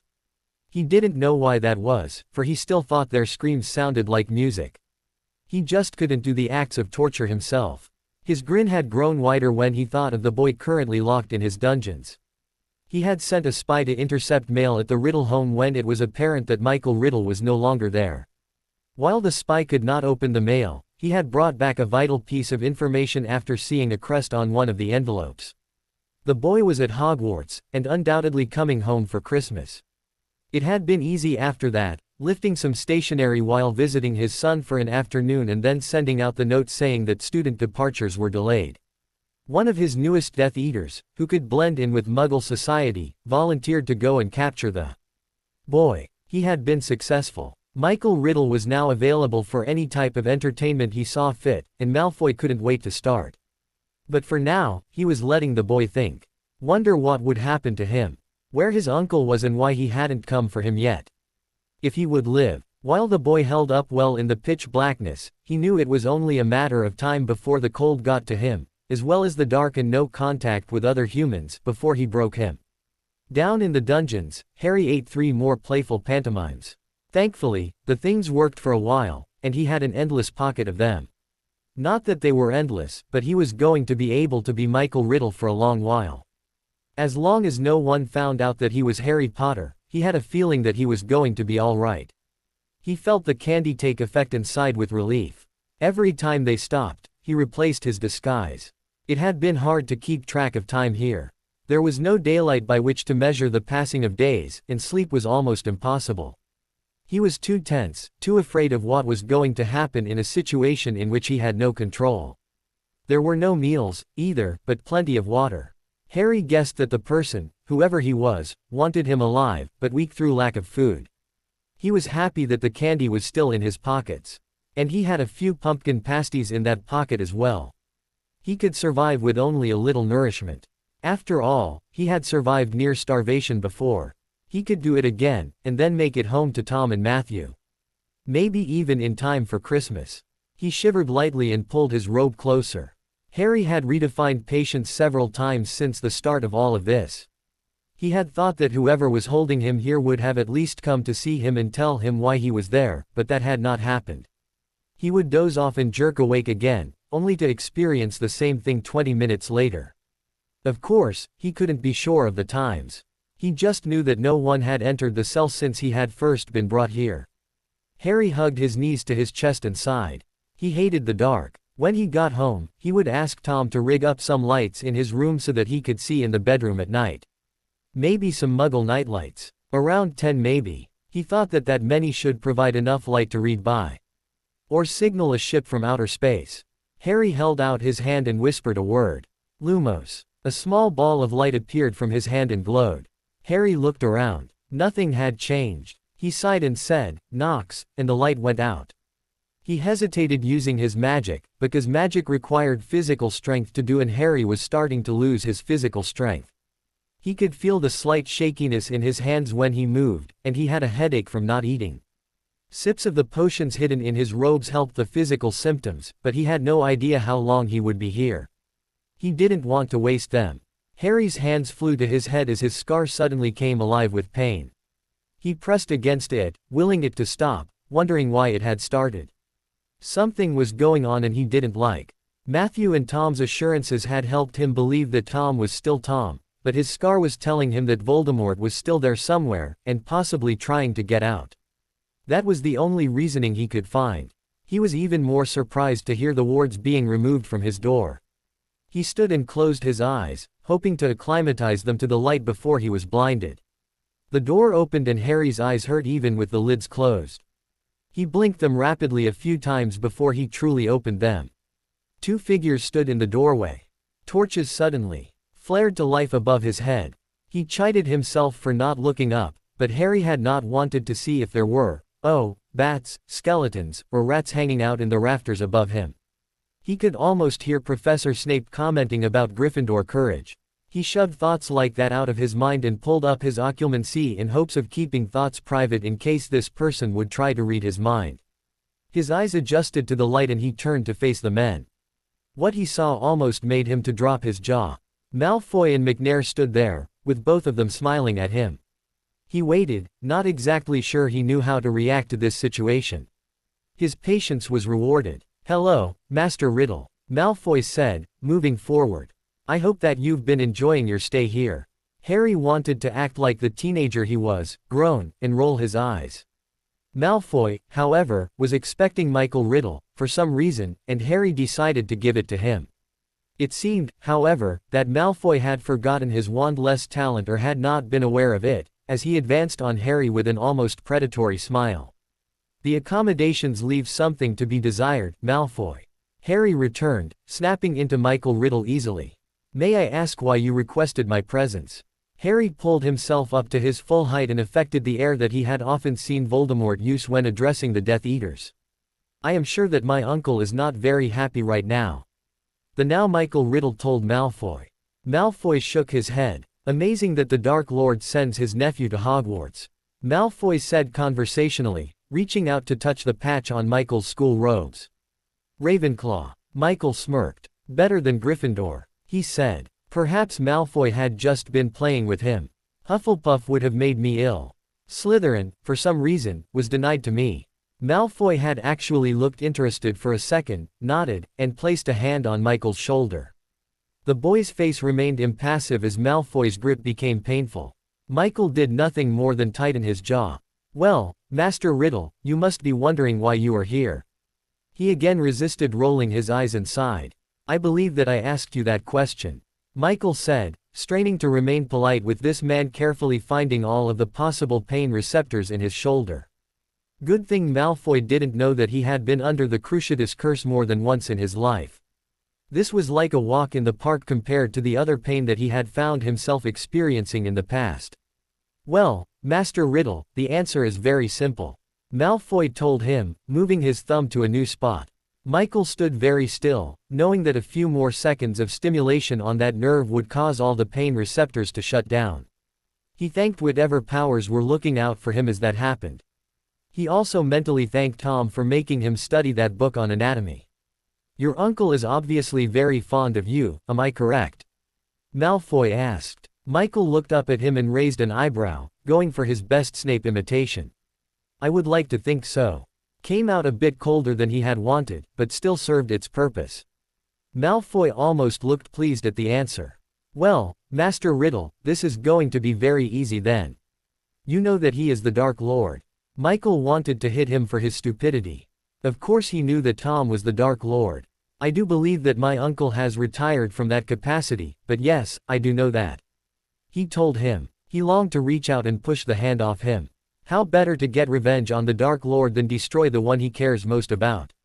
Malfoy said, his smile growing wider. Harry's scar twinged painfully again, increasing in intensity until it almost split. Wide open. Michael's hands clenched but nothing more. He could not reveal that he was Harry Potter through his scar. He could not reveal that he was not Michael Riddle. Malfoy wanted Potter dead just as much, if not more, than Riddle. Why did it always seem that Malfoy wanted him dead because he had changed the Dark Lord? Michael's eyes unfocused a bit as the scar peaked in pain again when Malfoy reached up with his hand to pat his cheek. At least, that's what Michael had thought he was going to do. With first contact, Malfoy pulled back, hissing in pain, while Michael fought to correct his vision. Michael thought quickly, to his first year at Hogwarts, when Quirrell had been unable to touch him when he had carried the Dark Lord. Had the spell reactivated this summer when Tom and Voldemort parted ways? Or had Malfoy had something different about him? Whatever it was had caused the man great pain. Malfoy moved forward in anger and tried to hit Michael. The minute the hand connected, and Michael felt it connect, the pain increased in his scar and Malfoy pulled back, again hissing in pain. He shook his hand as though he had been burned.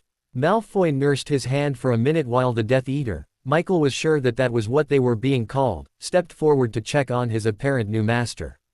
Michael whispered a word and waved his hand, silently sending some pain-killing potion to his mouth. He thanked Tom over again for teaching him that particular spell. Malfoy stood again and pointed his wand at Michael. Crucio! He snapped out, throwing the curse at Michael with all of his strength. The boy's eyes widened when it hit him, but he did not drop to the ground in pain. His eyes widened when the curse glowed for a few minutes and then dissipated. That's impossible, Malfoy said, almost sounding like a spoiled child who had finally had his toys taken away. Michael looked surprised enough that Malfoy did not even think that the boy had something to do with the throwing off of the curse. Michael felt the necklace that Tom had given him warm slightly, as though saying that he was protected. He thanked all of his lucky stars that he had found he had in divination by name and thought back to the meaning of the rune that hung around his neck. Cherished one. He sighed and watched Malfoy raise his wand again. Imperio. He heard. Once again, a light surrounded him, stayed for a few seconds, and then disappeared. It had not even affected him in any way. Malfoy's anger grew and he raised the wand again. The scar on his forehead flared again as Michael readied himself for Malfoy's next attack, which he knew was going to be the killing curse. He tried to dodge, but saw a green light surround him, hover, and then disappear. Not possible, Malfoy said to himself as Michael's eyes turned to him. I'm sorry, Malfoy, but did you say that you were going to destroy me? Michael asked in a surprised tone. Malfoy snarled at the boy, but did not attack, knowing that if he touched him physically skin to skin, he would suffer. The spells were not working. Malfoy motioned towards the Death Eater. Have some fun with young Master Riddle here, he told the man. The well-muscled arms protruded from the arms of his robe as he advanced on Michael. Michael looked for a way out, knowing that they had relocked the door and rewarded everything. The man pulled back and swung towards Michael. Michael ducked, but the fist still managed to find some area of his body to hit. He was even more surprised than Malfoy when he felt nothing at all and the man Ned in pain and cradled his injured hand to him. Michael idly wondered what kind of protections had been used on that necklace and thanked them over in his mind 1,000 times. Malfoy's rage took on near personification. This is not over yet, Riddle. Malfoy snapped out, pushing the Death Eater in front of him and out the door. The locks and spells were in place before Michael could open the door. The torches extinguished and he leaned against the wall, wondering what in the world had strengthened the charms on him so much as to protect him from physical injury. Snape stepped out of his fireplace with Michael and Tom right behind him. He started off towards the door, paused and turned around to the two men currently staring at his quarters. He wanted to do as Potter did and roll his own eyes, but decided against it and smirked. I think that it may be best to bring Albus down here, Snape told them. Matthew nodded while Tom shrugged. Dumbledore was not on his favorites list right now. Snape motioned them both to the couch and ordered some refreshments. He pocketed a calming draft just in case, and called Albus from the fireplace. Yes, Severus, what is it? Dumbledore's face said from the flames. I need to speak with you about Harry Potter, Severus said. Dumbledore actually looked surprised. I was wondering if you could meet me in my rooms. Albus nodded and started coming through. Snape motioned for Tom and Matthew to ready themselves. Albus stood and brushed soot off his robes and then registered who was sitting on the couch. Riddle. Severus, run, Dumbledore said, pulling out his wand. Tom sat still, while Severus stood in front of Tom. Albus, put the wand down, he said in his firmest voice. I would like to introduce you to Tom Riddle and his personal physician, Matthew Welland. These men are Potter's guardians. Snape managed to do something that no one had been able to do in years. Stun Albus Dumbledore into complete silence. Matthew stood and looked Dumbledore over. Hello, Headmaster. Professor Snape said personal physician, and I am he. I am also a psychologist, and that's where the two different names for one man come in. Are you familiar with the ailment of split personalities? Albus allowed himself to be guided to a seat, a cup of tea with some calming draught pressed into his hand. A sip later found him able to speak once again. He still had his wand, and it was still trained towards Tom. Yes, he answered shortly. Well, Voldemort was Tom's other personality, released in childhood by a traumatic event. Voldemort took over, locking Tom Riddle away. A year and a half ago, Voldemort came back through Harry's blood. He and Harry battled. Something happened to Voldemort in his head. Now, Tom is back and has firmly locked away Voldemort into the dark recesses of his mind. Matthew paused. Are you following everything, sir? He asked. Yes, I am. Is there a chance Voldemort could come back? Dumbledore said, eyeing Tom warily. Matthew shrugged. He could. But then he could also be gone forever. Matthew told him truthfully. He won't be back without a fight. Tom said, I like it here and have a reason to stay. Dumbledore looked over at him. He sighed. What is that, Tom? Tom smiled. Harry. Dumbledore looked perplexed. Matthew and Tom explained the condition that they had found Harry in, which caused even more confused looks from Dumbledore. They all guessed that he didn't know what Harry had gone through. The details from the summer, the advanced lessons, the potions, the dueling, the wand-less talent, and football with muggles all came out. Michael Riddle and Harry Potter are the same person. Dumbledore said. Both men nodded proudly. When you sent Snape to us, he found us out. Harry had a panic attack when Severus figured out who he was and refused to come back. Severus told us, Harry included, that all he found there was two boys and their uncle, and that he expected to see Harry back at school in September, who knew where the boy was during breaks. Albus looked up to Severus, betrayal clear in his eyes. Had you seen what I had seen, Albus, you would have done the same thing.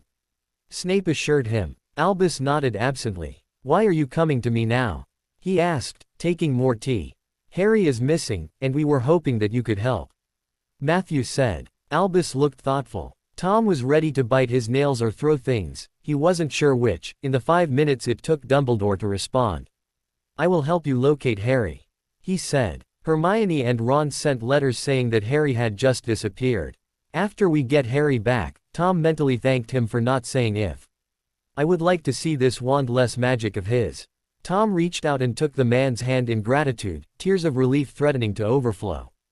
Thank you, Headmaster. Albus stared at the warm blue eyes staring into his own and nodded. Of course, Tom. Let's go find Harry, shall we? December 20th 10 a.m. Lucius Malfoy was pacing in his study. He was not a happy man. Everything he had tried to destroy the boy in the dungeons had not worked. None of them. After talking to McNair, he found that his most trusted Death Eater could not harm the boy either. Lucius sighed to himself as he wondered how to do it. How could he destroy the boy without being able to touch him or cast any spells? It was frustrating, even more frustrating than the Muggle problem. He set aside his plans for the next attack and allowed his mind to drift to the riddle in the dungeon. He could not touch the boy. Nor could he cast spells. He fell to pacing again as he thought about different things he could do to make the child miserable until he was ready to die. He had not been fed, and as far as Malfoy knew, was still in the dark. The wards on the door were strong enough to keep even Dumbledore out of them. He growled to himself and picked up the Daily Prophet and started reading. He decided that an idea would come to him if he took his mind off the problem and focused on something else for a while. He read through several articles and tossed the paper aside with a growl. Nothing had come yet. Nothing. He would find a way. He knew that he would. He would just have to be patient and wait it out. He was sure that he would be able to follow out his original idea of destroying the boy. Oh, the look on Voldemort's face when he saw the boy completely devoid of his personality, of who he had been. A devious smile came unbidden to Malfoy's face as he pictured the scene of Voldemort finding the boy and the boy not being able to respond to him, perhaps in some stupor out of which he would never return. His mind ensnared in his sat up quickly and went to his library. He searched through the books there on potions and found the text he had been looking for. He pulled it from the shelf and opened it, searching through the potions listed to find what he knew would work. Although complicated, he could brew this potion and put it to good use on that boy. He found the appropriate page and scanned down those listed until he came to the one that would make his fantasies come true. The Mind's Snare. Harry stood at the door, chipping away at the wards that kept the door locked and closed. He felt one give way, but the others only seemed to strengthen against his attacks after the first had fallen. He raised his hand again and started back at them, working on the most complex first, hoping that he would be able to do this. He had no idea how much time had passed. The discovery of the torches when Malfoy had visited him had been a blessing.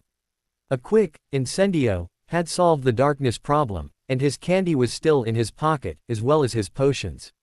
His few pumpkin pasties were starting to run low. He could only pray to whatever powers there were that Tom, Matthew, Snape, or even Dumbledore was on their way to save him. The wards against the door fought his every effort to free himself and were taking a lot of his energy. He ran a hand through his hair, the smallest lengths being firmly attached to his head by sweat from the exertion of the wand-less magic. He sorely missed his wand. Wand-less magic, while easy for Harry, was still harder than any magic with a wand. The necklace was still warm, his only comfort right now in the dungeons. He was supposed to be at home with Tom and Matthew, avoiding Nellie's efforts for Harry to be neatly dressed and pressed at all times. He wondered if she would give Mrs. Weasley a hard time about the condition of Ron. Harry sank to the ground, thoroughly exhausted from fighting the wards, which only seemed to be stronger with each passing moment. That, or Harry was becoming weaker. He pushed the self-doubt out of his mind and wondered what Tom and Matthew were doing at the moment. Were they looking for him? Had they told anyone? He hoped that they were on their way. They wouldn't give up on him, would they? Harry shook his head and mentally smacked himself. They wouldn't give up on him because they were all family now. Tom had stood up to Snape for Harry, gaining an ally, but still, he had stood up to the man in wand. He was prepared to take on the whole ministry if needed to keep Harry. He was probably leading the search and rescue while Harry had wallowed in self-pity. Harry took a small sip from his pepper-up potion and stood at the door again, setting back to work on the wards. He would get out of here, and spend Christmas at home with Tom and Matthew. He wasn't going to let his first normal Christmas pass him by without a fight. He smiled to himself as he thought of the comment Snape would be making now about Gryffindor's stubbornness. That stubbornness would pay off now, for Harry was determined that he was leaving this place and get home to Tom and Matthew. December 20th 7 p.m. Harry backed up as he heard the door being opened. He checked his appearance, still sure of being Michael, and released the torches from their glow. He crept into his corner. With no back exposed, he could not be attacked there. His eyes adjusted to the light rapidly, but he still threw a hand up as Malfoy and several other Death Eaters that Michael had not seen before entered the dungeons. "This has gone on long enough, Malfoy," Michael growled out, trying to impersonate Voldemort. He actually saw one of the Death Eaters shudder a bit, but nothing else told him how the other Death Eaters viewed him. Malfoy motioned to the Death Eaters, who all advanced on Michael. Michael raised a hand and managed to hex a few of them, but not all of them. He realized that his working on the wards had depleted his strength just a bit, but he could still fight them as long as he could stand. He was not up long. 3 of the Death Eaters wrestled him to the ground while the others took up pre-designated posts around him. Michael realized that several could touch him without ill affect, while the others avoided his skin as though it was poisonous. Probably was, considering whom some of them were. He kicked up at one, while another moved in to grab his leg. Someone had his head, another his shoulders, his arms, and his legs. Michael was not happy about this. He couldn't even get a hex out without someone stopping him by distracting him or keeping his hands from moving. One of the Death Eaters produced a vial of some sort, while another moved forward to pry his jaws apart.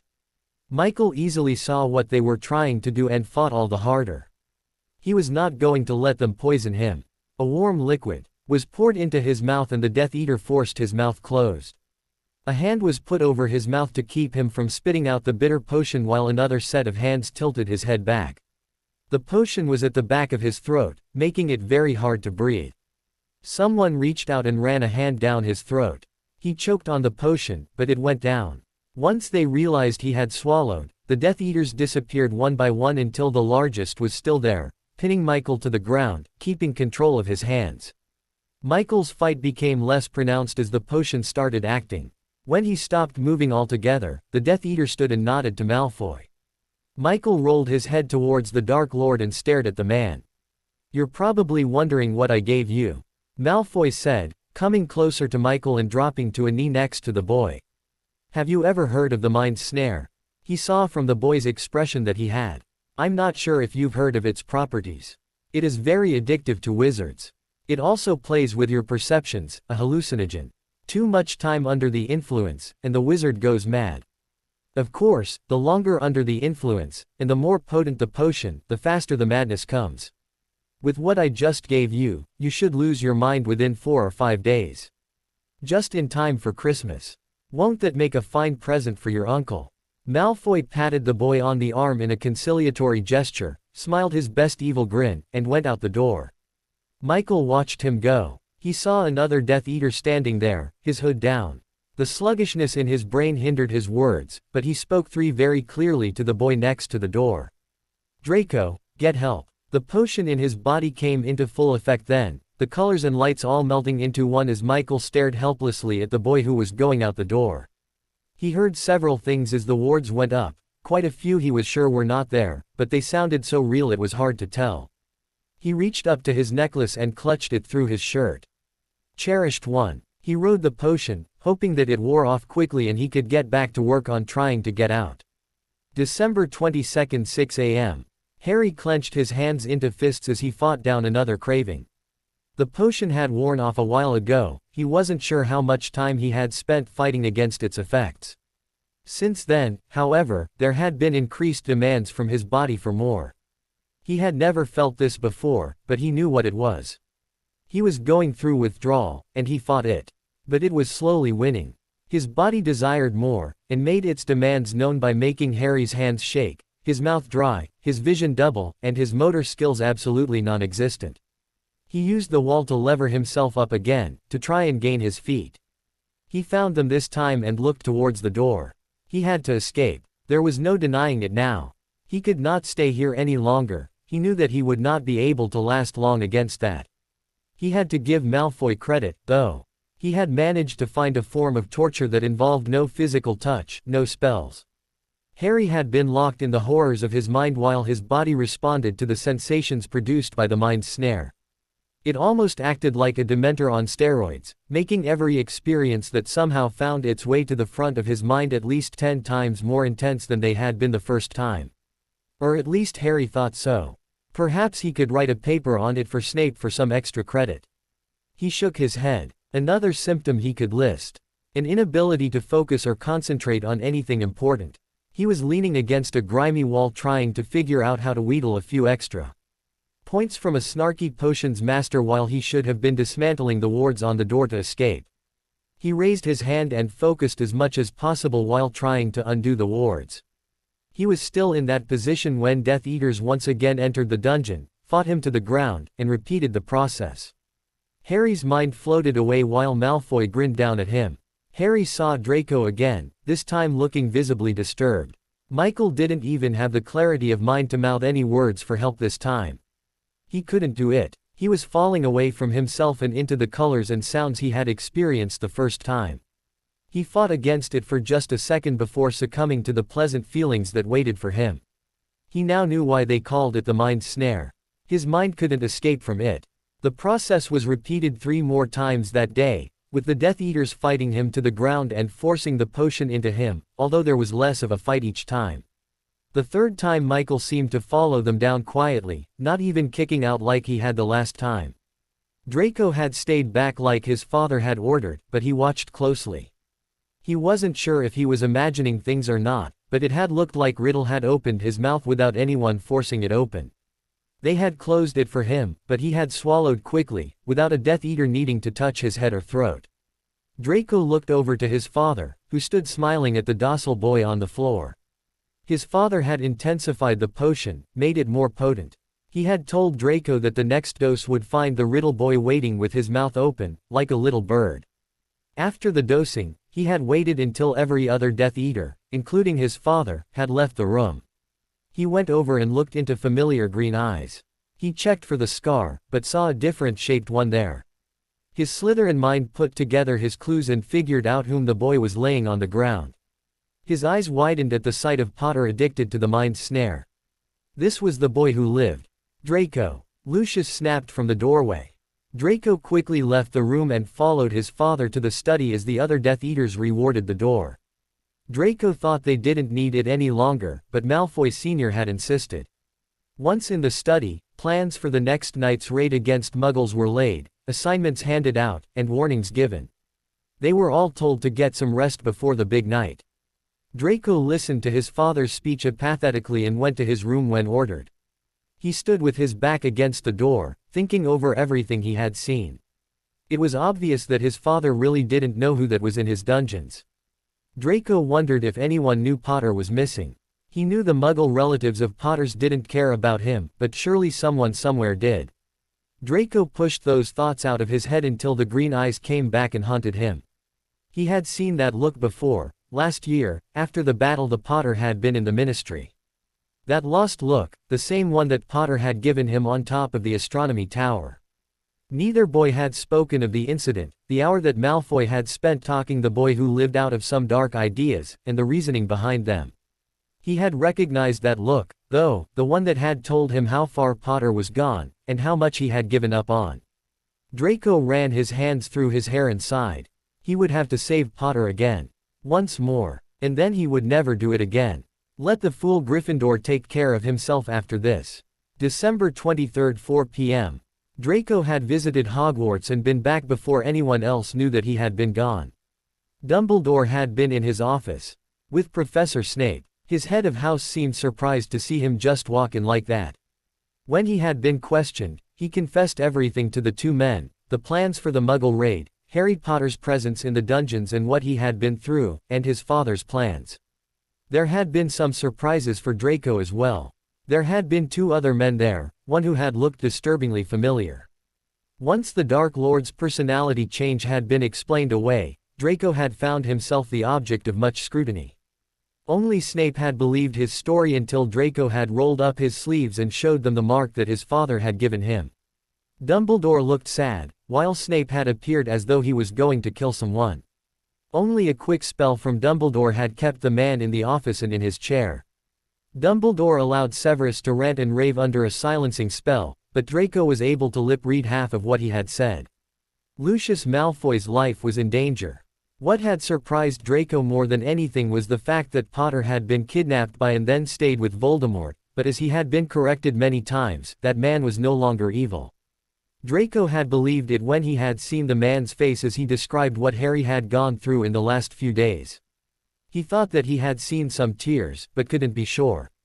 He and Snape made up a plan that would have Draco apparating back to the house and lowering the wards to allow Dumbledore, Snape, and Harry's guardians onto the grounds. After that, Draco would help in rescuing Harry, where they would all return to the safety of Hogwarts until Draco's father had been apprehended by the law for the kidnapping of Harry Potter. Draco would be staying with Snape for the rest of the holidays, or until it was deemed safe for him to leave Hogwarts, whichever one came first. Draco thought back to the conversation he had had with Snape. The man had reached out and put a hand on his shoulder. "I'm proud of what you have done, Draco. You did the right thing." Draco had looked up and shrugged. "Never underestimate doing the right thing. It doesn't mean you're Gryffindor." Draco had smiled a bit at that. "Had I done the right thing when I was your age, oh, I don't know how many things would have been different than from what they are now." Snape had told him, tapping his left forearm with a small smile. "Go now, and be safe until we arrive." Draco had left, carrying his teacher's words with him to help bolster his confidence until the time for the raid came and Draco had sealed his treachery against his father. December 24, 12:05 a.m. Night fell quickly for the reluctant hero. He could hear the carousing of the Death Eaters on the other floors. He could not and did not want to join in. He just wanted to appear loyal until his father would not notice his presence and he could slip away to safety with Professor Snape. He would not feel safe until he was back at Hogwarts and secreted away in the dungeons. Midnight chimes sounded, and Draco left his room. He stood next to his father as everyone apparated. He stayed next to his father and followed him into the first house. Once the torture had started, he slipped away and apparated back home. He reached out with his wand and lowered the wards. 4 pops alerted him to who had just arrived. He turned, nodded, and started leading the rescuers down to the dungeons. He looked to Snape for reassurance as he started lowering the wards on the door to the cell. Snape only put a hand on his shoulder and raised his own wand to the door, lending Draco some magical strength to help his attack on the wards. Dumbledore stepped up and nodded to them both. The glow on the doors turned completely white right before the door opened. Tom and Matthew assisted Draco as he sat down. The young man had never used so much magic at once before. Snape and Dumbledore appeared used to it and managed to stay on their feet. Tom took a deep breath and followed Matthew into the cell. A quick word brought the lights up and Tom actually froze at what he saw. Snape brushed past him and pried Harry's jaw open, pouring a potion past his lips. He pulled out a blanket and wrapped Harry in it. When Tom got a good look at Harry's face, his words failed him. Dumbledore stepped forward and voiced the thought that Tom had had. Good God. That's nice, I could stay here forever, or just a little while more. That was really odd. Tom would have liked that bugger. Tom, he left me here and Malfoy's here and he doesn't know who I really am, and wouldn't that be funny if he found out that I was the one who defeated Voldemort when he was just a baby, or I was just a baby, and then wouldn't he be afraid? But then I am just a boy. What can I do against the Dark Lord? The one who wants to kill me. Oh Merlin, he's back and he has me. Oh Tom, what do I do? I'm so young and that was really different color, and there he is again and he's going to use the unforgivable. Nice job Tom protecting me. He can't kill me, so he'll just use this as a means of torture. What did I do to deserve this? Absolutely nothing, and this isn't fair. I just want to be Harry. I can be Harry at home, but Dumbledore won't let me go home. And why weren't they there? It's all their fault. They probably forgot about me and it was probably all a plot, and the room is spinning and it doesn't want to stop, and I just want to die because I'm not worth anything anyway to anyone, and I shouldn't be here when others have died. And I miss Tom and Matthew and Nellie would love that sound. Not sure what it is, but what was that? Oh, it's gone now, and so's the colors, but the noise won't stop. And why won't it leave me alone? I'm so young, I just want to be alone like I always have been. Son, I'm not his son. My parents are dead. Why did he call me son? It sounds like he loves me. Does he really? That could be my dad, and I want my dad so I won't have to be alone, cause I am alone right now. Tom looked down at Harry in the bed. You're going to be all right, son. Just hang in there. He reached out and smoothed back the hair there. It was near midnight. Dumbledore had just left the infirmary, saying that Tom should go to bed, for nothing could be for sure until Harry had woken up. That they wouldn't know the damage until Harry had woken up. The damage. Tom sighed and took one of Harry's ice-cold hands in his own. He rubbed at the skin in hopes of warming it up and stared down at the lines on Harry's face. How could one so young age so fast? It wasn't too noticeable, but it was there, lending a maturity that defied Harry's years. Tom reached out and traced one of them, smiling down at the boy who had become so special in so short of a time. Tom heard a door open and he looked up. It was Professor Snape. Tom nodded to the man and went back to Harry. Snape approached the bed and stared down at the boy who had been through so much. How are you? He asked Tom. Tom shrugged, not looking at the other man there. Oh, I'm just fine, now that Harry has been tortured for just being near me. Snape looked up at the familiar words, wondering where he had heard them before. Tom sighed and stroked Harry's head again. He was harmed for just being near me, Severus. Snape smirked a bit, remembering a memory of Harry's from an occlumency session. Yes, the boy says the same thing. People have been hurt because they were near me. Snape said quietly. Tom glared up at the man. It wasn't his fault. He growled. Snape returned Tom's glare and stepped forward, putting all of his intimidation practices to work. Nor is it yours, he snarled. Tom's eyes widened before he dropped his stare. Snape looked down at the man, knowing that his message had come across rather well. Harry couldn't be helped if Tom was falling into guilt. Snape reached out and felt Harry's forehead. He pulled back his hand when he felt something sticky. He looked at the red on his hand. Harry's scar, Snape said. Tom reached up and brushed away the hair blocking it from view. His eyes widened when he saw the bright red oozing around it. Snape thought that Harry was very lucky to be insensible at the moment, for he had a feeling that the scar would have been excruciating with the amount of blood coming from it. He turned and yelled for Poppy to come while Tom went to the fireplace to call Dumbledore and Matthew. Pomfrey bustled over and ordered everyone out of her way while she treated Harry. When the infirmary doors opened, they were surprised to see Draco Malfoy standing there instead of the headmaster. Snape went over and looked down at Draco. What is it, Draco? Draco's glazed eyes looked up at Snape and raised his left arm. Snape glanced at it and saw the angry red color that the skin had gained from the mark. "He's very angry," he said before collapsing. Snape caught him as he fell and carried him to a bed. He waved Pomfrey away and pulled out a potion from his robes. "I've dealt with this before, Pomfrey. I know what I am doing," he snarled. Madame Pomfrey just nodded and turned her attention back to Harry. Snape tilted Draco's head back and helped the boy swallow painkillers and dreamless sleep. He had a feeling that Lucius wouldn't give his own son rest from the pain until the boy returned. He wondered how he would deal with a pain-drunk Draco Malfoy. With that mark, the experience of constant pain would be a common one with Draco. Severus was taking his turn sitting with Harry. Tom had been drugged by Madame Pomfrey and taken to bed by Matthew. He had been exhausted by the shock of seeing Harry so worn, so close to not coming back. Severus sighed as he looked the boy over. They would not know how damaged Harry was until the boy woke up, if he ever did wake up. There was nothing certain. Severus had had no sample of the potion to find out how concentrated Malfoy had made it, nor how often it was given, but from what Draco said, it had been very strong and often enough to allow Harry to experience severe withdrawal just an hour after it had been administered. None of the news sat well with Severus. Severus knew exactly how powerful the mind snare could be, and what it did to the wizard that had fallen victim to it. He knew all too well the power it could hold over a person who recovered from its use, and also how close it could bring a wizard to death. He pushed his own memories out of his mind and looked over at Harry. Was that a twitch? No. He returned to thinking about how the possibilities of what could happen to a young and talented wizard who had battled with the mind snare.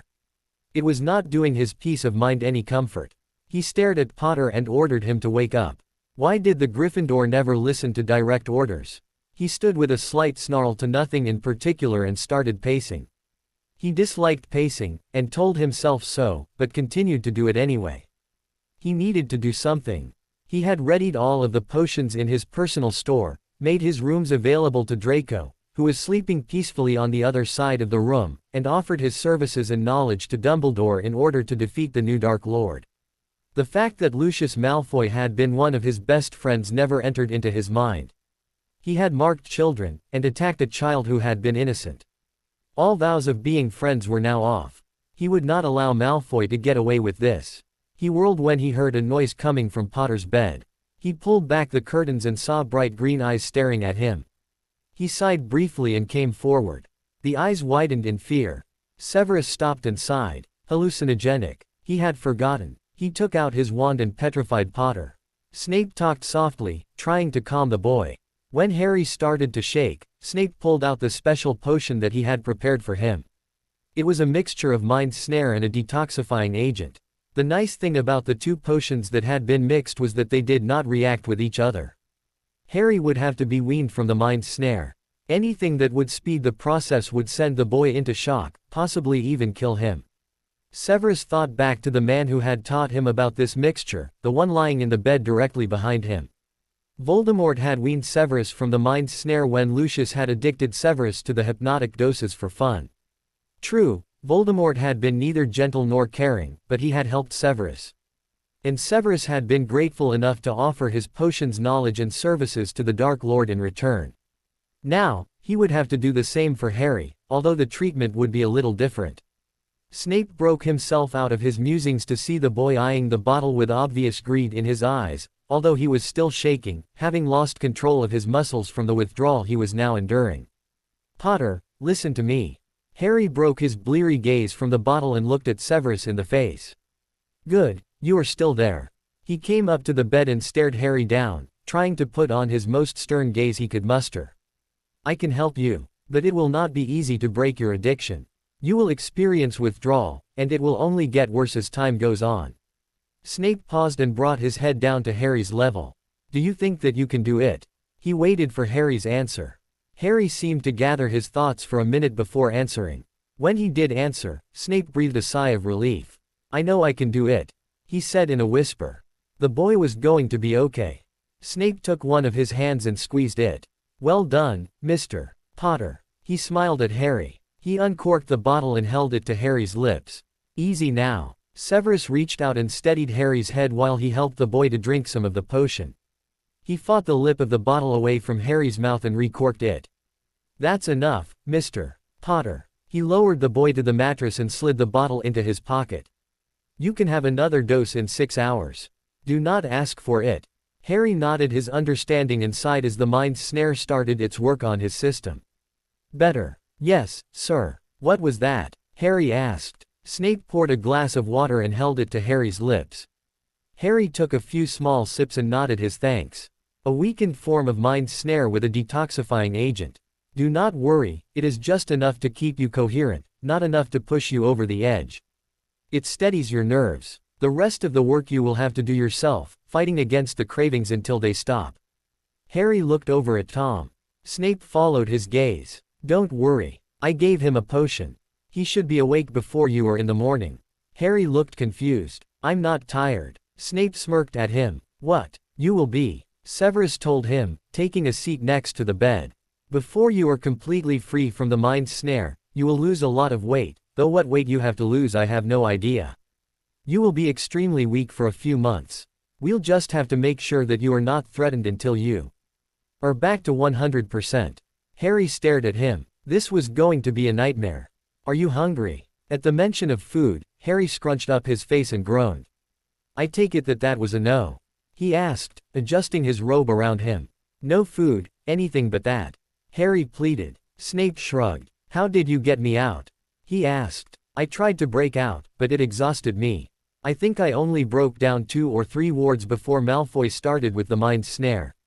"Draco," Snape answered. Harry looked mildly surprised. "He is over there right now," he said, pointing to Draco's bed, feeling as though his arm is going to burn off. Harry nodded. "Thank him for me, please. Until I can talk to him."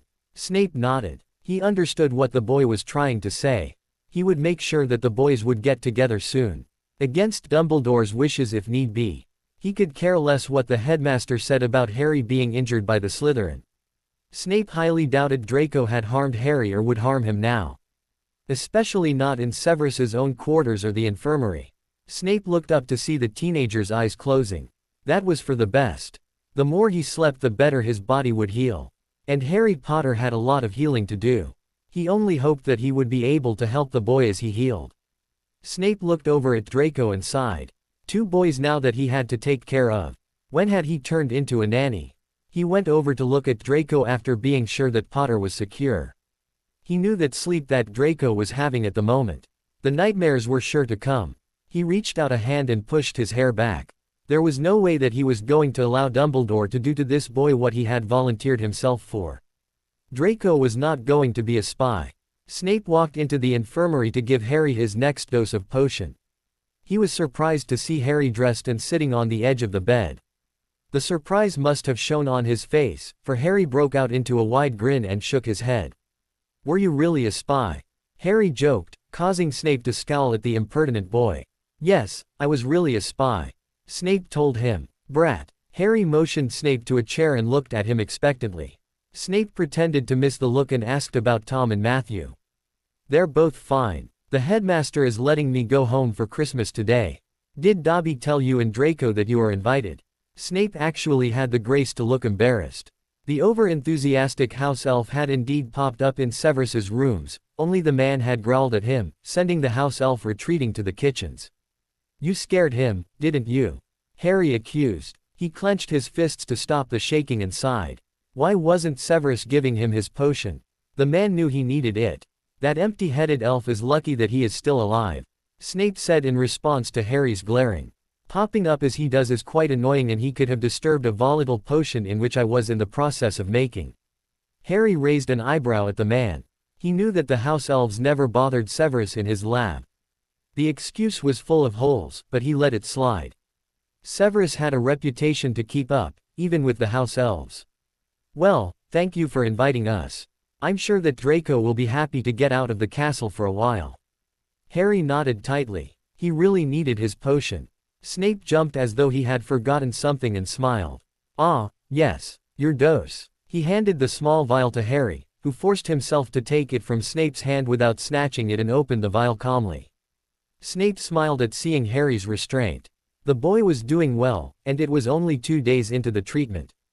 "Excellent. If he could keep this up, he would be on full detoxifiers within 2 or 3 weeks. Just in time for him to come back to school. Both jumped when the doors opened to admit Tom, Matthew and Draco. Draco appeared at ease with the other 2 men. Harry figured that they had met up in the hallway. "Hi, Harry," Draco said, coming up to the bed. "Hey, Draco. Did Tom and Matthew tell you about Christmas today?" he asked. "Yeah, they did." Tom said that he had sent a house elf to the room, but someone managed to scare him off. Draco sent a good-natured glare to his guardian, who equally returned it with more malice. Harry tapped Draco on the shoulder to gain his attention again. "Wait until you taste Nellie's cooking.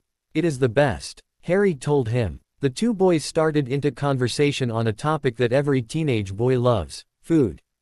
Tom and Matthew exchanged glances with Snape while Tom packed Harry's things. Dumbledore was allowing Harry to return home with Tom and Matthew as long as he was allowed to visit and Harry continued recovery. The minute that Dumbledore suspected Harry was worsening, the boy would be brought back to Hogwarts. Tom had already spoken to Severus about the potion and found himself the proud owner of a gallon, which should be more than necessary for Harry's recovery. The bottle would be spelled so that only Tom and Matthew could touch it, keeping the idea of temptation far away from the boy who lived. "You all ready to go?" Matthew asked, turning into the big brother of both boys. Harry grinned and nodded. He couldn't wait to go home. He wondered what the house looked like decorated for Christmas. Matthew reached over and picked Harry up. "Matthew, I can walk, you know," Harry complained. Matthew bounced the boy a bit and smiled. "Doctor's orders, Harry. We don't want you worn out," Matthew told him, turning and starting for the doors. "Merlin save me," Harry mumbled. Draco, being a Slytherin, made a few comments about the weakness of Gryffindors in general. Harry was glaring at him. Severus, feeling mischievous for the first time in years, grabbed Draco from behind and threw him over his shoulder. Harry, at seeing his new friend in such a predicament, did the only possible thing. He laughed. "Looks like we're in the same boat," he crowed to Draco. "Shut up, Harry," Draco said from Severus's shoulder, looking for some way down. Tom chuckled as he followed them all to the Great Hall, where the headmaster was waiting with the portkey that would send them all to Riddle Manor. He was definitely amused to see Harry being carried, but when Severus came in with a resigned-looking Draco Malfoy over his shoulder, his mirth bubbled over into laughter. Severus released Draco and put him on his feet. Draco looked over to Harry and grinned. That had been fun. He just didn't want to admit it. Harry grinned back at him. He knew what the other boy was thinking. "Are we all ready?" Dumbledore asked the group once he recovered his composure. "Yes," Harry answered shortly. "Eager to be home, Harry?" Severus asked. The teenager nodded. "You have no idea," he replied. Dumbledore pulled out an old bottle and told them all to touch it. It activated and Harry felt himself tugged backward. He really hated portkeys. He really did. He found himself still in Matthew's arms as they landed and the living room materialized around them. "Ah," he said. "My thoughts exactly," Tom said, shooing Matthew and Harry over to the couch. Matthew grinned and set Harry on the couch, Draco plopping down next to him. Harry kind of liked this new Draco. He was less inhibited, more like a child, than the git he had been before. Wait until Ron and Hermione found out. He thought back to when he and Draco had talked. He had woken up when his withdrawal symptoms had overridden the need for sleep. He had sat there awake for a little while before a noise had startled him. "Are you okay?" 2 bright blue eyes had asked, standing out in the dimly lit infirmary. Draco had gotten out of bed and came over to stand next to Harry. "Withdrawal," Harry answered shortly. Draco nodded in understanding. "Shouldn't Professor Snape be bringing you something to help you?" Draco asked in a quiet voice. "Not for another half an hour," Harry answered. Draco looked hesitant to say anything. In reality, he wanted to go to Snape in that instant and demand he gave Harry something to help ease the symptoms. "I'm okay, really," Harry told him. Draco looked down in surprise. No way in hell was he all right. "Stupid righteous Gryffindors," Draco said with a smirk. Harry had looked up, surprised to hear the comment, ready with a retort, but stopped when he saw Draco's face. "Snarky Slytherins," Harry returned. Draco tried to keep a smile in, but failed. Both boys broke out in a grin, with Draco laughing slightly. "Okay, you got me," Draco answered. "Want to play a game of chess?" It was 37 minutes later when Professor Snape had strolled into the infirmary, expecting to find a nearly rabid Harry Potter ready to pounce on him. To his immense surprise, he found two teenage boys who should have been sleeping laughing at the slightly beaked chess pieces. Draco had no idea where he had bought the chess set, but he was happy with the effect of causing Harry to laugh in such a short amount of time. Every time one of the chess pieces was in danger, they would say something like, "Oh, bloody hell," or "bugger," at the top of their magical lungs. Harry's last knight had just announced that the rook attacking him was a beat pawn fancier, and begged Harry to counter-attack before he was demolished. Needless to say, the beat pawn fancier had overtaken the knight. Harry had been laughing too hard to be of any use to his knight. "Potter," Snape said, holding out the vial. Harry took it calmly and handed the empty vial back to Snape with heartfelt thanks before turning back to their game. "You do realize that you should both be in bed right now?" Snape told the two of them. Both boys had nodded. "Chess is more fun," Draco had answered, moving one of his pawns into Harry's space. The little pawn had squawked at the potential danger he was in and warned Draco that he wasn't much use in attack. Both Harry and Draco broke down into laughter again. Snape backed away quietly. Who was he to break up a Slytherin and a Gryffindor whom were getting along so well? He wasn't about to stop a first in the last 50 years or so. Harry and Draco eventually put the chess set away and spent the rest of the night talking about school, friends, and their lives. The two had become fast friends. They found that they had had a lot in common between the two of them. Quidditch was one of the few things that they definitely agreed upon, being that it was the best sport in the entire world, magical and muggle included. They agreed that the Seeker was one of the toughest positions, while beaters had to have thick skins. Tom, Matthew, and Dumbledore found them the next morning, both curled up on the respective ends of the bed. "Would you look at that?" Tom said quietly. Dumbledore's eyes had a wonderful sparkle in them. The house rivalry would soon break down now that the two most hated rivals were now at least friendly towards each other. "Presents," Matthew announced. Snape had smirked as he settled into his chair. Matthew was acting as the present deliverer and was passing huge amounts of gifts around the room. Tom ended up with several on his lap, as well as Harry being nearly buried underneath his.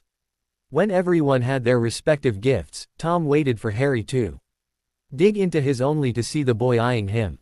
"You first," Harry said. Tom smiled a bit. "I do believe that the younger ones should go first," Dumbledore commented. Tom smiled at him. "I agree," he told Harry. Harry scowled. "All right, I'll go first," Matthew had said with mock sadness, looking as though the world was coming to an end.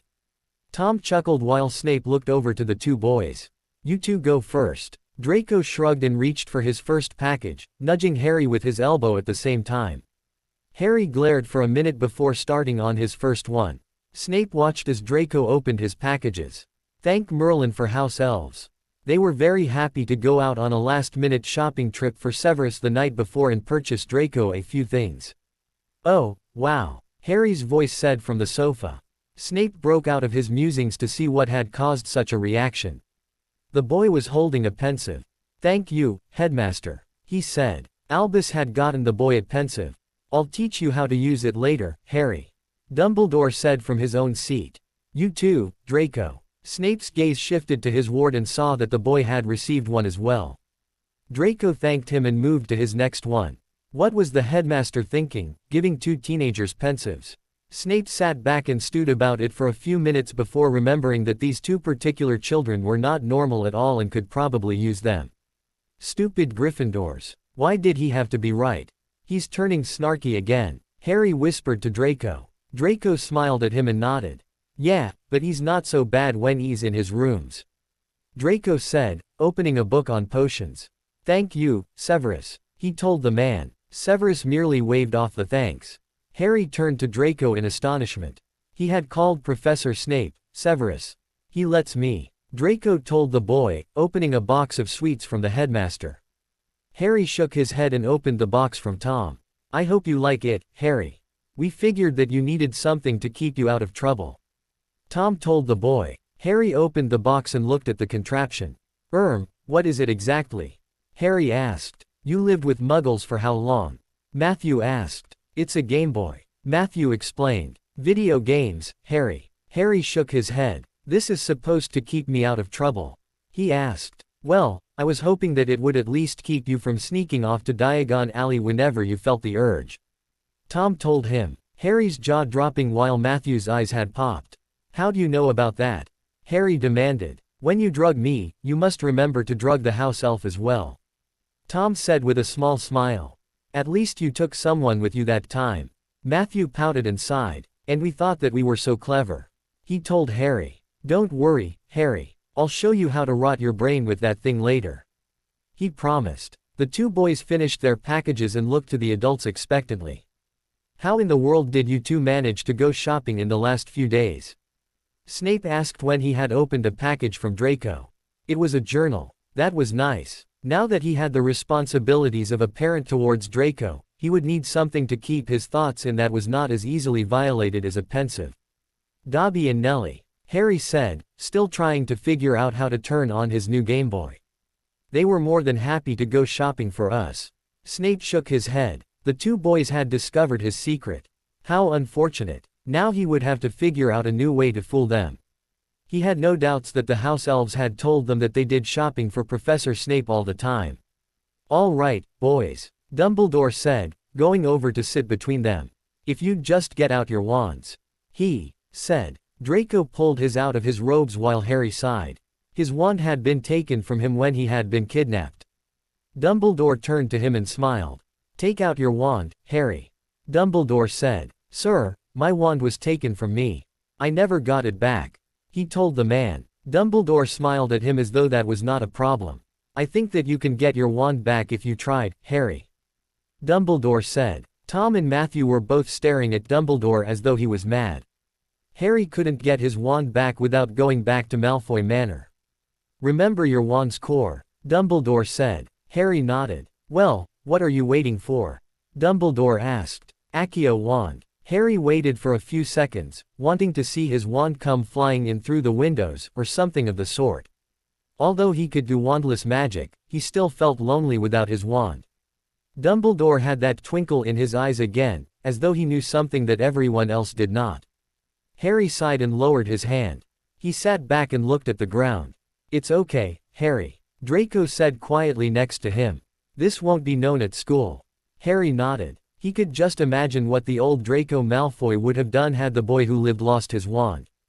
Harry looked up to Dumbledore and jumped when a bright flash of flames erupted in midair. In the center of the flames was Harry's wand. There you go, Harry. Dumbledore said, smiling as though he had planned it all along.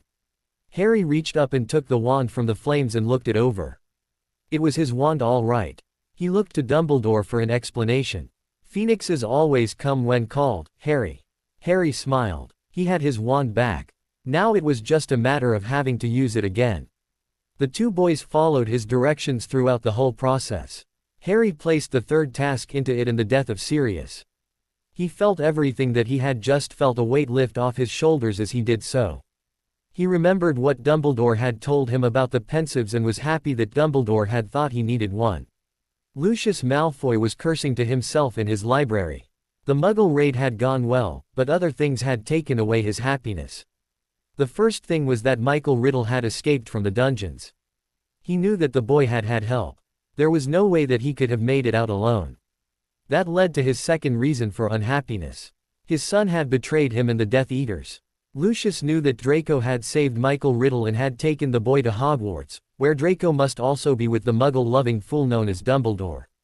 Lucius had related the betrayal using the dark mark to his best advantage. The boy would be feeling a great deal of pain for quite a while. He wondered how Dumbledore was handling a child going through withdrawal. He stared out at the snow covering the ground and made his decision. There were other ways to extract his revenge on the Riddles, and he knew where their house was. A plan formed in his head. He didn't see why he needed to be involved at all. Just removing the boy from Voldemort would harm the man enough. Azkaban and the Dementors would take care of everything else. He moved to his desk and pulled out a sheet of parchment. The right letter to the Ministry would help him solve all his problems. Tom, Matthew and Harry were all in the sitting room. Tom and Matthew were debating the uses of wormwood in a potion that they had been working on since Harry had come home. Harry, banned from lessons for the rest of the school holidays, was relaxing on the couch, playing with his Game Boy. Severus had just stopped to see them all, along with Draco. Severus had taken some blood from Harry to find the level of toxin in it and pronounced himself pleased by Harry's progress. Draco had made pompous-looking faces behind his new guardian the whole time, causing Harry to smile. Severus had turned to catch Draco in whatever he had been doing, but he not been quick enough. Severus secretly knew what Draco had been doing and ignored it. He knew that neither boy had had little fun in their home lives, and it was good to see the two of them as friends now. "Harry," Tom said, trying to reach the boy currently enthralled in the Super Mario World game. Harry said, buttons working furiously. Matthew grinned from his chair. He had known that Harry would enjoy playing such games. "Time for your potion." Harry's thumb snapped out and paused the game. While he was recovering, and quickly, he still felt the need for the potion more than he felt the need for food, but Nellie found that he was eating more, which pleased her to no end. Harry waited until Tom gave him the pre-measured dose. Harry sipped it slowly, showing the restraint that Severus had praised early on in his treatment. Harry knew that if he let the potion control him, then Malfoy would win. Nothing would be worse than that. The thoughts of a father led to thoughts of his son as Harry handed the vial back to Tom and thanked him. He had found Draco to be just a teenager like himself, and horribly confused and frightened at what had been going on around him. The mark burned occasionally, and the only relief that Draco could be given was a pain draft so potent that it made him sleep. Unfortunately, too much of the pain draft could cause dependence. Severus was very careful in administering it to his young charge, whom was now affectionately calling the snarky potions master, Sev. Harry counted him among his friends now and wondered how Ron and Hermione would act. He had sent them both letters, telling them that he had hidden himself when he had seen Death Eaters scanning the crowds for Harry Potter. They accepted his excuse and had sent their own Christmas gifts after receiving Harry's to them. Ron had given Harry a journal, spelled to keep all of Harry's secrets.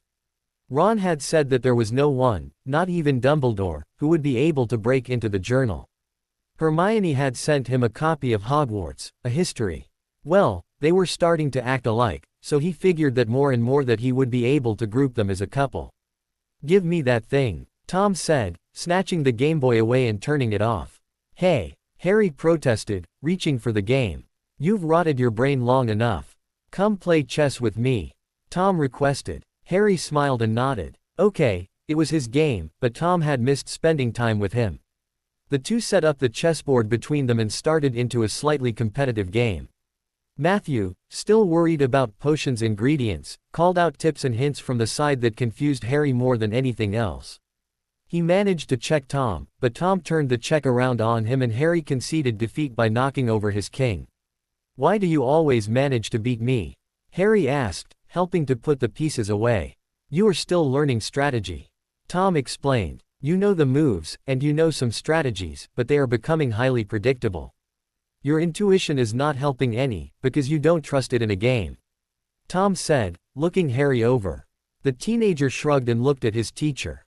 "Nope, don't trust it at all, except in life and death situations," Harry said. Tom, taking the announcement for what it was worth, pulled the boy into a hug before ordering him back to the couch. Harry picked up a book instead of his Game Boy and started into the joys of Weir's Commune's newest book. A half hour later found him napping, and Tom and Matthew in the lab, working on a potion. Harry jerked awake when he felt that something wasn't quite right. What was it? He got off the sofa and wandered out into the hallway. Nothing there. He went back to the living room and looked out the windows. Nothing there. He wandered around the house, ducking Nellie's attempts to feed him, and looked for whatever was wrong. It felt like everything was surreal, like reality hadn't quite caught up to Harry from his dreams. Since the mind's snare, Harry's dreams had taken on a decidedly more surreal world. Nothing made sense in them. Severus said that this was normal, and that regular dreams would begin again after Harry was fully free from the potion. Harry kind of liked dreams with flying flowers. They were better than the dreams of Voldemort torturing someone.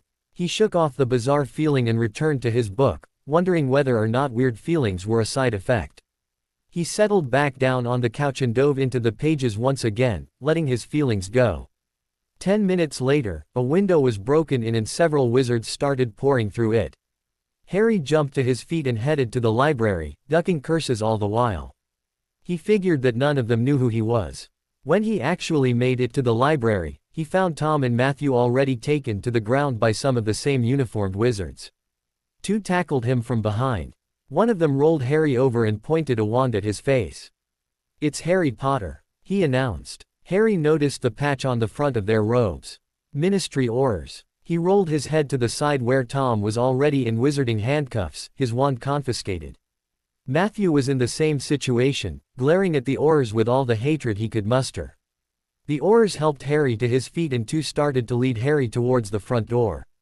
"You're okay, son," one of them said to Harry as they made it to the porch. Harry looked at him blankly. Kingsley Shacklebolt. His brain automatically told him that this man was in the Order of the Phoenix. "You're safe now." Harry felt the familiar hysteria rising in him and he fought it down. He didn't want to show any emotion to these men.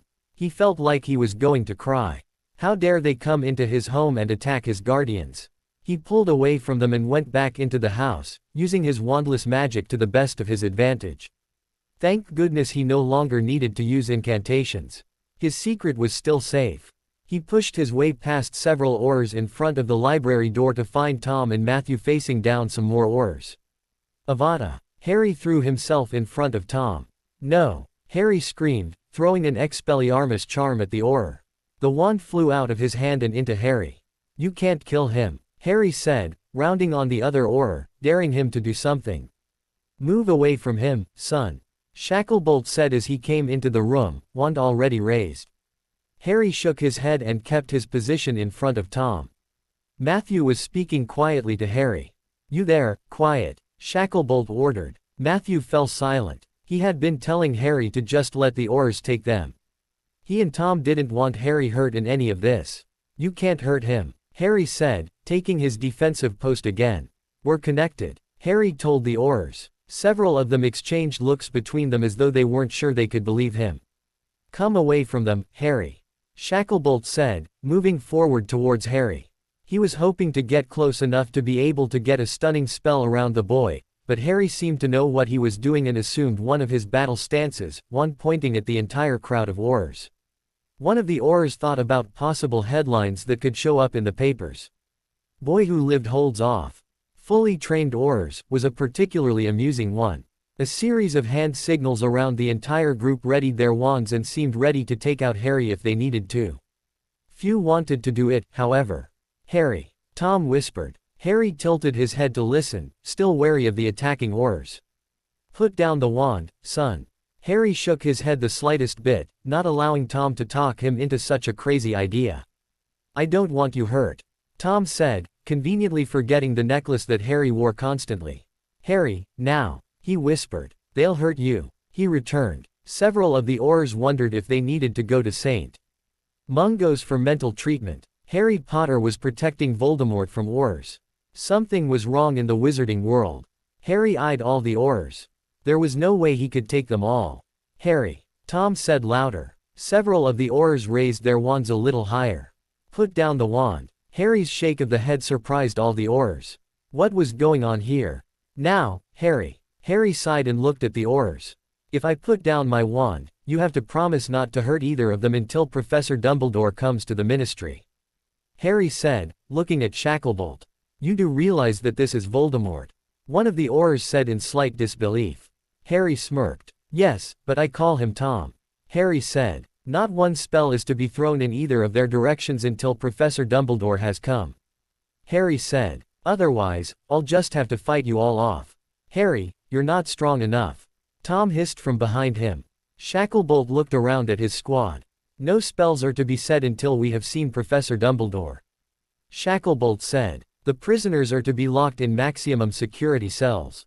If I find so much as a hex thrown, I will throw that wizard into a cell myself." All of their wands slowly lowered. Harry lowered his own wand and turned to Tom. "Why do you never listen to me?" Tom asked quietly. "I did what I could."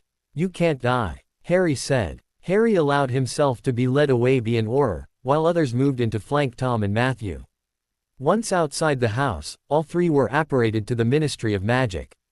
Harry watched as Tom and Matthew were thrown into separate cells. He was led to an interrogation room. He had only been in the room for an hour or so when a man came in with a broad smile on his face. "Hello, Harry. My name is Adam. I've come to talk to you about what has been going on." Harry looked him over. The man was not a lawyer.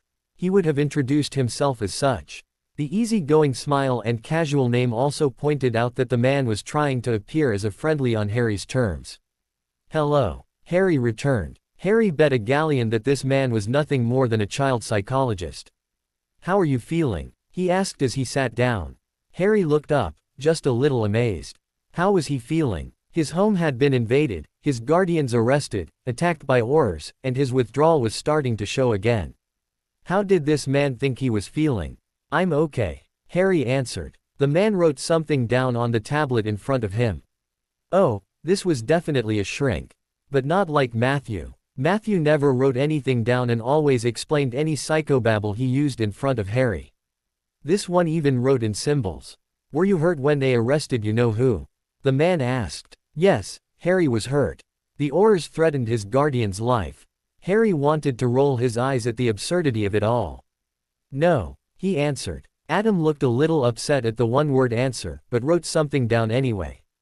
Harry wondered why he could write so much about a one-word answer. He shrugged mentally and pulled out his Game Boy that he had put into a pocket. "I'll let you mess with that in just a minute," Adam said. Harry sighed and placed it on the table. "How did you come to be with you-know-who?" Harry wanted to bash his head of the table. "I moved in with him after I left the Dursleys," he answered shortly. "What else do you want to know?" The man looked highly surprised to hear such a sentence come out of Harry's mouth. That was the longest sentence that the boy had spoken since he had come into the room. "Why did you go to a wizard that was trying to kill you?" Harry fought down the urge to use wandless magic on the man. "He hasn't been after me since the end of last year. He was protecting me," Harry told him. He saw disbelief on the man's face. "Look, Tom was not hurting me, I was safe there, and I'm fine." Adam looked down at the shaking hands that Harry had placed on the table and then back up to Harry's face. "Sure you are," the man said, writing down some notes. Harry gritted his teeth and removed his hands from the table. His withdrawal symptoms were becoming worse. He folded his arms and the man wrote down another note. "Okay, Harry. I'll be back in a little while. If you need anything, let the guard know, okay?" Harry nodded and turned on his Game Boy. The stupid shrink left the room and went to the head Auror's office. "How is he, doctor?" the man asked, turning a dial that allowed him to see Harry on the wall. "He insists that he is fine, that he wasn't being harmed in any way, and that you-know-who was doing nothing more than protecting him," the doctor said. "He appears highly upset about something and withdraws into himself," he answered. "He's also slightly aggressive, but that could just be fear talking instead of him." The head Auror nodded and watched the boy who was involved in some sort of muggle contraption. What had happened to the savior of the wizarding world? How had he paired up with Voldemort? Harry's hands eventually shook so hard he could not hold the Game Boy in his hands.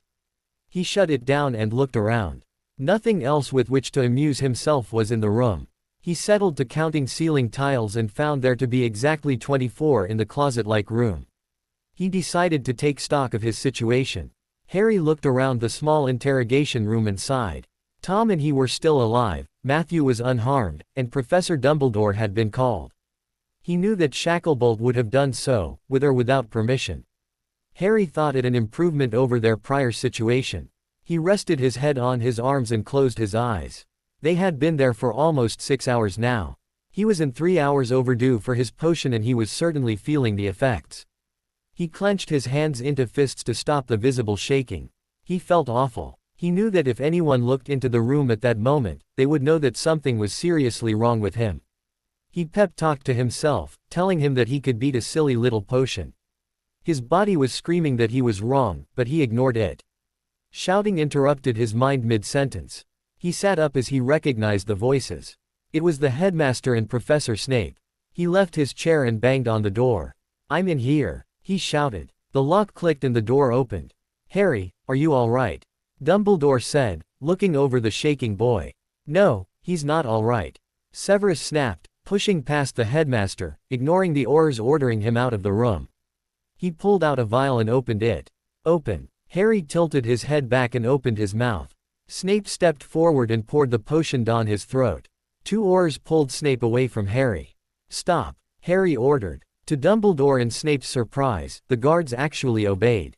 "It's medication. He's not poisoning me. I trust him." The 2 Aurors released Snape, who brushed his robes off as though the two had carried dirt with them. Harry turned to his headmaster. "They've got Tom," he said sadly. "They were trying to kill him." Dumbledore nodded. "I will do my best, Harry." Snape went to the door and motioned someone into the room. "Draco's going to stay with you," Severus said. "We'll both be back soon." Severus and Albus swept out of the room, leaving the boys with an Auror standing in the room. "Hello, mate," Draco said, steering Harry to a chair. "How you doing?" he asked, sitting down next to him. "My home was invaded, my guardians arrested, and I was tackled by Aurors. I'm just peachy." Draco snickered at the statement, causing Harry to elbow him. "My life is falling apart," he mumbled from the table, where he had settled his head just a few seconds before while Draco was laughing at him. "If it helps, I know how you feel," Draco said, one hand covering his left arm. Harry caught the significance and nodded. "It is, a little bit," Harry said. Draco and Harry talked of school and classes, trying their best to ignore the guard left in the room. Harry felt good that there was someone else who knew how it felt to have their entire life turned upside down. He just needed to know there was someone else to feel a bit better. Adam returned not 15 minutes after, eyeing the 2 boys as though they had the plague. "Oh, wait, it was just Draco. I'm afraid you're going to have to wait outside," Adam said to Draco. Harry shook his head. "He stays. Anything you need to say to me, or anything I need to say to you can be said in front of him." Harry glared at the man, daring him to challenge Draco's presence again. Adam motioned to the Auror, who escorted Draco from the room. Harry folded his arms, looked down, and refused to say anything to the questions Adam asked of him. Almost an hour of this tried his patience to the end. He finally allowed Draco back into the room, causing a smirk of triumph from the boy who lived, who was not as sweet as everyone said. Adam told himself that he was choosing his battles. Harry knew he had won the first victory. "All right, Harry. Let's start over again," Adam said, eyeing Draco as though Draco was a bug that he really wanted to crush. "How did you first come to be with you-know-who?" Harry and Draco exchanged smirks. The man was too frightened of a wizard to even say his name. "You really want to know?" Harry asked. Adam smiled and nodded. "Okay. It all started when I was 1 year old." Draco snickered next to Harry, but Adam motioned for Harry to continue. At least the kid was talking. Perhaps he would be able to get some of the truth out of him. "Voldemort, the shrink actually flinched, attacked and killed my parents," Harry said, handing the Game Boy to Draco. "Amuse yourself," he said to the teenager. Draco stared at it in confusion for a few minutes before Harry started a game for him. "Professor Dumbledore, whom is my emergency guardian when there is no one else, placed me with my Aunt Petunia and Uncle Vernon. The married couple did everything that married couples usually do." Harry stopped and looked at Adam. "You do understand what I mean by that, right?" Adam looked up from his notes. "Of course," he said, motioning Harry to continue. Harry nodded and started again. "Well, that resulted in my cousin Dudley. Make sure you have the pleasure of never meeting him. He will just fool you into believing that he is a perfect angel. In reality, he's more like the git beside me." Draco looked up, glare on his face. "Bloody Gryffindor," Draco taunted. "Slimy Slytherin," Harry returned. "Anyway, where was I? Oh yeah, I got my first Hogwarts letter just about a week before my 11th birthday. To speed up time, I made it to Hogwarts, survived the whole year, and faced Voldemort." Here Adam shuddered again, who had been existing on the back of Professor Quirrell's head. "Pretty gruesome really. I won, by the way." Adam nodded and continued making notes. "Second year, after an incident with a flying car, I faced a younger Voldemort in the Chamber of Secrets. He had a basilisk too. Scary stuff really, but after the thing was blinded he was much easier to face." Adam nodded, saying he was with Harry in his story. "Why did you get to see the Chamber of Secrets and I didn't?" Draco asked. Harry shrugged. "I was the one with the sword," he said, not entirely sure. "Believe me, had you wanted to go there instead of me, I would have let you." Draco smiled before going back to his game. "Okay, third year, there was a convicted murderer after me. he said, going back to his litany. Except he was innocent and Peter Pettigrew is alive somewhere, just a matter of finding him, the little rat. Draco snorted. Harry had told him about his adventures with Sirius Black, and he had found Harry's wording appropriate. Faced a werewolf, who was the best teacher I've ever had, and fought some dementors with my Patronus. Harry paused again. Adam was staring at him. What? You can conjure a real Patronus? He gasped. Harry smiled and nodded. Yes, I can. Professor Lupin, he wants me to call him Remus now, taught me how in my 3rd year. Harry answered. The dementors had a really funny effect on me. 3 times as worse as a normal wizard, I am told. So I wanted a way to fight them off. Harry shrugged. Remus taught me. Adam swallowed and nodded, writing down some notes. Draco looked at Harry, who shrugged and turned back to Adam. Go on, Harry. Adam said, shuffling his sheets of parchment. Well, Sirius escaped, he was my godfather, you know that, right? Adam shook his head and wrote something down. Well, my godfather escaped from having the Dementor's key, and I ended up having to go back to the Dursleys. 4th year was the whole Tri-Wizard tournament. Don't think I'll ever get over that.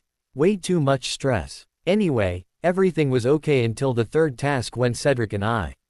Harry trailed off. Draco looked up. He had been there when Harry had returned with the body, a cut on his arm, and looking completely shell-shocked. Adam looked up at the silence. It wasn't your fault, Harry. Draco said quietly. Harry folded his arms and nodded. He knew that, but it still hurt to think about. Anyway, Voldemort, another shudder, came back through some spell that he needed my blood for. Harry paused. Cedric died, he said shortly. He took a deep breath. 5th year, a lot of stuff happened. My godfather died, and I ended up back at the Dursleys after helping to fight Voldemort with Professor Dumbledore. Professor Dumbledore did most of the work though.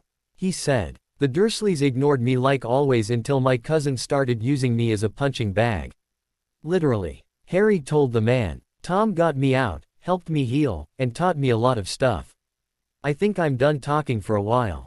He said, putting his head down on the table. Adam finished writing up some notes and nodded. Okay, I'll be back in a little while. Adam told him. Harry nodded. Draco waited until the man left the room. There was nothing you could have done, mate. Draco said quietly. Inside the head Auror's office, the man was watching the boys with his eyes wide. The stories were the same, just as he had said year after year.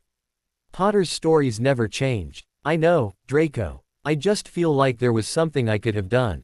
Something I should have done. Harry said, getting up from the chair and pacing the small space. I am the bloody boy who lived, after all. Let's have a child kill the most evil wizard since Grindelwald. He said, anger making his voice thick. Draco knew that Harry had had it with the wizarding world in that statement. The head Auror looked up as Adam came into the room. He gestured towards the wall. Harry, I know that I'm not much help, but you are more than just the boy who lived. Draco said. The wizarding world has done that to you, making you some kind of symbol.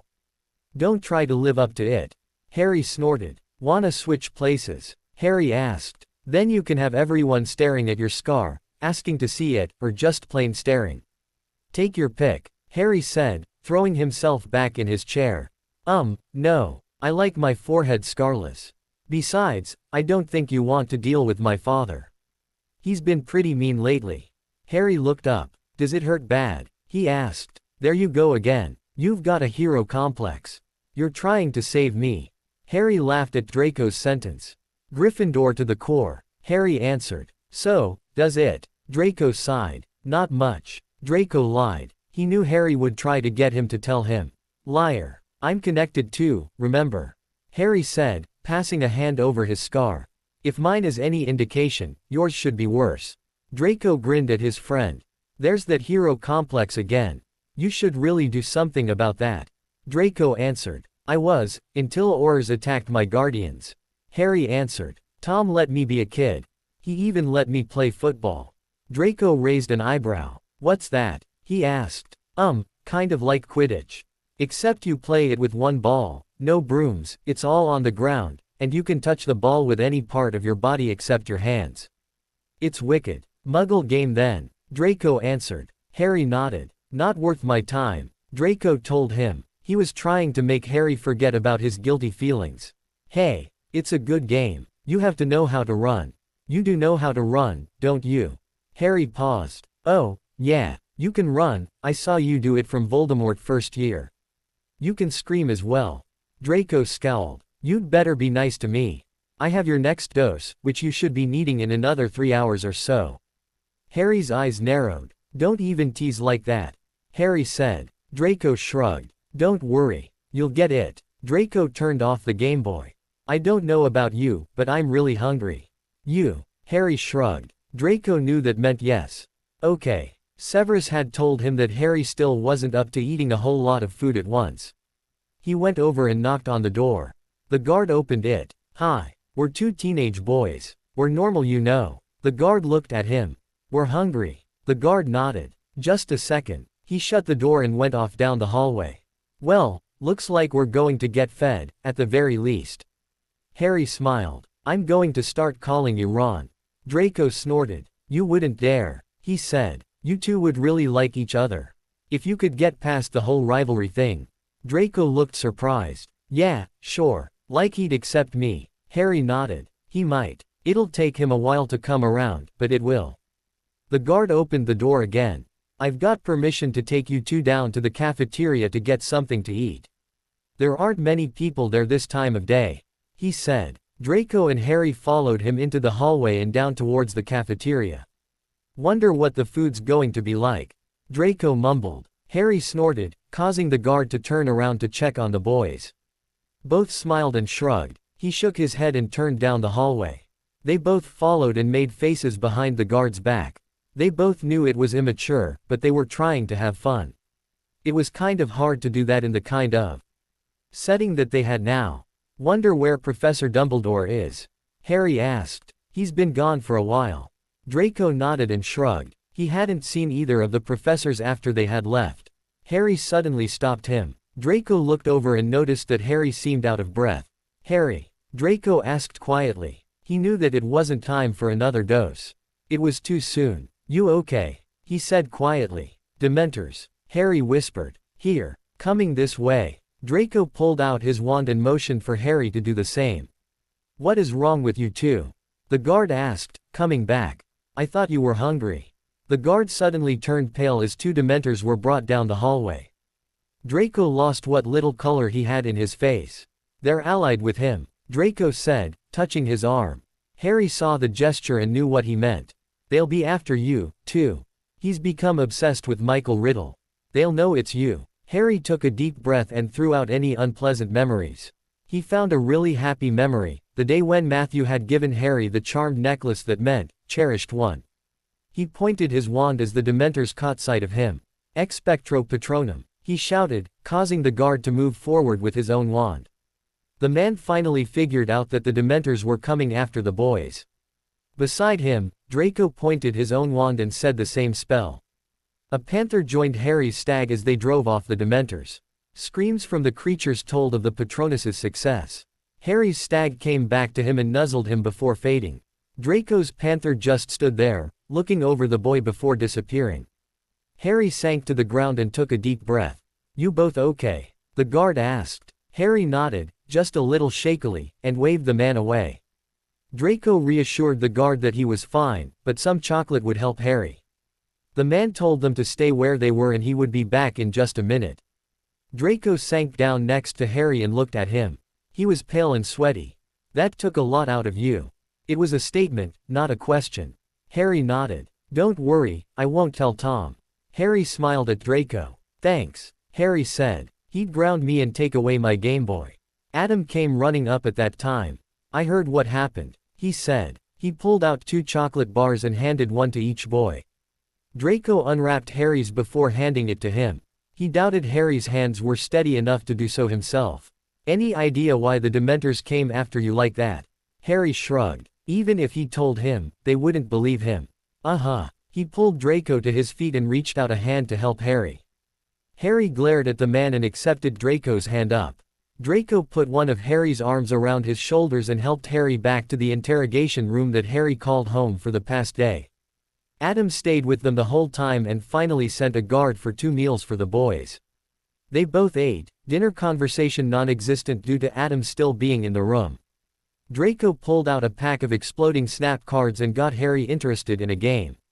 The time for Harry's dose came and went.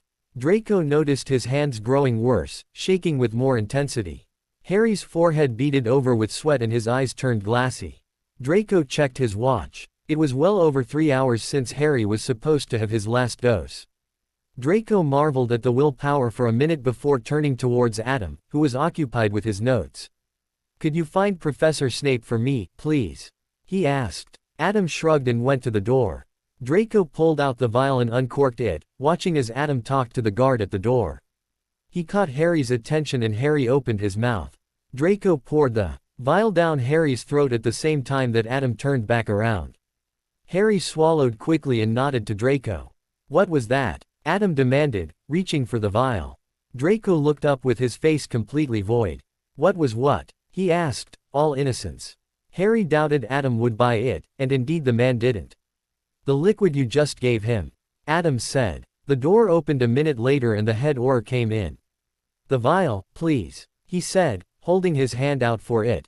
Draco glanced at Harry. Harry smiled a bit and pinched 2 fingers together. The vial shattered and fell from Draco's hand. "Oops," Draco said, wiping his hand off on his robes. "It just shattered." The door opened and Snape came in. "Hi, Severus." Severus nodded to Draco and looked Harry over. "Heard you had a run-in with a Dementor," he said, taking in Harry's appearance. Snape looked to Draco, who nodded slightly. Harry was surprised. These two already had some secret communication worked out. "Are you all right?" Harry nodded. "I am now. Just a little worn out," he answered truthfully. Severus would have threatened it out of him anyway. Adam was demanding that Snape leave. Severus only raised an eyebrow at him before turning back to Harry. "How's Tom?" Harry asked. "Out of his mind with worry about you," he answered. Harry would have dragged the truth out anyway. "Heard about your little Patronus earlier and went frantic about you not having any chocolate on you." Harry smiled. "Now that I know you're fine, I'm sure he'll be a little less frightened. He does ask, however, that you refrain from spells that aren't really necessary." Harry looked up. Dementors had been coming at him, hoods lowered. What had Tom expected? "Pardon me, Professor, but Draco and I were the only ones driving those crazy things off." Severus turned and stared at the head Auror. "Are you telling me that 2 teenage boys had to defend themselves against a Dementor because no one on your staff was able to do so?" Severus said, advancing on the man. Draco grinned and sat back to watch the show. The head Auror argued with Severus for several minutes before being satisfied. Severus turned back to Draco and fussed with Draco's robes. "Make yourself halfway decent, boy." Draco smiled and nodded, smoothing his robes. Severus put a hand on either shoulder, 4 fingers resting on each. Draco nodded and waved to Severus as the man left. "What was that all about?" Harry asked as Adam and the head Auror left the room. "He gave me your next dose and told me you would need it in 8 hours. Harry smiled. "All without a word, too," Harry said, amazed. Draco nodded and started another snap game. Both boys jumped when the door opened again. "Give me the dose," the head Auror demanded. Draco raised an eyebrow. "What's that?" he asked. "Whatever you have that your teacher gave you," he said. Harry realized that they had been watched the whole time.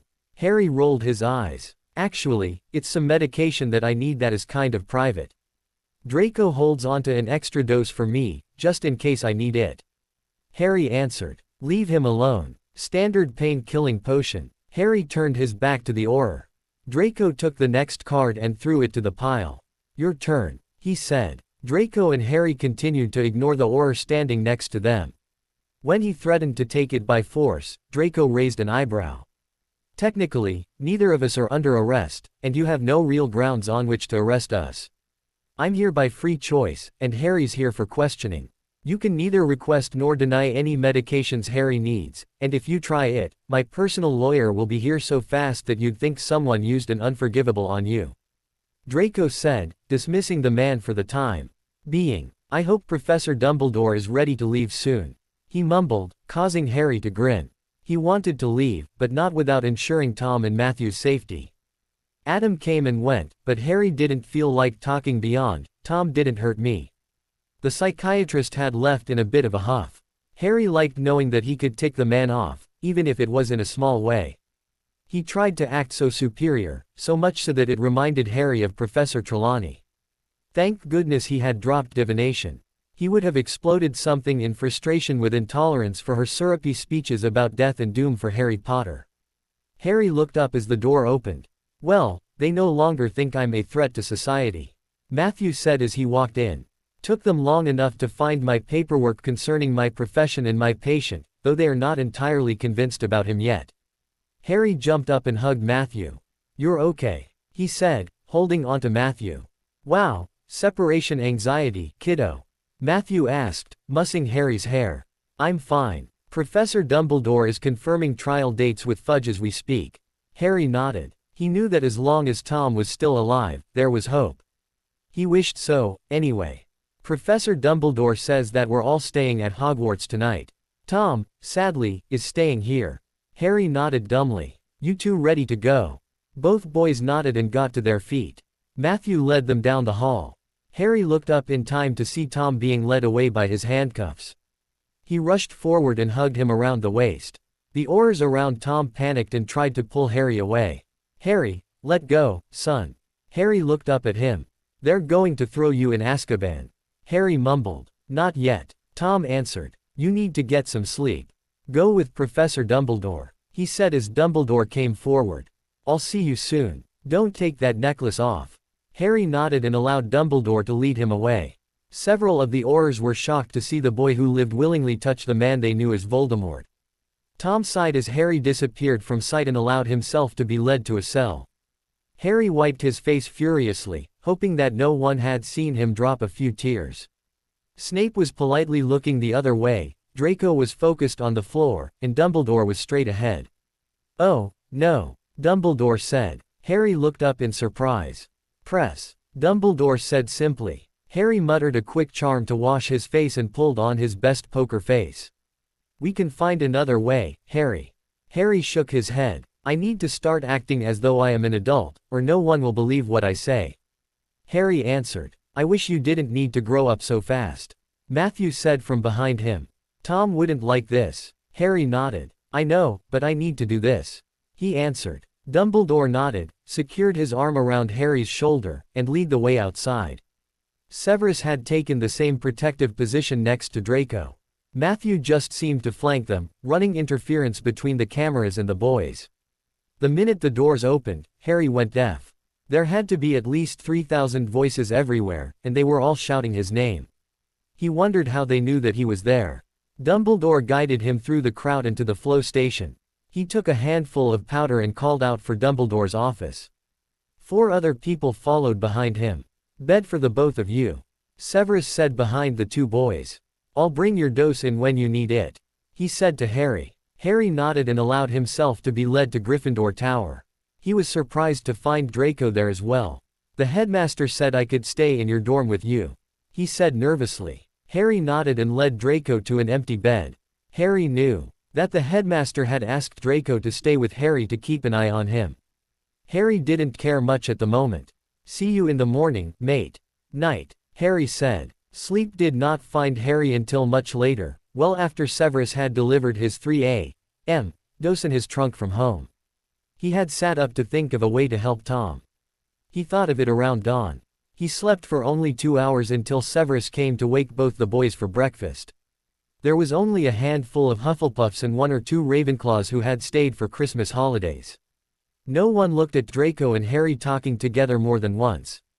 Harry was telling Draco his plan for helping Tom. "Everyone knows he couldn't touch me," Harry said. "I'll even pull some memories from my pensive to prove it. Then I'll show them that Tom and I can touch each other without any ill effects." Draco nodded, watching as Harry ate a little on his plate. "Still not much, but enough. How do you plan to prove that you're not in pain when he touches you?" Draco asked. "I have a few memories. I do need your permission though," Harry said, catching Draco's attention. "Why's that?" Draco asked, wondering what Harry had in mind. "I want to show them that Malfoy can't touch me," he said quietly. "Do it," Draco said. "Are you sure?" Harry asked. "I mean, he is your father." Draco shook his head. "Maybe he was once, but not anymore. The sooner he is taken down, the better," Draco told Harry. Besides, I was thinking of changing my name. Harry smiled. To what? He asked. You'll find out later. The important thing is to help Tom. Both boys jumped when a Daily Prophet owl landed in front of them. Jumpy, Harry. Draco taunted. Harry smiled. No more than you. Draco shrugged and took the paper from the owl. He opened it to the front page and smiled. You do take pictures well, Harry. You look like you're perfectly adjusted. Draco said with sarcasm. Harry looked over the pictures. They're better than the ones they were using for the mentally deranged articles. At least here I look normal. Draco laughed while Harry made up funny captions to the moving pictures. All reporters move aside, I'm here to save the world. Draco fell off the bench. A few of the other students looked over at him, and then turned back to their own breakfasts. True, Harry Potter and Draco Malfoy were enemies, but to see Malfoy actually lose his composure to something Harry had said was too much for some of them to comprehend. Draco, Severus said, walking up to the pair sitting at the Gryffindor table. Draco turned around and smiled. The headmaster and I are going back to the ministry. Matthew should be down in a while. Severus leaned down to speak in Draco's ear while passing him 2 vials. Draco nodded and pocketed them. Harry knew that Draco was going to give him his doses today. That was fine with him. Do try and stay out of trouble. I do not need to remind either of you that you are not to leave the castle grounds. He said, turning away and leaving the Great Hall. I wonder if there would be a way to tell his mood by how much his robes billow. Harry remarked to Draco. The Slytherins figured that out in my first year. I'll let you in on the code. Draco explained the amount of billowing needed to consider Professor Snape in a bad mood. Matthew came down and lowered himself down on the bench next to the boys. Morning, he mumbled. Draco greeted him. He hasn't had his coffee yet. Give him a minute, Harry said. 10 minutes later, after Matthew's first cup of coffee, he perked up and looked over at Harry. Hello, he said, properly awake now. How are you this morning?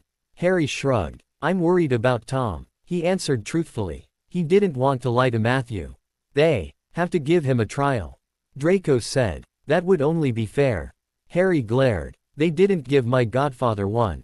He said. No hope even for Vericitum. Harry told the boy. I doubt they will now. I just bet that one of the Aurors let in a Dementor while we were away. Harry confided. I'm afraid that I'm going to walk in there and see a soulless body and lifeless eyes.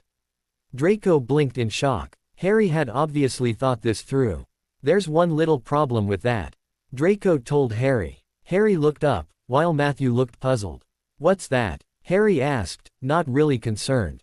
Malfoy signed the letter, Dark Lord, at the end of it.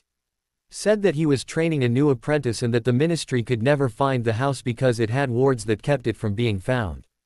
He also wrote in the letter that he planned to unveil his apprentice soon. Draco stopped talking. Bugger, Harry, Matthew said, actually figuring out what Draco was driving towards. Everyone thinks that the apprentice is you.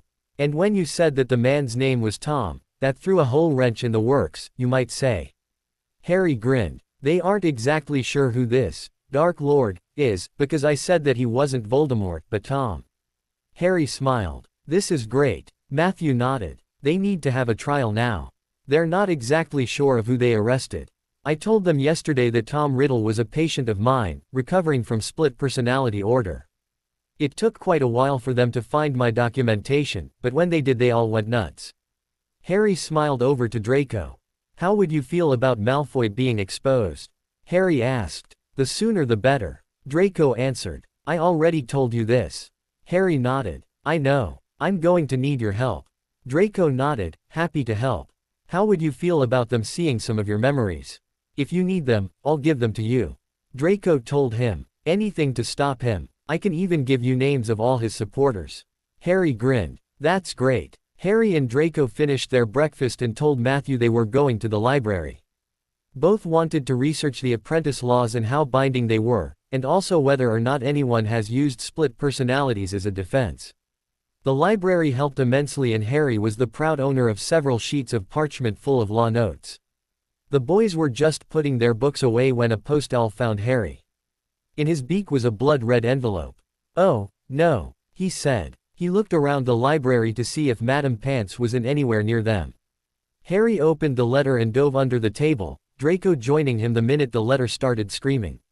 Harold James Potter. Just you wait until I get my hands on you. I can't believe that I fell for that line about Death Eaters. The minute I get back to school, I'm going to let you know exactly what I think of you, becoming you-know-who's apprentice. Here you've been fighting for the light, and then I see you displayed all over the front page of the Daily Prophet as some sort of heir to the Dark Lord. Just wait until I see you again. The letter ripped itself into many tiny shreds and burst into flame. Harry and Draco came out from beneath the table and looked at the tiny pieces of ashes still there. Nice girl, that Granger.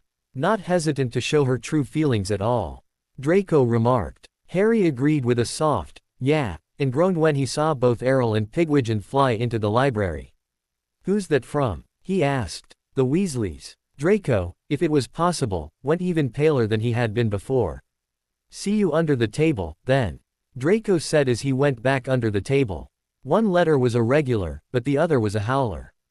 It was in Pig's beak. Harry opened it, and dove under the table. Hiding from Death Eaters. Like hell you were. When I find you, Harry, I'm going to throttle you and maybe you'll come back to your senses. Do you not remember Sirius at all? 'Cause I sure bloody hell do. I can't believe you. To think I called you mate and let you sleep in my room. You'd better not come back to Hogwarts, because you won't survive past hello. This letter immediately burst into flames. Harry pulled out his wand and cleaned the table before accepting the letter from Errol. He sat down to read it. Harry dear, while I cannot say that I believe that you went to you-know-who, I do know that you have been under immense pressure lately since you were kidnapped. Perhaps the person who kidnapped you did something to your mind. I recommend that you go to St. Mungo's to be looked over for any residual spells that control your way of thinking. Ron recommended something of the sort to me. I know Ron wrote to you, though I have a feeling that it was a howler. Don't mind him, dear. When he finds out that you weren't there of your own free will, he'll come around, and so will dear Hermione. Remember to write me if you need anything. Stay strong, Harry. Love, Mrs. Weasley. Harry groaned and closed the letter. Who's that from? Draco asked. Mrs. Weasley. She's rather supportive and thinks there was a spell on me for some reason. Draco laughed as Harry put the letter away. Well, what do we do now? Draco asked as Harry turned towards the door. That's easy. Use our pensives, of course. Harry led the way out of the library and to the dormitory, ready to collect evidence for Tom's defense. Harry, he's here, Draco said from the doorway of the library. Harry looked up from his books and nodded. He gathered everything together and followed Draco up to Dumbledore's office.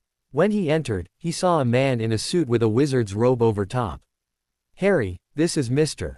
Connell. He's my lawyer. Mr. Connell, this is Harry Potter. Mr. Connell had a warm smile as he rose from his chair and came over to greet the two boys. Hello, Mr. Potter. It's a pleasure to meet you. He took Harry's hand and shook it. Draco, good to see you again. Mr. Connell gestured towards the conjured table Dumbledore had set up for them before he left to be with Tom that morning. Draco tells me that your guardian is in a bit of a tight spot. Harry nodded. Perhaps I should get the whole story, Mr.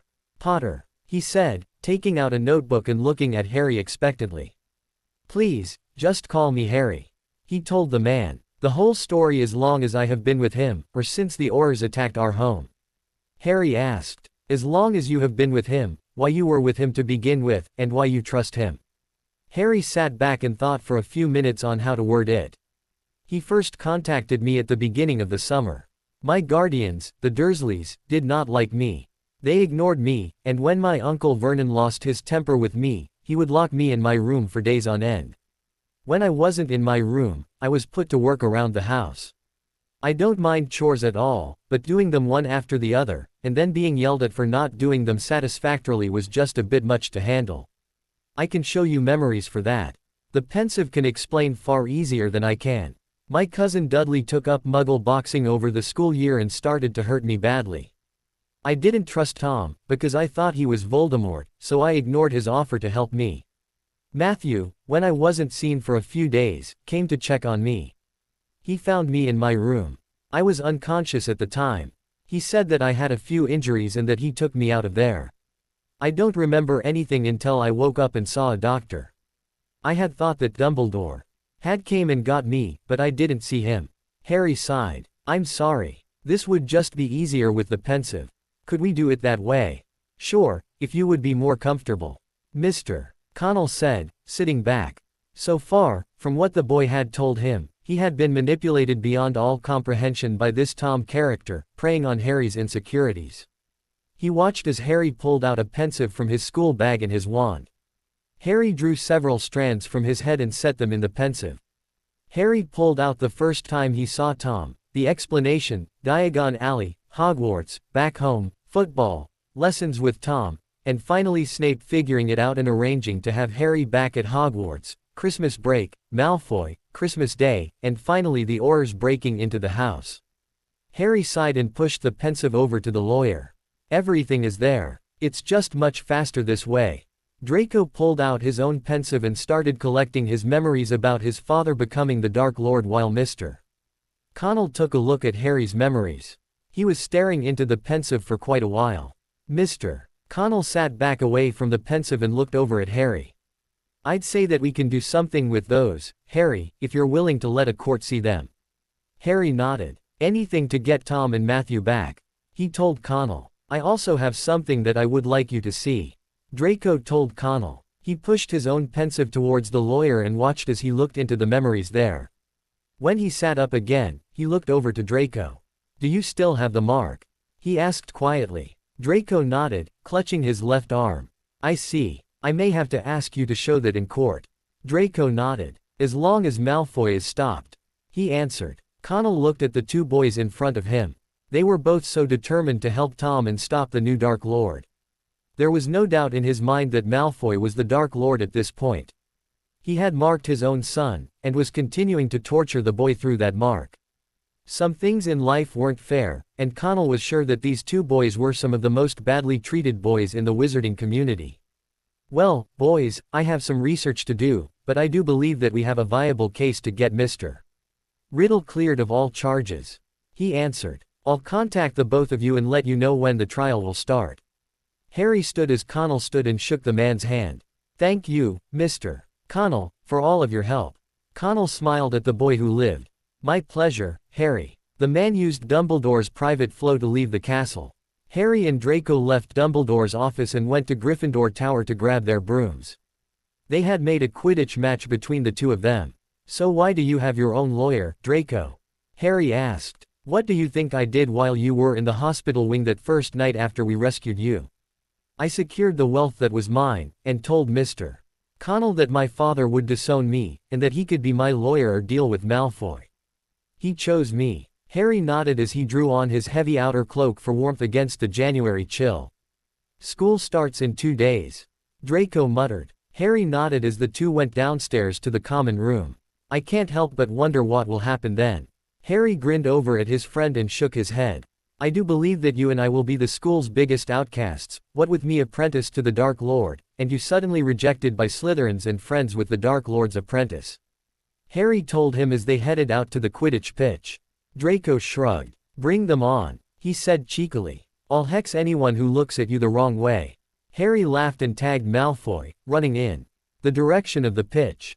Oi! Draco ran after him, finally catching up to him on the grass. That was dirty, Potter. Draco growled. He reached out and tagged Harry, kicking off from the ground at the same time. Harry followed with a smirk on his face and proceeded to chase Draco through the air above the Quidditch pitch. You'll never catch me, Potter. Draco taunted. Draco's grin disappeared as Harry's broom neared Draco's own. Draco's eyes grew wide and he sped up a bit to avoid his friend, whose murderous glare was starting to frighten him. They both landed an hour later. Let's go get some dinner, you prat. Harry said to Draco. Draco nodded and threw his arm around Harry. Chess afterwards. Harry smiled but shook his head.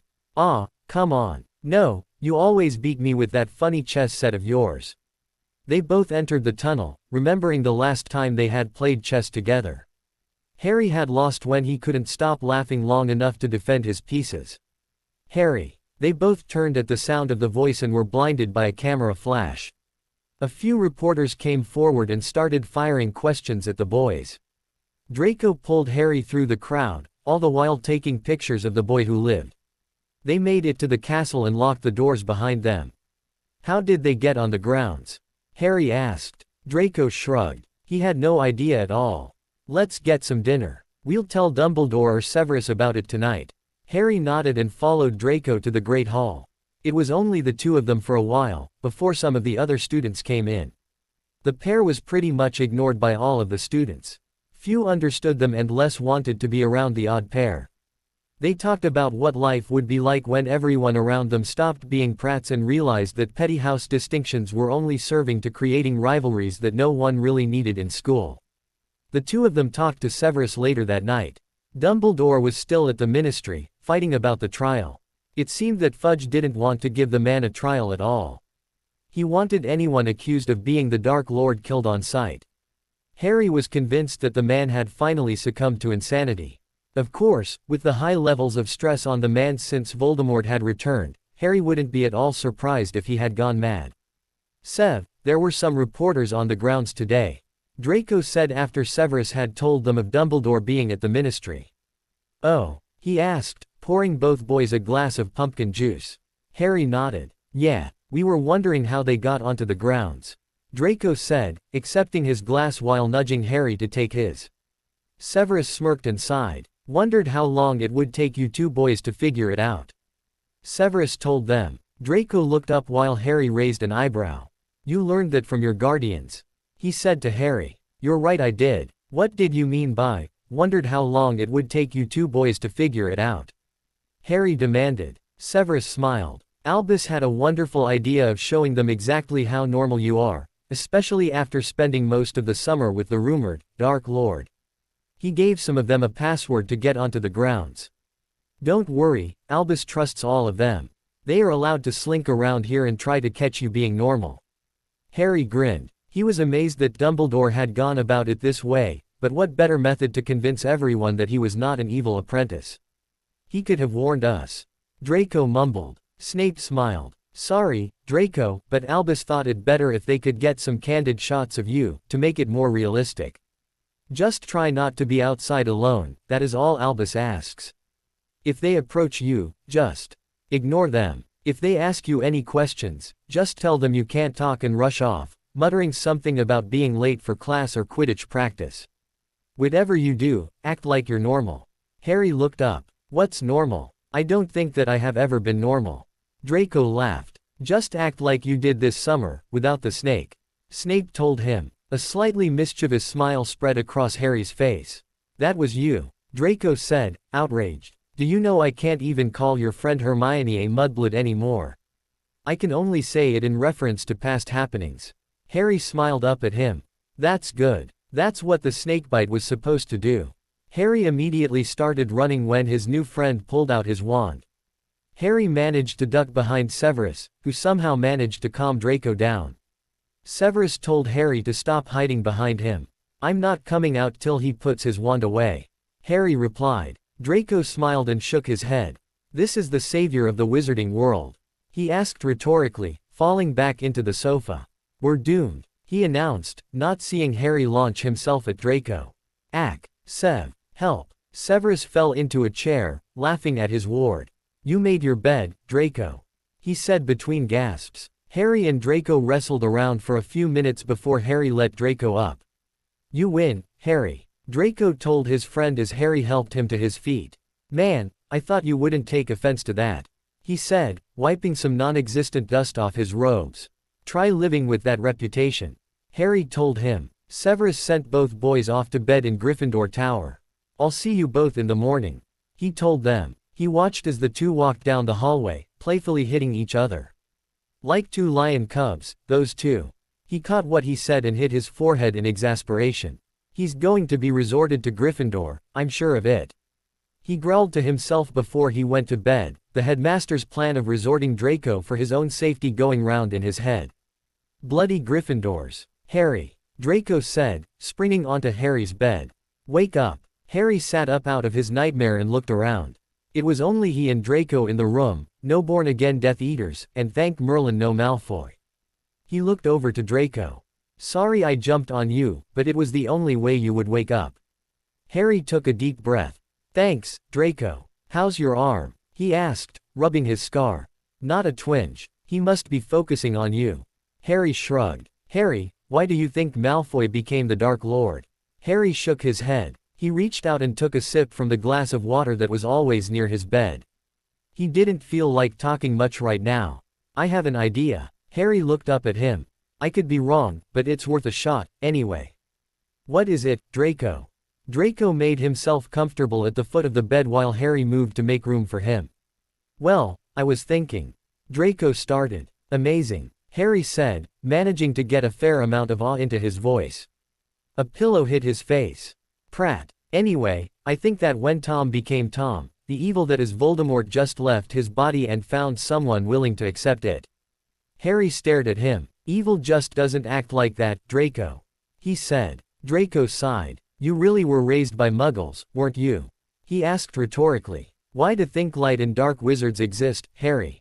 Draco said, moving forward as though to make his point. Light and dark maintains a balance, Harry. When there is someone who is completely good, then there is someone completely evil. Draco explained. So you're saying that I'm completely good? Harry asked. Draco nodded. That's why you're needed to fight Voldemort. That's why he still exists after Tom no longer accepted him. Voldemort needed to find someone dark enough to accept him, and he found it in Malfoy. Draco explained slowly, waiting for Harry to understand it. That's why you have the same wand. You are exact opposites of each other. Harry sat back. It was so simple when Draco explained it that way. So why is he after me?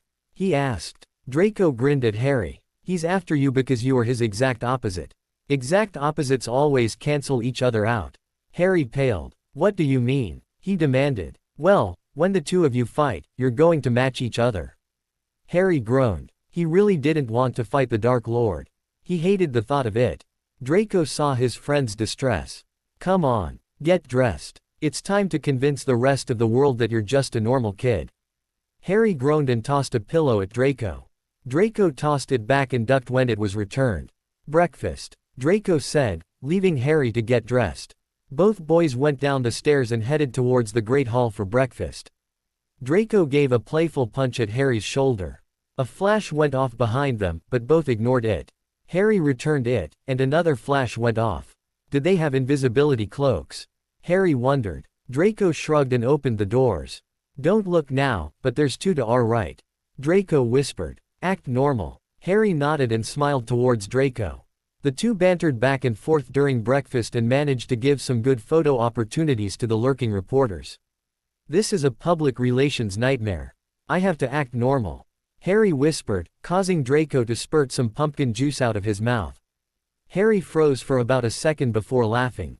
The two boys somehow managed to finish their breakfast before heading down to the dungeons to beg Severus to come out to the Quidditch pitch with them so they could get in some seeker practice. Severus rolled his eyes with a small grin and grabbed a potions book to keep himself occupied while the boys risked life and limb while hurtling towards the ground. Catch me if you can, Potter.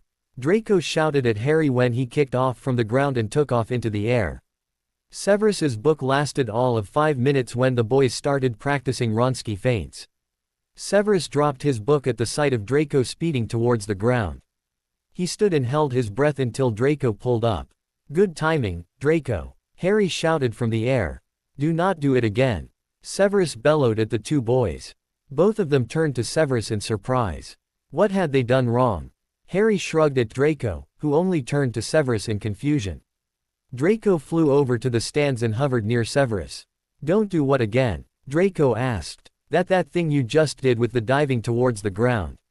Severus explained. The Wronski feint? Draco asked. Sev, that's a perfectly legal and safe move in the seeker position. Draco tried to explain. I don't care. I think my heart stopped. Severus told him, unconsciously clutching his chest as he sank to the bench beneath him. Draco shook his head and returned to Harry. He doesn't want us to do any more Wronski feints. Draco told Harry. Harry shrugged and released the snitch again, both boys setting off after it with all the enthusiasm they could manage without the Wronski feints. Severus called down Draco and Harry to lunch, while the reporters took photographs of the pair with their teacher. Draco followed Severus and Harry down to the dungeons, chatting with Harry about the plausibility of Wronski feints being allowed at the next Quidditch game. Draco stumbled on the stairs the same time as Harry, clutching his forearm. Harry glanced around for reporters, and seeing none, raised a hand to his forehead as he steadied Draco. Severus supported Draco the rest of the way to his room and settled the boy on the couch. "He's very angry," Harry told Severus, who only nodded and started pouring pain potions down the throats of Harry and Draco. Harry sighed as his pain slowly started to disappear. One look at Draco told Harry that the boy was feeling relieved as well. "Let's get some lunch into the two of you. After that, you're both staying here away from prying eyes." Harry nodded, as he didn't want to have to act normal when his forehead felt like it would split open. Severus ordered lunch for the three of them from the house elves while Harry nudged his friend. Draco opened his eyes. "You okay?" Draco nodded. "You?" Harry smiled. "Never better." Draco shook his head. "Hero complex," Draco muttered as Snape called them to the table. Harry followed his friend and relaxed at lunch with his professor, all three debating about which subject was better, defense or potions. Harry finally conceded that while you could stop someone from killing you, you could only use potions to extract revenge without getting caught. The Dark Lord was pacing in his study, repeatedly sending the summons to his son. He had thrown the Daily Prophet across the room and incinerated it when he had seen that the home he had sent orders to raid had only been the home of Tom Riddle. It was the boy who had finally caused the Dark Lord's temper to snap. The fact that Harry Potter was masquerading as Tom Riddle's nephew had not helped his house elves to escape the Cruciatus curse. Luckily, he had remembered to lift the curse before madness set in. He wouldn't want mad house elves running about the manor. He pressed his wand to his forearm and summoned the Death Eaters. Tonight, there would be a raid. It was time that the wizarding world knew the Dark Lord was back, and there was nothing they could do to stop him. "Harry, train's almost here," Draco told Harry. Harry closed his book and uncurled himself from the window seat that he had been using as his base of operations in hiding from the reporters. They were allowed to stay the first whole week of school, and Harry was already tired of them. They were everywhere, and had even tried to sneak into Gryffindor Tower more than once. "When is your new sorting ceremony?" Harry asked as he straightened his tie. Draco smiled as Harry brushed away the wrinkles in his robe. "I'm going to Dumbledore's office right now. Want to come with?" Draco asked. Harry smirked. "Afraid of a talking hat?" Harry asked, throwing his arm around Draco's shoulders. "All right, I'll come along to protect you from it." Draco rolled his eyes and elbowed Harry. "Back to acting normal, Pratt." Harry shrugged and led Draco to Dumbledore's office. "Great, now we just need to wait here until we are let in." Harry shook his head. Headmaster Dumbledore's passwords are always sweets of some kind. "It's just a matter of finding the right one," Harry told him. Harry faced the gargoyle and took a breath.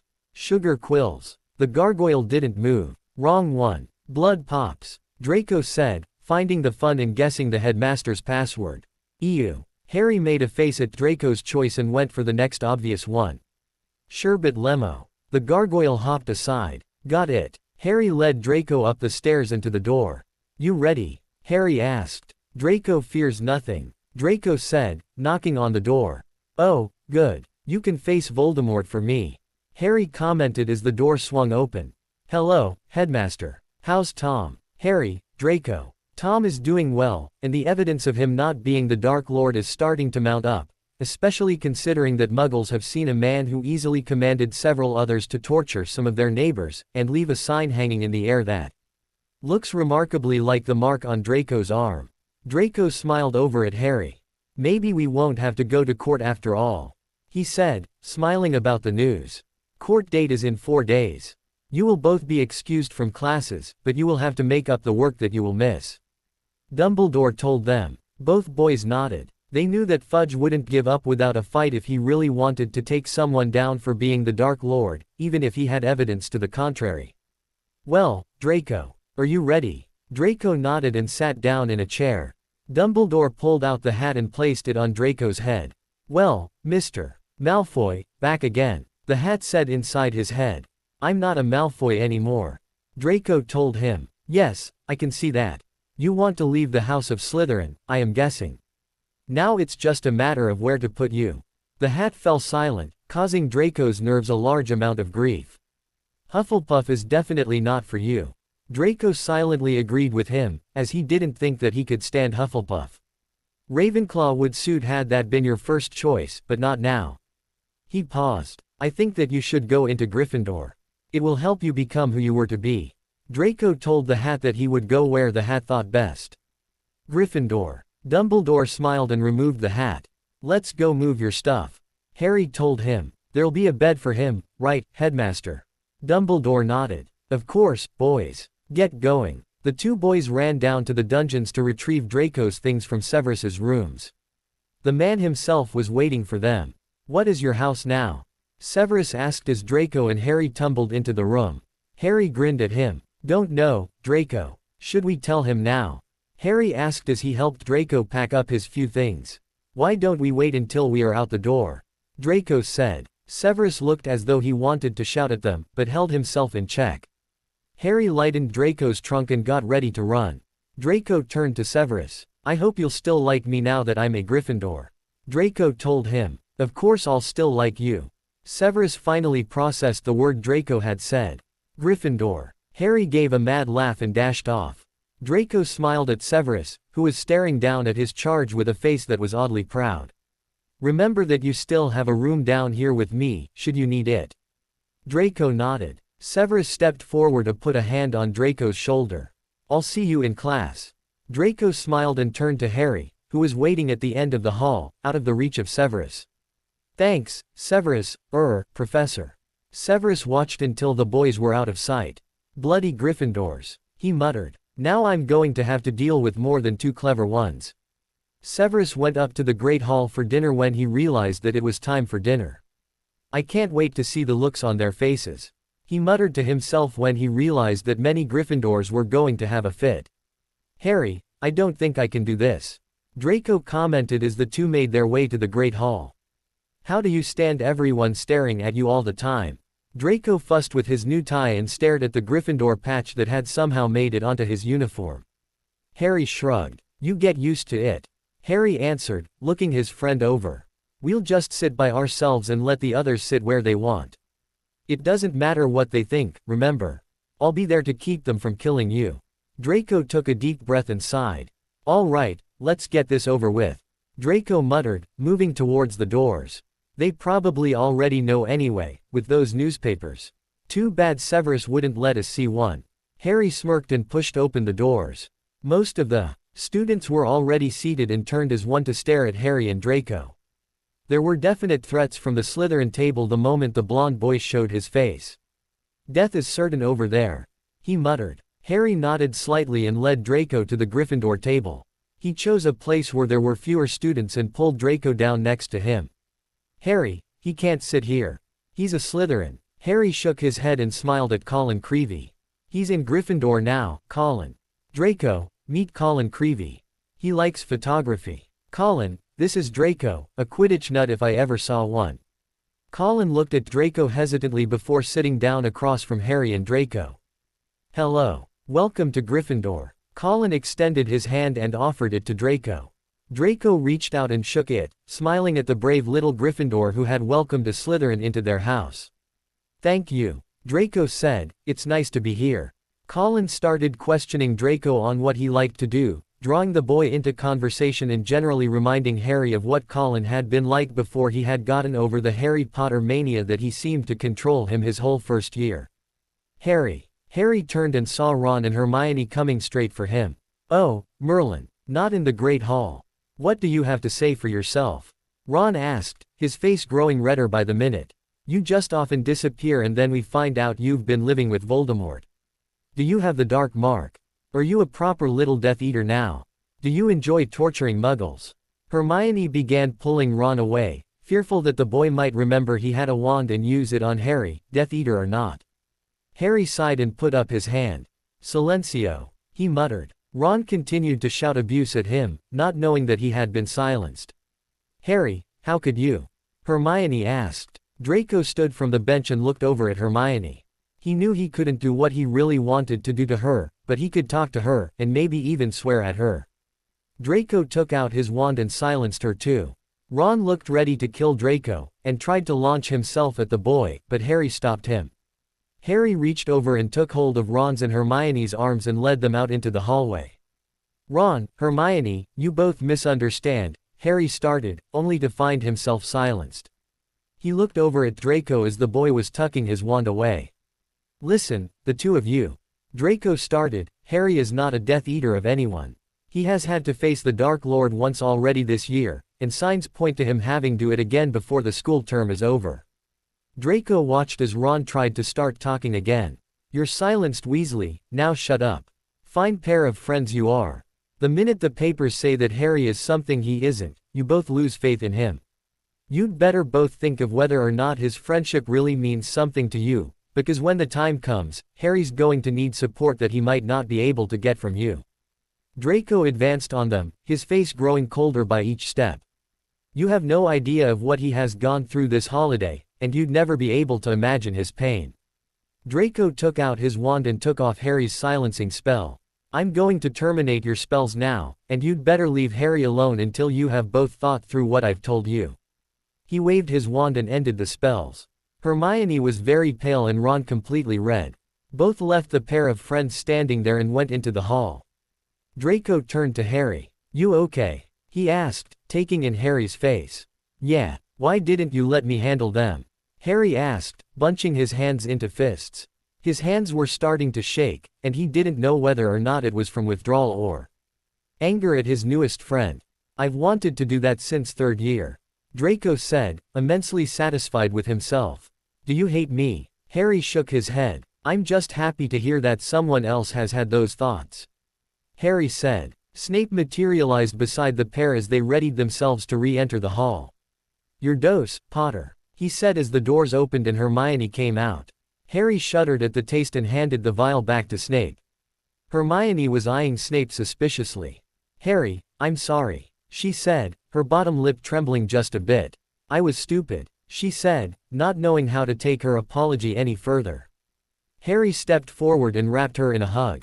It's all right. Hermione hung onto him for a minute before pulling back. Ron will come around. Percy was home, and you know how he is. Harry nodded and sighed. Whatever the minister says goes. I wonder what he will do when he finds out that I was right all along. Hermione shrugged and looked over at Draco. You're in Gryffindor now, she asked, going over to him. Draco nodded. Welcome to Gryffindor, she said, offering her hand. He took it and shook it. Come on, dinner is about to start. She grabbed both of the boys and led them into the Great Hall. She ignored Ron's pointed glares at her, Harry, and Draco. Ron glared at the group the entire time, and seemed to want to do something to them, but was wary about going against the person whom he had considered his girlfriend for all of the school year so far. He wasn't even sure what he was to her right now. She had told him that Draco was right and left him sitting at the table while she went to make up to the little Death Eaters. The three teenagers joked with the others around them throughout the entire meal and even planned a few jokes together. Draco found himself surprised at Hermione's scheming capabilities. He guessed that she was more than a bookworm, and her ideas about how to prank Crabbe and Goyle without getting caught were amazing. She giggled as Harry predicted their reactions. They could act like my cousin did when he angered someone I know. He received a pig's tail for his troubles. Now, whenever he sees another wizard besides me, he grabs his rear and runs for all he's worth. He's big like one too. Not for reasons of disorders or anything. He's just lazy. So he fits the pig thing rather well. Harry jumped when Draco almost fell off his bench laughing. Harry reached out a hand to steady his friend, who clutched his sides as he fought for air.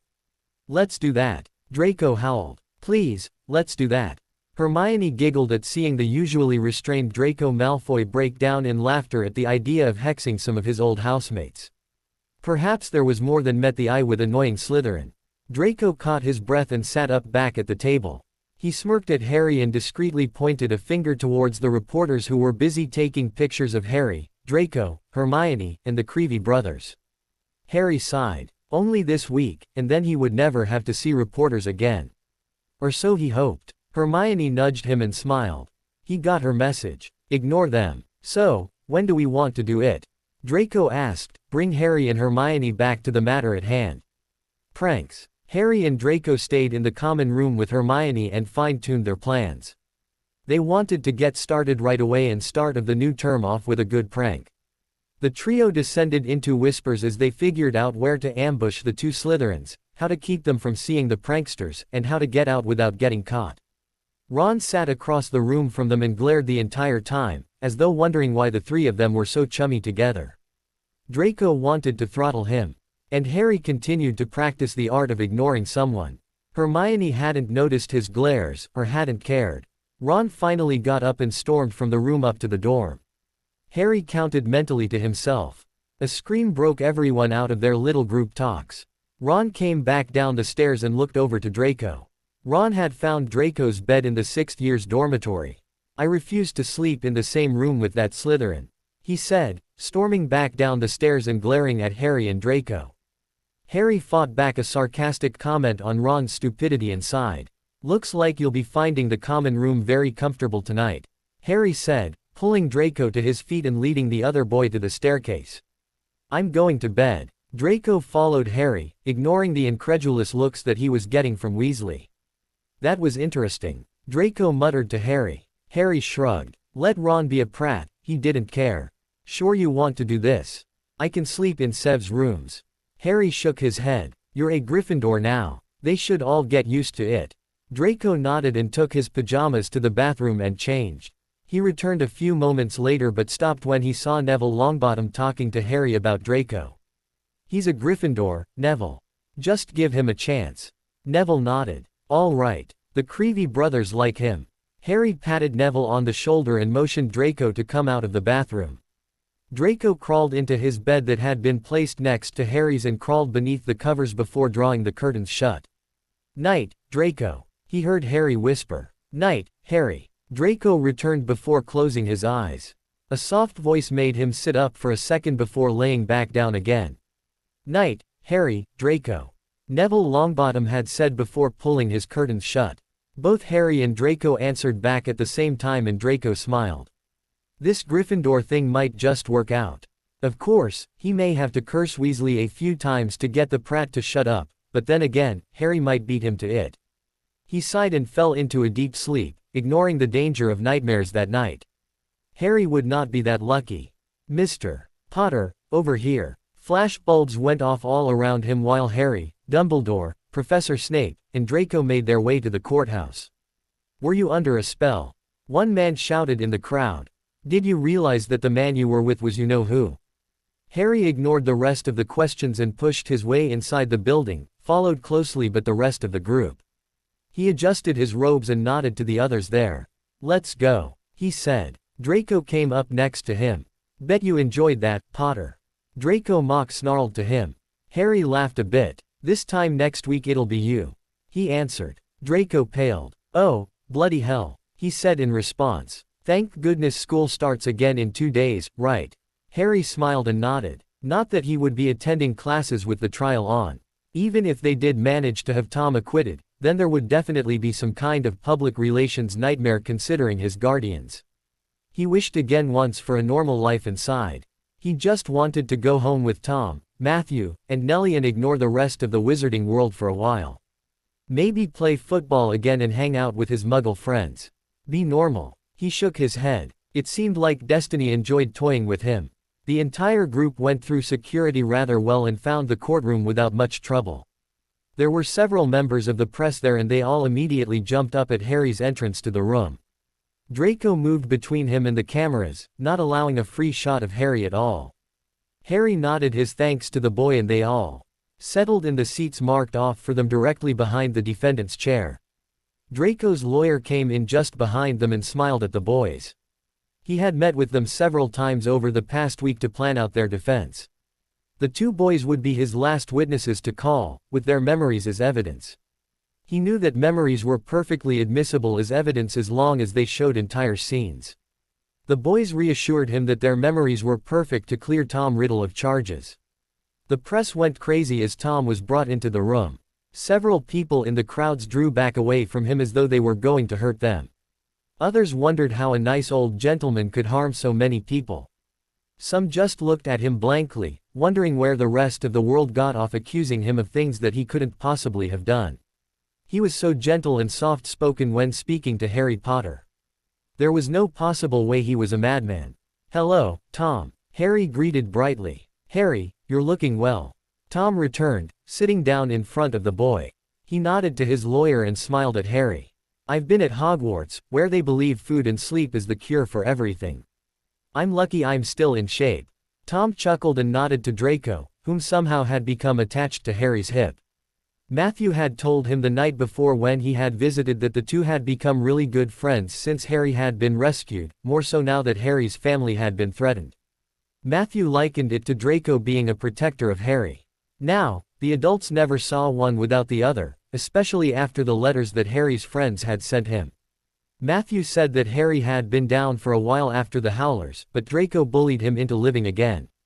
"Well, that's lucky then, because Nellie was out for your head if you hadn't planned on eating more than a plate of food a day," Tom said, smiling at the boy who had changed so much, and yet, had remained the same. Tom remembered how he had wrestled the Game Boy away from Harry only a week before.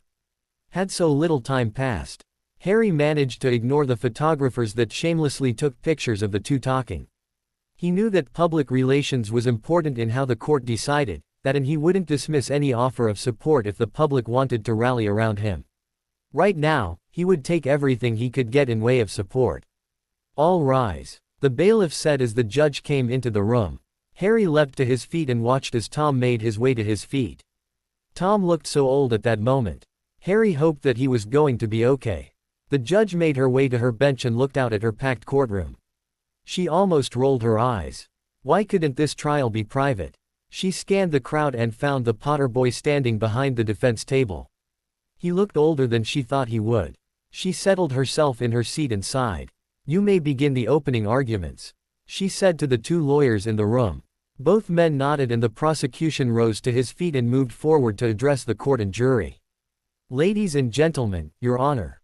What can be said about this man sitting here in the courtroom today? Nothing much, except that he has participated and even orchestrated the war of 16 years ago, under the guise of Lord Volume," the lawyer stuttered to a stop. "You know who?" Harry almost laughed. The man was not going to be very convincing if he could not even squeak out Voldemort's name.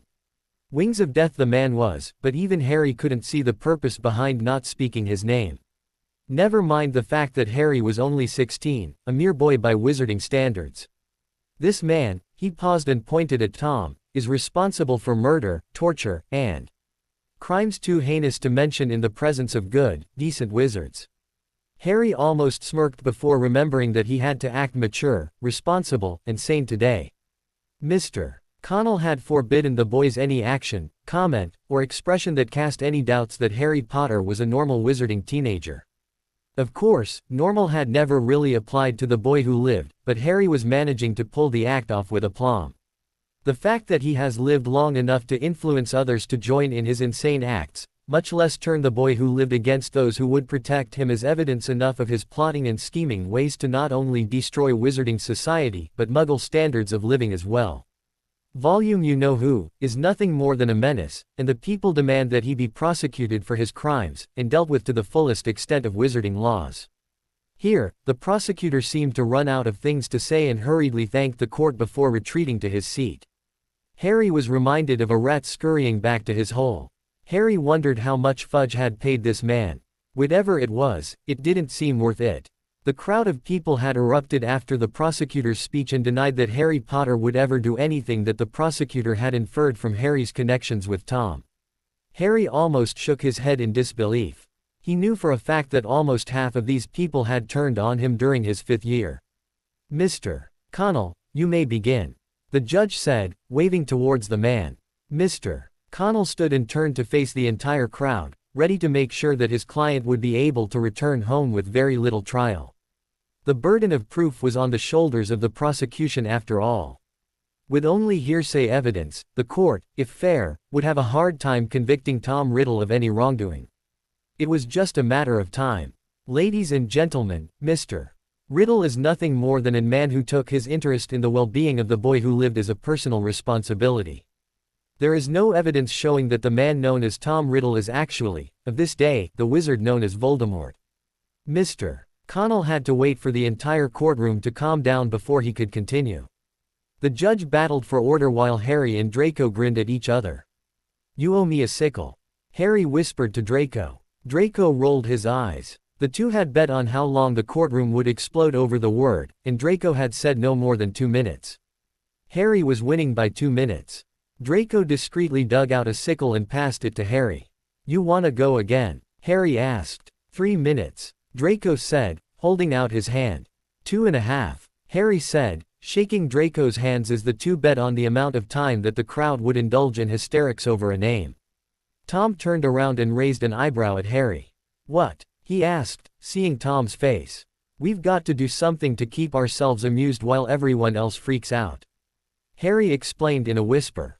Tom turned back around, shaking his head and muttering something along the lines of, "Boys will be boys," once order had been re-established. Mr. Connell sighed and waited for the go-ahead signal from the judge. He nodded to her when she gave it and turned back to face the court. Tom Riddle was nothing more than a man who cared for a boy many would have loved to take in, yet few could handle. Harry Potter is not a normal child with normal worries. He has been plagued by an evil wizard, Lord Voldemort. Mr. Connell found need to pause again as the court burst into chaos again, with screams of terror and shouts of demands not to say the name. Harry and Draco both stared at the watch on Harry's wrist, counting the time. Draco Ned in defeat. And Harry held out his hand with a small, triumphant smile. He pocketed the sickle and looked back up at the judge, who had been staring at the boys. Harry was sure that she was trying to keep a straight face when she made eye contact with Harry. Well, they were busted. The people finally quieted down and Mr. Connell started again. "As I was saying, Harry Potter has been plagued by an evil wizard, so evil in fact that few can hear his name spoken without being affected with some amount of fear. Mr. Riddle, in spite of all the emotional baggage that Master Potter brings with him as part of his life, accepted the boy into his home, and did what was required to keep him hidden from the Dark Lord, as well as the rest of the wizarding world, for the boy's own safety. Even Albus Dumbledore, one of this century's greatest wizards, could not locate the boy. This, indeed, was protection that no other person would have been able to provide to the boy whose needs only grow more demanding with each passing year." Mr. Connell took a deep breath. There is nothing more than a passing physical resemblance between the evil wizard that few want named, and Mr. Riddle. The mental differences are very distinctive, as well as his actions. Ladies and gentlemen, there is no way that Mr. Tom Riddle could possibly be the evil wizard that the prosecution states he is. There is no similarity between the two men, none at all. Mr. Connell thanked the court for their attention and returned to his seat. The judge sat back and sighed. Both lawyers made very good cases, although she felt as though the prosecution was less than happy about the assignment. "All right, thank you gentlemen. We will recess until tomorrow morning at 9 o'clock. I believe there are 2 young men who have afternoon classes to attend," she said, smiling at Harry and Draco. Harry smiled back at her while Draco rolled his eyes and mumbled something about not even getting a full day off. The entire court stood as the judge left the room. The minute she was through the door, Harry made his way to Tom before he was led out of the room. "So far, so good," Tom commented as Harry came up. "How are you doing, truthfully?" Tom asked. Harry shrugged. "Harry," Tom said with a slight warning in his tone. "Ron's being a prat, but Hermione understands." Harry answered. "I'm okay otherwise." Tom smiled at Harry. "I understand, Harry. Just remember that if he is your true friend, he'll come around." Harry finished Tom's sentence for him. "I know. I just want to hex him right now, but I won't. There's the Harry I know and love," Tom said, looking over Harry. Harry swallowed the lump in his throat. Had Tom just said that he loved him? Harry looked around for photographers, and seeing none, stepped forward and wrapped Tom in a hug. The Auror who was waiting to escort Tom back to his cell stopped dead in his tracks and stared as Tom held Harry. The boy who lived was hugging the accused Dark Lord. What was the wizarding world coming to? "What's wrong?" Tom asked quietly. "I don't think that I've ever heard that before," Harry said into Tom's shoulder. "Not in person, that someone loved me." Tom nodded and held Harry a little tighter before releasing him. "It's okay, Harry," Tom said as he held onto Harry's shoulders. "You still wear your necklace?" Tom asked, looking for the chain that Harry had hidden beneath his collar. Harry nodded. "Day and night." Tom nodded, satisfied that his charge was safe for the time being. "All right. I know you have a class in the next hour." I'll see you tomorrow, bright and early," Tom said, giving him a small push towards Dumbledore and Snape, who had been waiting for Harry with Draco. "Bye, Tom," Harry said, watching as Tom was led through a door. Tom waved before the door was shut. "Let's go," Harry said to the others present. The group made their way through the crowds and reporters to the flow system and made their way back to Hogwarts. "I detest flowing," Harry said to Draco as he tripped and nearly fell out of the fireplace. Draco, who was brushing the soot of his uniform, snorted at Harry's comment. "Could be worse. Could be Portkey," Draco told him. Harry gave an involuntary shudder and watched as Snape gracefully stepped out of the fireplace with not even a hair out of place. How did he do that? Harry vowed to himself that he would learn Snape's secret to flawless flowing before the year was out.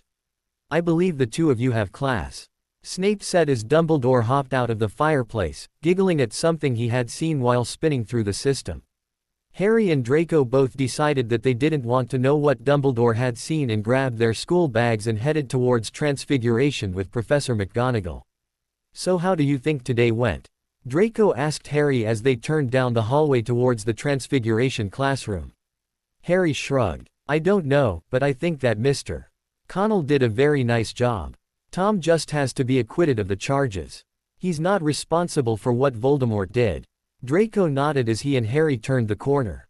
"I think that it's going to turn out okay," Harry finished as he heard a sneering voice. "Oh, look, it's the mini Death Eaters.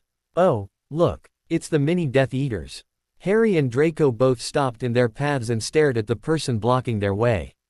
Draco's face darkened as Ron stepped forward. "What are the Death Eaters doing here?" he asked, coming forward. "Back off, Weasley. Get out of our way," Draco said, pulling out his wand. Ron stepped forward with his own wand, smiling in a way that Harry had never remembered seeing on his face before. "You know, I would be doing the rest of the wizarding world a favor if I were to hex you," Ron said, looking at the two of them. "An even better favor if you never woke up." Harry exchanged a look with Draco. Both boys wondered what they should do with Ron. "Ron, we just want to go to class. Please, just get out of our way." Ron shook his head. "I don't think so." Ron brought up his wand and took a breath, readying himself for a spell. Harry raised his hand and muttered a bat, bogey hex under his breath. Draco watched as Ron started to hit away his own bogeys from his face. Harry and Draco looked at each other and broke down into laughter. "Come on, Draco. Let's go," Harry said, leaving Ron to face his own problem. "Where did that hex come from?" Draco asked as they went down the stairs. "No idea. Maybe Peeves did it for us." Harry and Draco finally made it to the Transfiguration classroom and slid into their seats. Hermione smiled over at them. "Hey guys, how did it go?" she asked, digging out her parchment and ink. Draco shrugged. "I lost 2 sickles," Draco said, taking out his own notes. "Other than that, I was kind of bored." He turned to Harry for his thoughts. "It was only opening arguments today. The most difficult part is going to be testimonies. Draco's is probably going to be worse off than me. The world is finally going to find out what it's really like being the boy who lived, while Draco's reputation, through no fault of his own, is going to be ruined." Draco shrugged it off. "I don't care. The only thing I want is for Malfoy to be stopped. That way, the rest of the world will be a better place." Hermione raised an eyebrow at him. "Where did you pick up these idealistic ideas, Draco?" she asked. She had not thought that Draco would want something like that. Draco smirked at her and shrugged. "I think that I've always been like this," he told her. "Just never allowed to express it." He told her. "That and the fact that Severus tells me to speak my mind, so long as it's not disrespectful." Hermione smiled at him and Harry before turning to face front. That was definitely not something that she had been expecting from him, but still nice. Professor McGonagall stepped into the room and looked around. "Good afternoon, class," she said. "Today we are going to be covering the Animagus transformation. Now, there are limits to the Animagus transformation. Can anyone tell me what those limitations are?" she asked. Hermione's hand immediately shot into the air. Harry smirked over at Draco, who was staring at Hermione in astonishment. How in the world could this be constant? How much did the girl study? Harry smiled at Draco and shook his head. The boy would get used to it, sooner or later. Or perhaps only after he asked Hermione for help with schoolwork and he realized that it was a good thing that she was this way. Yes, Miss Granger. Professor McGonagall motioned towards the Gryffindor to answer. Hermione gave a small smile and sat up a bit straighter in her seat. Animagi are very rare, not every wizard has the ability to do this kind of magic. The Ministry of Magic also keeps a close eye on animagi. Everyone who has this ability should register with the Ministry, with their marking and what kind of animal they are. Hermione said, most likely quoting from a textbook. Professor McGonagall smiled at her and nodded. Very good, Miss Granger. 5 points to Gryffindor. She turned back to the blackboard and waved her wand. The students pulled out parchment and quills as notes appeared. Now, we will not be attempting any transformations at all, but we will learn how to accomplish such a transformation, and talk about the dangers of the transformation tomorrow. Many of the students nodded and finished their notes. Any questions? A girl in the back raised her hand. McGonagall nodded her head. Yes, Miss Green. Professor, you said there are dangers. Are they fatal? Katie Green asked. McGonagall gave a faint smile. We were going to talk about that tomorrow as part of the dangers, but I will warn you now, to keep any ambitious students, she eyed Harry, Draco, and Hermione as she said the ambitious students part. Harry, to his credit, kept his face neutral, from attempting the transformation. McGonagall perched herself against her desk and sighed. If you do attempt the transformation without being prepared, you could be seriously injured or even die. Can anyone tell me the reason why? She asked of the class. Harry raised his hand. Mr. Potter, if you are unable to complete the transformation, which is highly likely if you are not ready to be an animagi, you will only go halfway, and the human body is not able to do something like that. Your internal organs can be damaged, which may result in death. McGonagall nodded. Very good. 5 points to Gryffindor. She looked around the room. Several of the students had paled at the thought. Good, she wouldn't be rushing anyone from her house or Slytherins to the hospital wing that evening. Class finished as the bell rang, with McGonagall giving them a 2-foot essay on the animagus transformation for homework. That's all? Hermione questioned as she and the 2 boys left the classroom. She sighed. It's like they expect us to still be worn out from the owls last year. It just doesn't make sense. Harry sighed and massaged his forehead. Draco raised an eyebrow at Hermione and turned to Harry. Why is she complaining? He asked in a whisper. Harry shrugged his shoulders. He had an idea, but he wanted to convince himself that it was not due to the fact that she liked homework. Then again, that could be it entirely. Well, to the library then. Hermione said as she pulled them both towards the room. Hermione, come on, it's not even a big essay, and it's due next week. Draco complained. You crazy Ravenclaw turned Gryffindor, let me go. Harry chuckled at his 2 friends. Hermione shook her head. The sooner we get it done, the sooner it is out of the way, and the sooner we can pull off a prank. Draco ceased his struggles, a blank look on his face as he processed what she had said. You've convinced me. Let's go, he said, offering her an arm. Hermione rolled her eyes and slapped his arm away. Come on, you prat. You too, Harry. Harry sighed and followed his friends down the hall and into the library. Harry and Hermione started for their usual table in the library. All 3 stopped when they saw Ron, Ginny, and several other Gryffindors sitting at the table. Ron stood up when he saw the 3 of them. Hermione did a quick about-face while latching onto the 2 boys and led them back out of the library. You should have let me hex him. Hermione heard Draco mutter. And then all your innocence will be blown when they start looking for the perpetrators of the pranks we're going to pull. Looking innocent is a key. We can't start trouble now, for that will point us out later. Hermione bit her lip. It was a thinking gesture she had, and Harry wondered what it was that she was thinking about. We need someplace to study where Ron wouldn't dare show his face. I don't feel like dealing with him right now, she told the 2 boys. Common room was out, and so was the room of requirement. What about Severus's rooms? Draco asked. I don't think the weasel would even deign to descend the dungeon stairs now that he doesn't have to. Draco missed the hurt look on Hermione's face, but Harry caught it. He made a quick mental note to talk to Draco later and looked to Hermione for approval of the plan. I don't know. Would he let us? She asked. Draco nodded. He's actually a very nice person. You just have to get to know him. Hermione sighed. Okay, We can go there. Let's just hope he doesn't do his anti-Gryffindor thing while we're there. She mumbled as she adjusted her strap on her book bag. Draco led the way and Harry followed behind, wondering what reception they would receive. Since they were descending into Slytherin territory, and Draco was extremely unpopular, Harry kept his eye out for trouble along the way. The trio found none and made it to the portrait guarding the quarters. Wormwood, Draco told the portrait. The door swung open and he called out Severus's name as he entered. Severus emerged from his lab and looked at Draco and his friends. I've been invaded by Gryffindors, he stated calmly. To whom do I address my thanks for this wonderful invasion? He asked, sneering only a bit. Hermione crept behind Harry and Draco.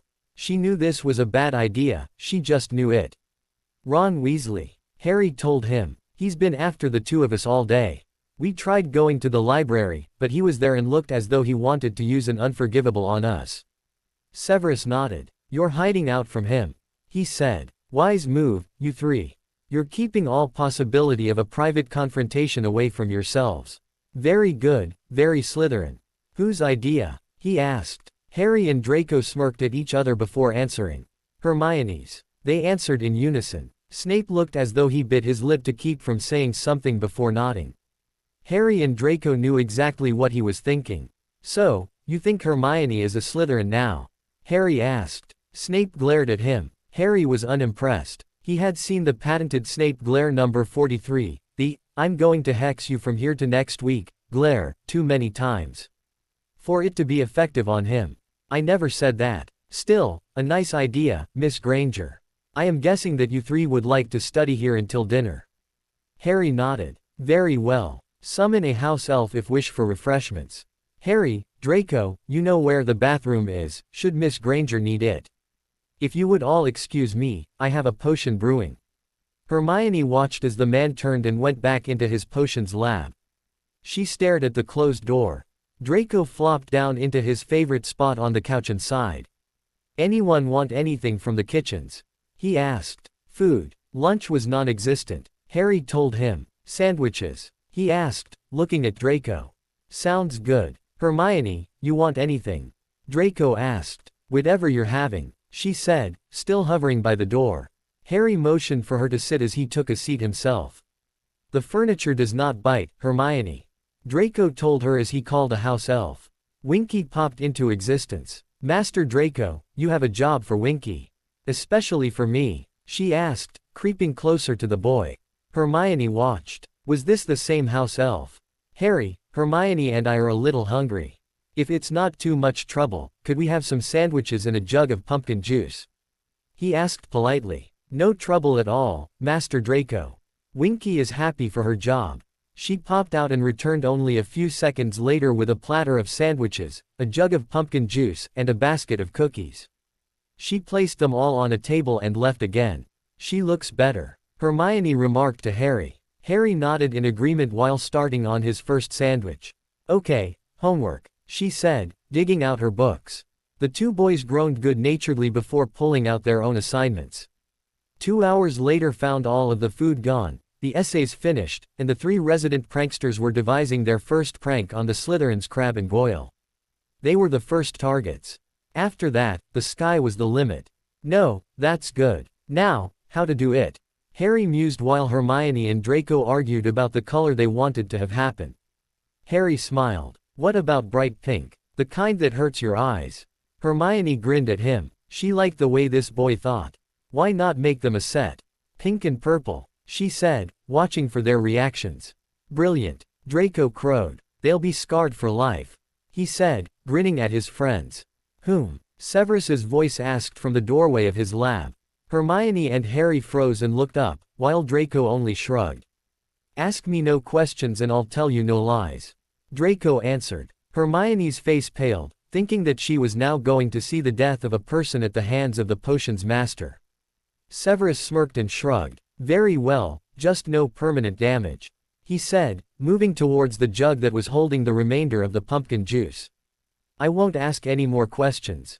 Draco smiled up at his guardian. Thanks, Sev, Draco said, packing up his bag. The other two started the same action. You're welcome, son, he said, turning towards the mail that the owls had brought earlier in the day and he had ignored. Hermione looked at the man in surprise. He was different, just like Harry, and Draco said, "Harry, I found something of yours that you left here the last time," he said, holding out a small bottle. Hermione looked up in confusion. "The last time?" she questioned. Harry actually had the grace to look a little sheepish. "Remember before the holidays, when the Gryffindors were told to keep an eye on me?" Hermione nodded. "I was feeling smothered, so I sought refuge here. Professor Snape had learned about my guardians before school started, so I felt safe in his presence, you know, able to unwind," Harry explained. Hermione nodded and sighed. She had forgotten about that. "Thank you, Professor Snape," Harry said, taking the bottle from him. He recognized the label on the bottle of being his animagus potion. He pocketed it and turned back to his two friends. "Dinner," Draco muttered. Harry sighed, and Hermione closed her book bag. Snape looked at the three Gryffindors, and then at the boy he considered his son. "Why don't the three of you stay?" Severus said. "Stay for dinner. You could avoid a confrontation with Weasley, and I would welcome the company." Hermione looked at her friends. She gave them a nod, saying it was all right. "Thank you so much, Professor," Harry said. "I accept, and so does Hermione." Harry took off his school robe and tossed it onto the couch. He fixed his collar and sighed. "A time to relax." Hermione giggled at Harry's actions. Draco kicked his feet up on the table in front of him. "Draco, feet." Draco rolled his eyes and put his feet on the floor. Severus summoned Winky and ordered dinner for the four of them. Winky came back about 5 minutes later and set the table for them. "Well, come on." Hermione approached the table, wondering what had caused the change in the snarky potions master that she had been used to before this afternoon. Severus reached out and mussed Draco's hair as the boy passed. He was relaxed, and it was the first time she had ever seen, or even thought about the person he was outside his classroom. The meal passed easily for everyone, and Hermione found that she was enjoying herself, something not very common for her nowadays. "No." Harry moved Ned from his bed. He turned in his bed and tried to push something away. "No." Draco sat up and looked over at his friend. He jumped as Harry's hands flew to his forehead. Draco got out of bed and went over to Harry's and tried to shake him awake. Harry, wake up," Draco said, shaking Harry's arm. He hissed in pain as his dark mark suddenly came alive and started burning. He clutched his arm and sighed as the pain intensified. Malfoy was very angry, and it seemed that he was taking it out on some poor innocents that evening. He whirled when he heard a noise. "Weasley, is Harry okay?" Ron asked. Draco turned back to his friend. "It's a vision," Draco told him. His arm spiked in pain again. He ignored and reached out to his friend again. "Harry." Harry sat up, his eyes open, but not really seeing where he was. "Harry, wake up." Harry looked at Draco and Ron for a few seconds and then dropped his face into his hands. His hands shook as he tried to breathe past the lump in his throat. Ron reached out a hand and looked at Harry. "I'm okay," he muttered from between his hands. "Malfoy is busy tonight." Draco sighed and rubbed his arm. The war was starting, and they were getting pulled along with it, whether they were ready or not. To be continued. I hope you enjoyed this story. Also remember to subscribe and like this video. See you in the next video.